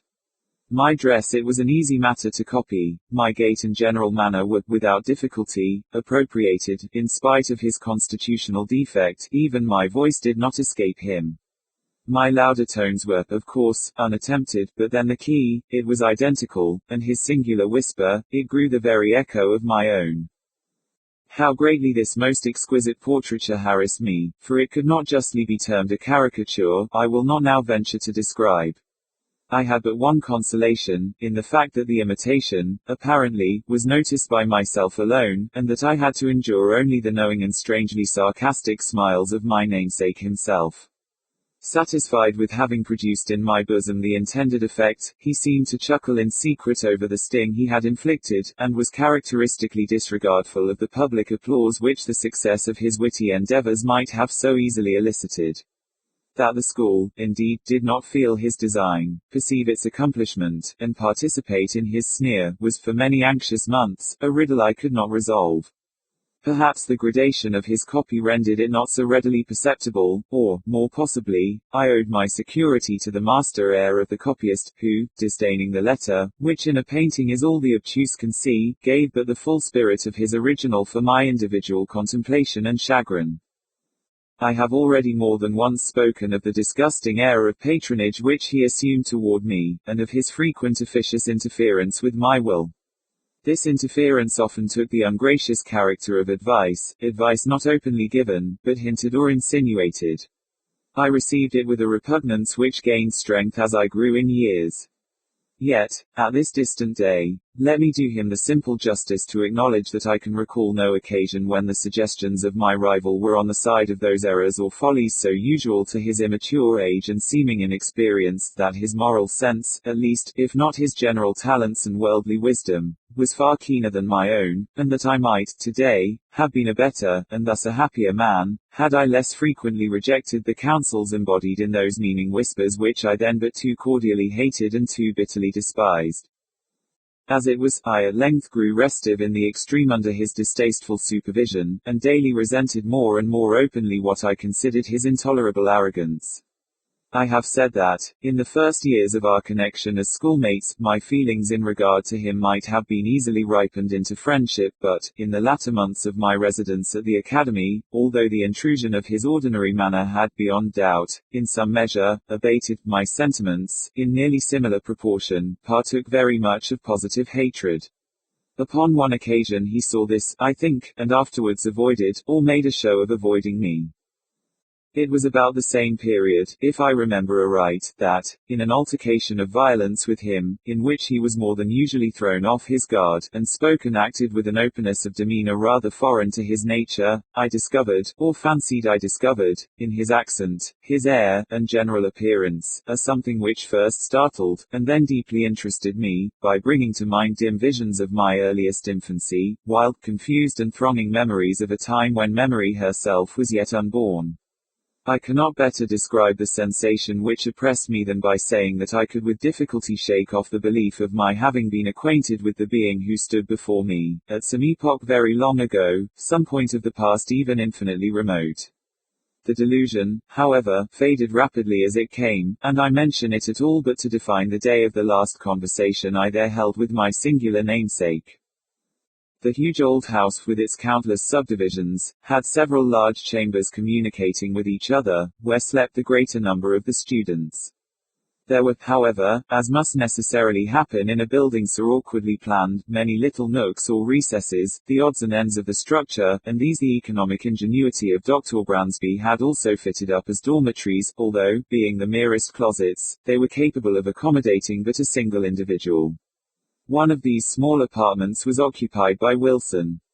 One night, about the close of my 5th year at the school, and immediately after the altercation just mentioned, finding every one wrapped in sleep, I arose from bed, and, lamp in hand, stole through a wilderness of narrow passages from my own bedroom to that of my rival. I had long been plotting one of those ill-natured pieces of practical wit at his expense in which I had hitherto been so uniformly unsuccessful. It was my intention, now, to put my scheme in operation, and I resolved to make him feel the whole extent of the malice with which I was imbued. Having reached his closet, I noiselessly entered, leaving the lamp, with a shade over it, on the outside. I advanced a step, and listened to the sound of his tranquil breathing. Assured of his being asleep, I returned, took the light, and with it again approached the bed. Close curtains were around it, which, in the prosecution of my plan, I slowly and quietly withdrew, when the bright rays fell vividly upon the sleeper, and my eyes, at the same moment, upon his countenance. I looked, and a numbness, an iciness of feeling instantly pervaded my frame. My breast heaved, my knees tottered, my whole spirit became possessed with an objectless yet intolerable horror.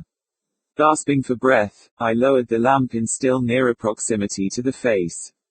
Were these the lineaments of William Wilson? I saw, indeed, that they were his, but I shook as if with a fit of the ague in fancying they were not. What was there about 'em to confound me in this manner? I gazed while my brain reeled with a multitude of incoherent thoughts. Not thus he appeared, assuredly not thus, in the vivacity of his waking hours. The same name, the same contour of person, the same day of arrival at the academy. And then his dogged and meaningless imitation of my gait, my voice, my habits, and my manner. Was it, in truth, within the bounds of human possibility, that what I now saw was the result, merely, of the habitual practice of this sarcastic imitation? Awe-stricken, and with a creeping shudder, I extinguished the lamp, passed silently from the chamber, and left, at once, the halls of that old academy, never to enter them again. After a lapse of some months, spent at home in mere idleness, I found myself a student at Eton. The brief interval had been sufficient to enfeeble my remembrance of the events at Dr. Bransby's, or at least to effect a material change in the nature of the feelings with which I remembered them. The truth, the tragedy, of the drama was no more. I could now find room to doubt the evidence of my senses, and seldom called up the subject at all but with wonder at extent of human credulity, and a smile at the vivid force of the imagination which I hereditarily possessed. Neither was this species of skepticism likely to be diminished by the character of the life I led at Eton. The vortex of thoughtless folly into which I there so immediately and so recklessly plunged, washed away all but the froth of my past hours, engulfed at once every solid or serious impression, and left to memory only the veriest levities of a former existence. I do not wish, however, to trace the course of my miserable profligacy here, a profligacy which set at defiance the laws, while it eluded the vigilance of the institution. 3 years of folly, passed without profit, had but given me rooted habits of vice, and added, in a somewhat unusual degree, to my bodily stature, when, after a week of soulless dissipation, I invited a small party of the most dissolute students to a secret carousal in my chambers. We met at a late hour of the night, for our debaucheries were to be faithfully protracted until morning. The wine flowed freely, and there were not wanting other and perhaps more dangerous seductions, so that the grey dawn had already faintly appeared in the east while our delirious extravagance was at its height. Madly flushed with cards and intoxication, I was in the act of insisting upon a toast of more than wonted profanity, when my attention was suddenly diverted by the violent, although partial unclosing of the door of the apartment, and by the eager voice of a servant from without. He said that some person, apparently in great haste, demanded to speak with me in the hall. Wildly excited with wine, the unexpected interruption rather delighted than surprised me. I staggered forward at once, and a few steps brought me to the vestibule of the building. In this low and small room there hung no lamp, and now no light at all was admitted, save that of the exceedingly feeble dawn which made its way through the semicircular window. As I put my foot over the threshold, I became aware of the figure of a youth about my own height, and habited in a white kerseymere morning frock, cut in the novel fashion of the one I myself wore at the moment. This the faint light enabled me to perceive, but the features of his face I could not distinguish. Upon my entering he strode hurriedly up to me, and, seizing me by the arm with a gesture of petulant impatience, whispered the words, "William Wilson," in my ear. I grew perfectly sober in an instant. There was that in the manner of the stranger, and in the tremulous shake of his uplifted finger, as he held it between my eyes and the light, which filled me with unqualified amazement, but it was not this which had so violently moved me. It was the pregnancy of solemn admonition in the singular, low, hissing utterance, and, above all, it was the character, the tone, the key, of those few, simple, and familiar, yet whispered syllables, which came with 1,000 thronging memories of bygone days, and struck upon my soul with the shock of a galvanic battery. Ere I could recover the use of my senses he was gone. Although this event failed not of a vivid effect upon my disordered imagination, yet was it evanescent as vivid. For some weeks, indeed, I busied myself in earnest inquiry, or was wrapped in a cloud of morbid speculation. I did not pretend to disguise from my perception the identity of the singular individual who thus perseveringly interfered with my affairs, and harassed me with his insinuated counsel. But who and what was this Wilson, and whence came he, and what were his purposes? Upon neither of these points could I be satisfied, merely ascertaining, in regard to him, that a sudden accident in his family had caused his removal from Dr. Bransby's academy on the afternoon of the day in which I myself had eloped. But in a brief period I ceased to think upon the subject, my attention being all absorbed in a contemplated departure for Oxford. Thither I soon went, the uncalculating vanity of my parents furnishing me with an outfit and annual establishment, which would enable me to indulge at will in the luxury already so dear to my heart, to vie in profuseness of expenditure with the haughtiest heirs of the wealthiest earldoms in Great Britain. Excited by such appliances to vice, my constitutional temperament broke forth with redoubled ardor, and I spurned even the common restraints of decency in the mad infatuation of my revels. But it were absurd to pause in the detail of my extravagance. Let it suffice, that among spendthrifts I out-Heroded Herod, and that, giving name to a multitude of novel follies, I added no brief appendix to the long catalogue of vices then usual in the most dissolute university of Europe. It could hardly be credited, however, that I had, even here, so utterly fallen from the gentlemanly estate, as to seek acquaintance with the vilest arts of the gambler by profession, and, having become an adept in his despicable science, to practice it habitually as a means of increasing my already enormous income at the expense of the weak-minded among my fellow collegians. Such, nevertheless, was the fact. And the very enormity of this offence against all manly and honourable sentiment proved beyond doubt, the main if not the sole reason of the impunity with which it was committed. Who, indeed, among my most abandoned associates, would not rather have disputed the clearest evidence of his senses, than have suspected of such courses, the gay, the frank, the generous William Wilson, the noblest and most liberal commoner at Oxford, him whose follies, said his parasites, were but the follies of youth and unbridled fancy, whose errors but an imitable whim, whose darkest vice but a careless and dashing extravagance. I had been now 2 years successfully busied in this way, when there came to the university a young parvenu nobleman, Glendinning, rich, said report, as Herodes Atticus, his riches, too, as easily acquired. I soon found him of weak intellect, and, of course, marked him as a fitting subject for my skill. I frequently engaged him in play, and contrived with the gambler's usual art, to let him win considerable sums, the more effectually to entangle him in my snares. At length, my schemes being ripe, I met him, with the full intention that this meeting should be final and decisive, at the chambers of a fellow commoner, Mr. Preston, equally intimate with both, but who, to do him justice, entertained not even a remote suspicion of my design. To give to this a better colouring, I had contrived to have assembled a party of some 8 or 10, and was solicitously careful that the introduction of cards should appear accidental, and originate in the proposal of my contemplated dupe himself. To be brief upon a vile topic, none of the low finesse was omitted, so customary upon similar occasions that it is a just matter for wonder how any are still found so besotted as to fall its victim. We had protracted our sitting far into the night, and I had at length effected the manoeuvre of getting Glendinning as my sole antagonist. The game, too, was my favourite écarte. The rest of the company, interested in the extent of our play, had abandoned their own cards, and were standing around us as spectators. The parvenu, who had been induced by my artifices in the early part of the evening, to drink deeply, now shuffled, dealt, or played, with a wild nervousness of manner for which his intoxication, I thought, might partially, but could not altogether account.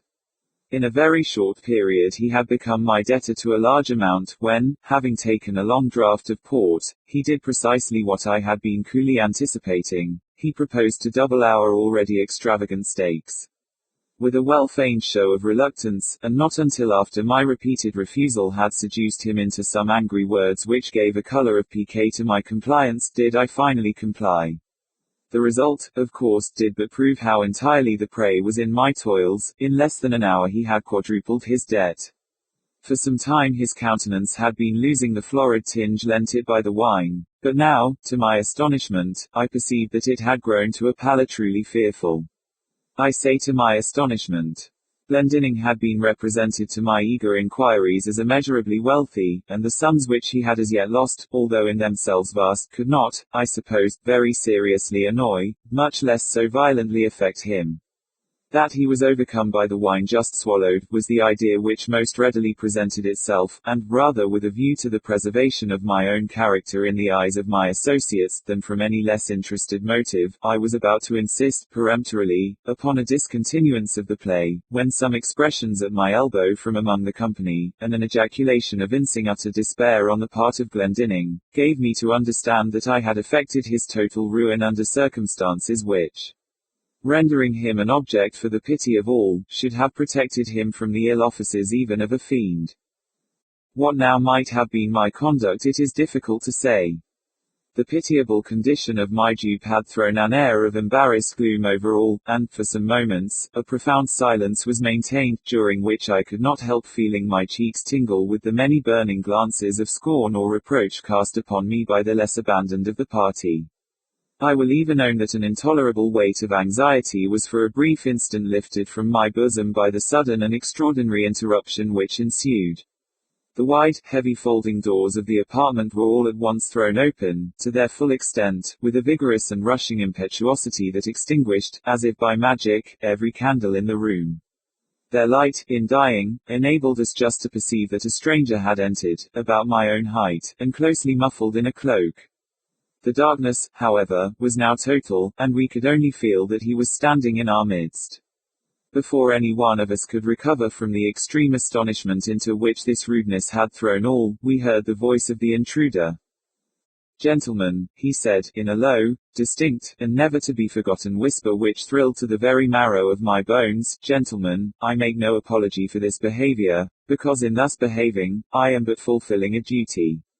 You are, beyond doubt, uninformed of the true character of the person who has tonight won at écarté a large sum of money from Lord Glendinning.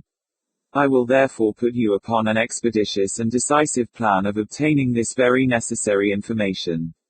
Please to examine, at your leisure, the inner linings of the cuff of his left sleeve, and the several little packages which may be found in the somewhat capacious pockets of his embroidered morning wrapper." While he spoke, so profound was the stillness that one might have heard a pin drop upon the floor. In ceasing, he departed at once, and as abruptly as he had entered.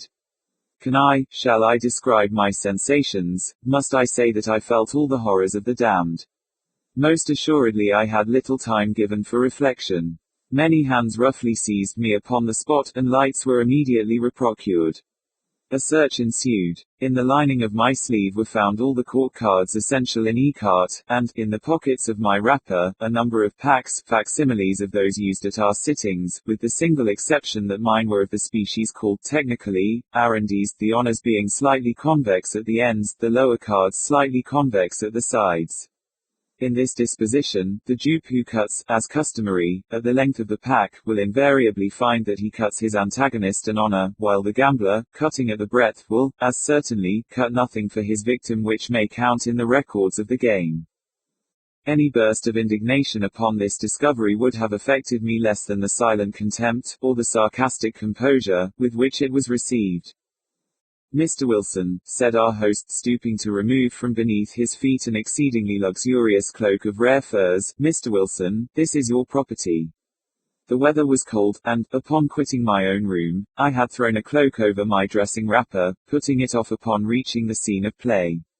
"I presume it is supererogatory to seek here," eyeing the folds of the garment with a bitter smile, "for any farther evidence of your skill. Indeed, we have had enough. You will see the necessity, I hope, of quitting Oxford, at all events, of quitting instantly my chambers." Abased, humbled to the dust as I then was, it is probable that I should have resented this galling language by immediate personal violence, had not my whole attention been at the moment arrested by a fact of the most startling character. The cloak which I had worn was of a rare description of fur. How rare, how extravagantly costly, I shall not venture to say. Its fashion, too, was of my own fantastic invention, for I was fastidious to an absurd degree of coxcombry, in matters of this frivolous nature. When, therefore, Mr. Preston reached me that which he had picked up upon the floor, and near the folding doors of the apartment, it was with an astonishment nearly bordering upon terror, that I perceived my own already hanging on my arm, where I had no doubt unwittingly placed it, and that the one presented me was but its exact counterpart in even the minutest possible particular.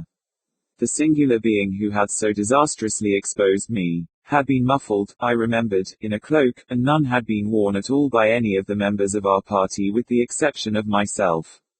Retaining some presence of mind, I took the one offered me by Preston, placed it, unnoticed, over my own, left the apartment with a resolute scowl of defiance, and, next morning ere dawn of day, commenced a hurried journey from Oxford to the Continent, in a perfect agony of horror and of shame. I fled in vain. My evil destiny pursued me as if in exultation, and proved, indeed, that the exercise of its mysterious dominion had as yet only begun. Scarcely had I set foot in Paris ere I had fresh evidence of the detestable interest taken by this Wilson in my concerns. Years flew, while I experienced no relief. Villain, at Rome, with how untimely, yet with how spectral an officiousness, stepped he in between me and my ambition. At Vienna, too, at Berlin, and at Moscow. Where, in truth, had I not bitter cause to curse him within my heart? From his inscrutable tyranny did I at length flee, panic-stricken, as from a pestilence, and to the very ends of the earth I fled in vain. And again, in secret communion with my own spirit, would I demand the questions, who is he, whence came he, and what are his objects? But no answer was there found. And then I scrutinized with a minute's scrutiny, the forms, and the methods, and the leading traits of his impertinent supervision. But even here there was very little upon which to base a conjecture. It was noticeable, indeed, that, in no one of the multiplied instances in which he had of late crossed my path, had he so crossed it except to frustrate those schemes, or to disturb those actions, which, if fully carried out, might have resulted in bitter mischief. Poor justification this, in truth, for an authority so imperiously assumed. Poor indemnity for natural rights of self-agency so pertinaciously, so insultingly denied. I had also been forced to notice that my tormentor, for a very long period of time, while scrupulously and with miraculous dexterity maintaining his whim of an identity of apparel with myself, had so contrived it, in the execution of his varied interference with my will, that I saw not, at any moment, the features of his face. Be Wilson what he might, this, at least, was but the veriest of affectation, or of folly.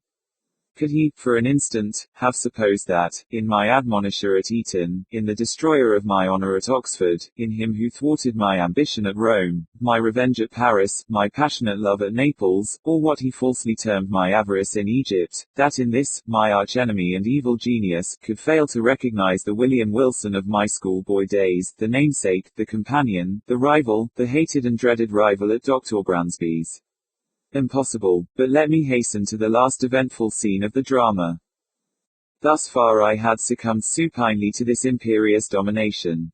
The sentiment of deep awe with which I habitually regarded the elevated character, the majestic wisdom, the apparent omnipresence and omnipotence of Wilson, added to a feeling of even terror, with which certain other traits in his nature and assumptions inspired me, had operated, hitherto, to impress me with an idea of my own utter weakness and helplessness, and to suggest an implicit, although bitterly reluctant submission to his arbitrary will. But, of late days, I had given myself up entirely to wine, and its maddening influence upon my hereditary temper rendered me more and more impatient of control.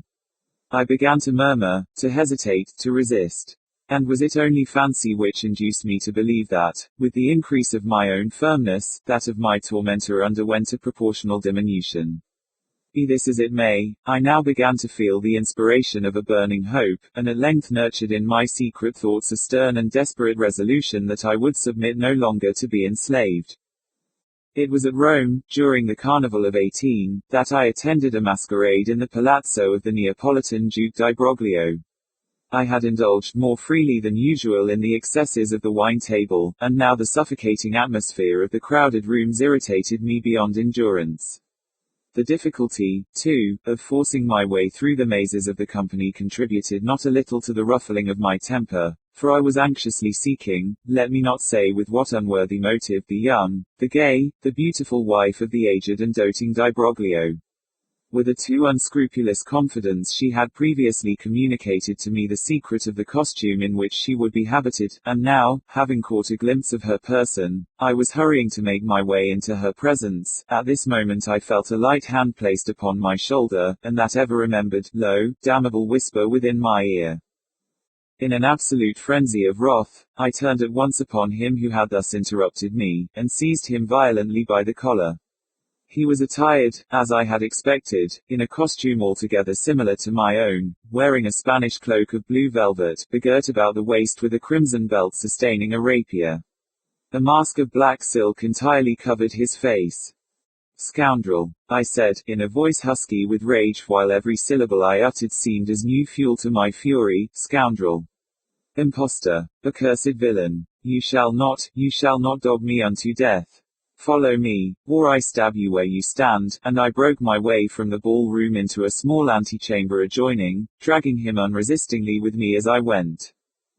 Upon entering, I thrust him furiously from me. He staggered against the wall, while I closed the door with an oath, and commanded him to draw. He hesitated but for an instant, then, with a slight sigh, drew in silence, and put himself upon his defense. The contest was brief indeed. I was frantic with every species of wild excitement, and felt within my single arm the energy and power of a multitude. In a few seconds I forced him by sheer strength against the wainscoting, and thus getting him at mercy, plunged my sword, with brute ferocity, repeatedly through and through his bosom. At that instant some person tried the latch of the door.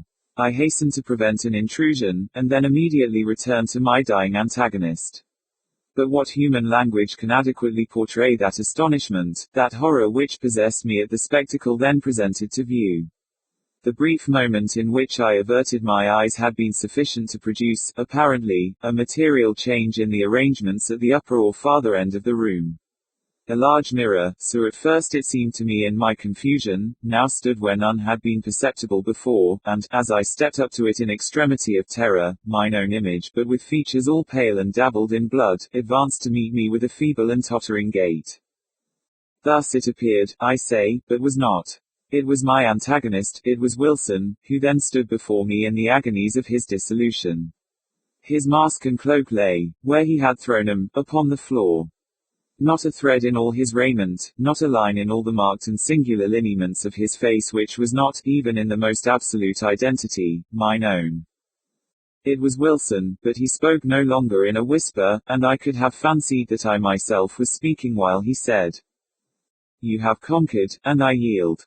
Yet, henceforward art thou also dead, dead to the world, to heaven and to hope. In me didst thou exist, and, in my death, see by this image, which is thine own, how utterly thou hast murdered thyself." The telltale heart. True, nervous, very, very dreadfully nervous I had been and am, but why will you say that I am mad? The disease had sharpened my senses, not destroyed, not dulled them. Above all was the sense of hearing acute. I heard all things in the heaven and in the earth. I heard many things in hell. How, then, am I mad? Hearken, and observe how healthily, how calmly I can tell you the whole story. It is impossible to say how first the idea entered my brain, but once conceived, it haunted me day and night. Object there was none. Passion there was none. I loved the old man. He had never wronged me. He had never given me insult. For his gold I had no desire. I think it was his eye. Yes, it was this. He had the eye of a vulture, a pale blue eye, with a film over it. Whenever it fell upon me, my blood ran cold, and so by degrees, very gradually, I made up my mind to take the life of the old man, and thus rid myself of the eye forever. Now this is the point. You fancy me mad. Madmen know nothing. But you should have seen me. You should have seen how wisely I proceeded, with what caution, with what foresight, with what dissimulation I went to work. I was never kinder to the old man than during the whole week before I killed him. And every night, about midnight, I turned the latch of his door and opened it, oh so gently. And then, when I had made an opening sufficient for my head, I put in a dark lantern, all closed, that no light shone out, and then I thrust in my head. Oh, you would have laughed to see how cunningly I thrust it in. I moved it slowly, very, very slowly, so that I might not disturb the old man's sleep. It took me an hour to place my whole head within the opening so far that I could see him as he lay upon his bed. Ha! Would a madman have been so wise as this?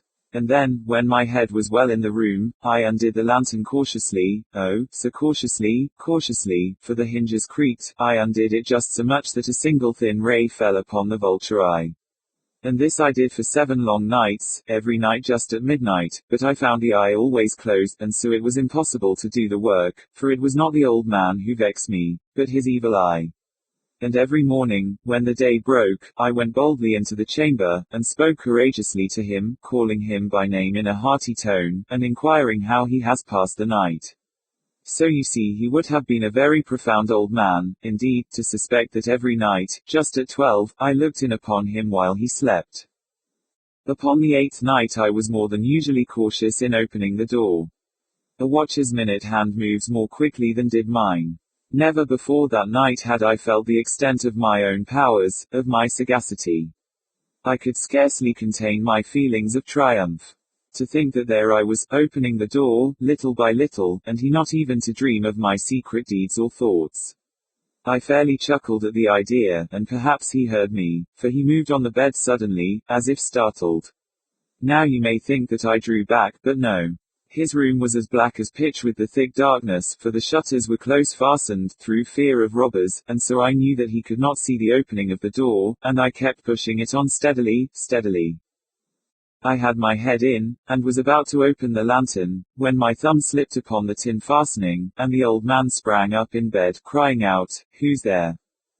I kept quite still and said nothing. For a whole hour I did not move a muscle, and in the meantime I did not hear him lie down.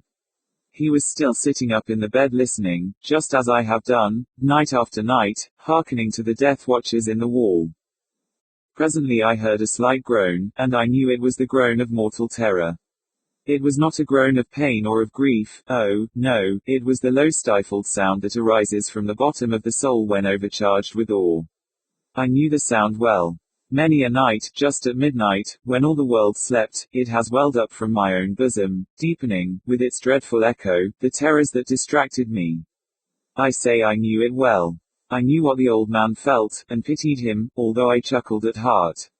I knew that he had been lying awake ever since the first slight noise, when he had turned in the bed. His fears had been ever since growing upon him. He had been trying to fancy them causeless, but could not. He had been saying to himself, "It is nothing but the wind in the chimney, it is only a mouse crossing the floor, or, it is merely a cricket which has made a single chirp." Yes, he had been trying to comfort himself with these suppositions, but he had found all in vain. All in vain, because death, in approaching him, had stalked with his black shadow before him, and enveloped the victim. And it was the mournful influence of the unperceived shadow that caused him to feel, although he neither saw nor heard, to feel the presence of my head within the room. When I had waited a long time, very patiently, without hearing him lie down, I resolved to open a little, a very, very little crevice in the lantern. So I opened it, you cannot imagine how stealthily, until, at length a simple dim ray, like the thread of the spider, shot from out the crevice and fell full upon the vulture eye. It was open, wide open, and I grew furious as I gazed upon it. I saw it with perfect distinctness, all a dull blue, with a hideous veil over it that chilled the very marrow in my bones, but I could see nothing else of the old man's face or person, for I had directed the ray as if by instinct, precisely upon the damned spot. And have I not told you that what you mistake for madness is but over-acuteness of the sense? Now, I say, there came to my ears a low, dull, quick sound, such as a watch makes when enveloped in cotton. I knew that sound well, too. It was the beating of the old man's heart. It increased my fury, as the beating of a drum stimulates the soldier into courage. But even yet I refrained and kept still.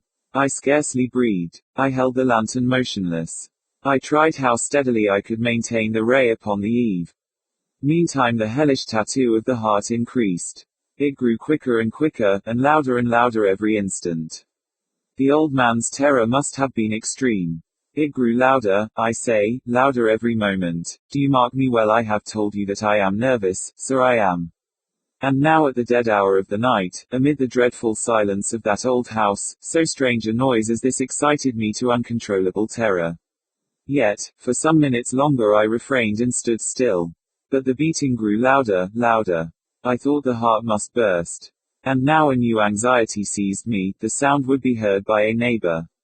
The old man's hour had come. With a loud yell, I threw open the lantern and leaped into the room. He shrieked once only.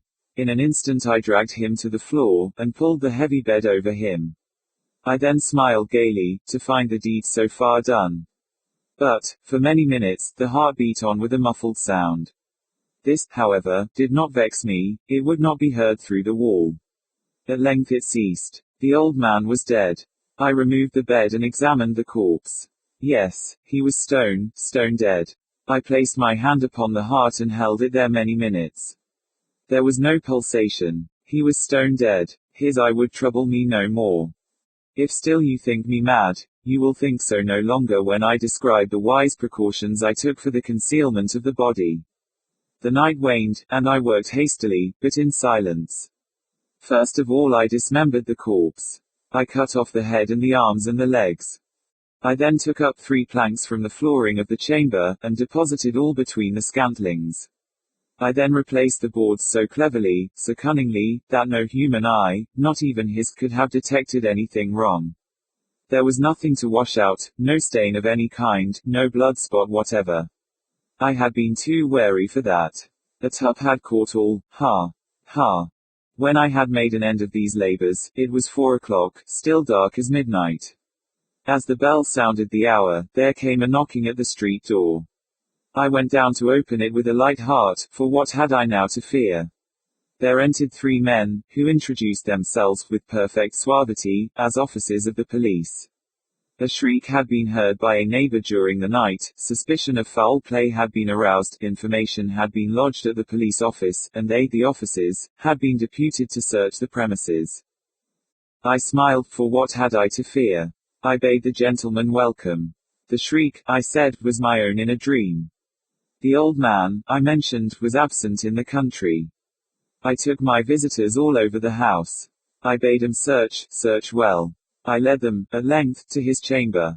I showed him his treasures, secure, undisturbed. In the enthusiasm of my confidence, I brought chairs into the room, and desired them here to rest from their fatigues, while I myself, in the wild audacity of my perfect triumph, placed my own seat upon the very spot beneath which reposed the corpse of the victim. The officers were satisfied. My manner had convinced them. I was singularly at ease.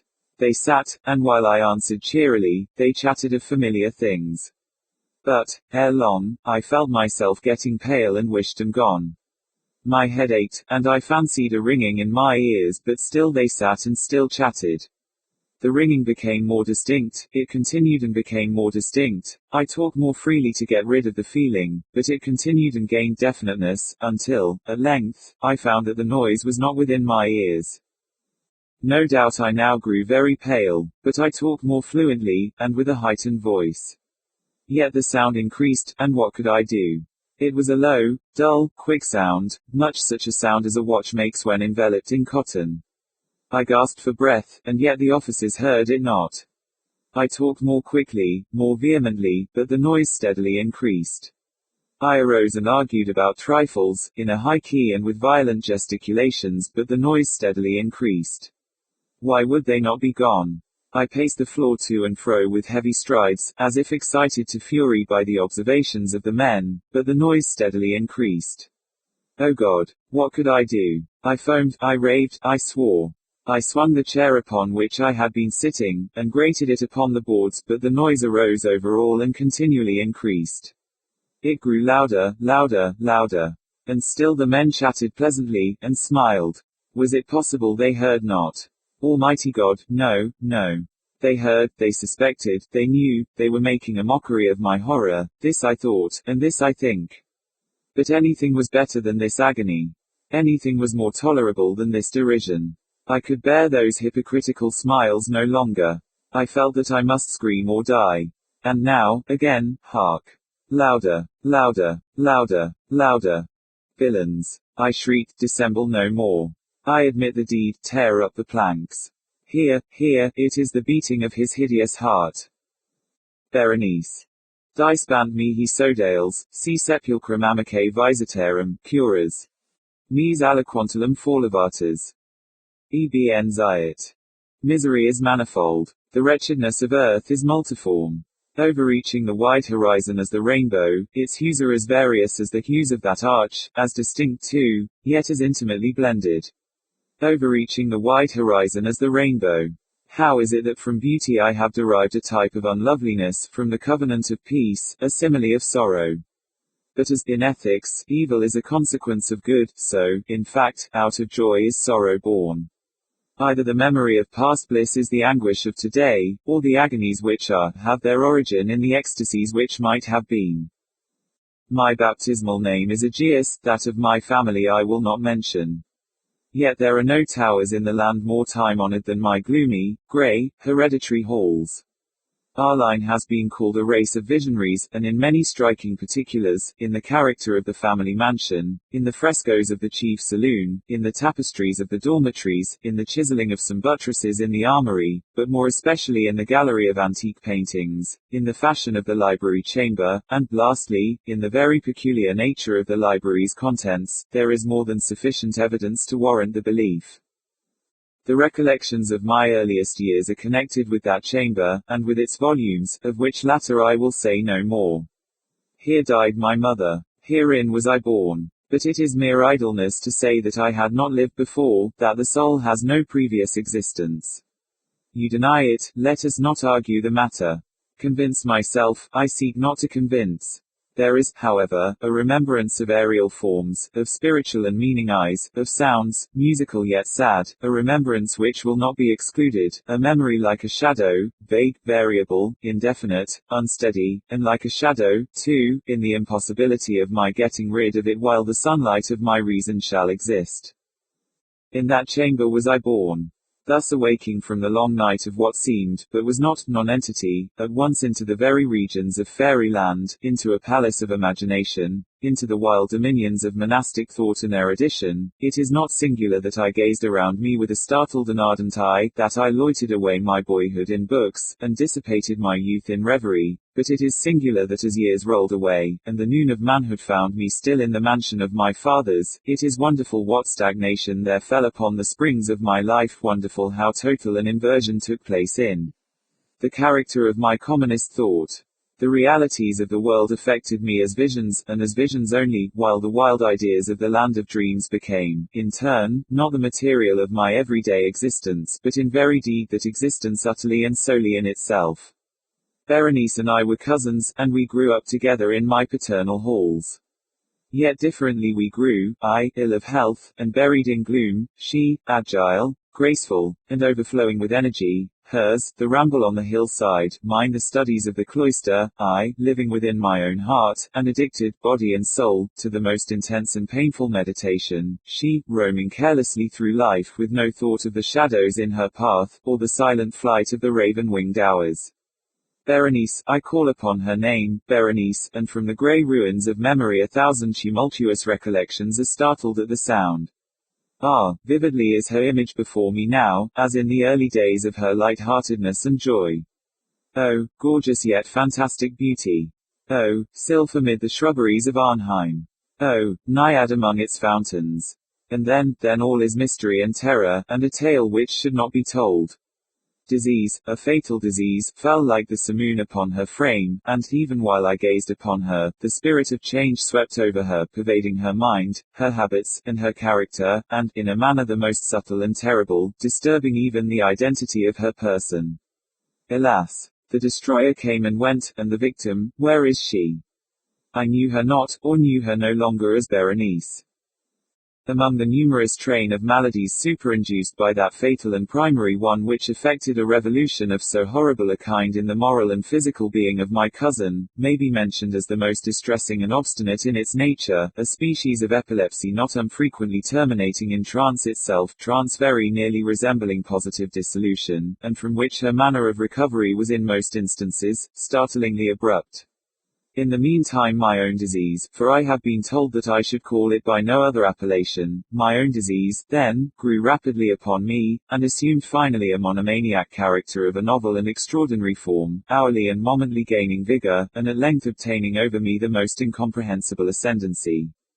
This monomania, if I must term it, consisted in a morbid irritability of those properties of the mind in metaphysical science termed the attentive. It is more than probable that I am not understood, but I fear, indeed, that it is in no manner possible to convey to the mind of the merely general reader, an adequate idea of that nervous intensity of interest with which, in my case, the powers of meditation, not to speak technically, busied and buried themselves, in the contemplation of even the most ordinary objects of the universe. To muse for long unwearied hours, with my attention riveted to some frivolous device on the margin, or in the typography of a book, to become absorbed, for the better part of a summer's day, in a quaint shadow falling aslant upon the tapestry or upon the floor, to lose myself, for an entire night, in watching the steady flame of a lamp, or the embers of a fire, to dream away whole days over the perfume of a flower, to repeat, monotonously, some common word, until the sound, by dint of frequent repetition, ceased to convey any idea whatever to the mind. To lose all sense of motion or physical existence by means of absolute bodily quiescence long and obstinately persevered in, such were a few of the most common and least pernicious vagaries induced by a condition of the mental faculties, not, indeed, altogether unparalleled, but certainly bidding defiance to anything like analysis or explanation. Yet let me not be misapprehended. The undue, earnest, and morbid attention thus excited by objects in their own nature frivolous, must not be confounded in character with that ruminating propensity common to all mankind, and more especially indulged in by persons of ardent imagination. It was not even, as might be at first supposed, an extreme condition, or exaggeration of such propensity, but primarily an essentially distinct and different.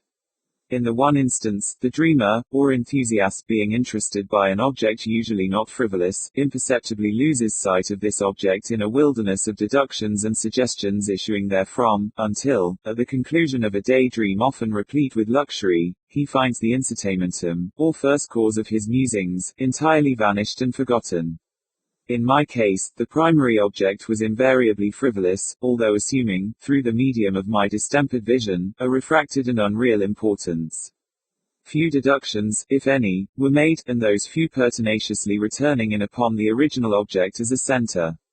The meditations were never pleasurable, and, at the termination of the reverie, the first cause, so far from being out of sight, had attained that supernaturally exaggerated interest which was the prevailing feature of the disease. In a word, the powers of mind more particularly exercised were, with me, as I have said before, the attentive, and are, with the daydreamer, the speculative. My books, at this epoch, if they did not actually serve to irritate the disorder, partook, it will be perceived, largely, in their imaginative and inconsequential nature, of the characteristic qualities of the disorder itself. I well remember, among others, the treatise of the noble Italian, Coelius Secundus Curio, De Amplitudine Vitae Regni Dei, St. Austin's great work, The City of God, and Tertullian's De Carni Christi, in which the paradoxical sentence, Mortuus est a filius, credible est quia ineptum est, a sepultus resurrexit, certum est quia impossibile est, occupied my undivided time, for many weeks of laborious and fruitless investigation. Thus it will appear that, shaken from its balance only by trivial things, my reason bore resemblance to that ocean crag spoken of by Ptolemy Hephaestion, which steadily resisting the attacks of human violence, and the fiercer fury of the waters and the winds, trembled only to the touch of the flower called asphodel. And although, to a careless thinker, it might appear a matter beyond doubt, that the alteration produced by her unhappy malady, in the moral condition of Berenice, would afford me many objects for the exercise of that intense and abnormal meditation whose nature I have been at some trouble in explaining, yet such was not in any degree the case. In the lucid intervals of my infirmity, her calamity, indeed, gave me pain, and, taking deeply to heart that total wreck of her fair and gentle life, I did not fail to ponder, frequently and bitterly, upon the wonder-working means by which so strange a revolution had been so suddenly brought to pass. But these reflections partook not of the idiosyncrasy of my disease, and were such as would have occurred, under similar circumstances, to the ordinary mass of mankind. True to its own character, my disorder reveled in the less important but more startling changes wrought in the physical frame of Berenice, in the singular and most appalling distortion of her personal identity. During the brightest days of her unparalleled beauty, most surely I had never loved her. In the strange anomaly of my existence, feelings with me had never been of the heart, and my passions always were of the mind. Through the grey of the early morning, among the trellised shadows of the forest at noonday, and in the silence of my library at night, she had flitted by my eyes, and I had seen her, not as the living and breathing Berenice, but as the Berenice of a dream, not as a being of the earth, earthy, but as the abstraction of such a being, not as a thing to admire, but to analyze, not as an object of love, but as the theme of the most abstruse although desultory speculation. And now I shuddered in her presence, and grew pale at her approach, yet, bitterly lamenting her fallen and desolate condition, I called to mind that she had loved me long, and, in an evil moment, I spoke to her of marriage. And at length the period of our nuptials was approaching, when, upon an afternoon in the winter of the year, one of those unseasonably warm, calm, and misty days which are the nurse of the beautiful Halcyon, *1, I sat, as I thought, alone, in the inner apartment of the library. But, uplifting my eyes, I saw that Berenice stood before me. Was it my own excited imagination, or the misty influence of the atmosphere, or the uncertain twilight of the chamber, or the grey draperies which fell around her figure, that caused in it so vacillating and indistinct an outline? I could not tell. She spoke no word, and I, not for worlds could I have uttered a syllable. An icy chill ran through my frame, a sense of insufferable anxiety oppressed me, a consuming curiosity pervaded my soul, and sinking back upon the chair, I remained for some time breathless and motionless with my eyes riveted upon her person. Alas! Its emaciation was excessive, and not one vestige of the former being lurked in any single line of the contour. My burning glances at length fell upon the face. The forehead was high, and very pale, and singularly placid, and the once jetty hair fell partially over it, and overshadowed the hollow temples with innumerable ringlets, now of a vivid yellow, and jarring discordantly, in their fantastic character, with the reigning melancholy of the countenance. The eyes were lifeless, and lustreless, and seemingly pupilless, and I shrank involuntarily from the glassy stare to the contemplation of the thin and shrunken lips. They parted, and in a smile of peculiar meaning, the teeth of the changed Berenice disclosed themselves slowly to my view. Would to God that I had never beheld them, or that, having done so, I had died. The shutting of a door disturbed me, and, looking up, I found that my cousin had departed from the chamber. But from the disordered chamber of my brain, had not, alas, departed, and would not be driven away, the white and ghastly spectrum of the teeth. Not a speck on their surface, not a shade on their enamel, not an indenture in their edges, but what that period of her smile had sufficed to brand in upon my memory. I saw them now even more unequivocally than I beheld them then. The teeth, they were here, and there, and everywhere, and visibly and palpably before me, long, narrow, and excessively white, with the pale lips writhing about them, as in the very moment of the first terrible development. Then came the full fury of my monomania, and I struggled in vain against its strange and irresistible influence. In the multiplied objects of the external world I had no thoughts but for the teeth. For these I longed with a frenzied desire.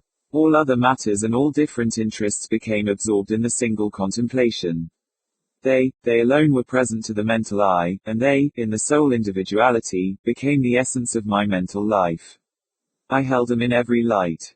I turned them in every attitude. I surveyed the characteristics. I dwelt upon their peculiarities. I pondered upon the conformation. I mused upon the alteration in their nature. I shuddered as I assigned to them in imagination a sensitive and sentient power, and even when unassisted by the lips, a capability of moral expression. Of Mademoiselle Salle it has been well said, "Qt aus ses par atient des sentiments," and of Berenice the first more seriously believed "Q toutes ses dents atient des idées." Des idées, here was the idiotic thought that destroyed me. Des idées, therefore it was that I coveted them so madly. I felt that the possession could alone ever restore me to peace, in giving me back to reason. And the evening closed in upon me thus, and then the darkness came, and tarried, and went, and the day again dawned, and the mists of a second night were now gathering around, and still I sat motionless in that solitary room, and still I sat buried in meditation, and still the phantasma of the teeth maintained its terrible ascendancy, as with the most vivid hideous distinctness, it floated about amid the changing lights and shadows of the chamber.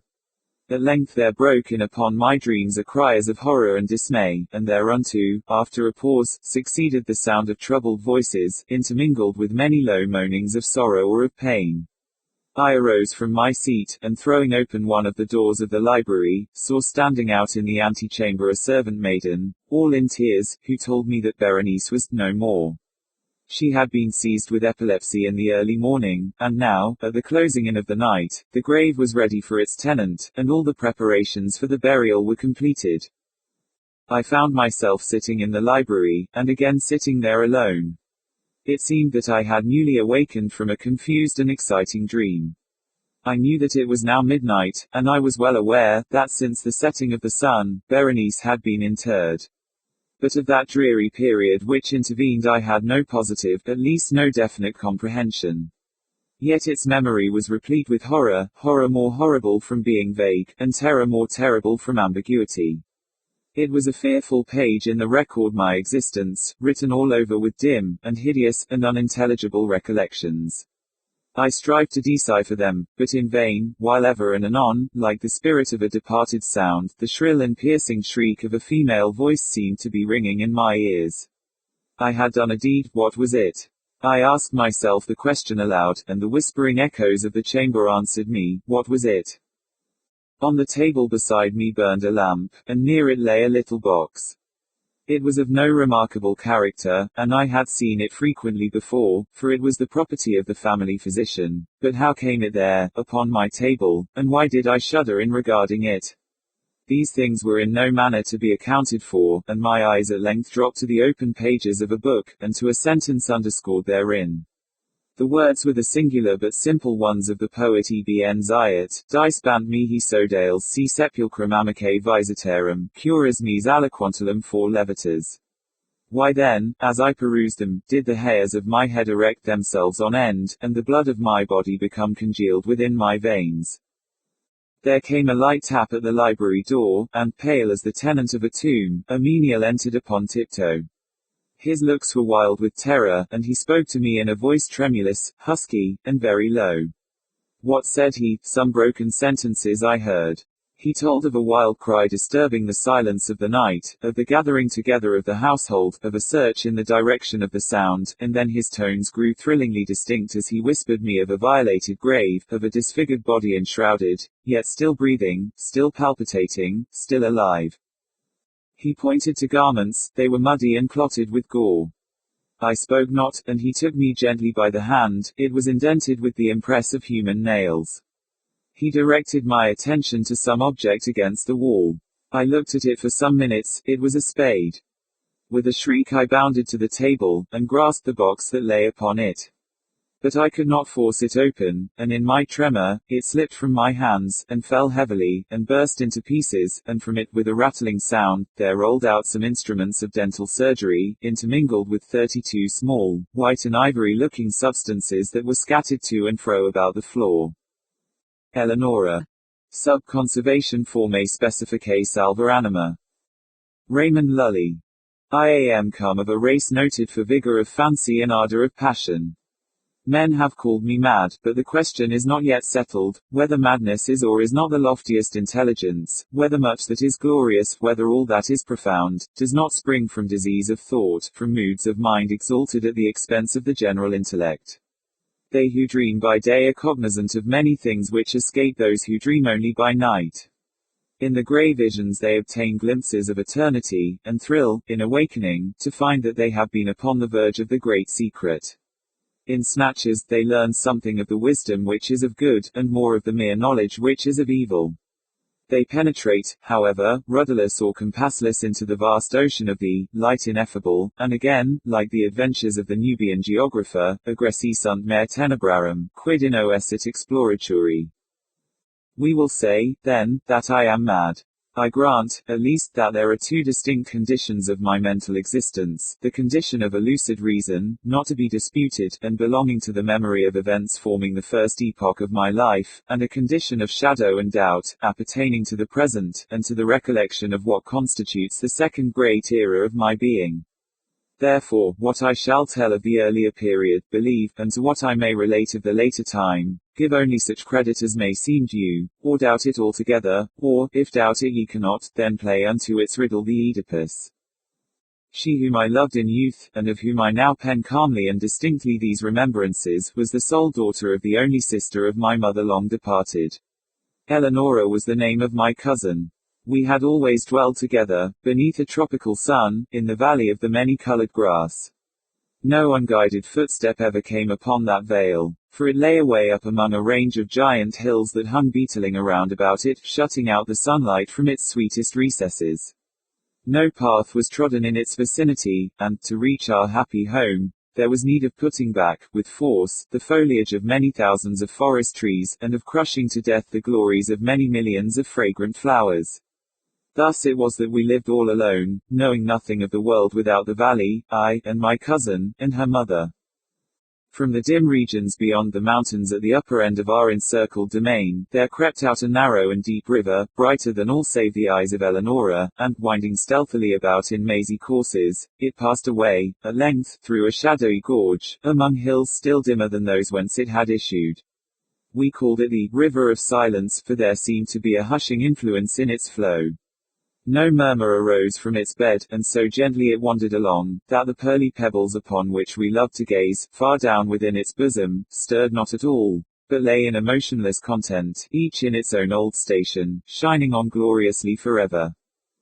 The margin of the river, and of the many dazzling rivulets that glided through devious ways into its channel, as well as the spaces that extended from the margins away down into the depths of the streams until they reached the bed of pebbles at the bottom, these spots, not less than the whole surface of the valley, from the river to the mountains that girdled it in, were carpeted all by a soft green grass, thick, short, perfectly even, and vanilla perfumed, but so besprinkled throughout with the yellow buttercup, the white daisy, the purple violet, and the ruby-red asphodel, that its exceeding beauty spoke to our hearts in loud tones, of the love and of the glory of God.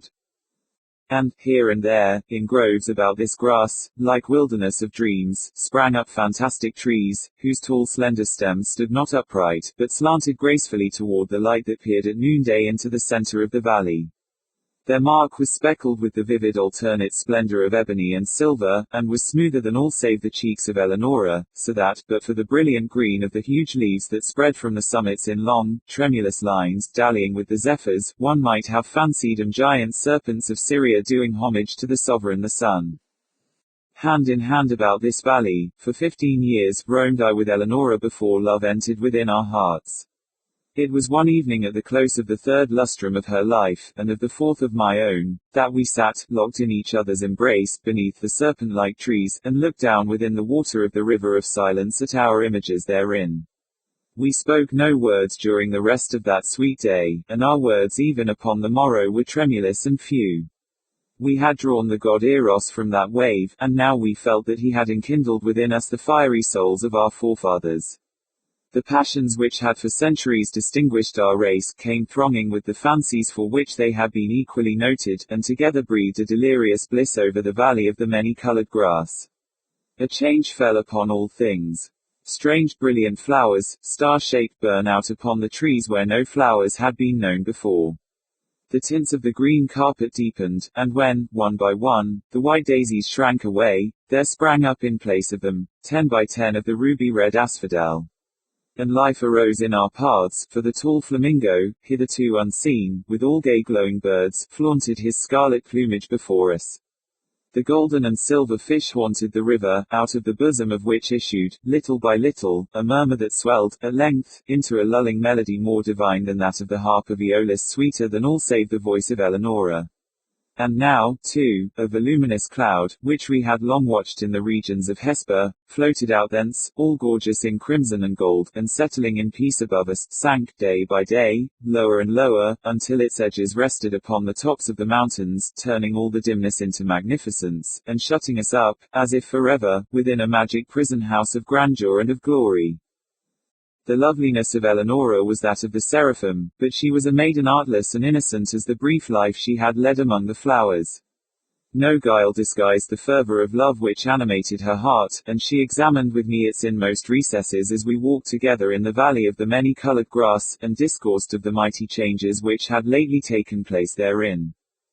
At length, having spoken one day, in tears, of the last sad change which must befall humanity, she thenceforward dwelt only upon this one sorrowful theme, interweaving it into all our converse, as, in the songs of the bard of Shiraz, the same images are found occurring, again and again, in every impressive variation of phrase.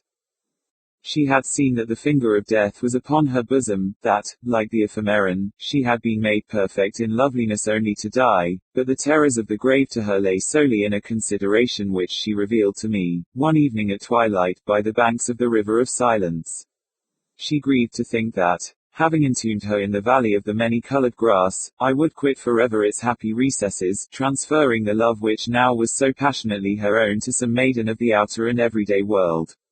And, then and there, I threw myself hurriedly at the feet of Eleanora, and offered up a vow, to herself and to heaven, that I would never bind myself in marriage to any daughter of earth, that I would in no manner prove recreant to her dear memory, or to the memory of the devout affection with which she had blessed me. And I called the mighty ruler of the universe to witness the pious solemnity of my vow. And the curse which I invoked of him and of her, a Saint in Helusion should I prove traitorous to that promise, involved a penalty the exceeding great horror of which will not permit me to make record of it here. And the bright eyes of Eleanora grew brighter at my words, and she sighed as if a deadly burthen had been taken from her breast, and she trembled and very bitterly wept, but she made acceptance of the vow, for what was she but a child? And it made easy to her the bed of her death. And she said to me, not many days afterward, tranquilly dying, that, because of what I had done for the comfort of her spirit, she would watch over me in that spirit when departed, and, if so it were permitted, her return to me visibly in the watches of the night, but, if this thing were, indeed, beyond the power of the souls in paradise, that she would, at least, give me frequent indications of her presence, sighing upon me in the evening winds, or filling the air which I breathed with perfume from the senses of the angels. And, with these words upon her lips, she yielded up her innocent life, putting an end to the first epoch of my own. Thus far I have faithfully said. But as I pass the barrier in time's path, formed by the death of my beloved, and proceed with the second era of my existence, I feel that a shadow gathers over my brain, and I mistrust the perfect sanity of the record. But let me on. Years dragged themselves along heavily, and still I dwelled within the valley of the many-colored grass, but a second change had come upon all things. The star-shaped flowers shrank into the stems of the trees, and appeared no more. The tints of the green carpet faded, and, one by one, the ruby-red asphodels withered away, and there sprang up, in place of them, 10 by 10, dark, eye-like violets, that wreathed uneasily and were ever encumbered with dew. And life departed from our paths, for the tall flamingo flaunted no longer his scarlet plumage before us, but flew sadly from the vale into the hills, with all the gay glowing birds that had arrived in his company. And the golden and silver fish swam down through the gorge at the lower end of our domain and bedecked the sweet river never again. And the lulling melody that had been softer than the wind harp of Aeolus, and more divine than all save the voice of Eleanora, it died little by little away, in murmurs growing lower and lower, until the stream returned, at length, utterly, into the solemnity of its original silence. And then, lastly, the voluminous cloud uprose, and, abandoning the tops of the mountains to the dimness of old, fell back into the regions of Hesper, and took away all its manifold golden and gorgeous glories from the valley of the many-colored grass. Yet the promises of Eleanora were not forgotten, for I heard the sounds of the swinging of the censers of the angels, and streams of a holy perfume floated ever and ever about the valley, and at lone hours, when my heart beat heavily, the winds that bathed my brow came unto me laden with soft sighs, and indistinct murmurs filled often the night air, and once, oh, but once only, I was awakened from a slumber, like the slumber of death, by the pressing of spiritual lips upon my own. But the void within my heart refused, even thus, to be filled. I longed for the love which had before filled it to overflowing. At length the valley pained me through its memories of Eleanora, and I left it forever for the vanities and the turbulent triumphs of the world. I found myself within a strange city, where all things might have served to blot from recollection the sweet dreams I had dreamed so long in the valley of the many-colored grass. The pomps and pageantries of a stately court, and the mad clangor of arms, and the radiant loveliness of women, bewildered and intoxicated my brain. But as yet my soul had proved true to its vows, and the indications of the presence of Eleanora were still given me in the silent hours of the night. Suddenly these manifestations they ceased, and the world grew dark before mine eyes, and I stood aghast at the burning thoughts which possessed, at the terrible temptations which beset me. For there came from some far, far distant and unknown land, into the gay court of the king I served, a maiden to whose beauty my whole recreant heart yielded at once, at whose footstool I bowed down without a struggle, in the most ardent, in the most abject worship of love. What, indeed, was my passion for the young girl of the valley in comparison with the fervor, and the delirium, and the spirit-lifting ecstasy of adoration with which I poured out my whole soul in tears at the feet of the ethereal Ermengarde? Oh, bright was the seraph Ermengarde! And in that knowledge I had room for none other. Oh, divine was the angel Ermengarde! And as I looked down into the depths of her memorial eyes, I thought only of them, and of her. I wedded, nor dreaded the curse I had invoked, and its bitterness was not visited upon me. And once again in the silence of the night, there came through my lattice the soft sighs which had forsaken me, and they modelled themselves into familiar and sweet voice, saying, "Sleep in peace, for the spirit of love reigneth and ruleth, and, in taking to thy passionate heart her who is Ermengarde, thou art absolved, for reasons which shall be made known to thee in heaven, of thy vows unto Eleanora." Notes to this volume. Notes, Scheherazade. *1. The Coralites. *2. One of the most remarkable natural curiosities in Texas is a petrified forest, near the head of Pasigno River. It consists of several hundred trees, in an erect position, all turned to stone. Some trees, now growing, are partly petrified. This is a startling fact for natural philosophers, and must cause them to modify the existing theory of petrification. Kennedy. This account, at first discredited, has since been corroborated by the discovery of a completely petrified forest, near the headwaters of the Cheyenne, or Chien River, which has its source in the Black Hills of the Rocky Chain. There is scarcely, perhaps, a spectacle on the surface of the globe more remarkable, either in a geological or picturesque point of view than that presented by the petrified forest, near Cairo. The traveler, having passed the tombs of the caliphs just beyond the gates of the city, proceeds to the southward, nearly at right angles to the road across the desert to Suez, and after having traveled some 10 miles up a low barren valley, covered with sand, gravel, and seashells, fresh as if the tide had retired but yesterday, crosses a low range of sandhills, which has for some distance run parallel to his path. The scene now presented to him is beyond conception singular and desolate. A mass of fragments of trees, all converted into stone, and when struck by his horse's hoof ringing like cast iron, is seen to extend itself for miles and miles around him, in the form of a decayed and prostrate forest. The wood is of a dark brown hue, but retains its form in perfection, the pieces being from 1 to 15 feet in length, and from half a foot to 3 feet in thickness, strewed so closely together, as far as the eye can reach, that an Egyptian donkey can scarcely thread its way through amongst them, and so natural that, were it in Scotland or Ireland, it might pass without remark for some enormous drained bog, on which the exhumed trees lay rotting in the sun. The roots and rudiments of the branches are, in many cases, nearly perfect, and in some the wormholes eaten under the bark are readily recognizable. The most delicate of the sap vessels, and all the finer portions of the center of the wood, are perfectly entire, and bear to be examined with the strongest magnifiers. The whole are so thoroughly silicified as to scratch glass and are capable of receiving the highest polish. Asiatic Magazine. *3. The Mammoth Cave of Kentucky. *4. In Iceland, 1783. *5. During the eruption of Hekla, in 1766, clouds of this kind produced such a degree of darkness that, at Glaumba, which is more than 50 leagues from the mountain, people could only find their way by groping. During the eruption of Vesuvius, in 1794, at Caserta, 4 leagues distant, people could only walk by the light of torches. On the 1st of May, 1812, a cloud of volcanic ashes and sand, coming from a volcano in the island of St.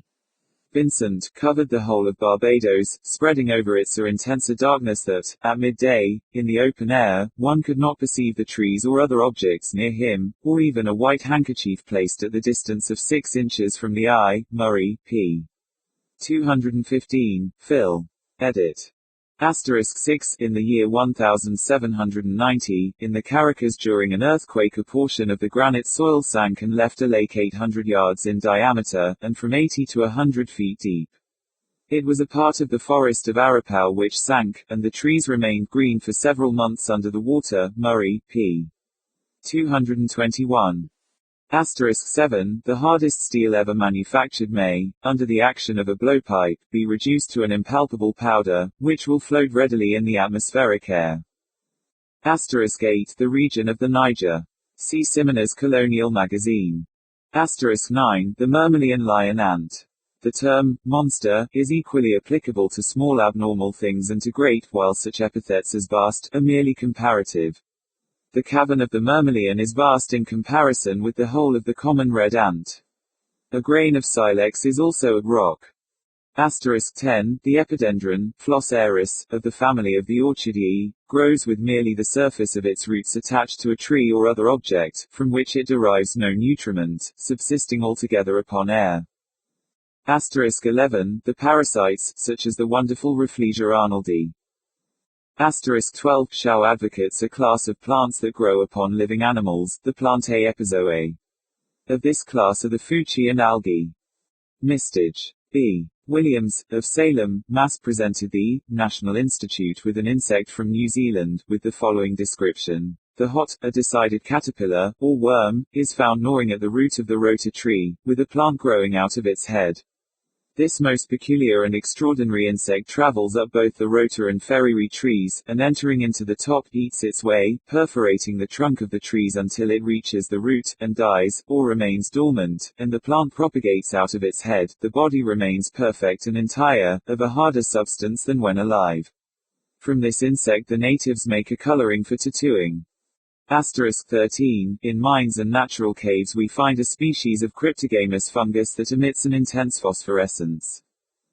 Asterisk 14. The orchis, scabious and vallisneria. Asterisk 15. The corolla of this flower, Aristolochia clematitis, which is tubular, but terminating upwards in a ligulate limb, is inflated into a globular figure at the base. The tubular part is internally beset with stiff hairs pointing downwards. The globular part contains the pistil, which consists merely of a germen and stigma, together with the surrounding stamens. But the stamens, being shorter than the germen, cannot discharge the pollen so as to throw it upon the stigma, as the flower stands always upright till after impregnation. And hence without some additional and peculiar aid, the pollen must necessarily fan down to the bottom of the flower.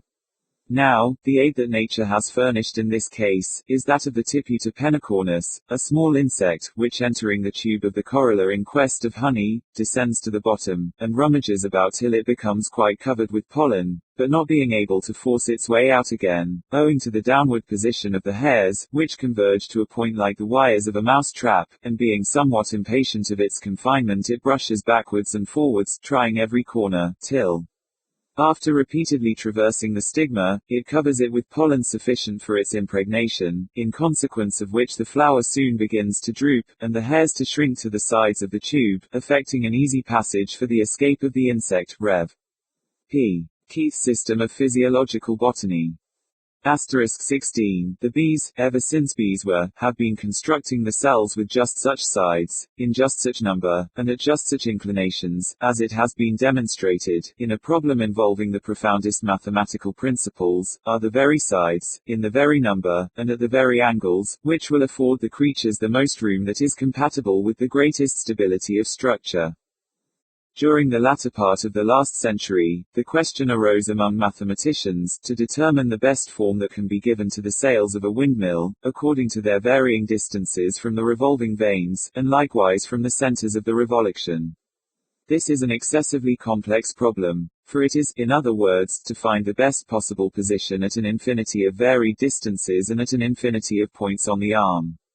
There were 1,000 futile attempts to answer the query on the part of the most illustrious mathematicians, and when at length, an undeniable solution was discovered, men found that the wings of a bird had given it with absolute precision ever since the first bird had traversed the air.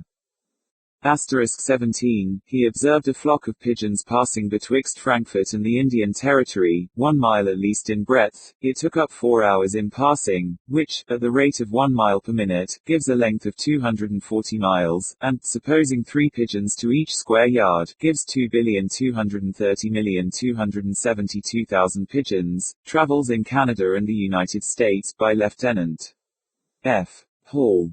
18. The earth is upheld by a cow of a blue color, having horns 400 in number. Sales Quran. 19. The entozoa, or intestinal worms, have repeatedly been observed in the muscles, and in the cerebral substance of men. See Wyatt's Physiology, p. 143.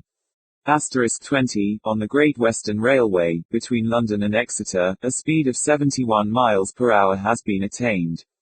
A train weighing 90 tons was whirled from Paddington to Didcot 53 miles, in 51 minutes. 21. The Ecolobion. 22. Miles's automaton chess player. 23. Babbage's calculating machine. 24. Chabert, and since him, 100 others. 25. The electrotype.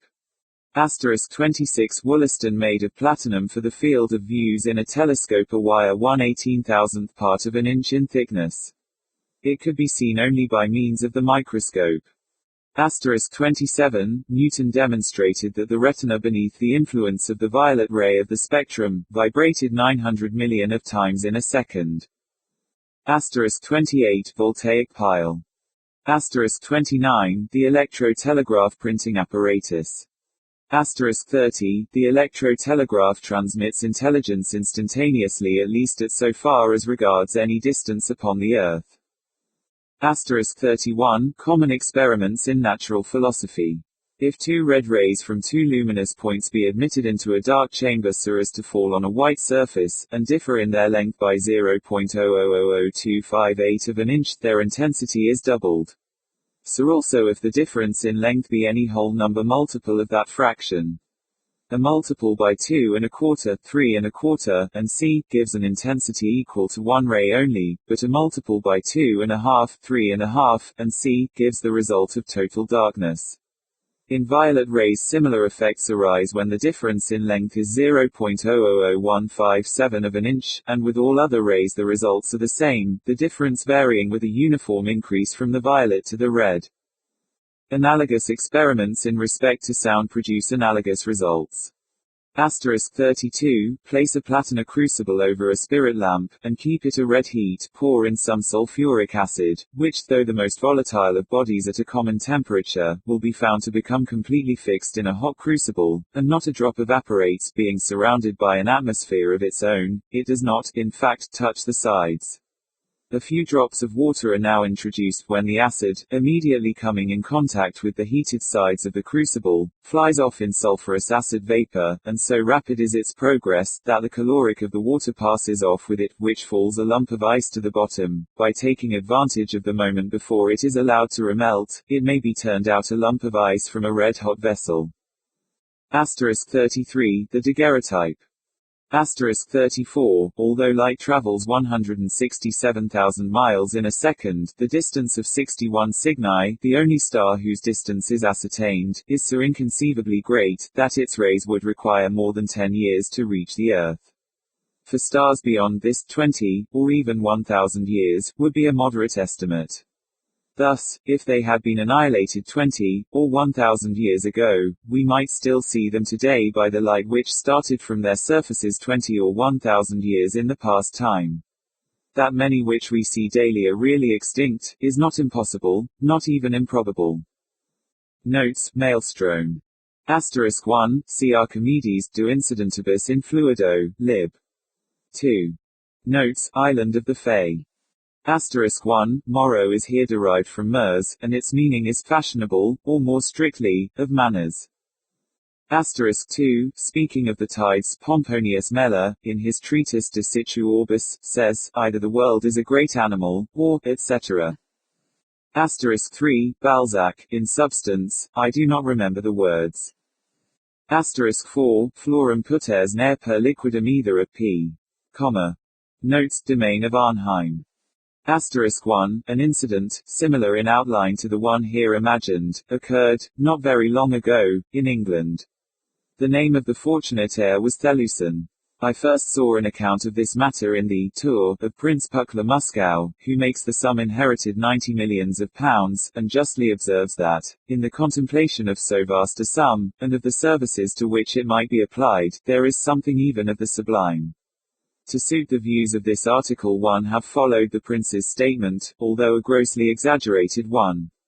The germ, and in fact the commencement of the present paper was published many years ago, previous to the issue of the first number of Sue's admirable Du Ferrant, which may possibly have been suggested to him by Muskow's account. Notes Berenice. Asterisk 1, for as Jove during the winter season, gives twice 7 days of warmth, men have called this element and temperate time the nurse of the beautiful Halcyon, Simonides.